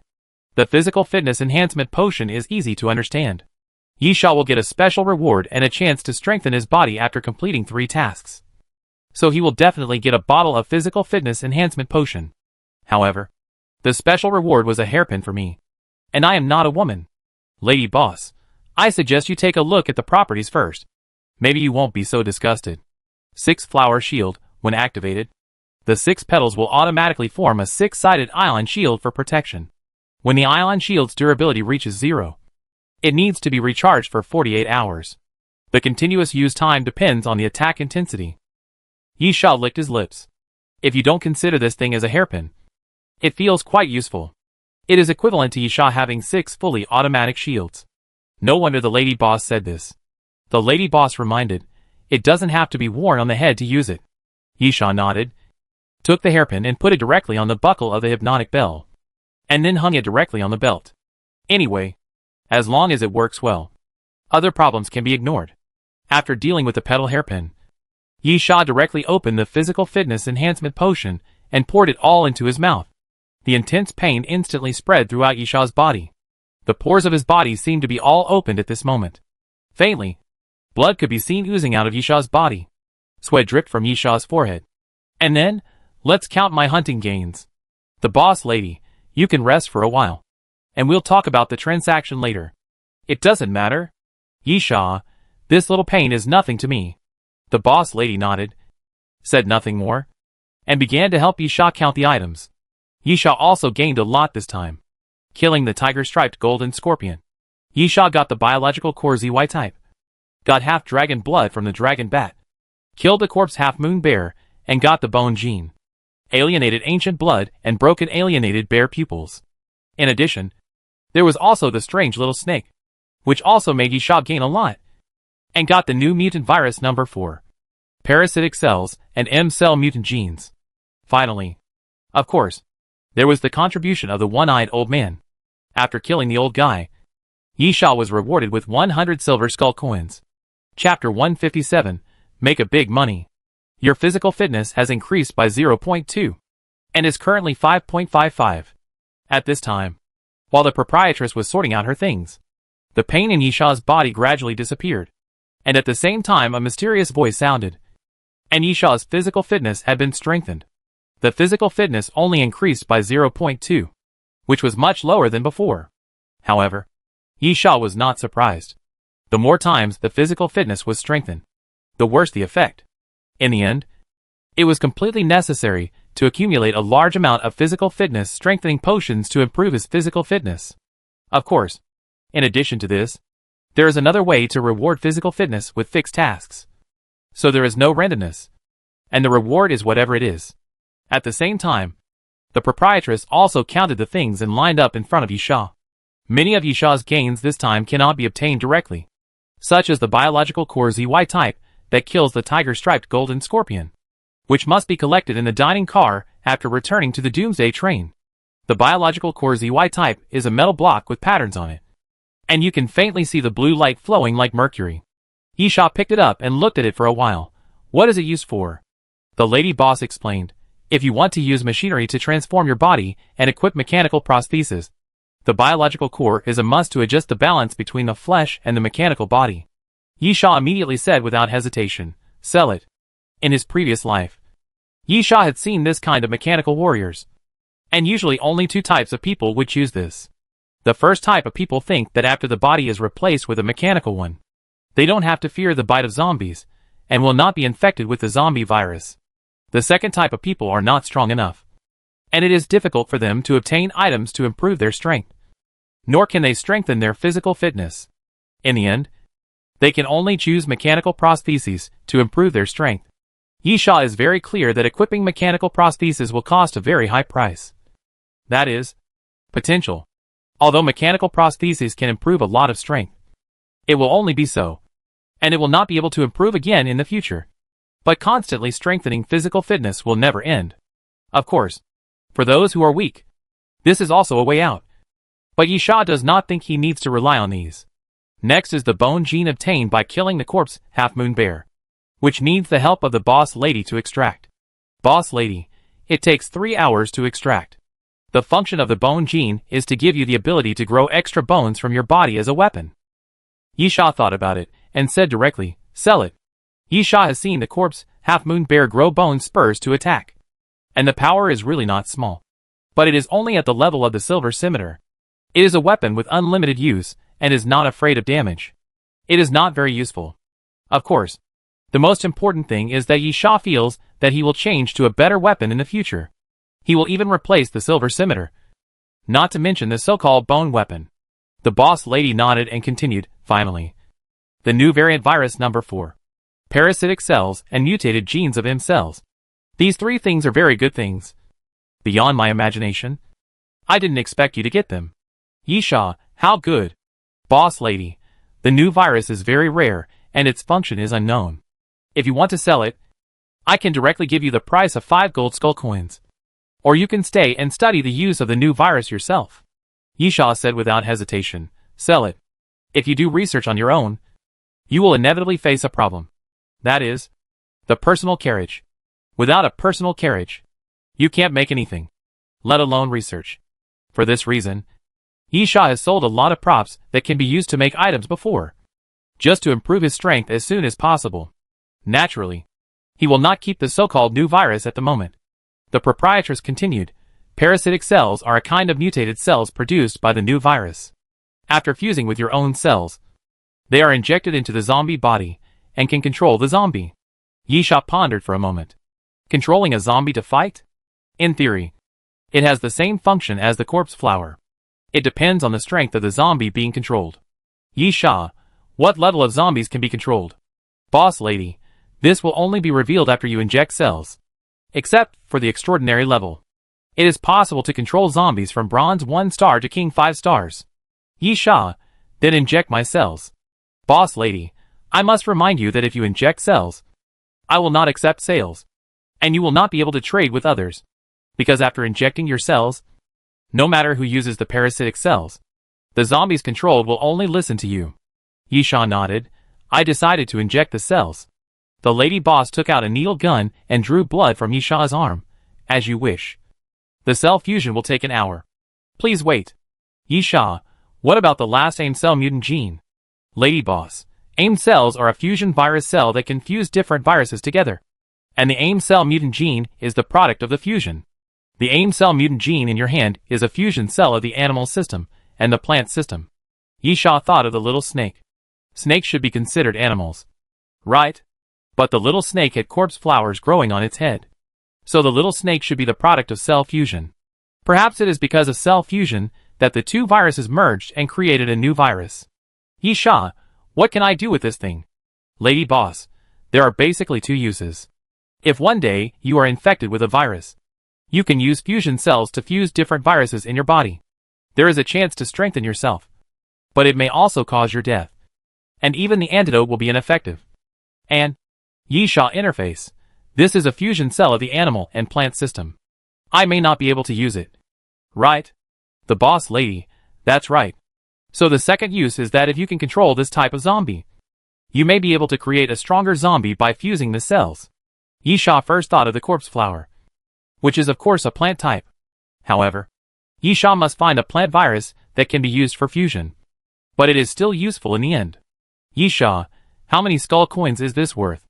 The lady boss, if you plan to sell it, I am willing to offer 2 gold skull coins. This price is also very high for Yisha. 2 gold skull coins can allow Yisha to do a lot of things. But thinking of the corpse flower, Yisha still shook his head. I decided to stay. Yisha has always been either not to do it, or to do it to the best of his ability. Since he wants to cultivate the corpse flower, Yisha naturally hopes that the corpse flower will be as strong as possible. Chapter 158 Endless Bow. The lady boss didn't say much. Just calculated, including the 100 silver skulls for killing the one-eyed old man. And these sales items. I will give you a total of 220 silver skulls. And the new variant virus number 4. I will offer 5 gold skulls. Yisha nodded. For a one-stop journey, Yisha was satisfied with the 220 silver skull coins. As for the unexpected discovery of the new variant virus number 4, it was an extra gain. Being able to get 5 gold skull coins has completely exceeded Yisha's expectations. Yisha took off the Black Hawk compound bow and placed it on the bar. Now that I have money, I can't let the skull coins rot around. I remember you said that my bow can be upgraded by purchasing props. Right? The boss lady nodded. Yes. There are 3 types of upgrade routes: technology, retro, and fantasy. Yisha, can you introduce it? The boss lady. Technology route. The Black Hawk compound bow will be upgraded to star wings, and the arrows will also be upgraded to technological arrows. The power of each arrow will be increased, and it will come with special effects. Yisha, in other words, the effect of the upgrade is that I can use technological arrows. The boss lady. The effect of the bow itself will also be improved. You can add a super magnification scope, and the effective range will reach 1,500 meters. 1,500 meters of ultra-long range? Yisha's eyes lit up. This is not a bow and arrow. It is completely at the level of a sniper rifle. No. It should be said that it exceeds the range of a sniper rifle.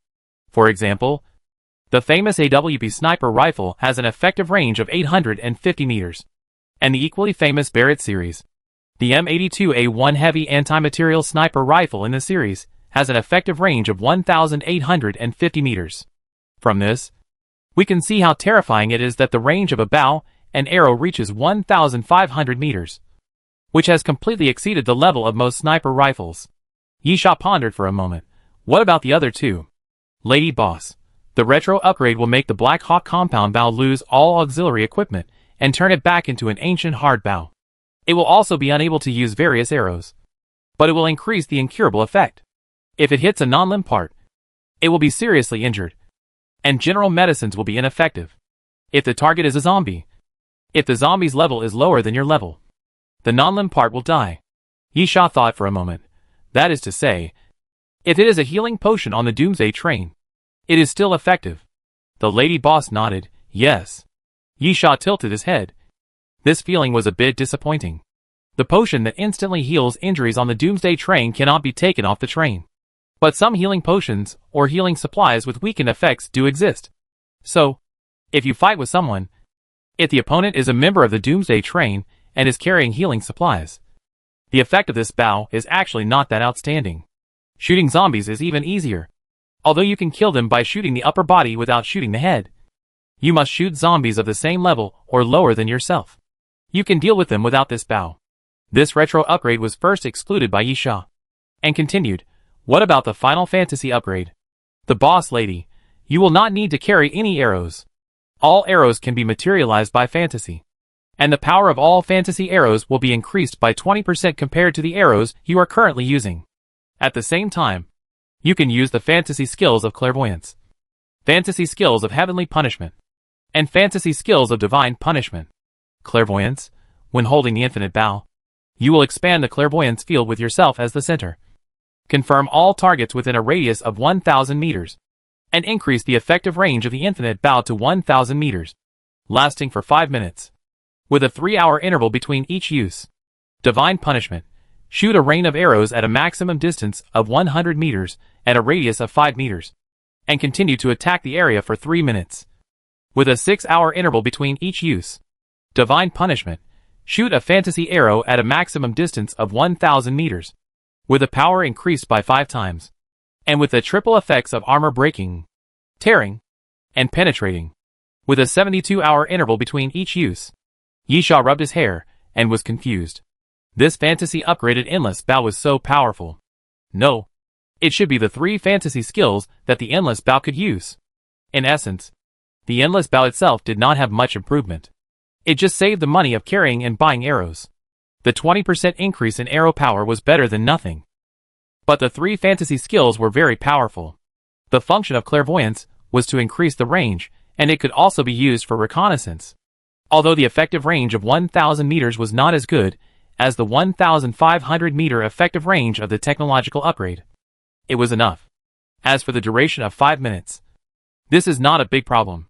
Generally speaking, long-range sniping does not require 5 minutes of combat time. Heaven's Punishment is also a very powerful attack skill, and it is a regional intensive attack. If you encounter a zombie cluster like in Sakura City, you can clear a large gap in the blink of an eye. And Divine Punishment is a killer move, with an ultra-long range, 5 times the power, and the accompanying effects, which are difficult to dodge and cannot be easily resisted. Yisha felt a headache. With the technology upgrade, his bow and arrow will become an enhanced sniper rifle, and the fantasy upgrade is strong in 3 fantasy skills. But there is a time interval for use.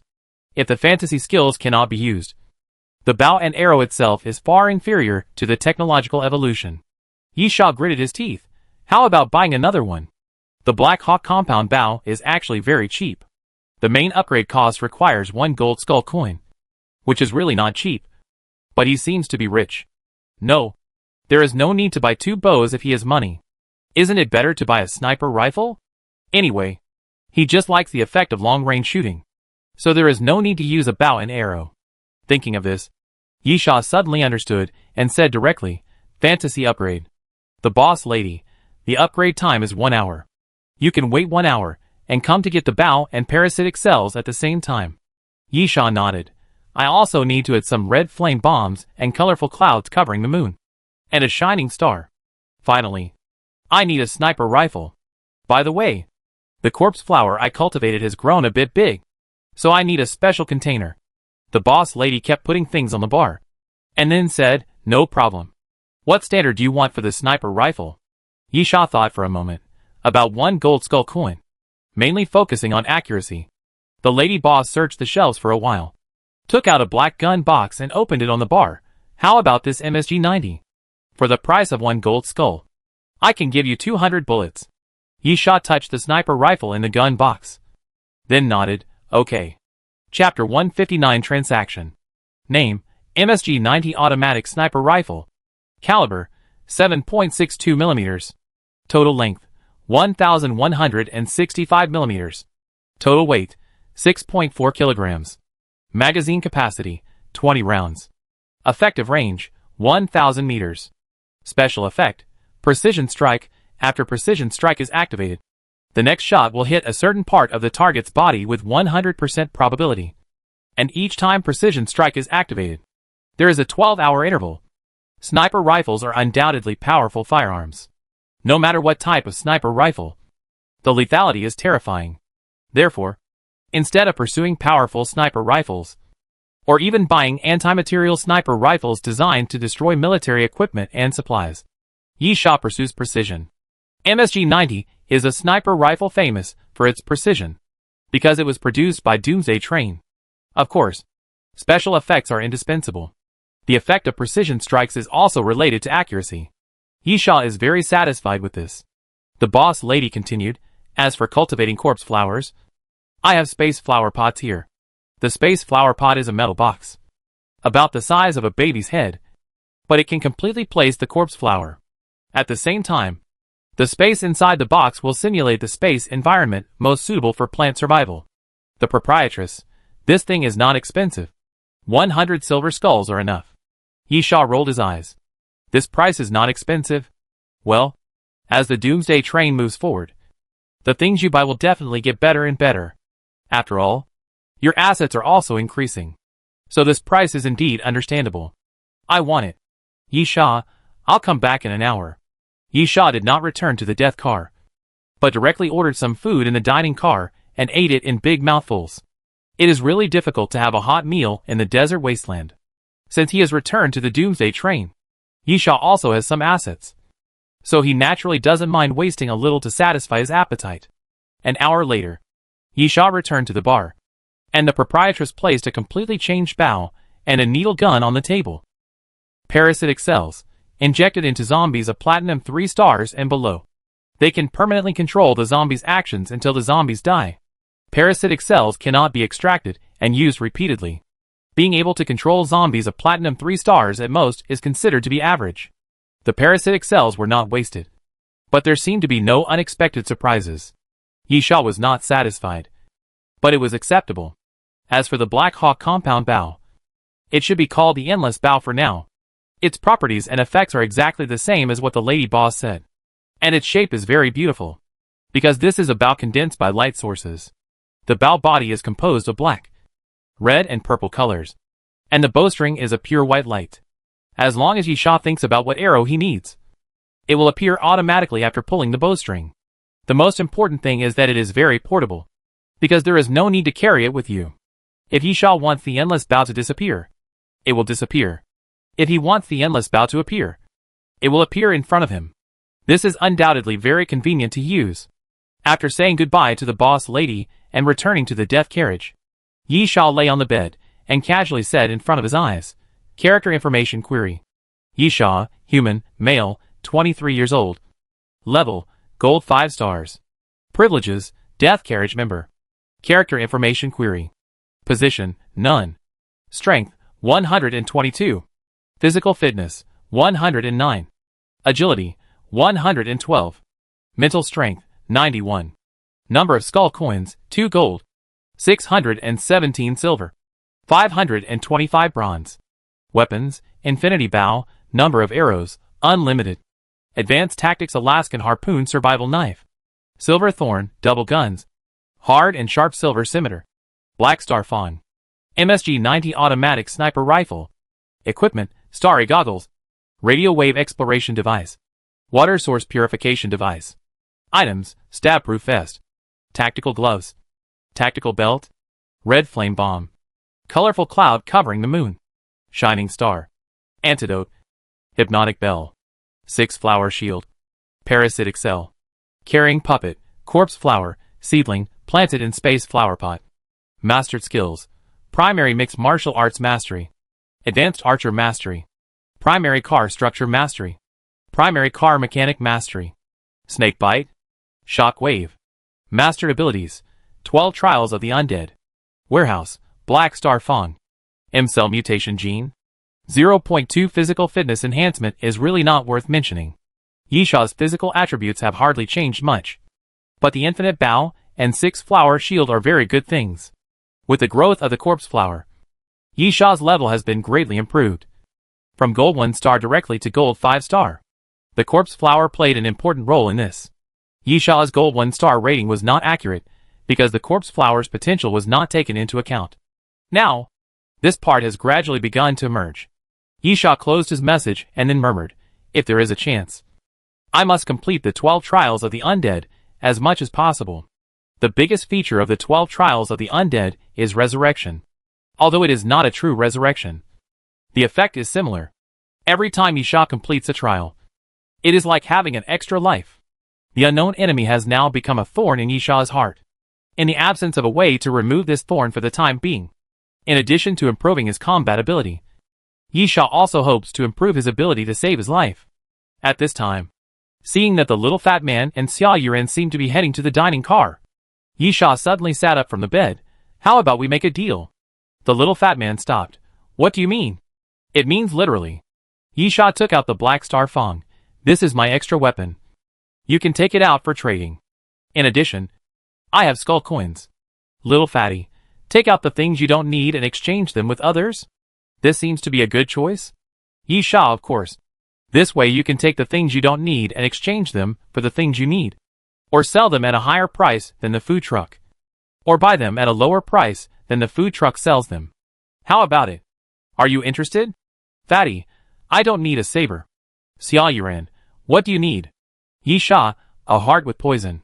Cold blood without temperature. And sharp tearing claws. Whether from a mutant zombie or an ancient species. Fatty, I have claws. From an ancient Chinese dragon bird. Xia Yuran, I have both the cold blood and the poisonous heart. From 2 mutant zombies. Can I see the saber? Yisha held out his hand. Please. Xia Yuran glanced at the Black Fong star. Then, exchange? Yisha nodded. Sure. Chapter 160 Metropolitan Trial. If Yisha hadn't already had the Alaskan harpoon, the Black Star Fawn would actually be a very good weapon, and exchanging it for 2 materials would not be very cost-effective. However, Yisha didn't care about the value at the moment. He just wanted to complete the trial as soon as possible. So, what about you? Yisha looked at the little fat man. I can buy it with skull coins. The little fat man scratched his head. If you want it, then take it. Yisha interrupted the little fat man directly. I don't like to owe favors to others. You can go to the dining car to check the price. I will buy it at twice the price. The little fat man nodded. Okay. The little fat man went to the dining car for a walk. The double price was 30 silver skull coins. Yisha paid the money happily, and took the claws of the Chinese dragon bird from the little fat man to complete the second trial of the 12 Trials of Immortality. 12 Trials of Immortality, fantasy ability. Every time you pass a trial, you will get a chance to revive your body. If you succeed in the 3rd trial, you will get hard armor. If you succeed in the 6th trial, you will get strength. If you succeed in the 9th trial, you will get frenzy. If you succeed in the 12th trial, you will get the will of an unyielding warrior. Currently completed trials 2/12. Number of resurrections 2. 3rd trial content, independent space trial. Trial progress 0/1. After exchanging things from the little fat man and Xia Yuran, Yisha collected all 5 items for the 2nd trial, successfully completed the 2nd trial, and increased the number of resurrections to 2. At the same time, the content of the 3rd trial also appeared. However, Yisha was a little confused. What does the independent space trial mean? Although Yisha had seen others use the 12 Trials of Immortality in his previous life, he roughly knew what the 12 Trials of Immortality had, but he didn't know the content of each trial very clearly. Sorry. Excuse me. Yisha spread his hands towards the little fat man and Xia Yuran. I have to go to the dining car again. Yisha returned to the bar of the dining car and got straight to the point, asking directly about the trial. The proprietress lit a female cigarette. The 12 Trials of the Immortal. Every 3 trials are a stage. So the 3rd, 6th, 9th, and 12th trials are all special trials. Yisha, so, what does the independent space trial mean? The proprietress, as the name suggests, the Doomsday train will send you to a place where there are no other members of the Doomsday train. You are the only one, unable to ask for help, without companions, and there is no possibility of cooperation. If you can complete the mission and return, you will pass the trial. But there is one thing you must pay attention to. Yisha showed a puzzled look. The lady boss. The departure time of the Doomsday train will not be changed, so you can only squeeze out time to complete the trial. If you miss the departure time because of the trial, you should know the result. Yisha pondered for a moment.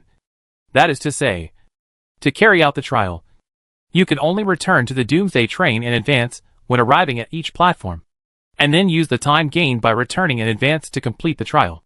Yisha immediately realized that this was a great opportunity because they were the first group of people to return from the desert wasteland.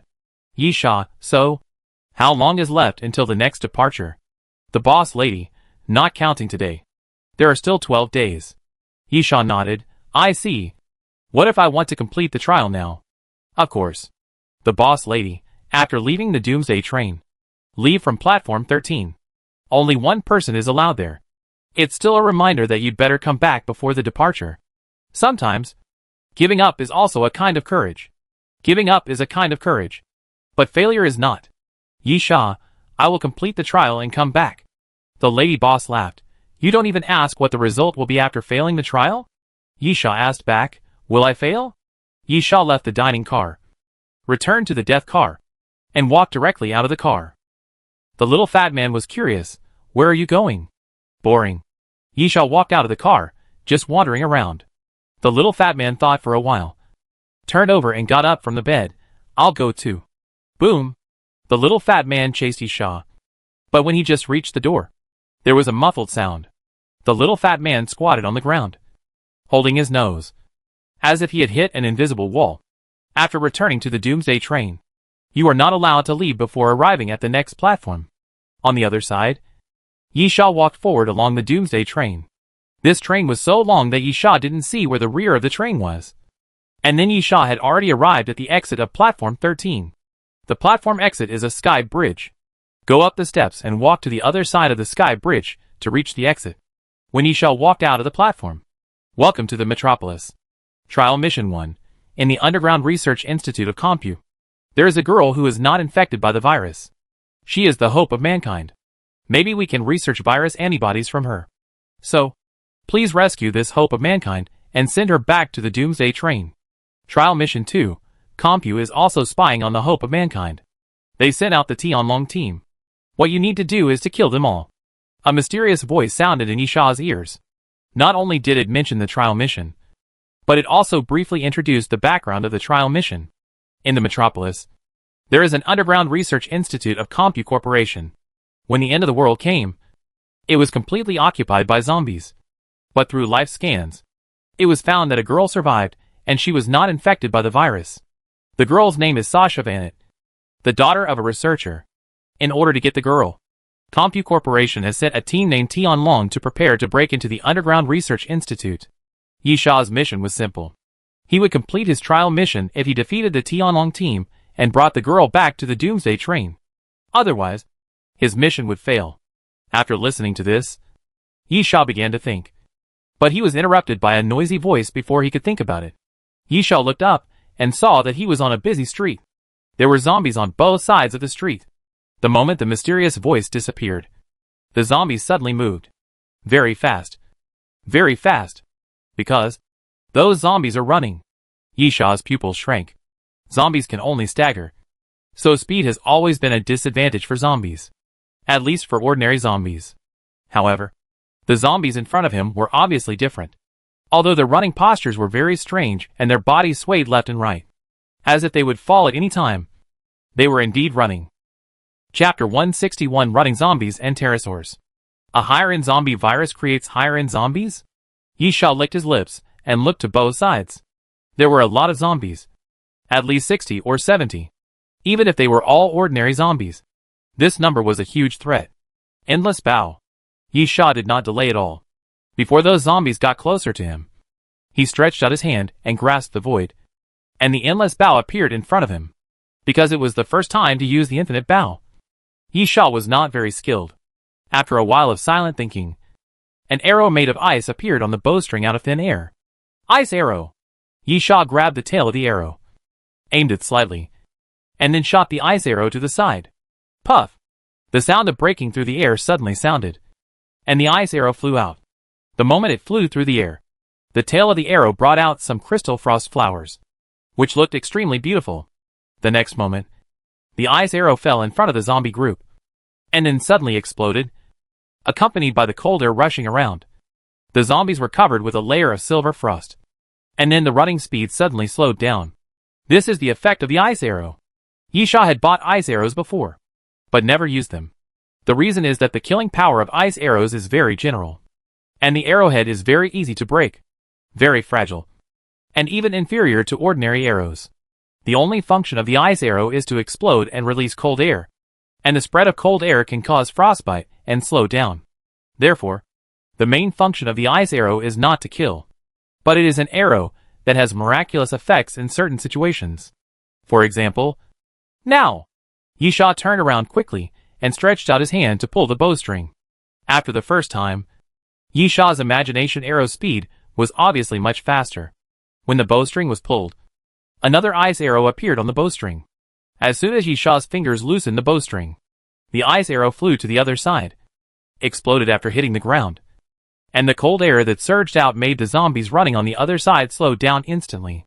Because of the ice arrows, the zombies on both sides could not get close to Yisha in a short time, which made Yisha feel at ease and raise the infinite bow again. Yisha murmured, "Try the explosive arrow this time." When Yisha pulled the bowstring, the explosive arrow appeared. Compared with the explosive arrows used before, it was completely different. This was a fiery red arrow with flames burning on the arrowhead. When Yisha released the bowstring and shot the explosive arrow was like a flying meteor, falling directly into the zombie group. Boom! The explosive arrow hit a zombie's head, and then it exploded suddenly. The hot fireball suddenly burst open, and the layers of explosive air waves pushed out in all directions, blowing away the surrounding zombies. Yisha curled his lips. The arrow looks better. But the power has not changed much. To be honest, the 20% increase in the power of the infinite bow's arrows is really not worth mentioning. It cannot be said to be ineffective. But the effect is indeed limited. However, it is enough. After one attack, Yi Sha was sure that those zombies were still ordinary zombies. But for some reason, they had evolved and learned how to run. In other aspects, they were no different from ordinary zombies. At this level, using ice arrows to slow down and then bombarding with explosive arrows, Yi Sha was confident that he could kill all the zombies quickly. Anyway, the arrows of the Infinity Bow were all imaginary. So unlimited ammunition was the biggest feature of the Infinity Bow. Yi Sha didn't need to worry about using arrows at all, let alone running out of arrows and being unable to deal with the situation afterwards. As Yi Sha thought about it, he imagined an explosive arrow on the bowstring again. Puff! The explosive arrow fell into the zombie group, blowing away the surrounding zombies. Yi Sha did not hesitate and continued to imagine the explosive arrow on the bowstring. As long as 3 or 4 more bombings were carried out, the zombies on both sides of the street should be cleared. However, at this moment, an extremely piercing shriek came into Yi Sha's ears, shaking Yi Sha's eardrums. Yi Sha suddenly had a bad feeling. And then he looked up at the sky. The second scream sounded again. And then Yi Sha saw a huge black shadow suddenly flying up from the building on the side, circling in the sky, and then swooping down. Huge wings, lizard-like body, long neck and sharp beak, and extremely huge size. Pterosaur? Yi Sha's pupils also shrank sharply. And then he cursed, "Damn ancient species." The next moment, the pterosaur swooping down from the sky was approaching the ground quickly, looking like it was about to hit it. But suddenly it twisted its body, changed direction, and then glided close to the ground, rushing towards Yi Sha. Yi Sha didn't hesitate at all, and immediately turned around and ran. Then suddenly jumped up and threw his body to the side. Bang! Yi Sha fell in the distance, then rolled on the ground continuously until he hit the guardrail beside the crosswalk. At the same time, the wings of the pterosaur swept across the ground, cutting a crack in the ground. The vehicles parked on both sides were immediately blown away and rolled in the air after being swept by the wings of the pterosaur. It is conceivable what would happen if Yi Sha didn't run fast enough and was hit by the wings. After missing the first attack, the pterosaur rushed directly into the group of zombies in front, knocked all the zombies away, and suddenly stopped, flapped its wings and flew up again, then searched for Yi Sha's trace, brewing the next attack. Yi Sha got up from the ground, turned around and ran without looking back. This trial was more difficult than Yi Sha had imagined. He ran into a group of zombies right after leaving the Doomsday train platform. It was a large group of evolved zombies. Before he could kill them all, the ancient species appeared again. They were very troublesome and could fly. At this time, the pterosaur seemed to have found Yi Sha's figure, circling in the sky, chasing Yi Sha closely, and then swooped down from the sky again, hitting Yi Sha hard. Yi Sha cursed in his heart, then took a sudden sidestep and stopped, intending to meet the pterosaur. Even though Yi Sha's physical fitness had been enhanced to an inhuman level, it was still too difficult to outrun a winged creature with 2 legs. No, it should be said that it was an impossible task. In this case, then, let's fight. Yi Sha raised the Infinity Bow again, and then imagined an arrow in his mind. Then, a metal arrow with a cold glow appeared in Yi Sha's palm. Chapter 162 in the battle. The silver metal arrow was undoubtedly a piercing arrow. The shape of the piercing arrow did not change much, mainly from the arrowhead, with spiral patterns appearing. In this way, when it flew out, the arrow was driven by the airflow and would spin wildly. This is the source of the 20% power increase. The next moment, Yi Sha released the bowstring, and the piercing arrow flew forward, carrying a strong spiral airflow, directly approaching the pterosaur. But it didn't hit. Yi Sha's archery skills were superb, and the infinite bow was a good bow. There was no problem with the choice of the piercing arrow, because the piercing arrow was the fastest of all types of arrows. Even so, Yi Sha still didn't hit the pterosaur, because the pterosaur was faster, and although it had a huge body, it was more agile than expected. When the piercing arrow fell in front of the pterosaur actually stood up directly, gliding in a posture, avoiding the attack of the piercing arrow, and then came to Yi Sha. The huge wing was about to hit Yi Sha. Suddenly, a buzzing sound came from Yi Sha's waist, And then the petal-shaped hairpin suddenly spread out. And each petal was a shield. And a transparent ion barrier was opened around it, turning into a shield to block Yisha. 6 flower shields. Bang! The pterosaur's wings hit the 6 overlapping shields. The next moment, Yisha was knocked out. But he didn't feel any pain. The shield perfectly blocked the attack. But the impact force was not offset by the shield. So Yisha flew backwards, twisting his body in the air. Yisha did a somersault, landed steadily on the ground, and raised the infinite bow again. Ice arrow. When the ice arrow appeared, the temperature in the air around him seemed to drop a few degrees. Just like the dragon bats they had encountered before. The most troublesome thing about the pterosaur was that this guy could fly. And at the same time, he was very fast and agile. Therefore, to deal with the pterosaur, we must first find a way to restrict the pterosaur's movements. Puff! The sound of breaking through the air suddenly sounded, and Yisha's fingers loosened the bowstring. And the ice arrow made a beautiful arc in the air and flew towards the pterosaur. However, Yisha still missed. Seeing the ice arrow flying, the pterosaur suddenly flapped its wings, and its huge body floated into the air, avoiding the attack of the ice arrow. But, puff! The second ice arrow suddenly flew out, based on the first arrow, and obviously shot to a higher place. Puff! Another sound of breaking through the air appeared, and the second ice arrow was only halfway through. And the third ice arrow flew out immediately, making a larger arc in the air and shooting to a higher place. Continuous arrows. The fourth arrow. The fifth arrow. Yisha's fingers kept on the bowstring. And then he kept imagining and materializing ice arrows. Almost without any pause. He shot 5 arrows in a row. The arc of the 5 ice arrows was larger than the previous one. And naturally, each arrow flew higher than the previous one. Obviously, this was a prediction. Yisha guessed that the pterosaur would dodge the first arrow, and also guessed that the pterosaur would take off. So he shot the ice arrows and advanced to the position where the pterosaur would take off. The first arrow. The second arrow. The third arrow. The pterosaur moved left and right continuously, avoiding the first 3 arrows. But when the fourth arrow came, the pterosaur could not dodge, because when it flew up, the cold ice arrow had already arrived in front of it. Snap!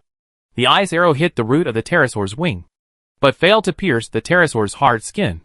However, at the moment of hitting, the ice arrow suddenly shattered, and then at a speed visible to the naked eye, a large piece of the pterosaur's left wing was frozen by frost.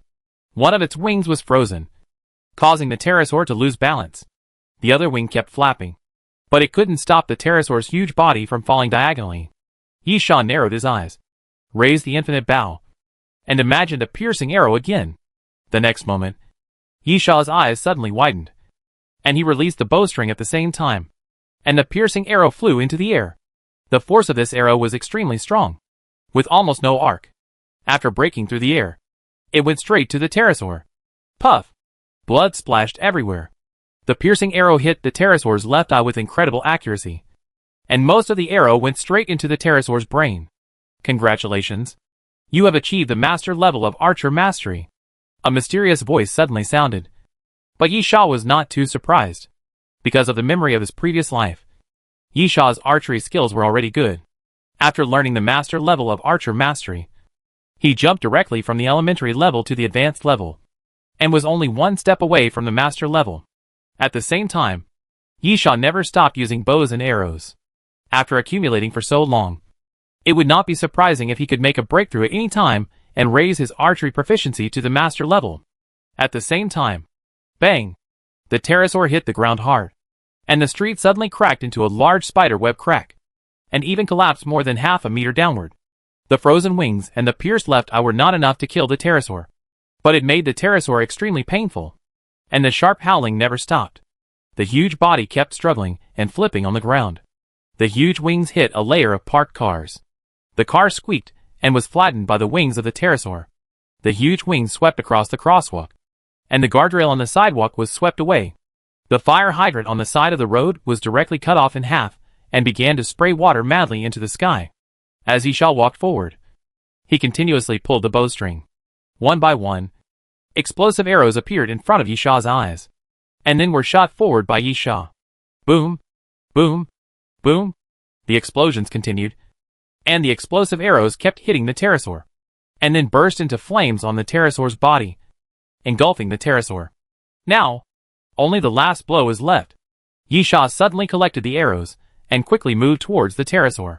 At this moment, the pterosaur's body was already bloody and charred all over, and black blood kept flowing from the pterosaur. However, the pterosaur was not dead after all. Seeing Yisha, the culprit, approaching him, he immediately struggled to raise a wing and slapped Yisha fiercely. However, Yisha was as slippery as a loach. He suddenly jumped to the side and avoided the flapping of the pterosaur's wings. He dodged to the other side, then ran quickly, circled to the front of the pterosaur, and then stretched out his palm to press forward. Shock wave. There was only one reason why Yisha tried to get close to the pterosaur, and that was the 15-meter attack range of the shock wave. Chapter 163 Helicopter. Bang! A violent muffled sound appeared, and the shock wave hit the pterosaur hard. The pterosaur had thick skin and flesh, and ordinary attacks were difficult to be effective. Even if Yisha bombarded it with explosive arrows for a long time, he could not kill the pterosaur. Therefore, the shock wave attacked the eyes, the left eye that was still pierced by the piercing arrow. With the push of the shock wave, the piercing arrow completely pierced the pterosaur's head and flew out directly from the back of the pterosaur's head, leaving a stream of blood and flying away. The huge body finally collapsed to the ground, completely silent. You killed a pterosaur, ancient species. Cumulative number, 1. Apocalypse reward fossil. You killed a pterosaur, ancient species. Cumulative number, 1. Apocalypse reward, ancient dinosaur blood. A mysterious voice also sounded at the right time. I don't know what the fossil is. It's something that needs to be collected in the dying car after returning to the Doomsday train. As for the ancient dinosaur blood, Yisha went directly to the pterosaur, cut a hole, and began to bleed it. Of course, Yisha would not forget the corpse flower.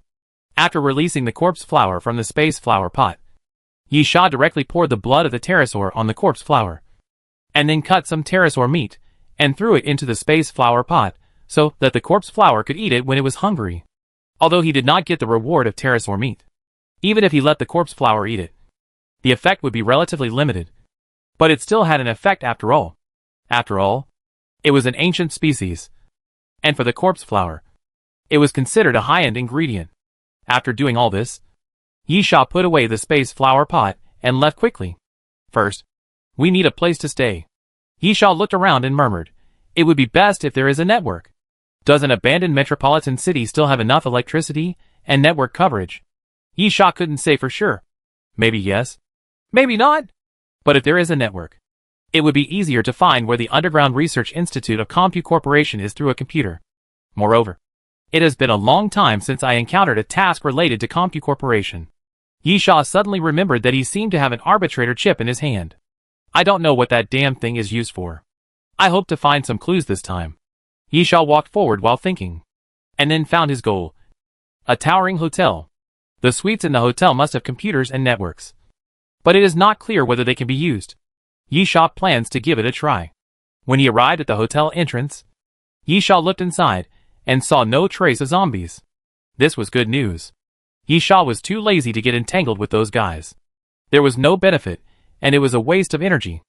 After entering the hotel, Yisha tried the elevator, and it was still usable. Yisha went directly to the 20th floor, which was the suite area.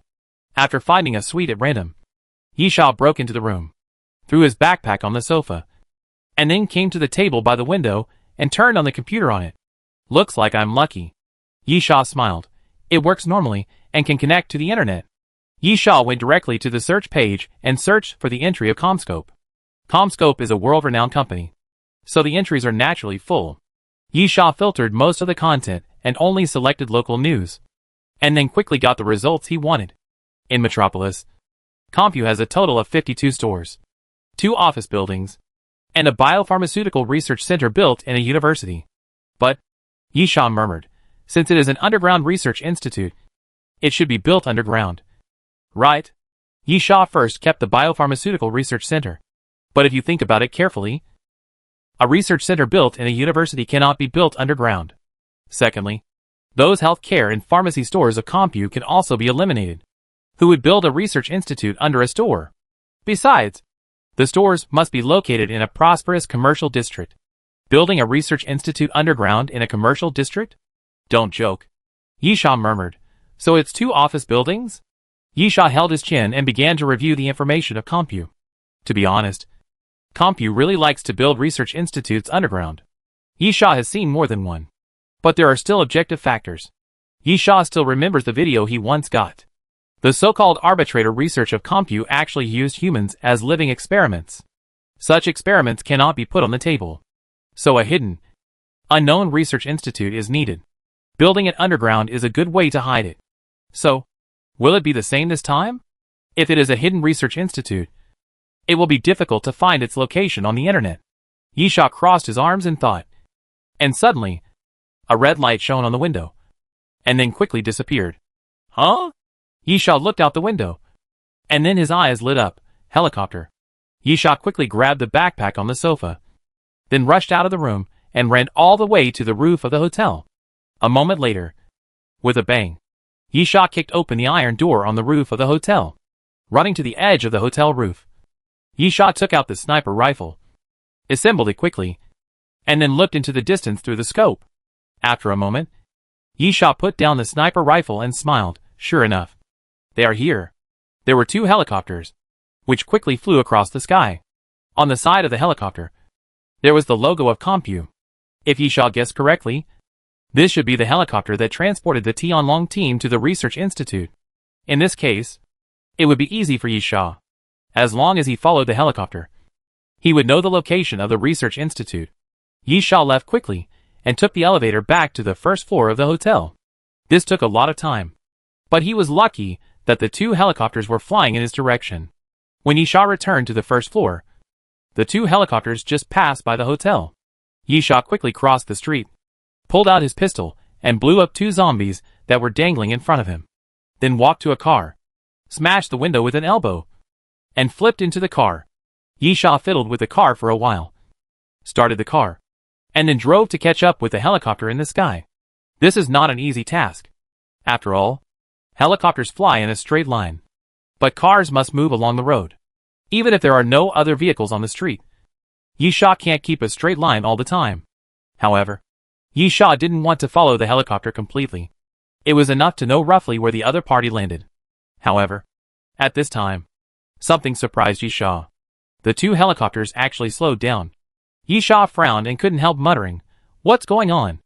Are they going to land?" Chapter 164 Church. Yisha wondered why the 2 helicopters suddenly slowed down.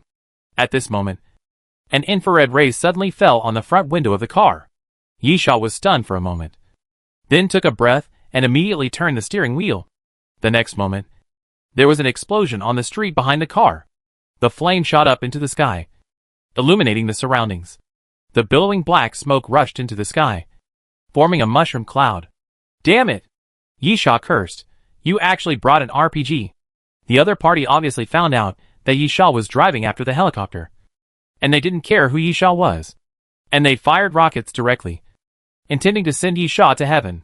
After the rockets were fired, the sound of machine guns soon rang out, and Yisha's car immediately rang with clanging sounds, and the roof of the car was hit with dense bullet holes.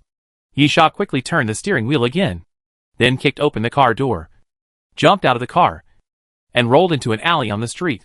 At the same time, the other side raised the rocket launcher and fired again. As the rocket hit the top of the car, a violent explosion sounded again, and the whole car was blown to pieces in an instant. Yisha looked out from the wall of the alley.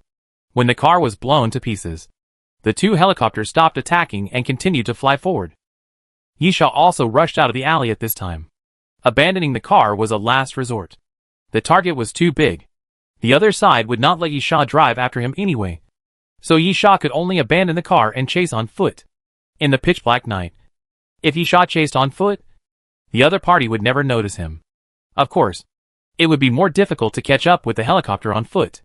However, with Yisha's current physical fitness, if he ran at full speed, his speed would certainly not be as fast as a high-speed car, but it would not be much different. And there was still hope that he could catch up with the 2 helicopters. Under the moonlight, Yisha was like a ghost, rushing forward quickly, chasing the helicopter flying in the sky. This chase lasted for about half an hour, and Yisha found that he could no longer catch up with the two helicopters. After all, the speed was too different, and the other party was gradually pulling away. But at this moment, Yisha looked at the two helicopters in the distance and suddenly found that the other party had landed. Yisha's eyes lit up. Had they reached the destination? This was great news for Yisha. The other party had arrived at the destination, and he had not lost track of them. He could roughly confirm where they landed, which was enough for Yisha. Moreover, since the other party had landed, Yisha didn't have to run any further. Looking around, Yisha quickly found another car, smashed the glass window, and quickly got in. Yisha quickly drove to where the helicopter landed, and then found the location of the helicopter. After all, the two helicopters were still very conspicuous, and the Tianlong team of Compu couldn't put the helicopters in their pockets. This was a church, with a European design and a large scale. Two helicopters were parked in the front yard of the church. Yisha pulled out the silver thorn from his waist and walked into the church carefully. The door of the church was open. Yisha stood beside the door and looked inside. He saw no signs of living people, but the ground was full of zombie corpses. Obviously, before Yisha arrived, this place had been cleaned up by the soldiers of the Tianlong team, and all the zombies entrenched in the church were killed. In this way, Yisha was relieved. The church should be just a cover for the underground research institute. The other party cleared the zombies in the church and should have entered the research institute now. So, Yisha entered the church with confidence and looked around. The question now was, where was the entrance to the institute? Yisha walked around the church and didn't see any entrance or exit. So he walked to the back of the church. The church was very large. The front was a place for worship. The back was where the clergy lived, and there was a music room where the choir practiced. However, when Yisha walked around the hall in front of the church and entered the passage at the back, he suddenly felt something bad and instantly came to his mind. It was a feeling of impending danger. Yisha felt that his hair stood up at this moment. Almost instinctively, Yisha jumped back, and then a scarlet tongue suddenly fell from the direction of the ceiling, piercing the ground and making a hole in the ground. Yisha looked up and saw a crawler hanging upside down on the ceiling, with sharp nails piercing into the ceiling, leaving its body hanging there. Yisha raised his gun and shot without hesitation. Bang, bang, bang. The gunshots continued, and the crawler was also very fast, crawling along the ceiling, then suddenly jumped down from the ceiling and flew directly towards Yisha. Get out of my way, Yisha shouted. Snake bite.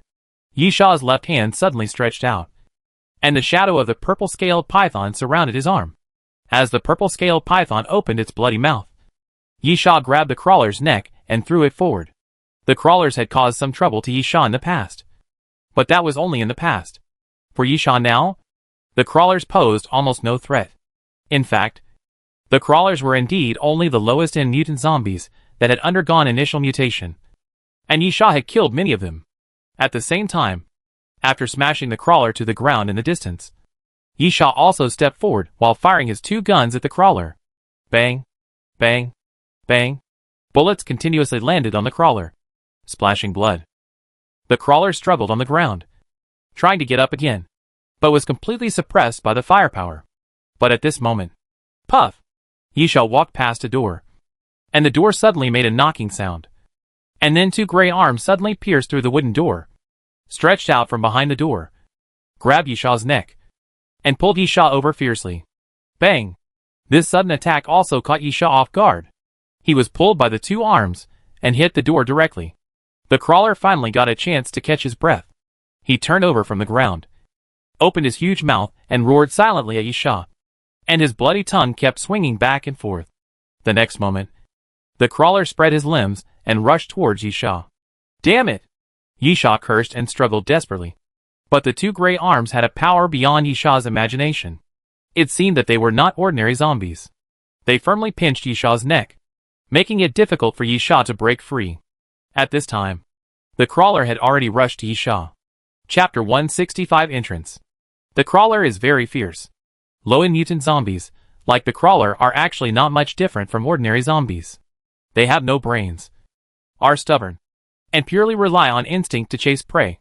Therefore, even though the crawler in front of them is seriously injured, they still pounce without hesitation, intending to pounce directly on Yisha. But at this moment, Bang! The crawler fell to the ground, as if it had hit an invisible wall. 6-flower shield. Although Yi Sha was not very satisfied with the hairpin shape, it must be said that the self-defense ability of the 6-flower shield was very strong. If Yi Sha faced an attack and did not take the initiative to take a defensive posture, or use defensive props, and did not dodge, the 6-flower shield would automatically start until the energy was exhausted and needed to cool down. At the same time, the 6-flower shield stopped the crawler. And Yi Sha was not idle either. He raised the silver thorns and fired continuously at the wooden door. Bang! Bang! Bang! The muzzle of the gun kept spitting out flames, making dense bullet holes on the wooden door. The 2 arms that were pinching Yi Sha's neck loosened involuntarily, and Yi Sha kicked forward without hesitation, knocking down the wooden door and kicking the zombie behind it out. Yi Sha looked up and saw, it turned out to be the Faceless Man. The Faceless Man, Gold 1 star, has great power and sharp teeth, because his face is completely corrupted, leaving only a big mouth that can be cracked to the roots of the ears. He is named the Faceless Man. At this time, the crawler rolling on the ground jumped up again. It was obvious that before death, it would fight with its prey to the death. You should rest in peace. Yi Sha turned back suddenly and kicked, go to hell. Bang! The crawler was kicked by Yi Sha and hit the side wall, breaking a piece of the wall. Then, before the crawler could get up from the ground, Yi Sha had already jumped up and pressed directly on the crawler. Yi Sha stuffed the muzzle of the silver thorn gun directly into the crawler's mouth. Yi Sha, the gates of hell have been opened for you. Bang! Bang! Bang! Yi Sha pulled the trigger continuously until the head of the crawler was completely smashed. You killed 17 crawlers, and the reward is rotten flesh. A mysterious voice sounded, but Yi Sha did not have time to listen carefully, because the Faceless Man had already pounced on him from behind.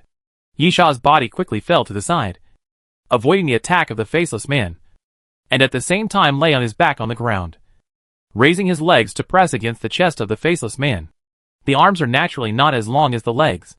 After Yi Sha used his legs to hold the Faceless Man's chest, the Faceless Man's sharp claws could only wave randomly in front of Yi Sha's eyes, but could not touch Yi Sha. Yi Sha raised the muzzle of the gun. You go to hell together. Bang! Yi Sha pulled the trigger again, and the bullet shot forward. The Faceless Man's body was directly shot out, and then he struggled and slowly tried to get up from the ground again. Yi Sha was stunned, not dead yet. Yi Sha looked at the Faceless Man, and then found that he had missed a little. The bullet cut off a piece of flesh on the top of the Faceless Man's head, but failed to penetrate the head completely. Yi Sha immediately walked forward, kicked the Faceless Man who was trying to get up back to the ground, then stepped on his chest and pointed the gun at his head. Yi Sha, it's impossible to miss this time. Bang! Yi Sha pulled the trigger again, and this time the bullet completely penetrated the Faceless Man's head, and the Faceless Man was unable to get up again. You killed the Faceless Man. Cumulative number 1. A mysterious voice sounded, and Yi Sha shrugged his shoulders. He did not get any reward this time. This is not a strange phenomenon. The apocalypse reward does not appear every time. Of course, the probability of getting a reward when killing for the first time is very high. But high does not mean 100%. For example, the number of crawlers killed by Yi Sha has accumulated to 17. And he still got a reward, although it was a piece of rotten meat that was useless, and could only be sold for a few bronze skulls. Yi Sha dusted off the dust on his body, and then left and found that he saw zombies pouring in the corridor. Obviously, these zombies were in deeper places before, and Yi Sha's fighting alarmed them. So they all ran out. Yi Sha did not hesitate at all. He did not intend to get too entangled with these ordinary zombies. The best choice was to kill them as quickly as possible. So, Yi Sha directly took out the red flame bomb, pulled out a crystal bar, and threw it at the zombie group, then dodged and hid back in the house. Boom!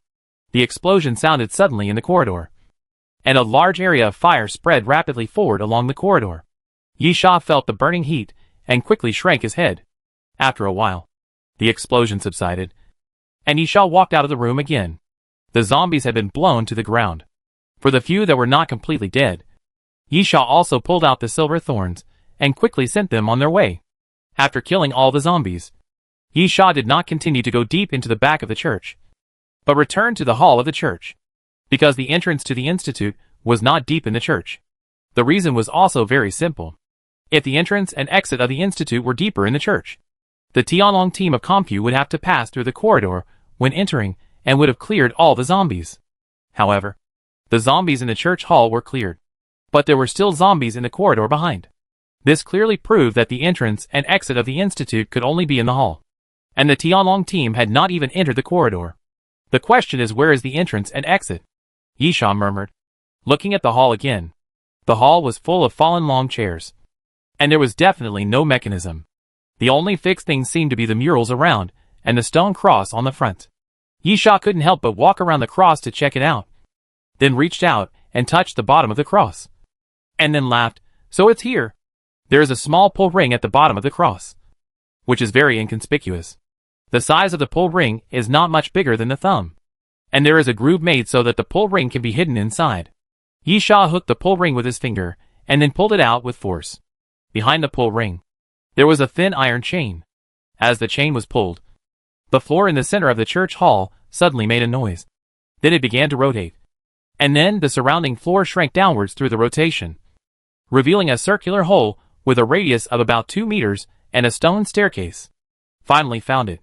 Yisha smiled. If nothing unexpected happens, this should be the entrance and exit. Chapter 166 Dragon Warrior. Yisha took out a strong flashlight for camping, shone it towards the bottom of the cave, and then walked down the stone steps. The stone steps were not long, only about a dozen steps, and then they reached the bottom. This was obviously not a research institute, but a closed square space. There was an elevator in front that could lead to a deeper place. Yisha tried to start the elevator, and it worked as expected. After entering, there was no floor selection button, only the elevator start button. After Yisha started the elevator, it slowly descended. One side of the elevator was glass. As it descended, Yisha quickly saw the research institute outside through the glass. To be honest, this place didn't look like a research institute, but more like an office building of a company. The cylindrical design went deep underground.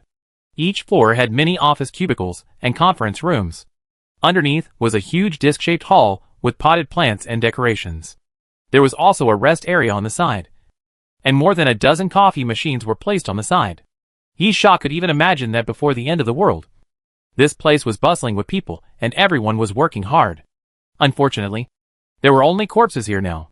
When the elevator reached the bottom and the door opened, a corpse lay in front of Yisha's toes. It had been dead for an unknown period of time, and the body had begun to rot and emit a foul smell.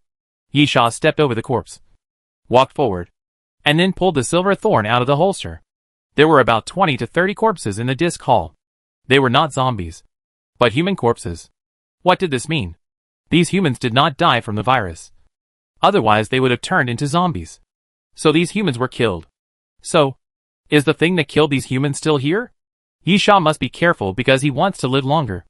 However, crossing the disc hall, it was quiet all around, and Yisha did not encounter any attacks. Yisha did not relax his vigilance because he did not encounter any attacks, which only meant that he was lucky. Not that there was no danger here. He came to an electronic sign, which showed the general structure of the institute and marked some areas. Yisha's fingertips slid across the electronic sign, and then he pointed at an area with his finger. Office areas, rest areas, etc. can be ruled out, and the target should be the experimental area. Yisha determined where he was going, and then walked towards the passage marked number 2. However, at the moment of reaching the entrance of the passage, Yisha's pupils suddenly shrank, and he dodged to the side, then looked carefully into the passage. The passage was not long, only about 4 or 5 meters, and at the other end was a Z-shaped elevator. At the elevator entrance, Yisha saw a person. Yes, a person. The other person was wearing yellow-green camouflage, with a metal rectangular backpack on his back, a pistol on his waist, and an MP3 submachine gun in his hand. At the same time, there was an armband on his left arm. The armband had a golden dragon wrapped around the logo of Compu. Tianlong Squad. Yisha immediately confirmed the other party's identity through the armband. Yisha retracted his head and frowned.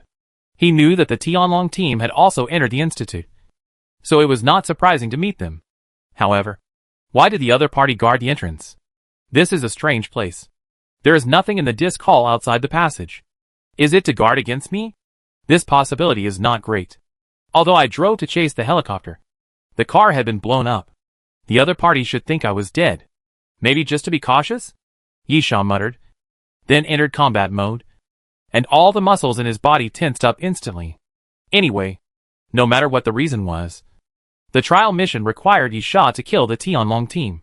Then, the guy in front of him must die. Yisha poked his head out again, carefully paying attention to the opponent's movements. After making sure that the opponent had his back to him, Yisha crouched and suddenly rushed out. The distance of the passage was not long. With Yisha's physical fitness and explosive power, he could reach the opponent's back in an instant. Moved like thunder, Yisha rushed into the passage quickly. At that moment, Yisha's footsteps startled the opponent. But when the Tianlong warrior turned around, Yisha had already killed him. Bang! Yisha hit the opponent's lower abdomen with a hook punch. The Tianlong warrior groaned and curled up. The next moment, Yisha's arms hugged the opponent's head and pressed him to the ground. Crack! Yisha twisted his arms holding the man's head, and a crisp bone cracking sound was heard. The man's head was twisted above his shoulders by Yisha. There was no doubt that his neck bone was broken. Yisha let go of his hands and stood up, curling his lips. Tianlong team? It doesn't seem to be that good. Yisha stepped over the corpse and walked directly to the elevator. The experimental area was on the 3rd floor underground, and the disc hall was on the bottom floor. So Yisha had to take the elevator up. However, when Yisha walked to the elevator, a bad premonition suddenly came over him, making the hair on his body stand on end. The next moment, Yisha turned his head sharply. The Tianlong warrior actually got up from the ground. Yisha was surprised. This guy's neck bone had been broken by him. Otherwise, it would be difficult for a normal person's head to be parallel to the shoulders, let alone above the shoulders. However, the facts were in front of him. The Tianlong warrior stood up again, then stretched out his hands, grabbed his forehead and chin, and twisted his head back little by little. Even after his head was twisted back, the other party shook his head left and right to make sure that his neck was normal. This scene was really weird. However, Yisha's reaction was also very fast. His surprise and daze lasted only a moment. Then Yisha bent his body and leaped forward like a hunting leopard. Bang! Yisha raised his leg and hit the opponent's chest hard, pushing the opponent back. Then he punched the opponent in the face again. The Tianlong warrior quickly crossed his arms to block, trying to block Yisha's fist. However, when Yisha's fist hit his arm, the huge force was simply beyond his ability to resist. With a dull thud, the crossed arm was pushed forward by Yisha's fist and then hit his own face. The next moment, the Tianlong warrior flew straight out, hit the metal wall of the passage with a bang, and then slid to the ground. Chapter 167 Fighting. Yisha shook his fist. Although the opponent's neck was broken, he was able to get up again and even strangely straightened his head. It was really scary.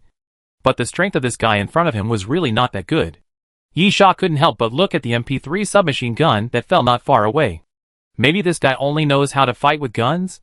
While Yisha was thinking, the Tianlong warrior shook his body, raised his hand to wipe the blood from his nose, and then trembled and climbed up from the ground. Okay. Yisha spread his hands. At least it's more durable. After Yisha finished speaking, he walked forward again. But at this moment, the Tianlong warrior suddenly reached out and pressed the side of the metal backpack behind him. Then, the Tianlong warrior pulled out a metal tube from the metal backpack, and a plug-like thing was connected to one end of the tube. The next moment, the Tianlong warrior suddenly smiled at Yisha strangely, and then lifted up the hair on the back of his head. If Yisha could see the back of the other person, he would obviously be more surprised. Under the hair of the Tianlong warrior, there was a raised metal pad with 2 sockets on it. Then the tube pulled out from the metal backpack was inserted into the back of the Tianlong warrior's head. Ah! When the tube was completely connected to the Tianlong warrior's head, the Tianlong warrior roared to the sky. And then, there was a sound of water flowing from the tube, as if something was flowing into the body of the Tianlong warrior. Then the skin color of the Tianlong warrior gradually changed. It was a color similar to that of jade, and even a little transparent, so that the blue veins of the Tianlong warrior could be vaguely seen all over his body, which looked very ferocious. Enter combat mode. The Tianlong warrior whispered, then suddenly raised his head and stared at Yisha closely. Destroy the target. Yisha frowned. always feeling that the Tianlong warrior in front of him was extremely strange. In fact, Yi Sha has some understanding of the private armed forces of Compu. A large company like Compu has extremely terrifying wealth, and its own private armed forces. Let's not talk about other things for now. Just saying that Compu has so many research institutes. The security forces required are already very terrifying. Among Compu's private armed forces, there are 3 teams that are the most outstanding, namely Xiaolong, Tianlong and Menglong. In Yi Sha's previous life, when he was completing the Doomsday train mission, he had dealt with the Raptors. All members were injected with genetic cell drugs extracted from the zombie virus, and they were very difficult to deal with. However, Yi Sha really knew nothing about the Tianlong team, because he had never dealt with them in his previous life, never met them, and never fought with them. At the same time, after whispering, the Tianlong warrior took a big step forward, approached Yi Sha, and raised his fist. There was no fancy moves, just a simple straight punch, heading straight for Yi Sha's face. Yi Sha didn't think any more, raised his arm to block, and at the moment when his arm and fist collided, Yi Sha immediately felt a huge force coming along his arm. This fist. Yi Sha's pupils suddenly shrank. It's so heavy. Yi Sha couldn't help but step back. Feeling the power of the Tianlong warrior's fist, Yi Sha could feel that the guy in front of him was many times stronger than before. At the same time, the Tianlong warrior's attack did not stop because of a straight punch, but continued to attack Yi Sha. But at this moment, the hairpin hanging on Yi Sha's waist suddenly scattered, and then a 6-sided prismatic petal-shaped ion shield appeared in front of Yi Sha. 6-flower shield. The Tianlong warrior's fist was intercepted by a shield, causing the Tianlong warrior to tilt his head and then attack more fiercely. Like a storm, the Tianlong warrior launched a series of attacks, punching forward continuously, intensively and continuously hitting the shield, and then circles of ripples spread out on the shield. Densely packed. Crack! A crisp sound appeared, and the first shield was shattered by the Tianlong warrior, followed by the second. The third. The Tianlong warrior's punches and kicks were very heavy, and the power was really not small. What was even more terrifying was that the attack speed was also very fast. Every punch could bring a faint afterimage in the air. Fast and powerful. And the 6-flower shield had been used before, so it was not surprising that it was shattered continuously. However, no matter what, at least the 6-flower shield gave Yi Sha a chance to breathe. The next moment, when the dragon warrior swung his fist again, Yi Sha suddenly pulled out the Alaskan harpoon from his waist, held it in reverse, and swept it forward. Bang! The dragon warrior's fist hit the shield, shattering the force shield, and the Alaskan harpoon in Yi Sha's hand, with a sharp edge, passed directly in front of the dragon warrior's neck. Then, the two of them each took a half step back. The Tianlong warrior raised his hand and touched his throat. When he put it down, there was blood between his fingers. Yi Sha spit on the ground, a little shallow. The two of them paced to the side in tacit understanding, staring at each other, and after turning half a circle on the spot, they rushed forward in tacit understanding. Yi Sha waved the Alaskan whale harpoon and swept it towards the Tianlong warrior. After the latter ducked to avoid it, he kicked Yi Sha fiercely. Yi Sha's eyes lit up. This guy took the bait. Yi Sha's sweep was just a bait, just to attract the Tianlong warrior to attack. Bang! Yi Sha was kicked hard in the waist, but Yi Sha was not hurt at all. When the Tianlong warrior was about to kick Yi Sha, the shield automatically floated to Yi Sha's waist and helped Yi Sha block the attack. Then, Yi Sha clamped his arm and directly clamped the Tianlong warrior's right leg. Go to hell! Yi Sha growled, raised the Alaskan whale harpoon, and fiercely stabbed it towards the thigh of the Tianlong warrior. Accompanied by Yi Sha's growl, the Alaskan whale harpoon directly pierced into the thigh of the Tianlong warrior. But Yi Sha's brows suddenly frowned. The Alaskan whale harpoon did completely pierce into the thigh of the Tianlong warrior, but he did not feel that he had pierced flesh and blood at all. As if he had pierced through a piece of paper, a layer of plastic, or a piece of clothing, without any resistance, and a completely empty feeling. Yi Sha couldn't describe this feeling. At least it was definitely not the feeling of stabbing a human body. However, Yi Sha reacted very quickly. Although he felt something strange, he still pulled the Alaskan whale harpoon hard and cut a horrible wound on the Tianlong warrior's leg, hoping to cause greater damage to the Tianlong warrior. Chapter 168 Mechanical Warrior. At the moment when Yi Sha succeeded in his attack, The Tianlong warrior also swung his fist and blasted towards Yisha's face. With a bang, the Tianlong warrior's fist was blocked by the shield again. Of course, Yisha also paid a price. And another shield was shattered by the Tianlong warrior. Only 2 shields of the 6-flower shield were left. But Yisha didn't care, and he had already dealt a heavy blow to the opponent. However, Yisha soon felt something was wrong. No blood. The left leg of the dragon warrior was completely cut by the Alaskan whale harpoon, and the thigh below the waist spread all the way to the knee. If nothing unexpected happened, along with the pants being cut, there would be a shocking wound on the dragon warrior's leg. And this degree of wound means that the leg is almost useless. But the fact is that there was no blood seeping out of the torn pants. Moreover, when the dragon warrior retreated, he moved normally, and there was no sign of difficulty in moving due to the injury. The Tianlong warrior sneered, pulled out a dagger from his waist, and cut the torn pants completely. The torn pants kept swinging, which also affected the movement. Then, a metal left leg was exposed. The thigh was made of pure metal, without flesh and blood, only a metal skeleton, wrapped with countless cables, and a tube with a light golden liquid flowing. Metal prosthesis? Yisha exclaimed in surprise. And then, so that's it. This is the secret of the Tianlong team. You are all mechanical warriors, who have been mechanically transformed. Mechanical warriors? Tianlong warrior sneered and spoke for the first time. Don't compare us with those guys. We are the highest biological masterpieces. Tianlong warrior said while moving his left leg. Tianlong warrior continued, have you ever seen a metal prosthesis that is exactly like a real leg when it moves? This, Yisha wanted to say that he had seen it before. In fact, he had seen it. The mechanical prosthesis sold on Doomsday train could achieve this level. However, the Tianlong warriors of the Tianlong squad would definitely not board the Doomsday train to buy this kind of mechanical prosthesis. Ordinary mechanical prostheses are mostly used in medicine. Although they can replace hands and feet, they are indeed not perfect replacements. This is a skeleton made of special metal, and the cables are meridians.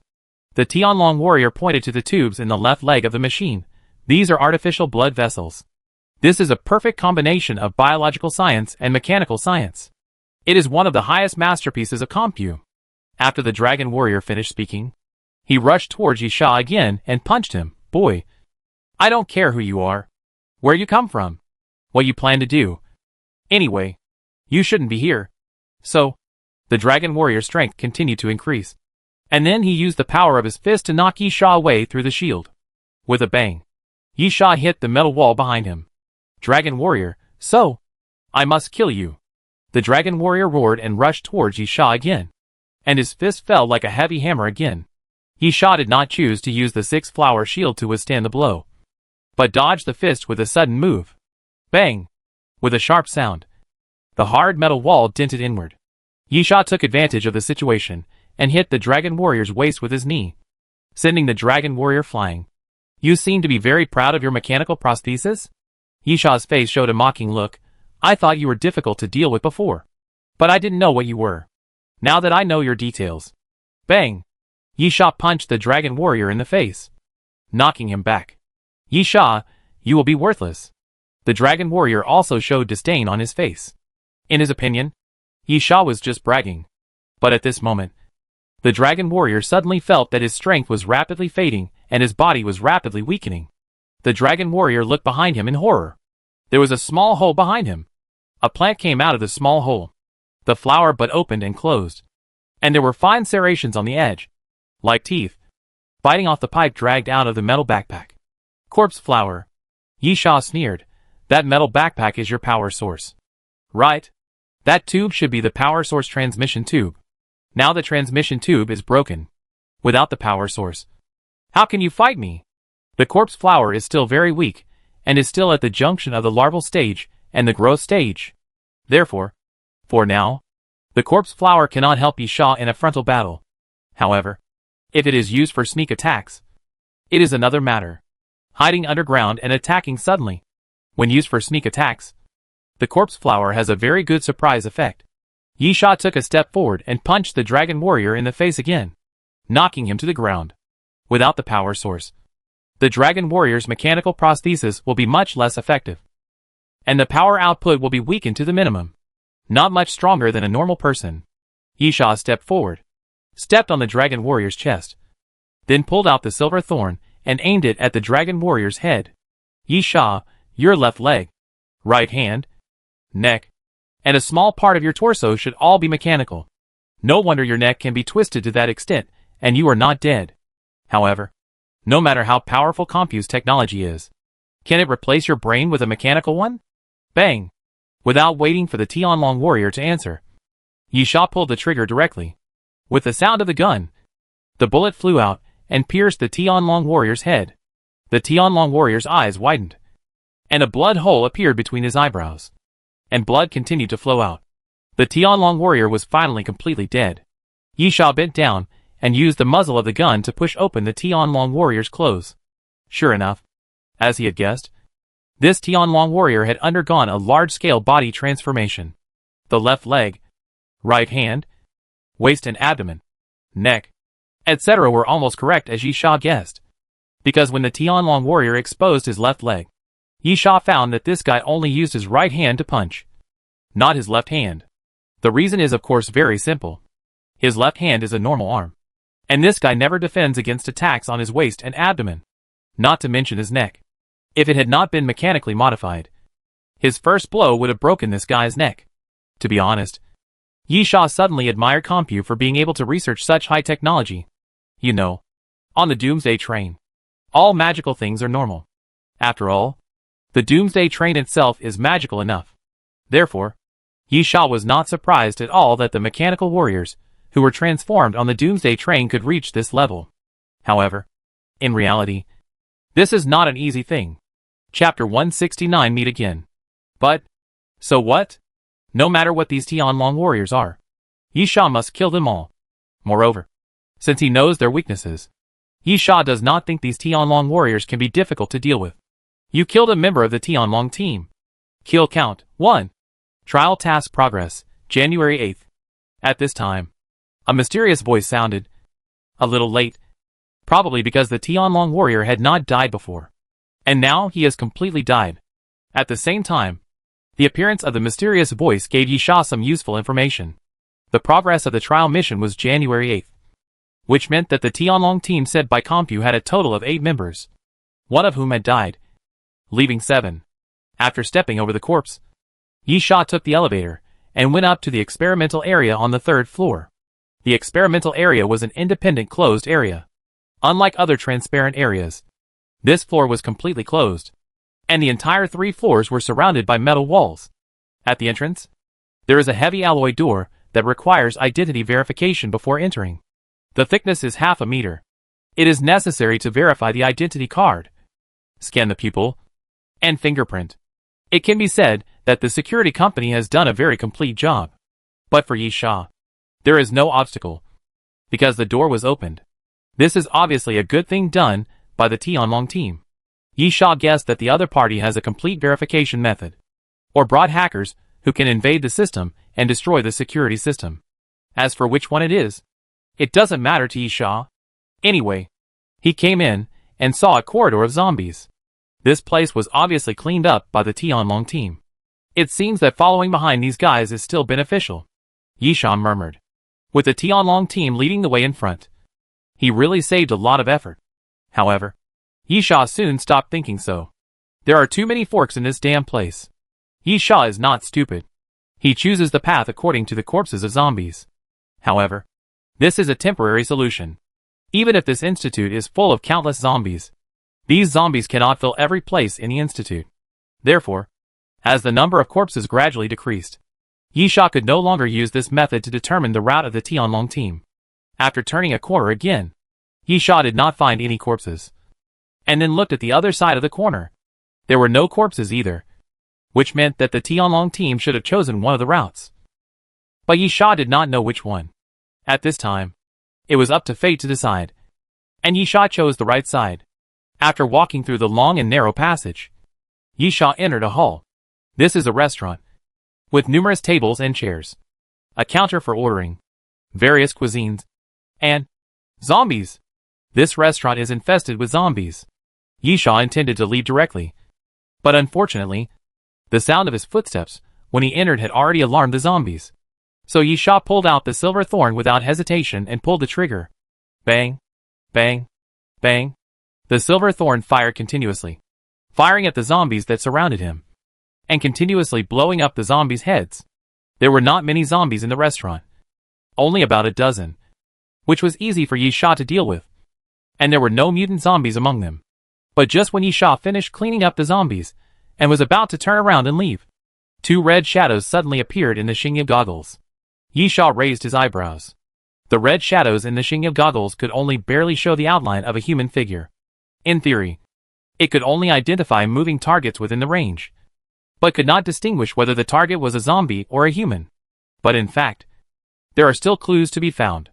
For example, the two red shadows that appeared at the moment were obviously holding firearms in their hands, and they were running in small steps while bending over with guns in hand. Zombies cannot have firearms. And secondly, it is even more impossible for them to run in such a professional fighting posture. So, is it the Tianlong warrior? Yi Sha did not have time to think about it, because the two red shadows were very close to the restaurant. Yi Sha quickly retreated, jumped onto a table, removed the grill of the ventilation duct above, and then got in. The screw could not be screwed back because the screw mouth was facing outwards. Yi Sha could only hook it with his fingers. If he did not look up deliberately, he would not find anything. A moment later, two men in camouflage entered the restaurant. They were indeed Tianlong warriors. Yi Sha could not help but wonder, if nothing unexpected happened, the two should have been attracted by the gunshots. However, there were zombies in the restaurant, and they had not been cleaned up. This meant that the Tianlong team did not take the route they chose. They should be in the passage on the other side. The distance was not close, so it was impossible to hear the gunshots. At this time, a Tianlong warrior said, "No. There is no one here." Another Tianlong warrior, "Impossible. There was a gunshot just now. Maybe the captain fought with others here and then went somewhere else. Then he should not have gone far." The previous Tianlong warrior, "See if there are other passages here." Yi Sha listened to the conversation between the two and read out some information. Did the Tianlong team disperse? At this time, a mysterious voice suddenly sounded. A member of the Tianlong team died. The number of kills, 1. The progress of the trial task, February 8th. Yi Sha was stunned for a moment, and then he understood everything. This time, the mysterious voice prompted that a member of the Tianlong team died. Not that he killed a member of the Tianlong team. It seems that the trial task required Yi Sha to kill all the members of the Tianlong team, which was not entirely correct, but should not let any member of the Tianlong team live. The reason is very simple. The number of kills prompted by the mysterious voice is still 1, but the progress of the trial has become February 8th. That is, as long as a member of the Tianlong team dies, it is counted as the progress of the trial task, even if it was not Yi Sha who did it. Although it was a bit of hindsight, Yi Sha thought about it carefully and felt that it made sense. If he had to kill the enemy himself, it would be unreasonable for the enemy to fail the trial mission if he accidentally encountered an accident. After all, such a trial is not a test of Yi Sha's ability, but a test of Yi Sha's luck. At the same time, thinking about the conversation between the two Tianlong warriors, Yi Sha was very sure that these guys must have encountered trouble, and even got separated from each other. This was good news for Yi Sha. And at this time, the two Tianlong warriors had already completed a circle in the restaurant. There is no way out. A Tianlong warrior, this place is a dead end. It's at the end. I didn't find anything either. Another Tianlong warrior shook his head, but what about the previous gunshots? I'm sure I couldn't have heard it wrong. The Tianlong warrior squatted beside a corpse and dipped his finger in some blood, a fresh corpse. It won't take more than 10 minutes to be killed. Yi Sha suddenly realized that he seemed to be too happy too early. Chapter 170 Raid. The two Tianlong warriors immediately entered combat mode. There was no other way out of the battle that just happened. What does this mean? This means that there must be other people in the restaurant. If the others are members of the Tianlong team, there is no reason not to show up. No reason to hide from them. In this case, it may really be other people. Yi Sha took a deep breath. His situation seemed to have become worse again. However, Yi Sha didn't care. Anyway, he had to fight the Tianlong team. In this case, he might as well solve it now. At the same time, the two Tianlong warriors searched the restaurant again. But this time, they were not searching for other entrances and exits, but for the people hiding. Yi Sha didn't think he could hide for long. The Tianlong warriors were experienced fighters. There were only so many places to hide in the restaurant, and the ventilation ducts would be found soon. So, Yi Sha was also thinking about how to strike first. Corpse flowers were lurking underground. Yi Sha had already made preparations for this. When he entered the Underground Research Institute, he released the corpse flowers. Otherwise, he would not have successfully attacked the Tianlong warrior before. However, there are 2 targets this time. So Yi Sha hesitated. It is possible to sneak attack one of them. But what about the other one?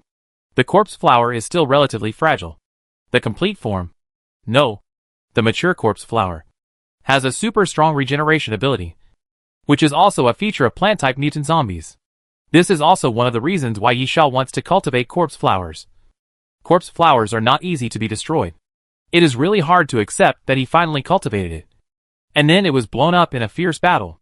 However, for now, the corpse flower does not have this level of regeneration ability. That is to say, Yi Sha licked his lips.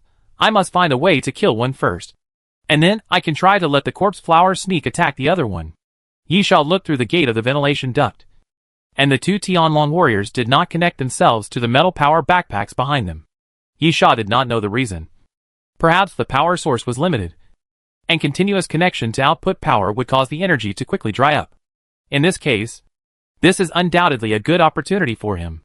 At this time, a Tianlong warrior happened to pass by Yi Sha, and Yi Sha's eyes suddenly lit up. Then, without any hesitation, Yi Sha jumped out of the ventilation duct. The Tianlong warrior was very alert. When he heard the noise, he immediately retreated to the back. But he was still a step late. Yi Sha fell directly from the sky and pounced on the opponent. With previous experience, Yi Sha did not try to break the opponent's neck. God knows whether it is metal. Yi Sha directly regarded the Tianlong warrior as a zombie. Blowing up his head is the best way to eliminate this group of guys. Almost at the moment of knocking the opponent down, Yi Sha pulled out the Alaskan whale harpoon and stabbed it fiercely at the opponent's temple. With a puff, as Yi Sha quickly stabbed the Alaskan whale harpoon into the opponent's head and pulled it out, a bright red blood arrow was brought out and scattered all over the ground.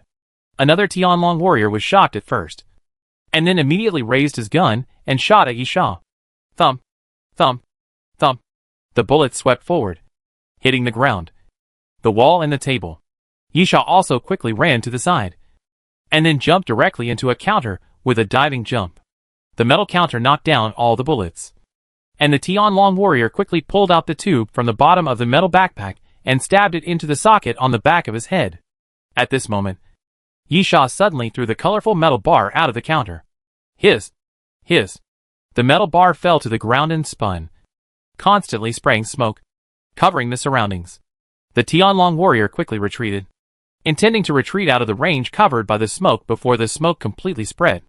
The scale of this restaurant is not small, and the smoke cannot cover every corner. But at this moment, with a bang, a fist-sized hole suddenly appeared on the ground behind the Tianlong warrior, and the corpse flower suddenly jumped out. The flower bud opened, and bit the pipe under the metal backpack. However, it failed this time. The corpse flower bit the pipe, but did not have time to tear the power output pipe immediately. The opponent's reaction was very fast, and it avoided it before the corpse flower tore the pipe, causing only slight damage to the pipe. Thud, thud, thud. The next moment, the Tianlong warrior immediately fired at the ground. But because of the smoke, all the bullets hit the ground. Under Yi Sha's command, the corpse flower failed in one attack and quickly escaped into the ground. At the same time, Yi Sha supported himself on the counter with one hand, then turned over and jumped out of the counter, rushing directly into the smoke. After confirming the opponent's position with the starry goggles, he immediately rushed over. Puff! Yi Sha grabbed the Alaskan whale harpoon and loosened it forward, and the Alaskan whale harpoon stabbed into the opponent's shoulder socket. The Tianlong warrior groaned and raised his submachine gun to shoot, but Yi Sha got ahead of him and kicked the opponent's wrist with a sweep, kicking the submachine gun to the side. The next moment, Yi Sha grabbed the silver scimitar and stabbed it into the chest of the Tianlong warrior, but missed the heart. However, at this moment, the corpse flower appeared again at the right time and bit off the power output pipe. The power of the Tianlong warrior quickly faded. It's time to end. Yisha quickly pulled out the silver scimitar and wiped the neck of the Tianlong warrior. The Tianlong warrior quickly retreated, covering his throat, and the bright red blood continued to seep out from between his fingers, and finally fell to the ground slowly. You killed members of the Tianlong team. The number of kills, 2. The trial task progress, March 8th. You killed members of the Tianlong team. The number of kills, 3. The trial task progress, April 8th. With the 2 Tianlong warriors falling to the ground, Yisha's trial task was considered half completed. And at the same time, good news appeared again. Members of the Tianlong team died. Kill count, 3. Trial mission progress, May 8th. Another Tianlong warrior of the Tianlong team died. But this time it was not Yisha who killed him. But the progress bar increased after the other party died. Yisha murmured, "It seems that the Tianlong team is in a lot of trouble. Not only did they get separated, but they also lost members continuously." While thinking, Yisha planned to leave the restaurant, as the 2 Tianlong warriors had checked. This restaurant was a dead end, and there was no way to go forward. But at this moment, Yisha suddenly lowered his head, and he felt that the ground seemed to tremble slightly.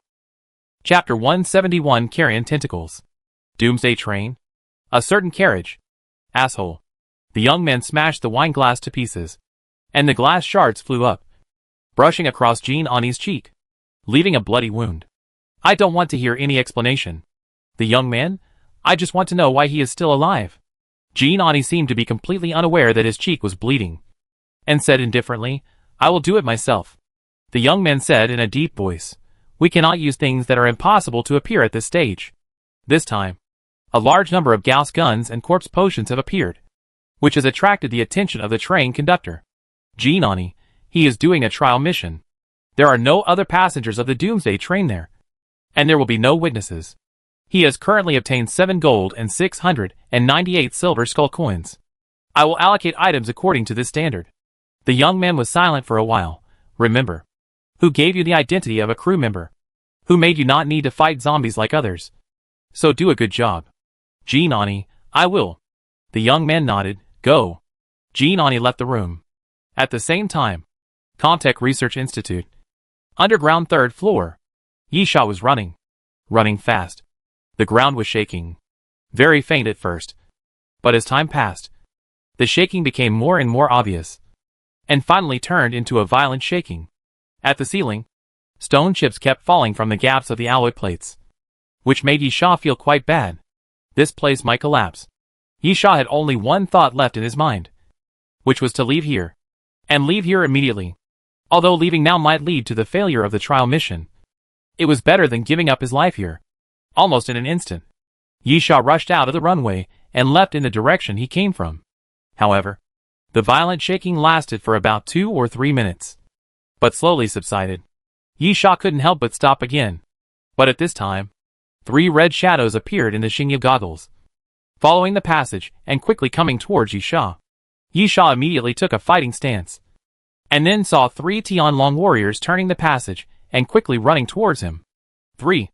Yisha's pupil shrank, and he murmured, "It's a little troublesome."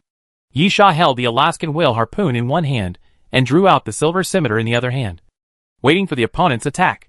But at this moment, the 3 Tianlong warriors seemed to have not seen Yisha at all, howling, and rushed past Yisha. Yisha was stunned for a moment. What was going on? The Tianlong warriors didn't react when they saw him? What did this mean? At the same time, the 3 Tianlong warriors kept shouting behind Yisha. "Hurry up. Get out of here. We must hurry up. I think we should call for emergency support. We must send more people and carry powerful weapons." The 3 Tianlong warriors shouted to each other and ran out of the passage. At this time, the violent shaking appeared again, and stone chips kept falling from the top of the passage. The next moment, a huge tentacle suddenly appeared at the corner of the passage, with smelly blood and rotten pus on its surface, like a huge piece of rotten meat, rubbing against the wall and rushing forward quickly. Yisha took a breath. And then, the 6-flower shield suddenly appeared, blocking Yisha in front of him. Crack! Almost at the moment of collision, the 6-flower shield was directly shattered by the tentacle. Yisha instinctively crossed his arms, and then an unstoppable force came, and Yisha flew backwards. Puff! Yisha was lying on the ground, with his body on his side and blood gushing out. His chest hurt, and he felt as if his sternum was completely broken. However, Yisha had no chance to breathe. The next moment, Yisha didn't care about his injuries at all. He just turned over from the ground and ran away, like the Tianlong warrior before. The tentacle had an extremely terrifying power and impact force. With Yisha's current physical fitness, he was completely crushed by the tentacle in a direct head-on collision. He was no match at all. No wonder those Tianlong warriors ran away like crazy. What the hell is this? Yisha ran and cursed, and soon caught up with the Tianlong warriors who had escaped earlier, crossed the passage, and then the four of them were blocked by a huge metal door. It requires triple verification of fingerprints, pupils, and identity information cards. A Tianlong warrior pounded the wall. Xiaomi is dead. Without her, we can't crack the electronic lock system. Get out of the way. Yisha pushed the Tianlong warrior away. Let me do it. The three Tianlong warriors looked at Yisha. Who are you? Yisha rolled his eyes. You finally found me? Who do you care who I am? Yisha, now you should be concerned about that damn thing behind you. You don't want to die here, do you? The three Tianlong warriors looked at each other and shook their heads. Then get out of here, Yisha shouted loudly, then stretched out his hand and grasped the void, endless bow. Yisha grabbed the endless bow and directly imagined the materialized arrows. Then 5 explosive arrows appeared in Yisha's palm at the same time. Yisha pinched his fingers and pinched the 5 explosive arrows into a fan shape, and then all of them were placed on the bowstring. The next moment, Yisha loosened his fingers, and 5 explosive arrows flew forward. Boom, boom, boom. Continuous explosions sounded. Huge fireballs exploded, and the flames filled the entire passage in an instant. Even though they were prepared, the 3 Tianlong warriors and Yisha himself could not escape the violent impact of the explosion and were directly blown away. Bang! Yisha hit the metal wall hard. His bones seemed to fall apart, and his skin was ruddy. This was not a sign of good health, but was caused by the high temperature. Yisha even felt great pain because of it. However, Yisha had no choice. He had to blow open the door, find a way forward, and keep running. Everything was for his own life. Everything was for survival.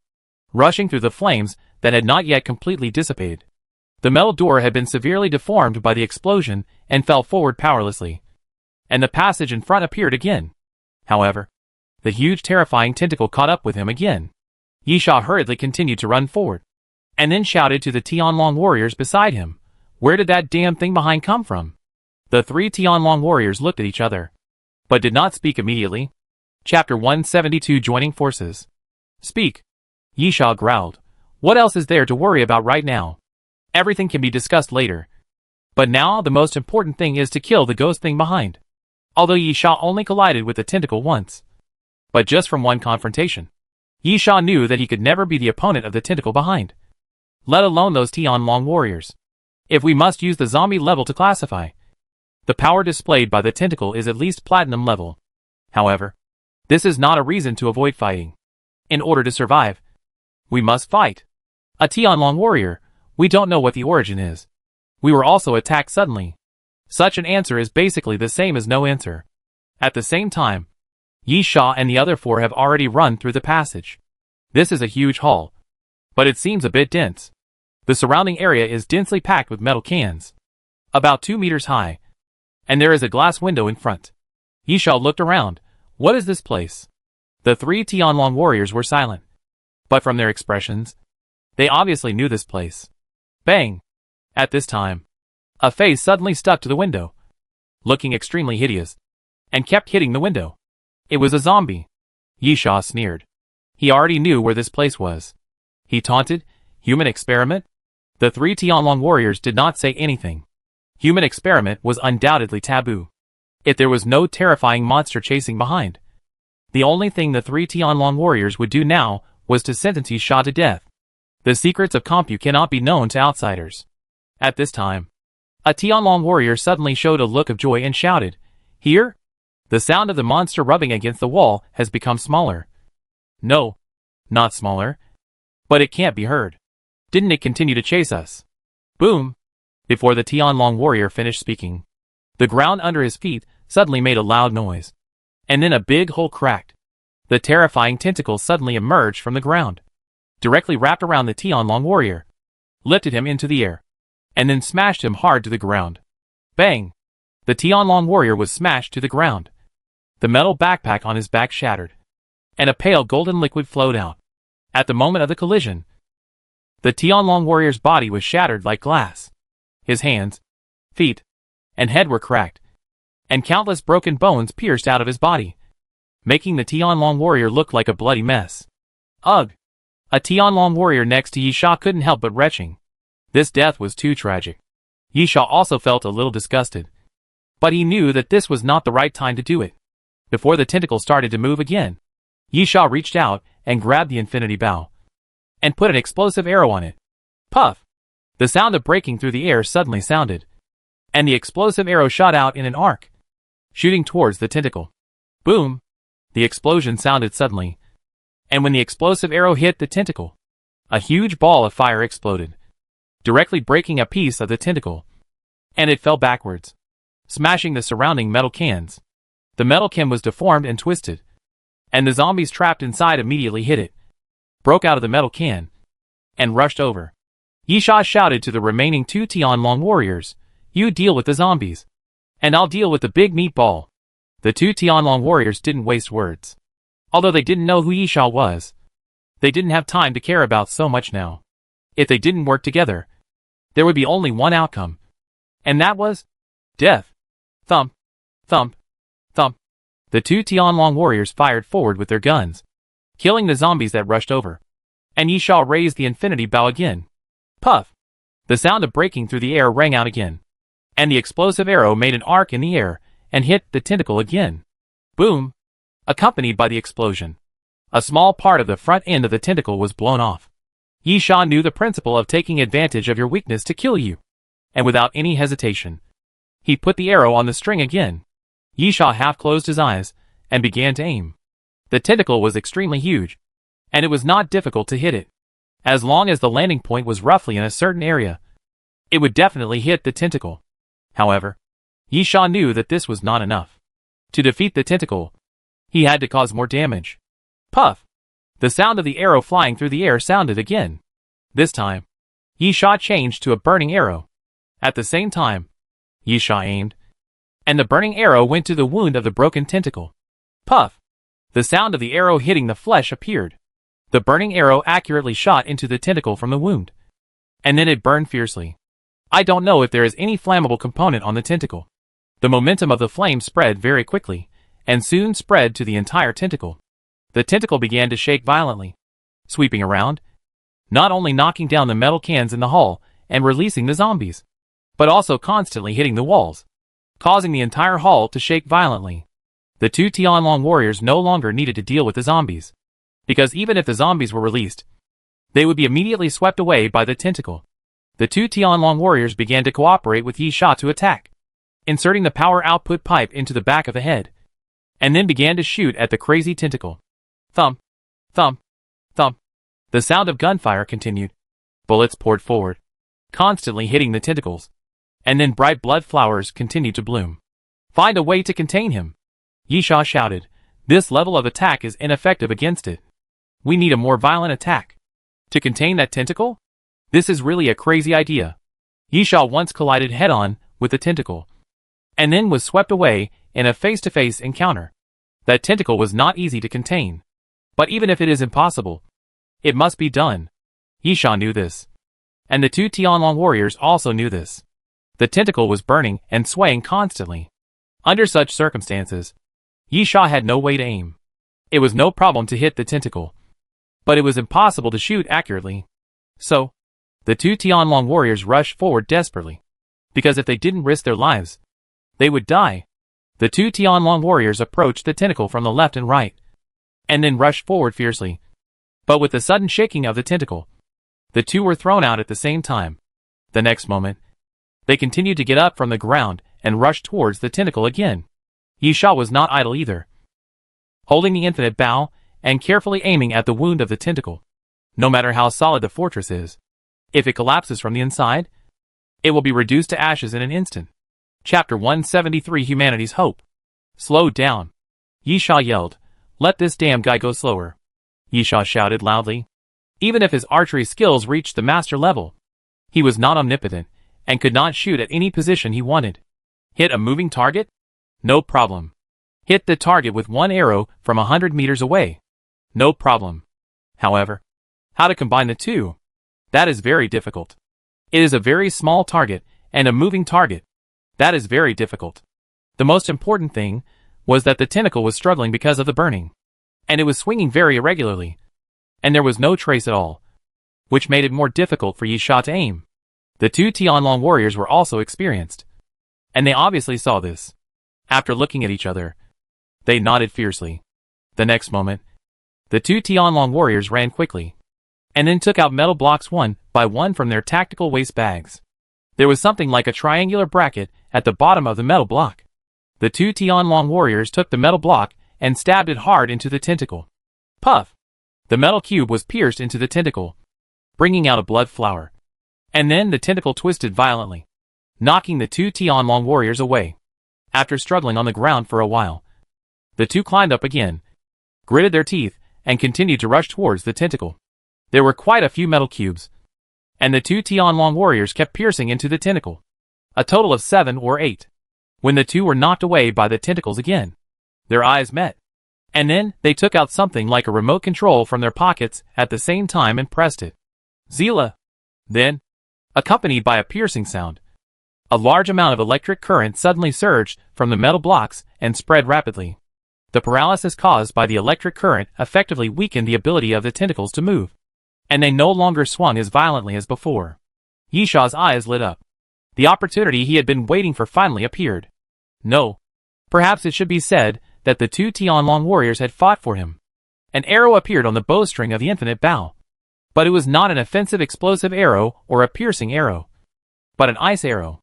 Puff! The arrow flew through the air and landed on the tentacles.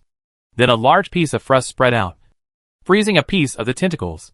Yisha chose the ice arrow because he wanted to further restrict the movement of the tentacles, and at the same time, to make adjustments for the next arrow. So, Yisha raised the infinite bow again. This time I'm really going to kill you. When Yisha raised the infinite bow and pulled the bowstring, the explosive arrow appeared on the string. The next moment, Yisha released the bowstring, and the explosive arrow flew forward, accurately landing on the wound opened by the previous explosion, and the explosive arrow pierced into it. Boom! The explosion sounded, and brilliant sparks burst out from the tentacles, because it was an explosion from the inside of the body. This explosion did not just blow off a piece of flesh and blood from the tentacles, but completely exploded at the location where the tentacles were broken. The middle part of the tentacles was blown apart, shattered into pieces, and splashed all over the place. In the hall, blood suddenly rained. Countless pieces of corpses were thrown into the air, and then fell to the ground, scattered all over the ground. Yisha and the other two were bathed in the blood rain, and their bodies were soon dyed red. Finally killed it. Yisha took a deep breath and whispered softly. Then his pupils suddenly contracted sharply and looked forward. No! Whether the tentacle was a mutant zombie or an ancient species. If he killed the tentacle, there should be a hint of a mysterious voice. But no. Nothing. Then there is only one possibility. The other party is not dead yet. Boom! Suddenly, the ground began to shake violently again, and then at a speed visible to the naked eye. The alloy plates on the ground flipped up piece by piece, and the ground below cracked inch by inch, and countless cracks appeared. Boom! Boom! The huge noise sounded again, and then two huge tentacles suddenly jumped out from under the broken ground. Hiss! Yisha and the two Tianlong warriors couldn't help but gasp. The damn tentacles were not just two, but more. Yisha suddenly realized that he might have made a mistake. If those tentacles were actually hands and feet, belonging to some mutant zombies, then this zombie was not a platinum-level zombie at all. It was probably a diamond-level zombie. Damn it! Yisha cursed. Why does such a horrible thing exist? Boom! Boom! At this time, the loud noise sounded for the third time, and the two tentacles fell fiercely to the ground. And then the whole hall collapsed. Countless pieces of rubble fell downwards, along with Yisha and the two Tianlong warriors. Yisha was soon crushed by the falling rubble, but he was still lucky. The piled rubble did not directly crush Yisha, but formed a closed space, sealing Yisha inside. Of course, this does not mean that Yisha is safe. The piled rubble will collapse and compact at any time, and then Yisha will be completely crushed under the rubble, and maybe even turned into a pile of meat paste.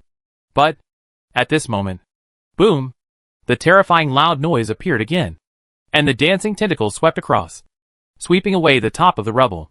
Yisha might have to thank that tentacle for this, because he was able to see the light of day again.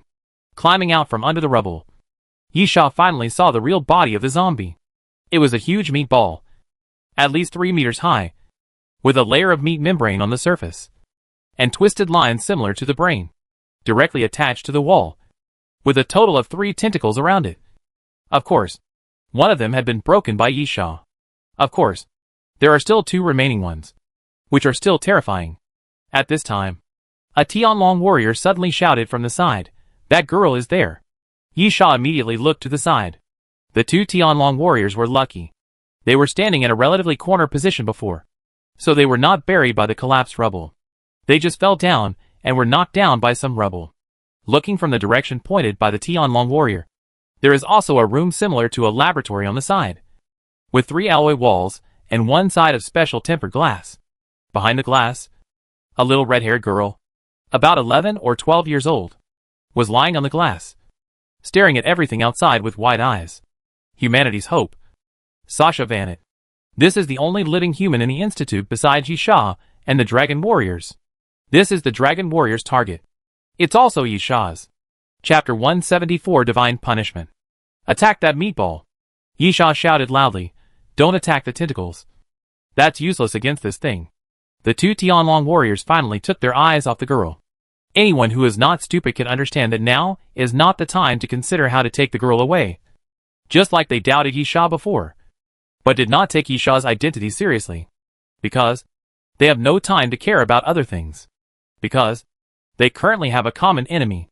Just like Yisha must kill all the Tianlong warriors, but he may not stab them in the back at the moment. These things must be considered after solving bigger problems. The 2 Tianlong warriors immediately raised their submachine guns and fired at the meat ball. However, the effect was quite poor. The huge tentacles stretched forward and completely blocked the bullets. The bullets of the 2 Tianlong warriors could not hit the meat ball at all. At this time, Yisha also raised the infinite bow and quickly shot an arrow forward. Boom! The explosive arrow also did not hit the meat ball, but exploded in front of the tentacles, blowing the 2 tentacles apart. The 2 Tianlong warriors found an opportunity and took advantage of the moment when the tentacles were blown apart to quickly run and shoot. Bullets continued to splash on the meat ball, making holes one by one, and there was also splashing blood and milky white smelly liquid. "It works," a Tianlong warrior shouted with a little excitement, then quickly removed the magazine and continued shooting. However, I don't know if this guy was too excited because he got the good news, and he actually advanced forward while shooting. This is a typical shooting mode that would be chosen in a fire suppression situation. But in the current situation, it is a mistake. A huge mistake. The meat ball should be the core of this mutant zombie, or the head. But its defense is very good. Shooting is indeed effective, but the damage it can cause is actually very limited. Bullets can blow up the heads of ordinary zombies, but it is absolutely impossible to blow up this thing. Going close to it now is definitely a suicidal act. Sure enough, when the Tianlong warrior approached, the huge meat ball suddenly cracked open, and then a ball of white liquid sprayed out. Ah!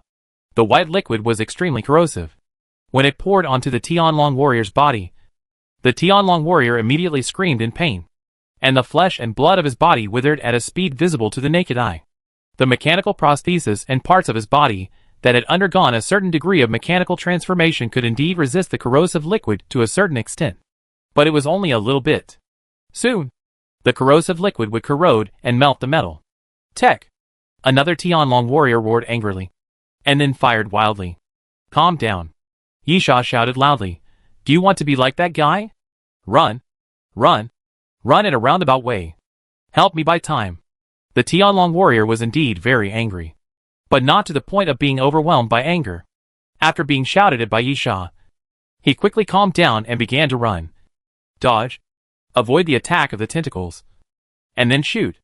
Yisha climbed to the top of the rubble and took a deep breath. It seems that I have to use a killing move.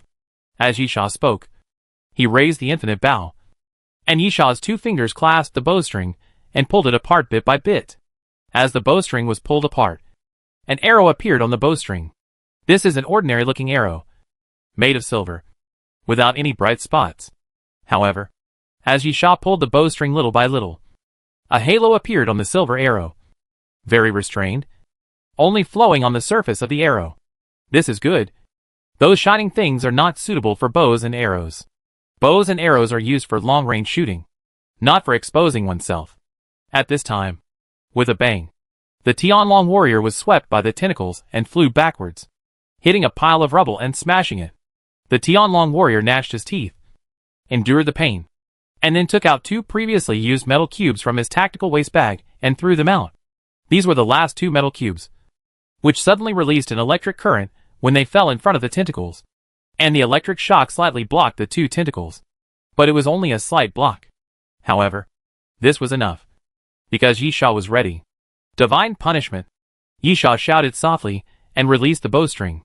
The silver arrow flew out immediately, turning directly into a silver stream of light, and flew quickly forward, with an extremely terrifying momentum, as if it could tear everything in front of it to pieces. The divine punishment arrow has 5 times the lethality, and has the triple effects of armor breaking, tearing, and penetrating. The most important thing is that it can extend the range to 1,000 meters. Therefore, this arrow should actually be used for long-range sniping. And Yisha is only 20 meters away from the meatball at most. This short distance cannot increase the power. On the contrary, due to the lack of impact, it may even reduce the power to a certain extent. However, Yisha has no choice. This is a life and death situation. He must bring heavy damage to the damn meatball. Otherwise he will definitely be killed.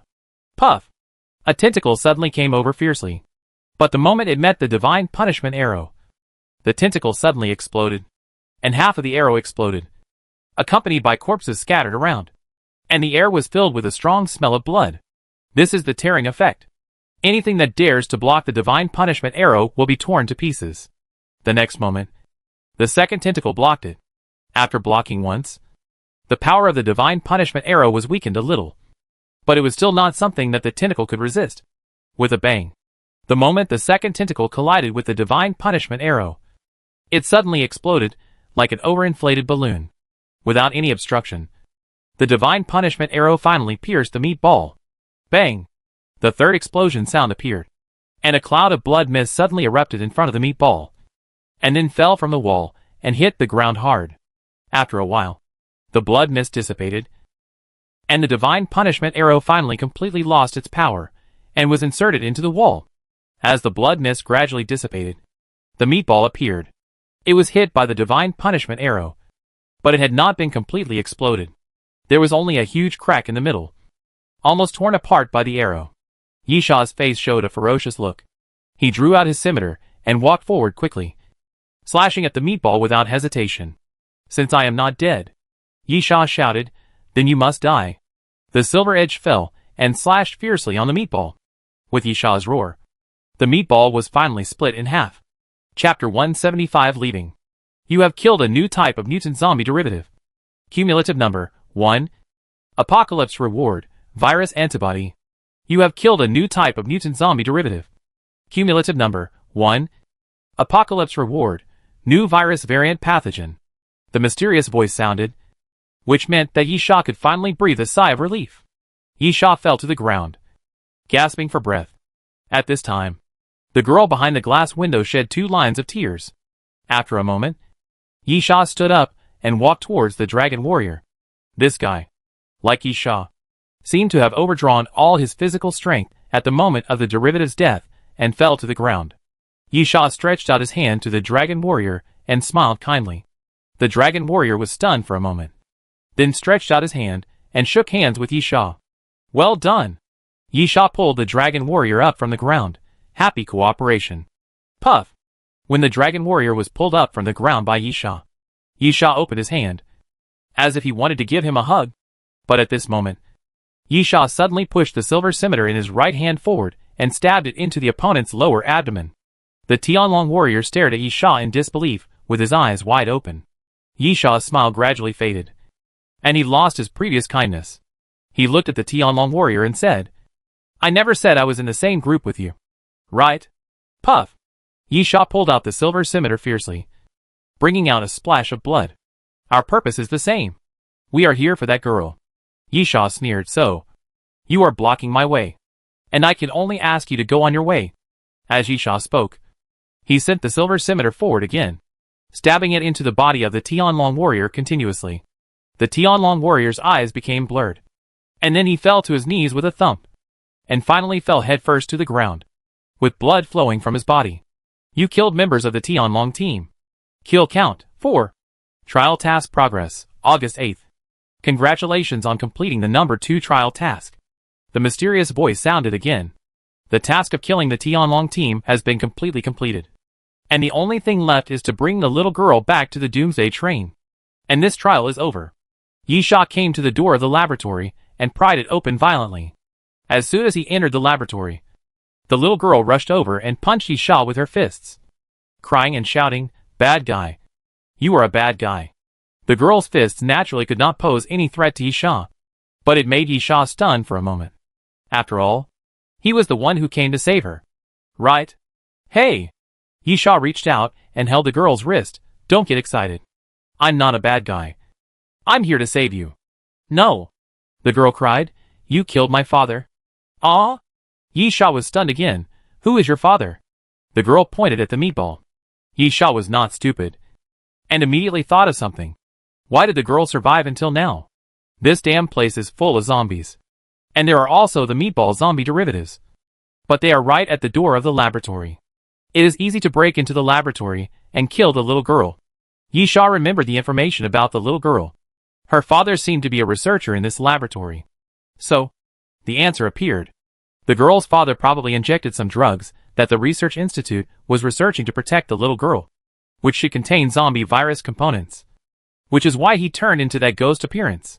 The girl in front of him can still live because of the protection of the meatball zombie. It must be said that Yi Sha felt the brilliance of humanity at this moment. This is a great act of a father sacrificing himself to protect his daughter. However, Yi Sha still wants to say, "Because you are in the way, you must die."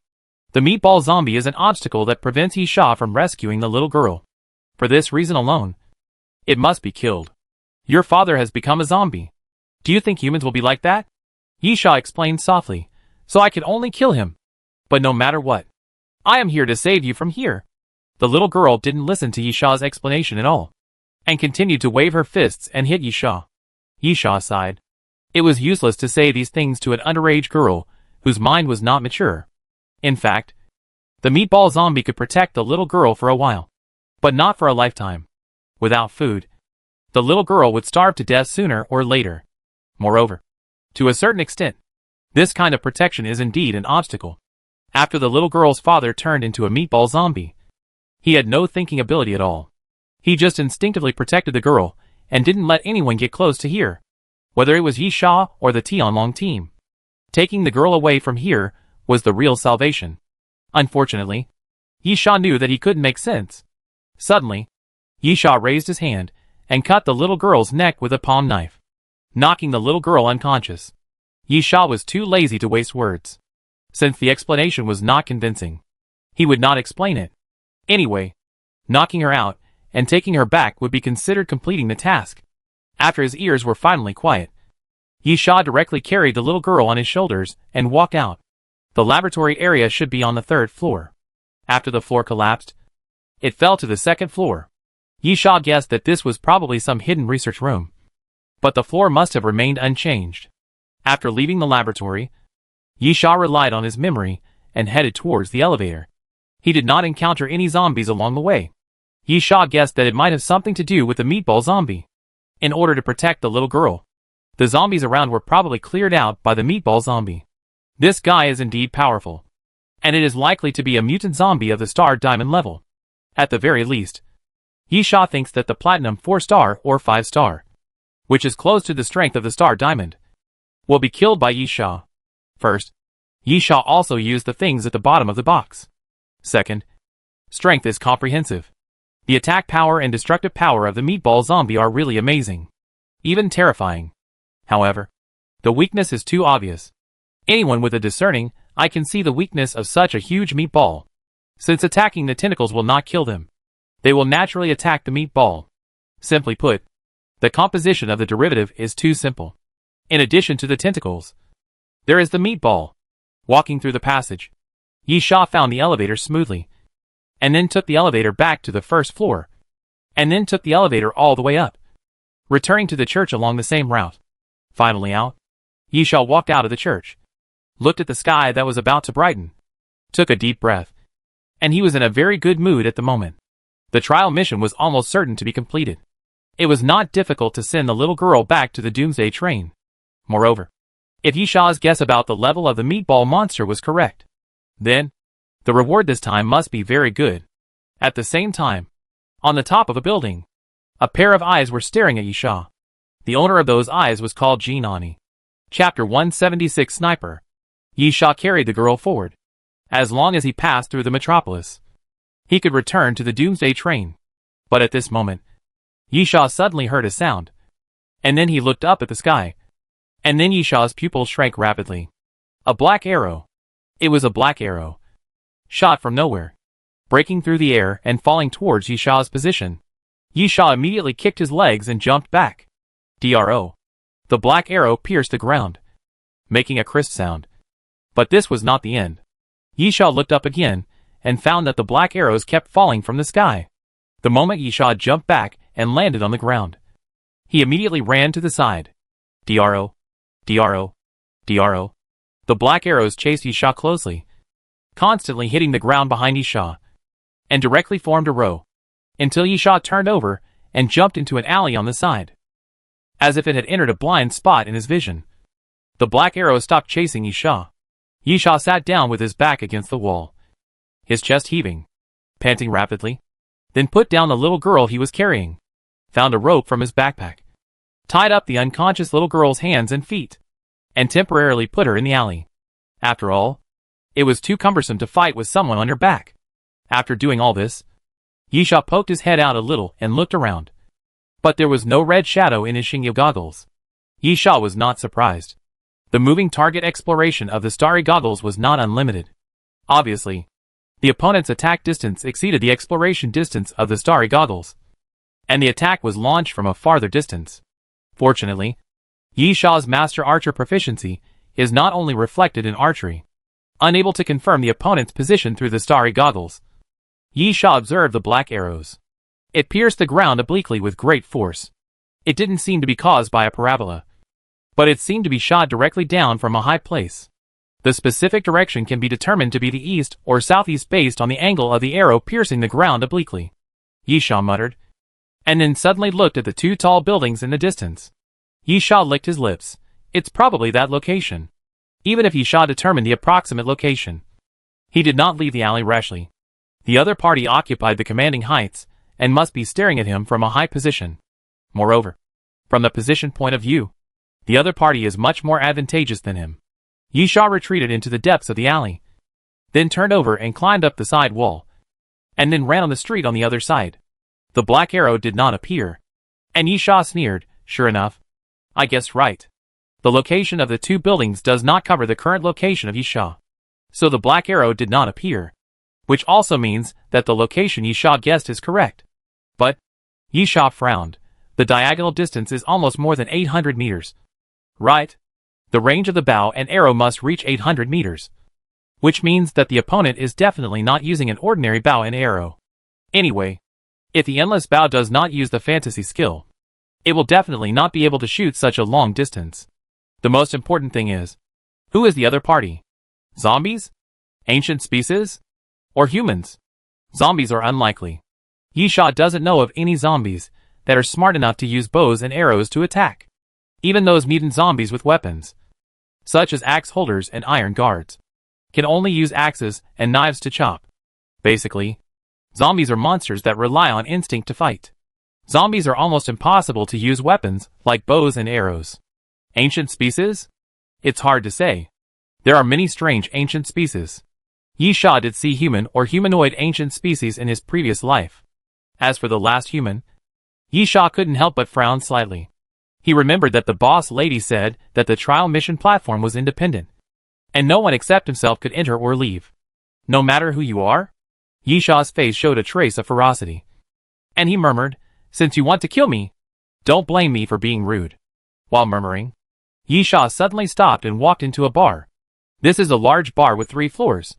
In addition to the indoor bar, there is also an open-air bar, which is full of tables and chairs, and gorgeous decorative lights.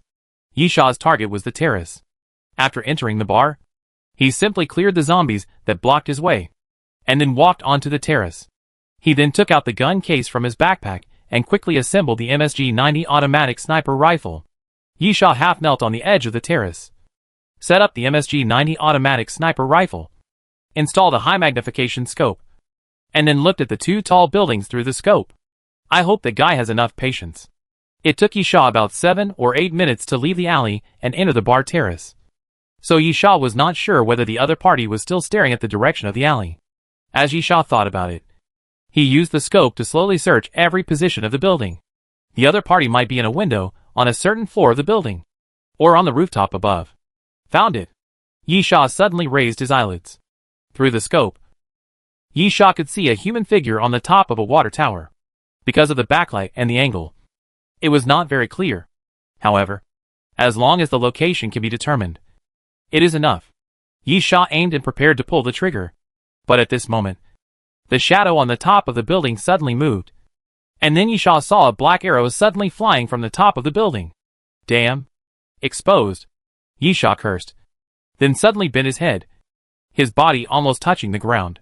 The next moment, the black arrow flew directly over Yishaw's head and pierced the ground behind him. Bang.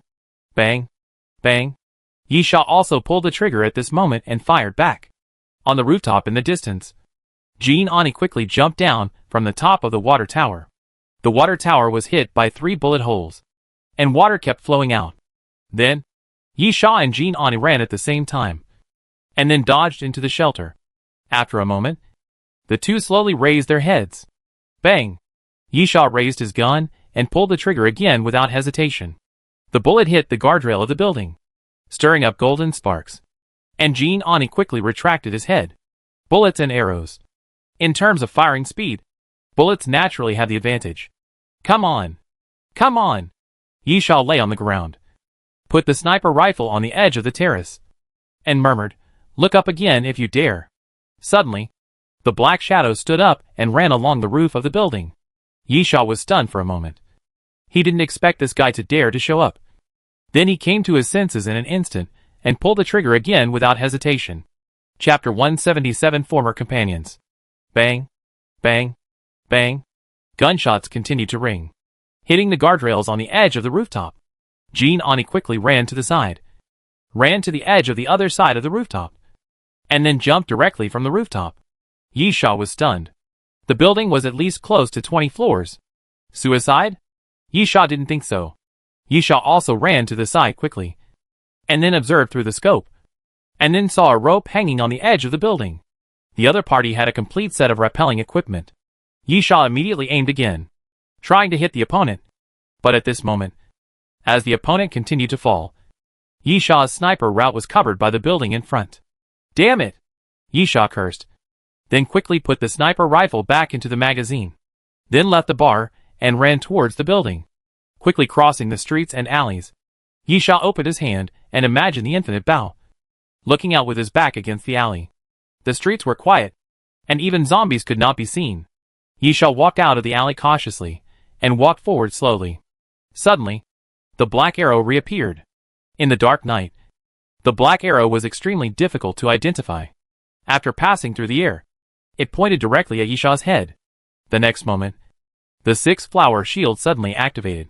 A shield appeared in front of Yishaw, collided with the black arrow, and knocked the black arrow off.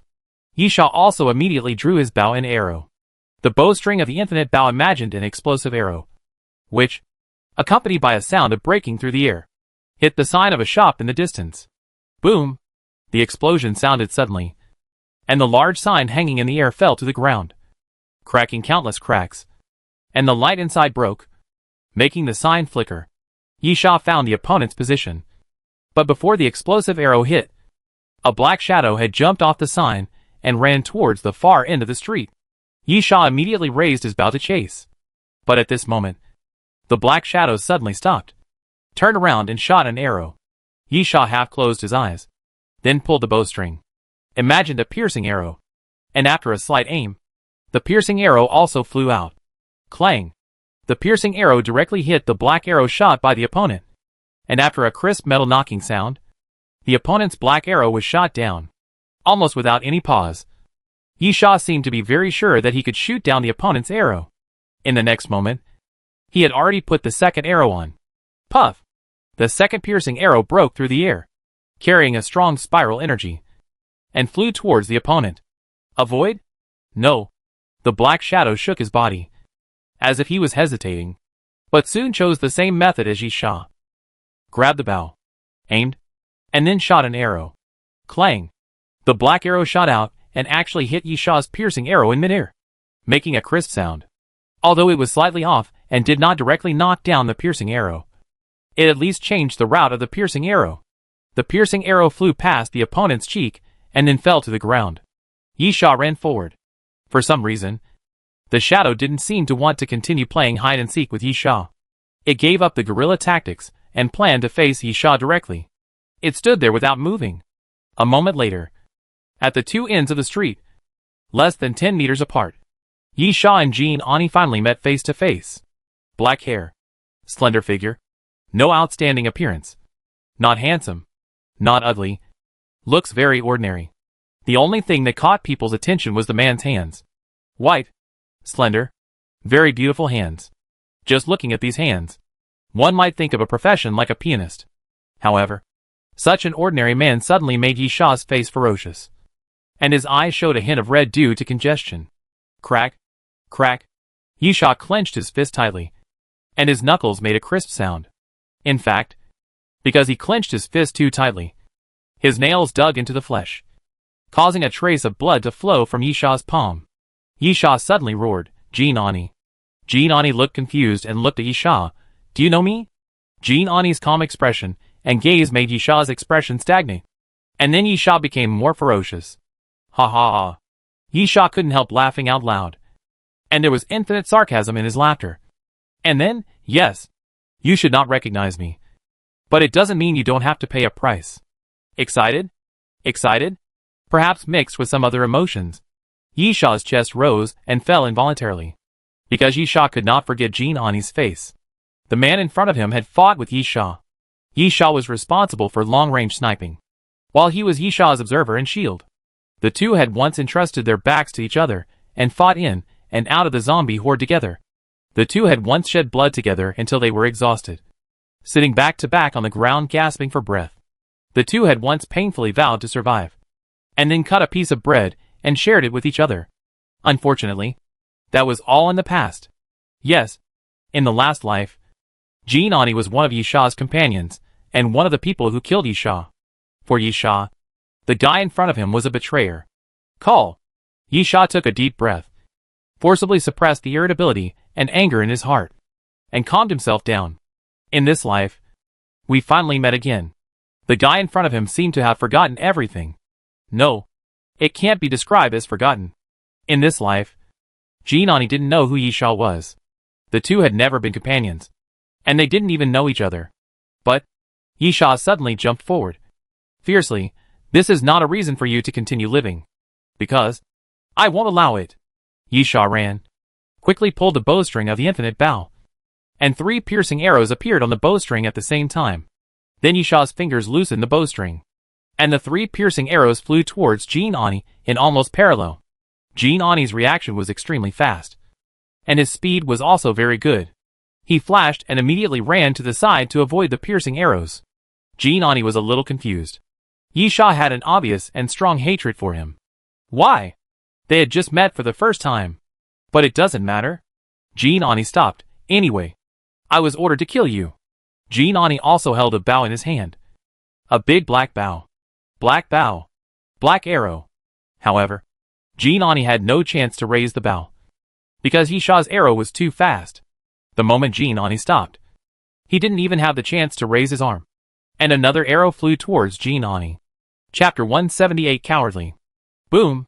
As the explosive arrow landed, a loud explosion suddenly occurred, and the hot fireball exploded, and the flames spread all around. The next moment, Jean Ani jumped back, escaped from the flames, landed on his feet, and slid backwards. However, this was not the end. When Jean Ani landed, Yisha's arrows arrived again. Dot, dot, dot. As Jean Ani ran to the side, Yisha's piercing arrows continuously nailed the ground and the walls of the surrounding buildings. But even though Jean Ani's reaction was extremely fast, and Yisha didn't hit even one arrow, Jean Ani was suppressed and didn't even have a chance to breathe, or even a chance to raise the bow, let alone fight back. This is all thanks to the characteristics of the Endless Bow. Putting aside the fantasy skills of the Endless Bow, the Endless Bow is actually a very ordinary bow. Compared with the Black Hawk Compound Bow, the 20% power increase is not obvious. However, the most important thing is fantasy materialization. The fantasy materialization arrows not only allow Yisha to have unlimited arrows without worrying about the number of arrows being reduced, but also increase the speed. Normally, to shoot an arrow, you first draw the arrow, then put the arrow on the bow, then draw the bowstring, and finally aim. But the Infinite Bow can reduce this process to only 2 steps. Draw the bowstring, and then shoot the arrow, because when the bowstring is drawn, the arrow will automatically appear. Even Yisha can use the time when the arrow fantasy materializes to aim in advance. Naturally, because of the reduction of steps, Yisha's shooting speed is obviously incomparably fast. Jean Ani thought about it, and realized that continuing to use the bow and arrow would be very disadvantageous to him. In terms of archery, he was not necessarily better than Yisha, and the speed of the Infinite Bow was too fast. In that case, let's force him to close combat.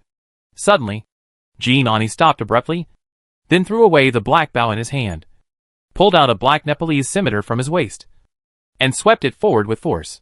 Clang! The 2 flying arrows were swept away by Jean Ani, and the next moment, Jean Ani kicked his legs and rushed towards Yisha.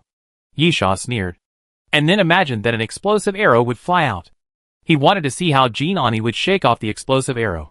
Seeing the explosive arrow flying, Jean Ani was not stupid. The penetrating arrow could change its route by collision and then avoid it. But the explosive arrow would definitely not work. This thing would explode as soon as it was touched. Jean Ani quickly jumped to the side to avoid the explosive arrow. Boom! The explosive arrow brushed past Jean Ani and hit the ground behind him, then exploded. At the same time, Jean Ani suddenly jumped up, stepped on the side wall with both feet, and shouted, "Bounce!" A light blue light circle suddenly appeared under Jean Ani's feet. And then Jean Ani suddenly jumped forward, and actually jumped 3 or 4 meters away. After landing, Jean Ani shouted again, "Speed!" This time, a green light circle appeared under Jean Ani's feet. And then Jean Ani's speed suddenly increased, and he quickly rushed towards Yisha. And even a faint afterimage appeared behind him. Imagination ability. Yisha licked his lips. He knew that the fantasy ability that Jean Ani was using was called Enhanced Imprinting, which had 5 auras: Strength, Speed, Bounce, Muscle Strength, and Healing. As its name suggests, each aura increases Strength, Speed, Bounce, Defense, and Recovery. Enhanced Imprinting is not a very powerful fantasy ability, but in the early stage, it is a rare practical ability, and the price on the Doomsday train is 5 gold skull coins. Yisha opened his bow again, and 3 ice arrows appeared in his imagination. 3 consecutive stars. Yisha shot very quickly, shooting ice arrows in a row, shooting at Jean Ani. Bounce! Jean Ani shouted again, and the halo under his feet turned blue again. Then Jean Ani jumped up, reaching a height of 3 or 4 meters, and jumped directly over the ice arrows. The ice arrows fell to the ground, and the ground was immediately covered with frost. Yisha wanted to use the freezing of the ice arrow to slow down Jean Ani and prevent him from approaching him. But since Jean Ani dodged, then, "You want close combat," Yisha said in a low voice. "I will fight with you in close combat." Yisha's hand loosened, and the infinity bow disappeared as it fell to the ground. Then Yisha drew out the silver scimitar from his waist. Clang! The crisp sound of metal clashing sounded. The silver scimitar and the Nepalese scimitar collided fiercely, and Yisha and Jean Ani exerted force at the same time. constantly pushing the weapons forward. Suddenly, Yisha reached behind his waist, pulled out the Alaskan whale harpoon hanging on his belt, and stabbed Jean Ani fiercely. Seeing the Alaskan whale harpoon stabbing at him, Jean Ani immediately shouted, "Power!" The halo under Jean Ani's feet suddenly turned red again, and then the muscles on Jean Ani's arms swelled up, suppressing Yisha in an instant, and raised the Nepalese machete upwards, picking up the silver machete in Yisha's hand.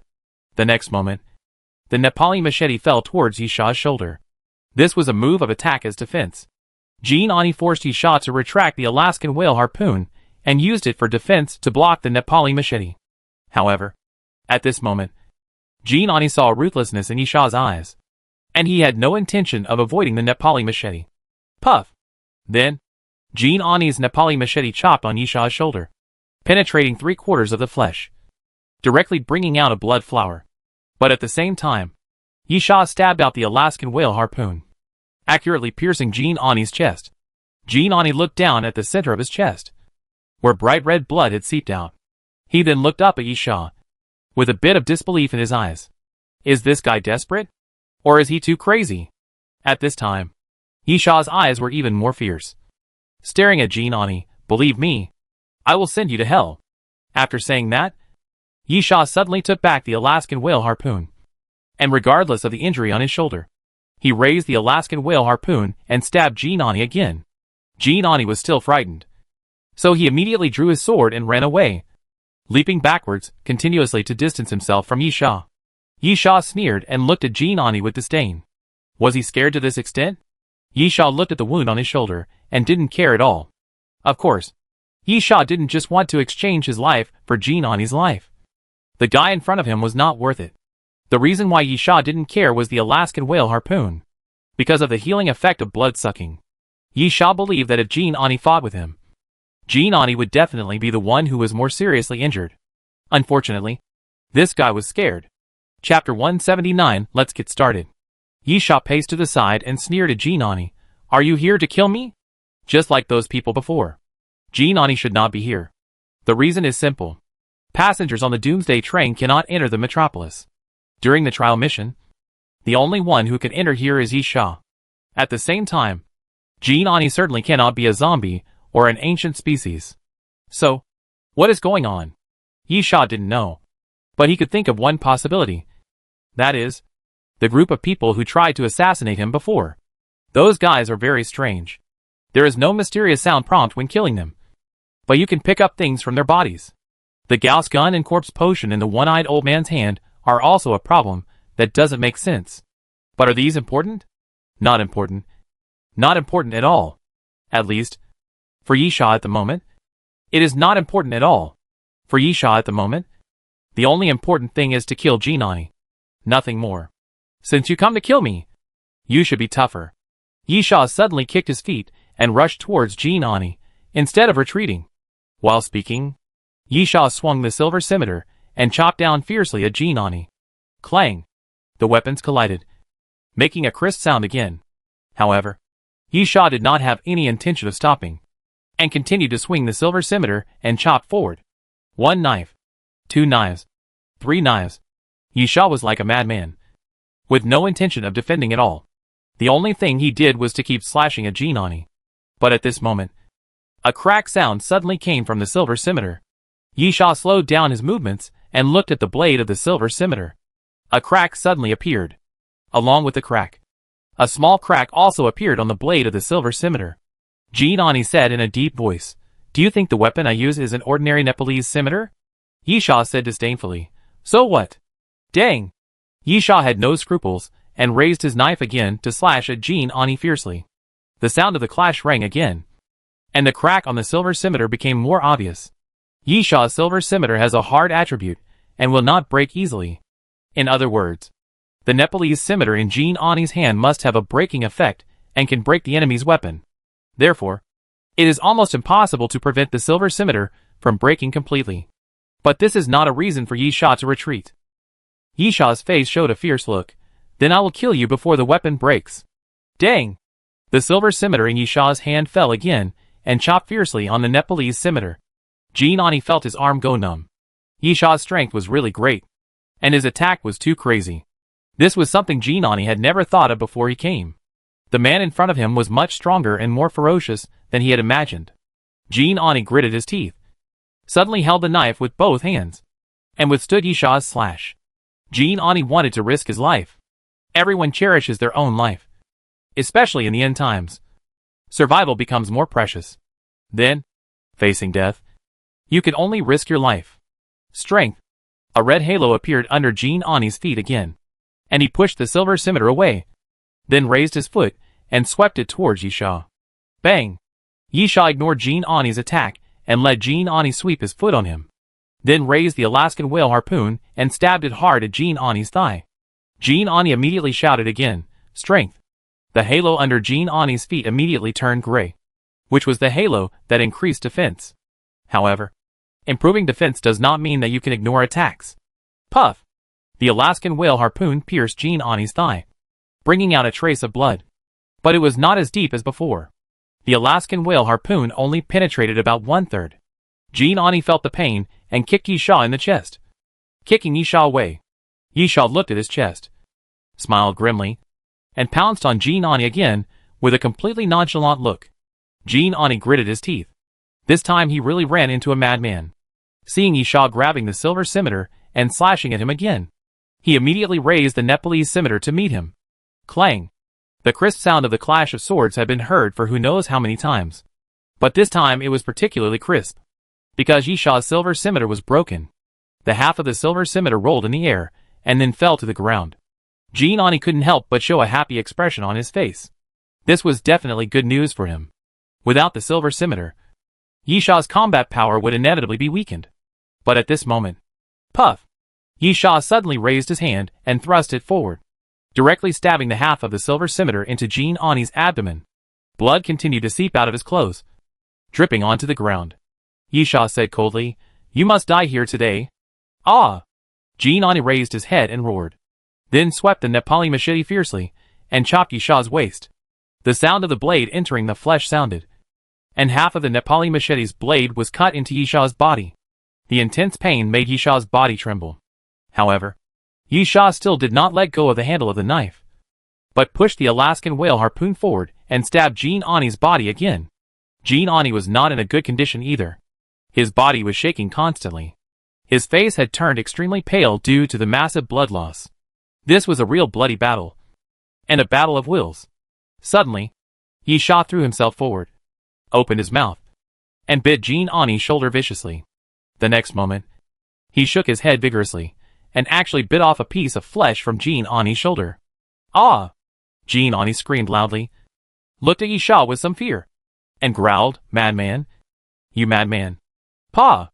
Yisha spat out the blood and flesh in his mouth. "As long as I can kill you, this is nothing," Yisha said as he rushed towards Jinani again. Jinani kept retreating, trying to struggle to escape, then staggered, and the two fell to the ground together. "Die!" This time, Yisha opened his mouth and bit Jinani's neck directly, like a beast, and fiercely tore a piece of flesh from Jinani's neck. Jinani's eyes widened, and he involuntarily loosened his right hand holding the Nepalese machete, covering his neck. But he was completely unable to stop the blood from flowing out between his fingers. "It's time to end."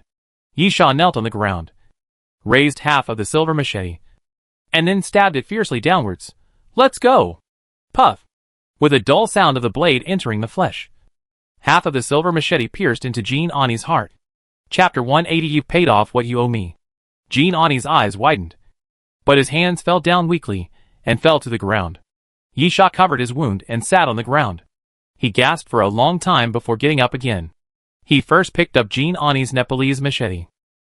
As expected, as Yisha had speculated before, the mysterious sound did not appear, but Jinani's things could be used by himself. Name, Beast Fang. Original form, Nepalese machete. Total length, 47.18 cm. Blade width, 6.1 cm. Thickness, 8.5 mm. Hardness, 60 HRC. Weight, 772 g. Handle, Nepalese rosewood. Scabbard, cowhide wrapped wood. Special effect, when hitting the enemy's weapon, it will cause a certain degree of crushing effect, and continuous hitting can crush the enemy's weapon. A pretty good knife. Much stronger than Yishaw's own silver scimitar. Yishaw's silver scimitar does not have any special effects, but is just harder. However, the crushing effect is not actually a very practical effect, because it is ineffective against zombies. Or it should be said that zombies with weapons are very rare, and the crushing effect is mainly effective when fighting against humans. It can be seen from this that if the weapon was purchased to deal with Yishaw, then this Nepalese scimitar named Beast Fang must be specifically used to target Yishaw. After picking up the Nepalese scimitar, Yishaw picked up the black bow again. The black bow is called Yin, and its special effect is that the range is increased to 1,200 meters. Secondly, it has a shooting correction. When using the matching arrows, if the error between the arrow and the target does not exceed 2 meters, it will automatically correct to the target position. Of course, avoiding is another matter. Correction only ensures that the target is not off target, not tracking. Overall, it is a very good bow. But Yishaw has the infinite bow, so he doesn't need it. Although Yin is not bad, the effect of archery correction is useless to Yishaw. Master Archer Mastery is not for show. As for the range, the infinite bow can also be increased to 1,000 meters using the fantasy skill. Although there is a time limit, Yishaw can still use a sniper rifle, so it doesn't make much sense. Yishaw planned to throw this thing to the dining car, which should be able to exchange for some money, estimated to be about 1 gold skull coin. As for the enhanced imprint, this could not be taken away. Yishaw searched Jean Ani's body, and did not find anything else. You owe me. Yishaw stood up and looked at Jean Ani's body, paid it off. After saying this, Yishaw stopped looking at Jean Ani's body, and staggered towards the alley where the little girl was previously placed. After finding the little girl, Yishaw dragged a bloody mark on the ground and continued to walk towards the Doomsday train. The wound continued to feel painful, but this was not the most important thing. The pain could be endured, but the large amount of blood loss made Yishaw feel weak. What Yishaw needed most at the moment was to find a few zombies, so that he could use the blood-sucking healing effect of the Alaskan whale harpoon to recover from his injuries. But zombies are really annoying. When you don't want to see them, they have to appear in front of you. But when you want to see them, you don't know where they are. Yishaw guessed that when Jean Ani came, he cleaned up the zombies around. However, Yishaw believed that he was still safe at the moment, because the 12 trials of immortality did not activate the resurrection effect, which meant that although his vitality was lost, it had not reached the limit of death. Although Yishaw looked very miserable at the moment, dragging his broken body, it took about half an hour for Yishaw to return to the Doomsday train platform. When Yishaw entered the carriage, the fat man was about to ask why Yishaw could leave the carriage, but he couldn't. But he saw Yishaw covered in blood and couldn't help but be surprised. Aren't you going out for a walk to kill time? Yishaw curled his lips. Yes.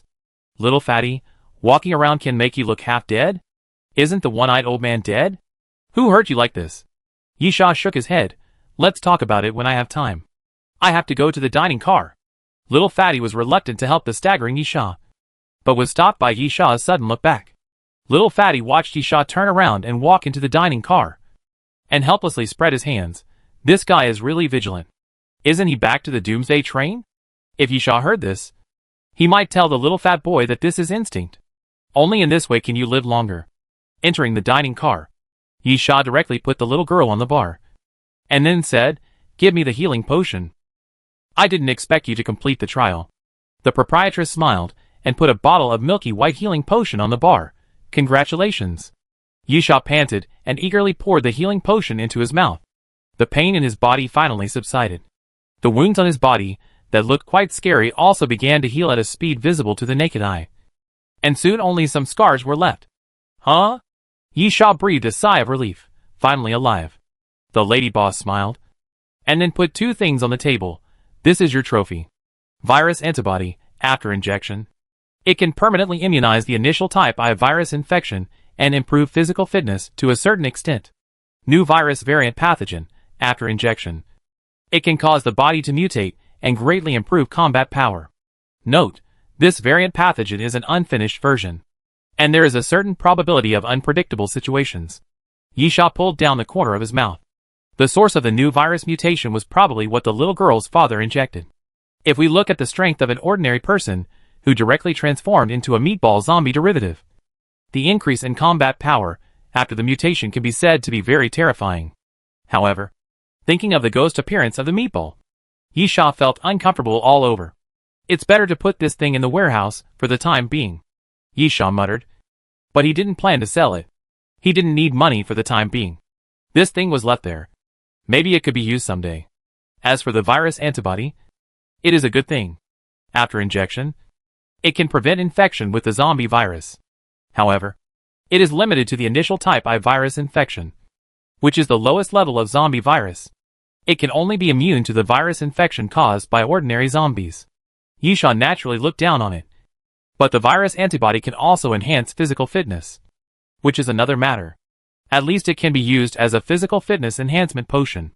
At this time, the proprietress picked up the little girl and put her on a chair in the corner of the bar.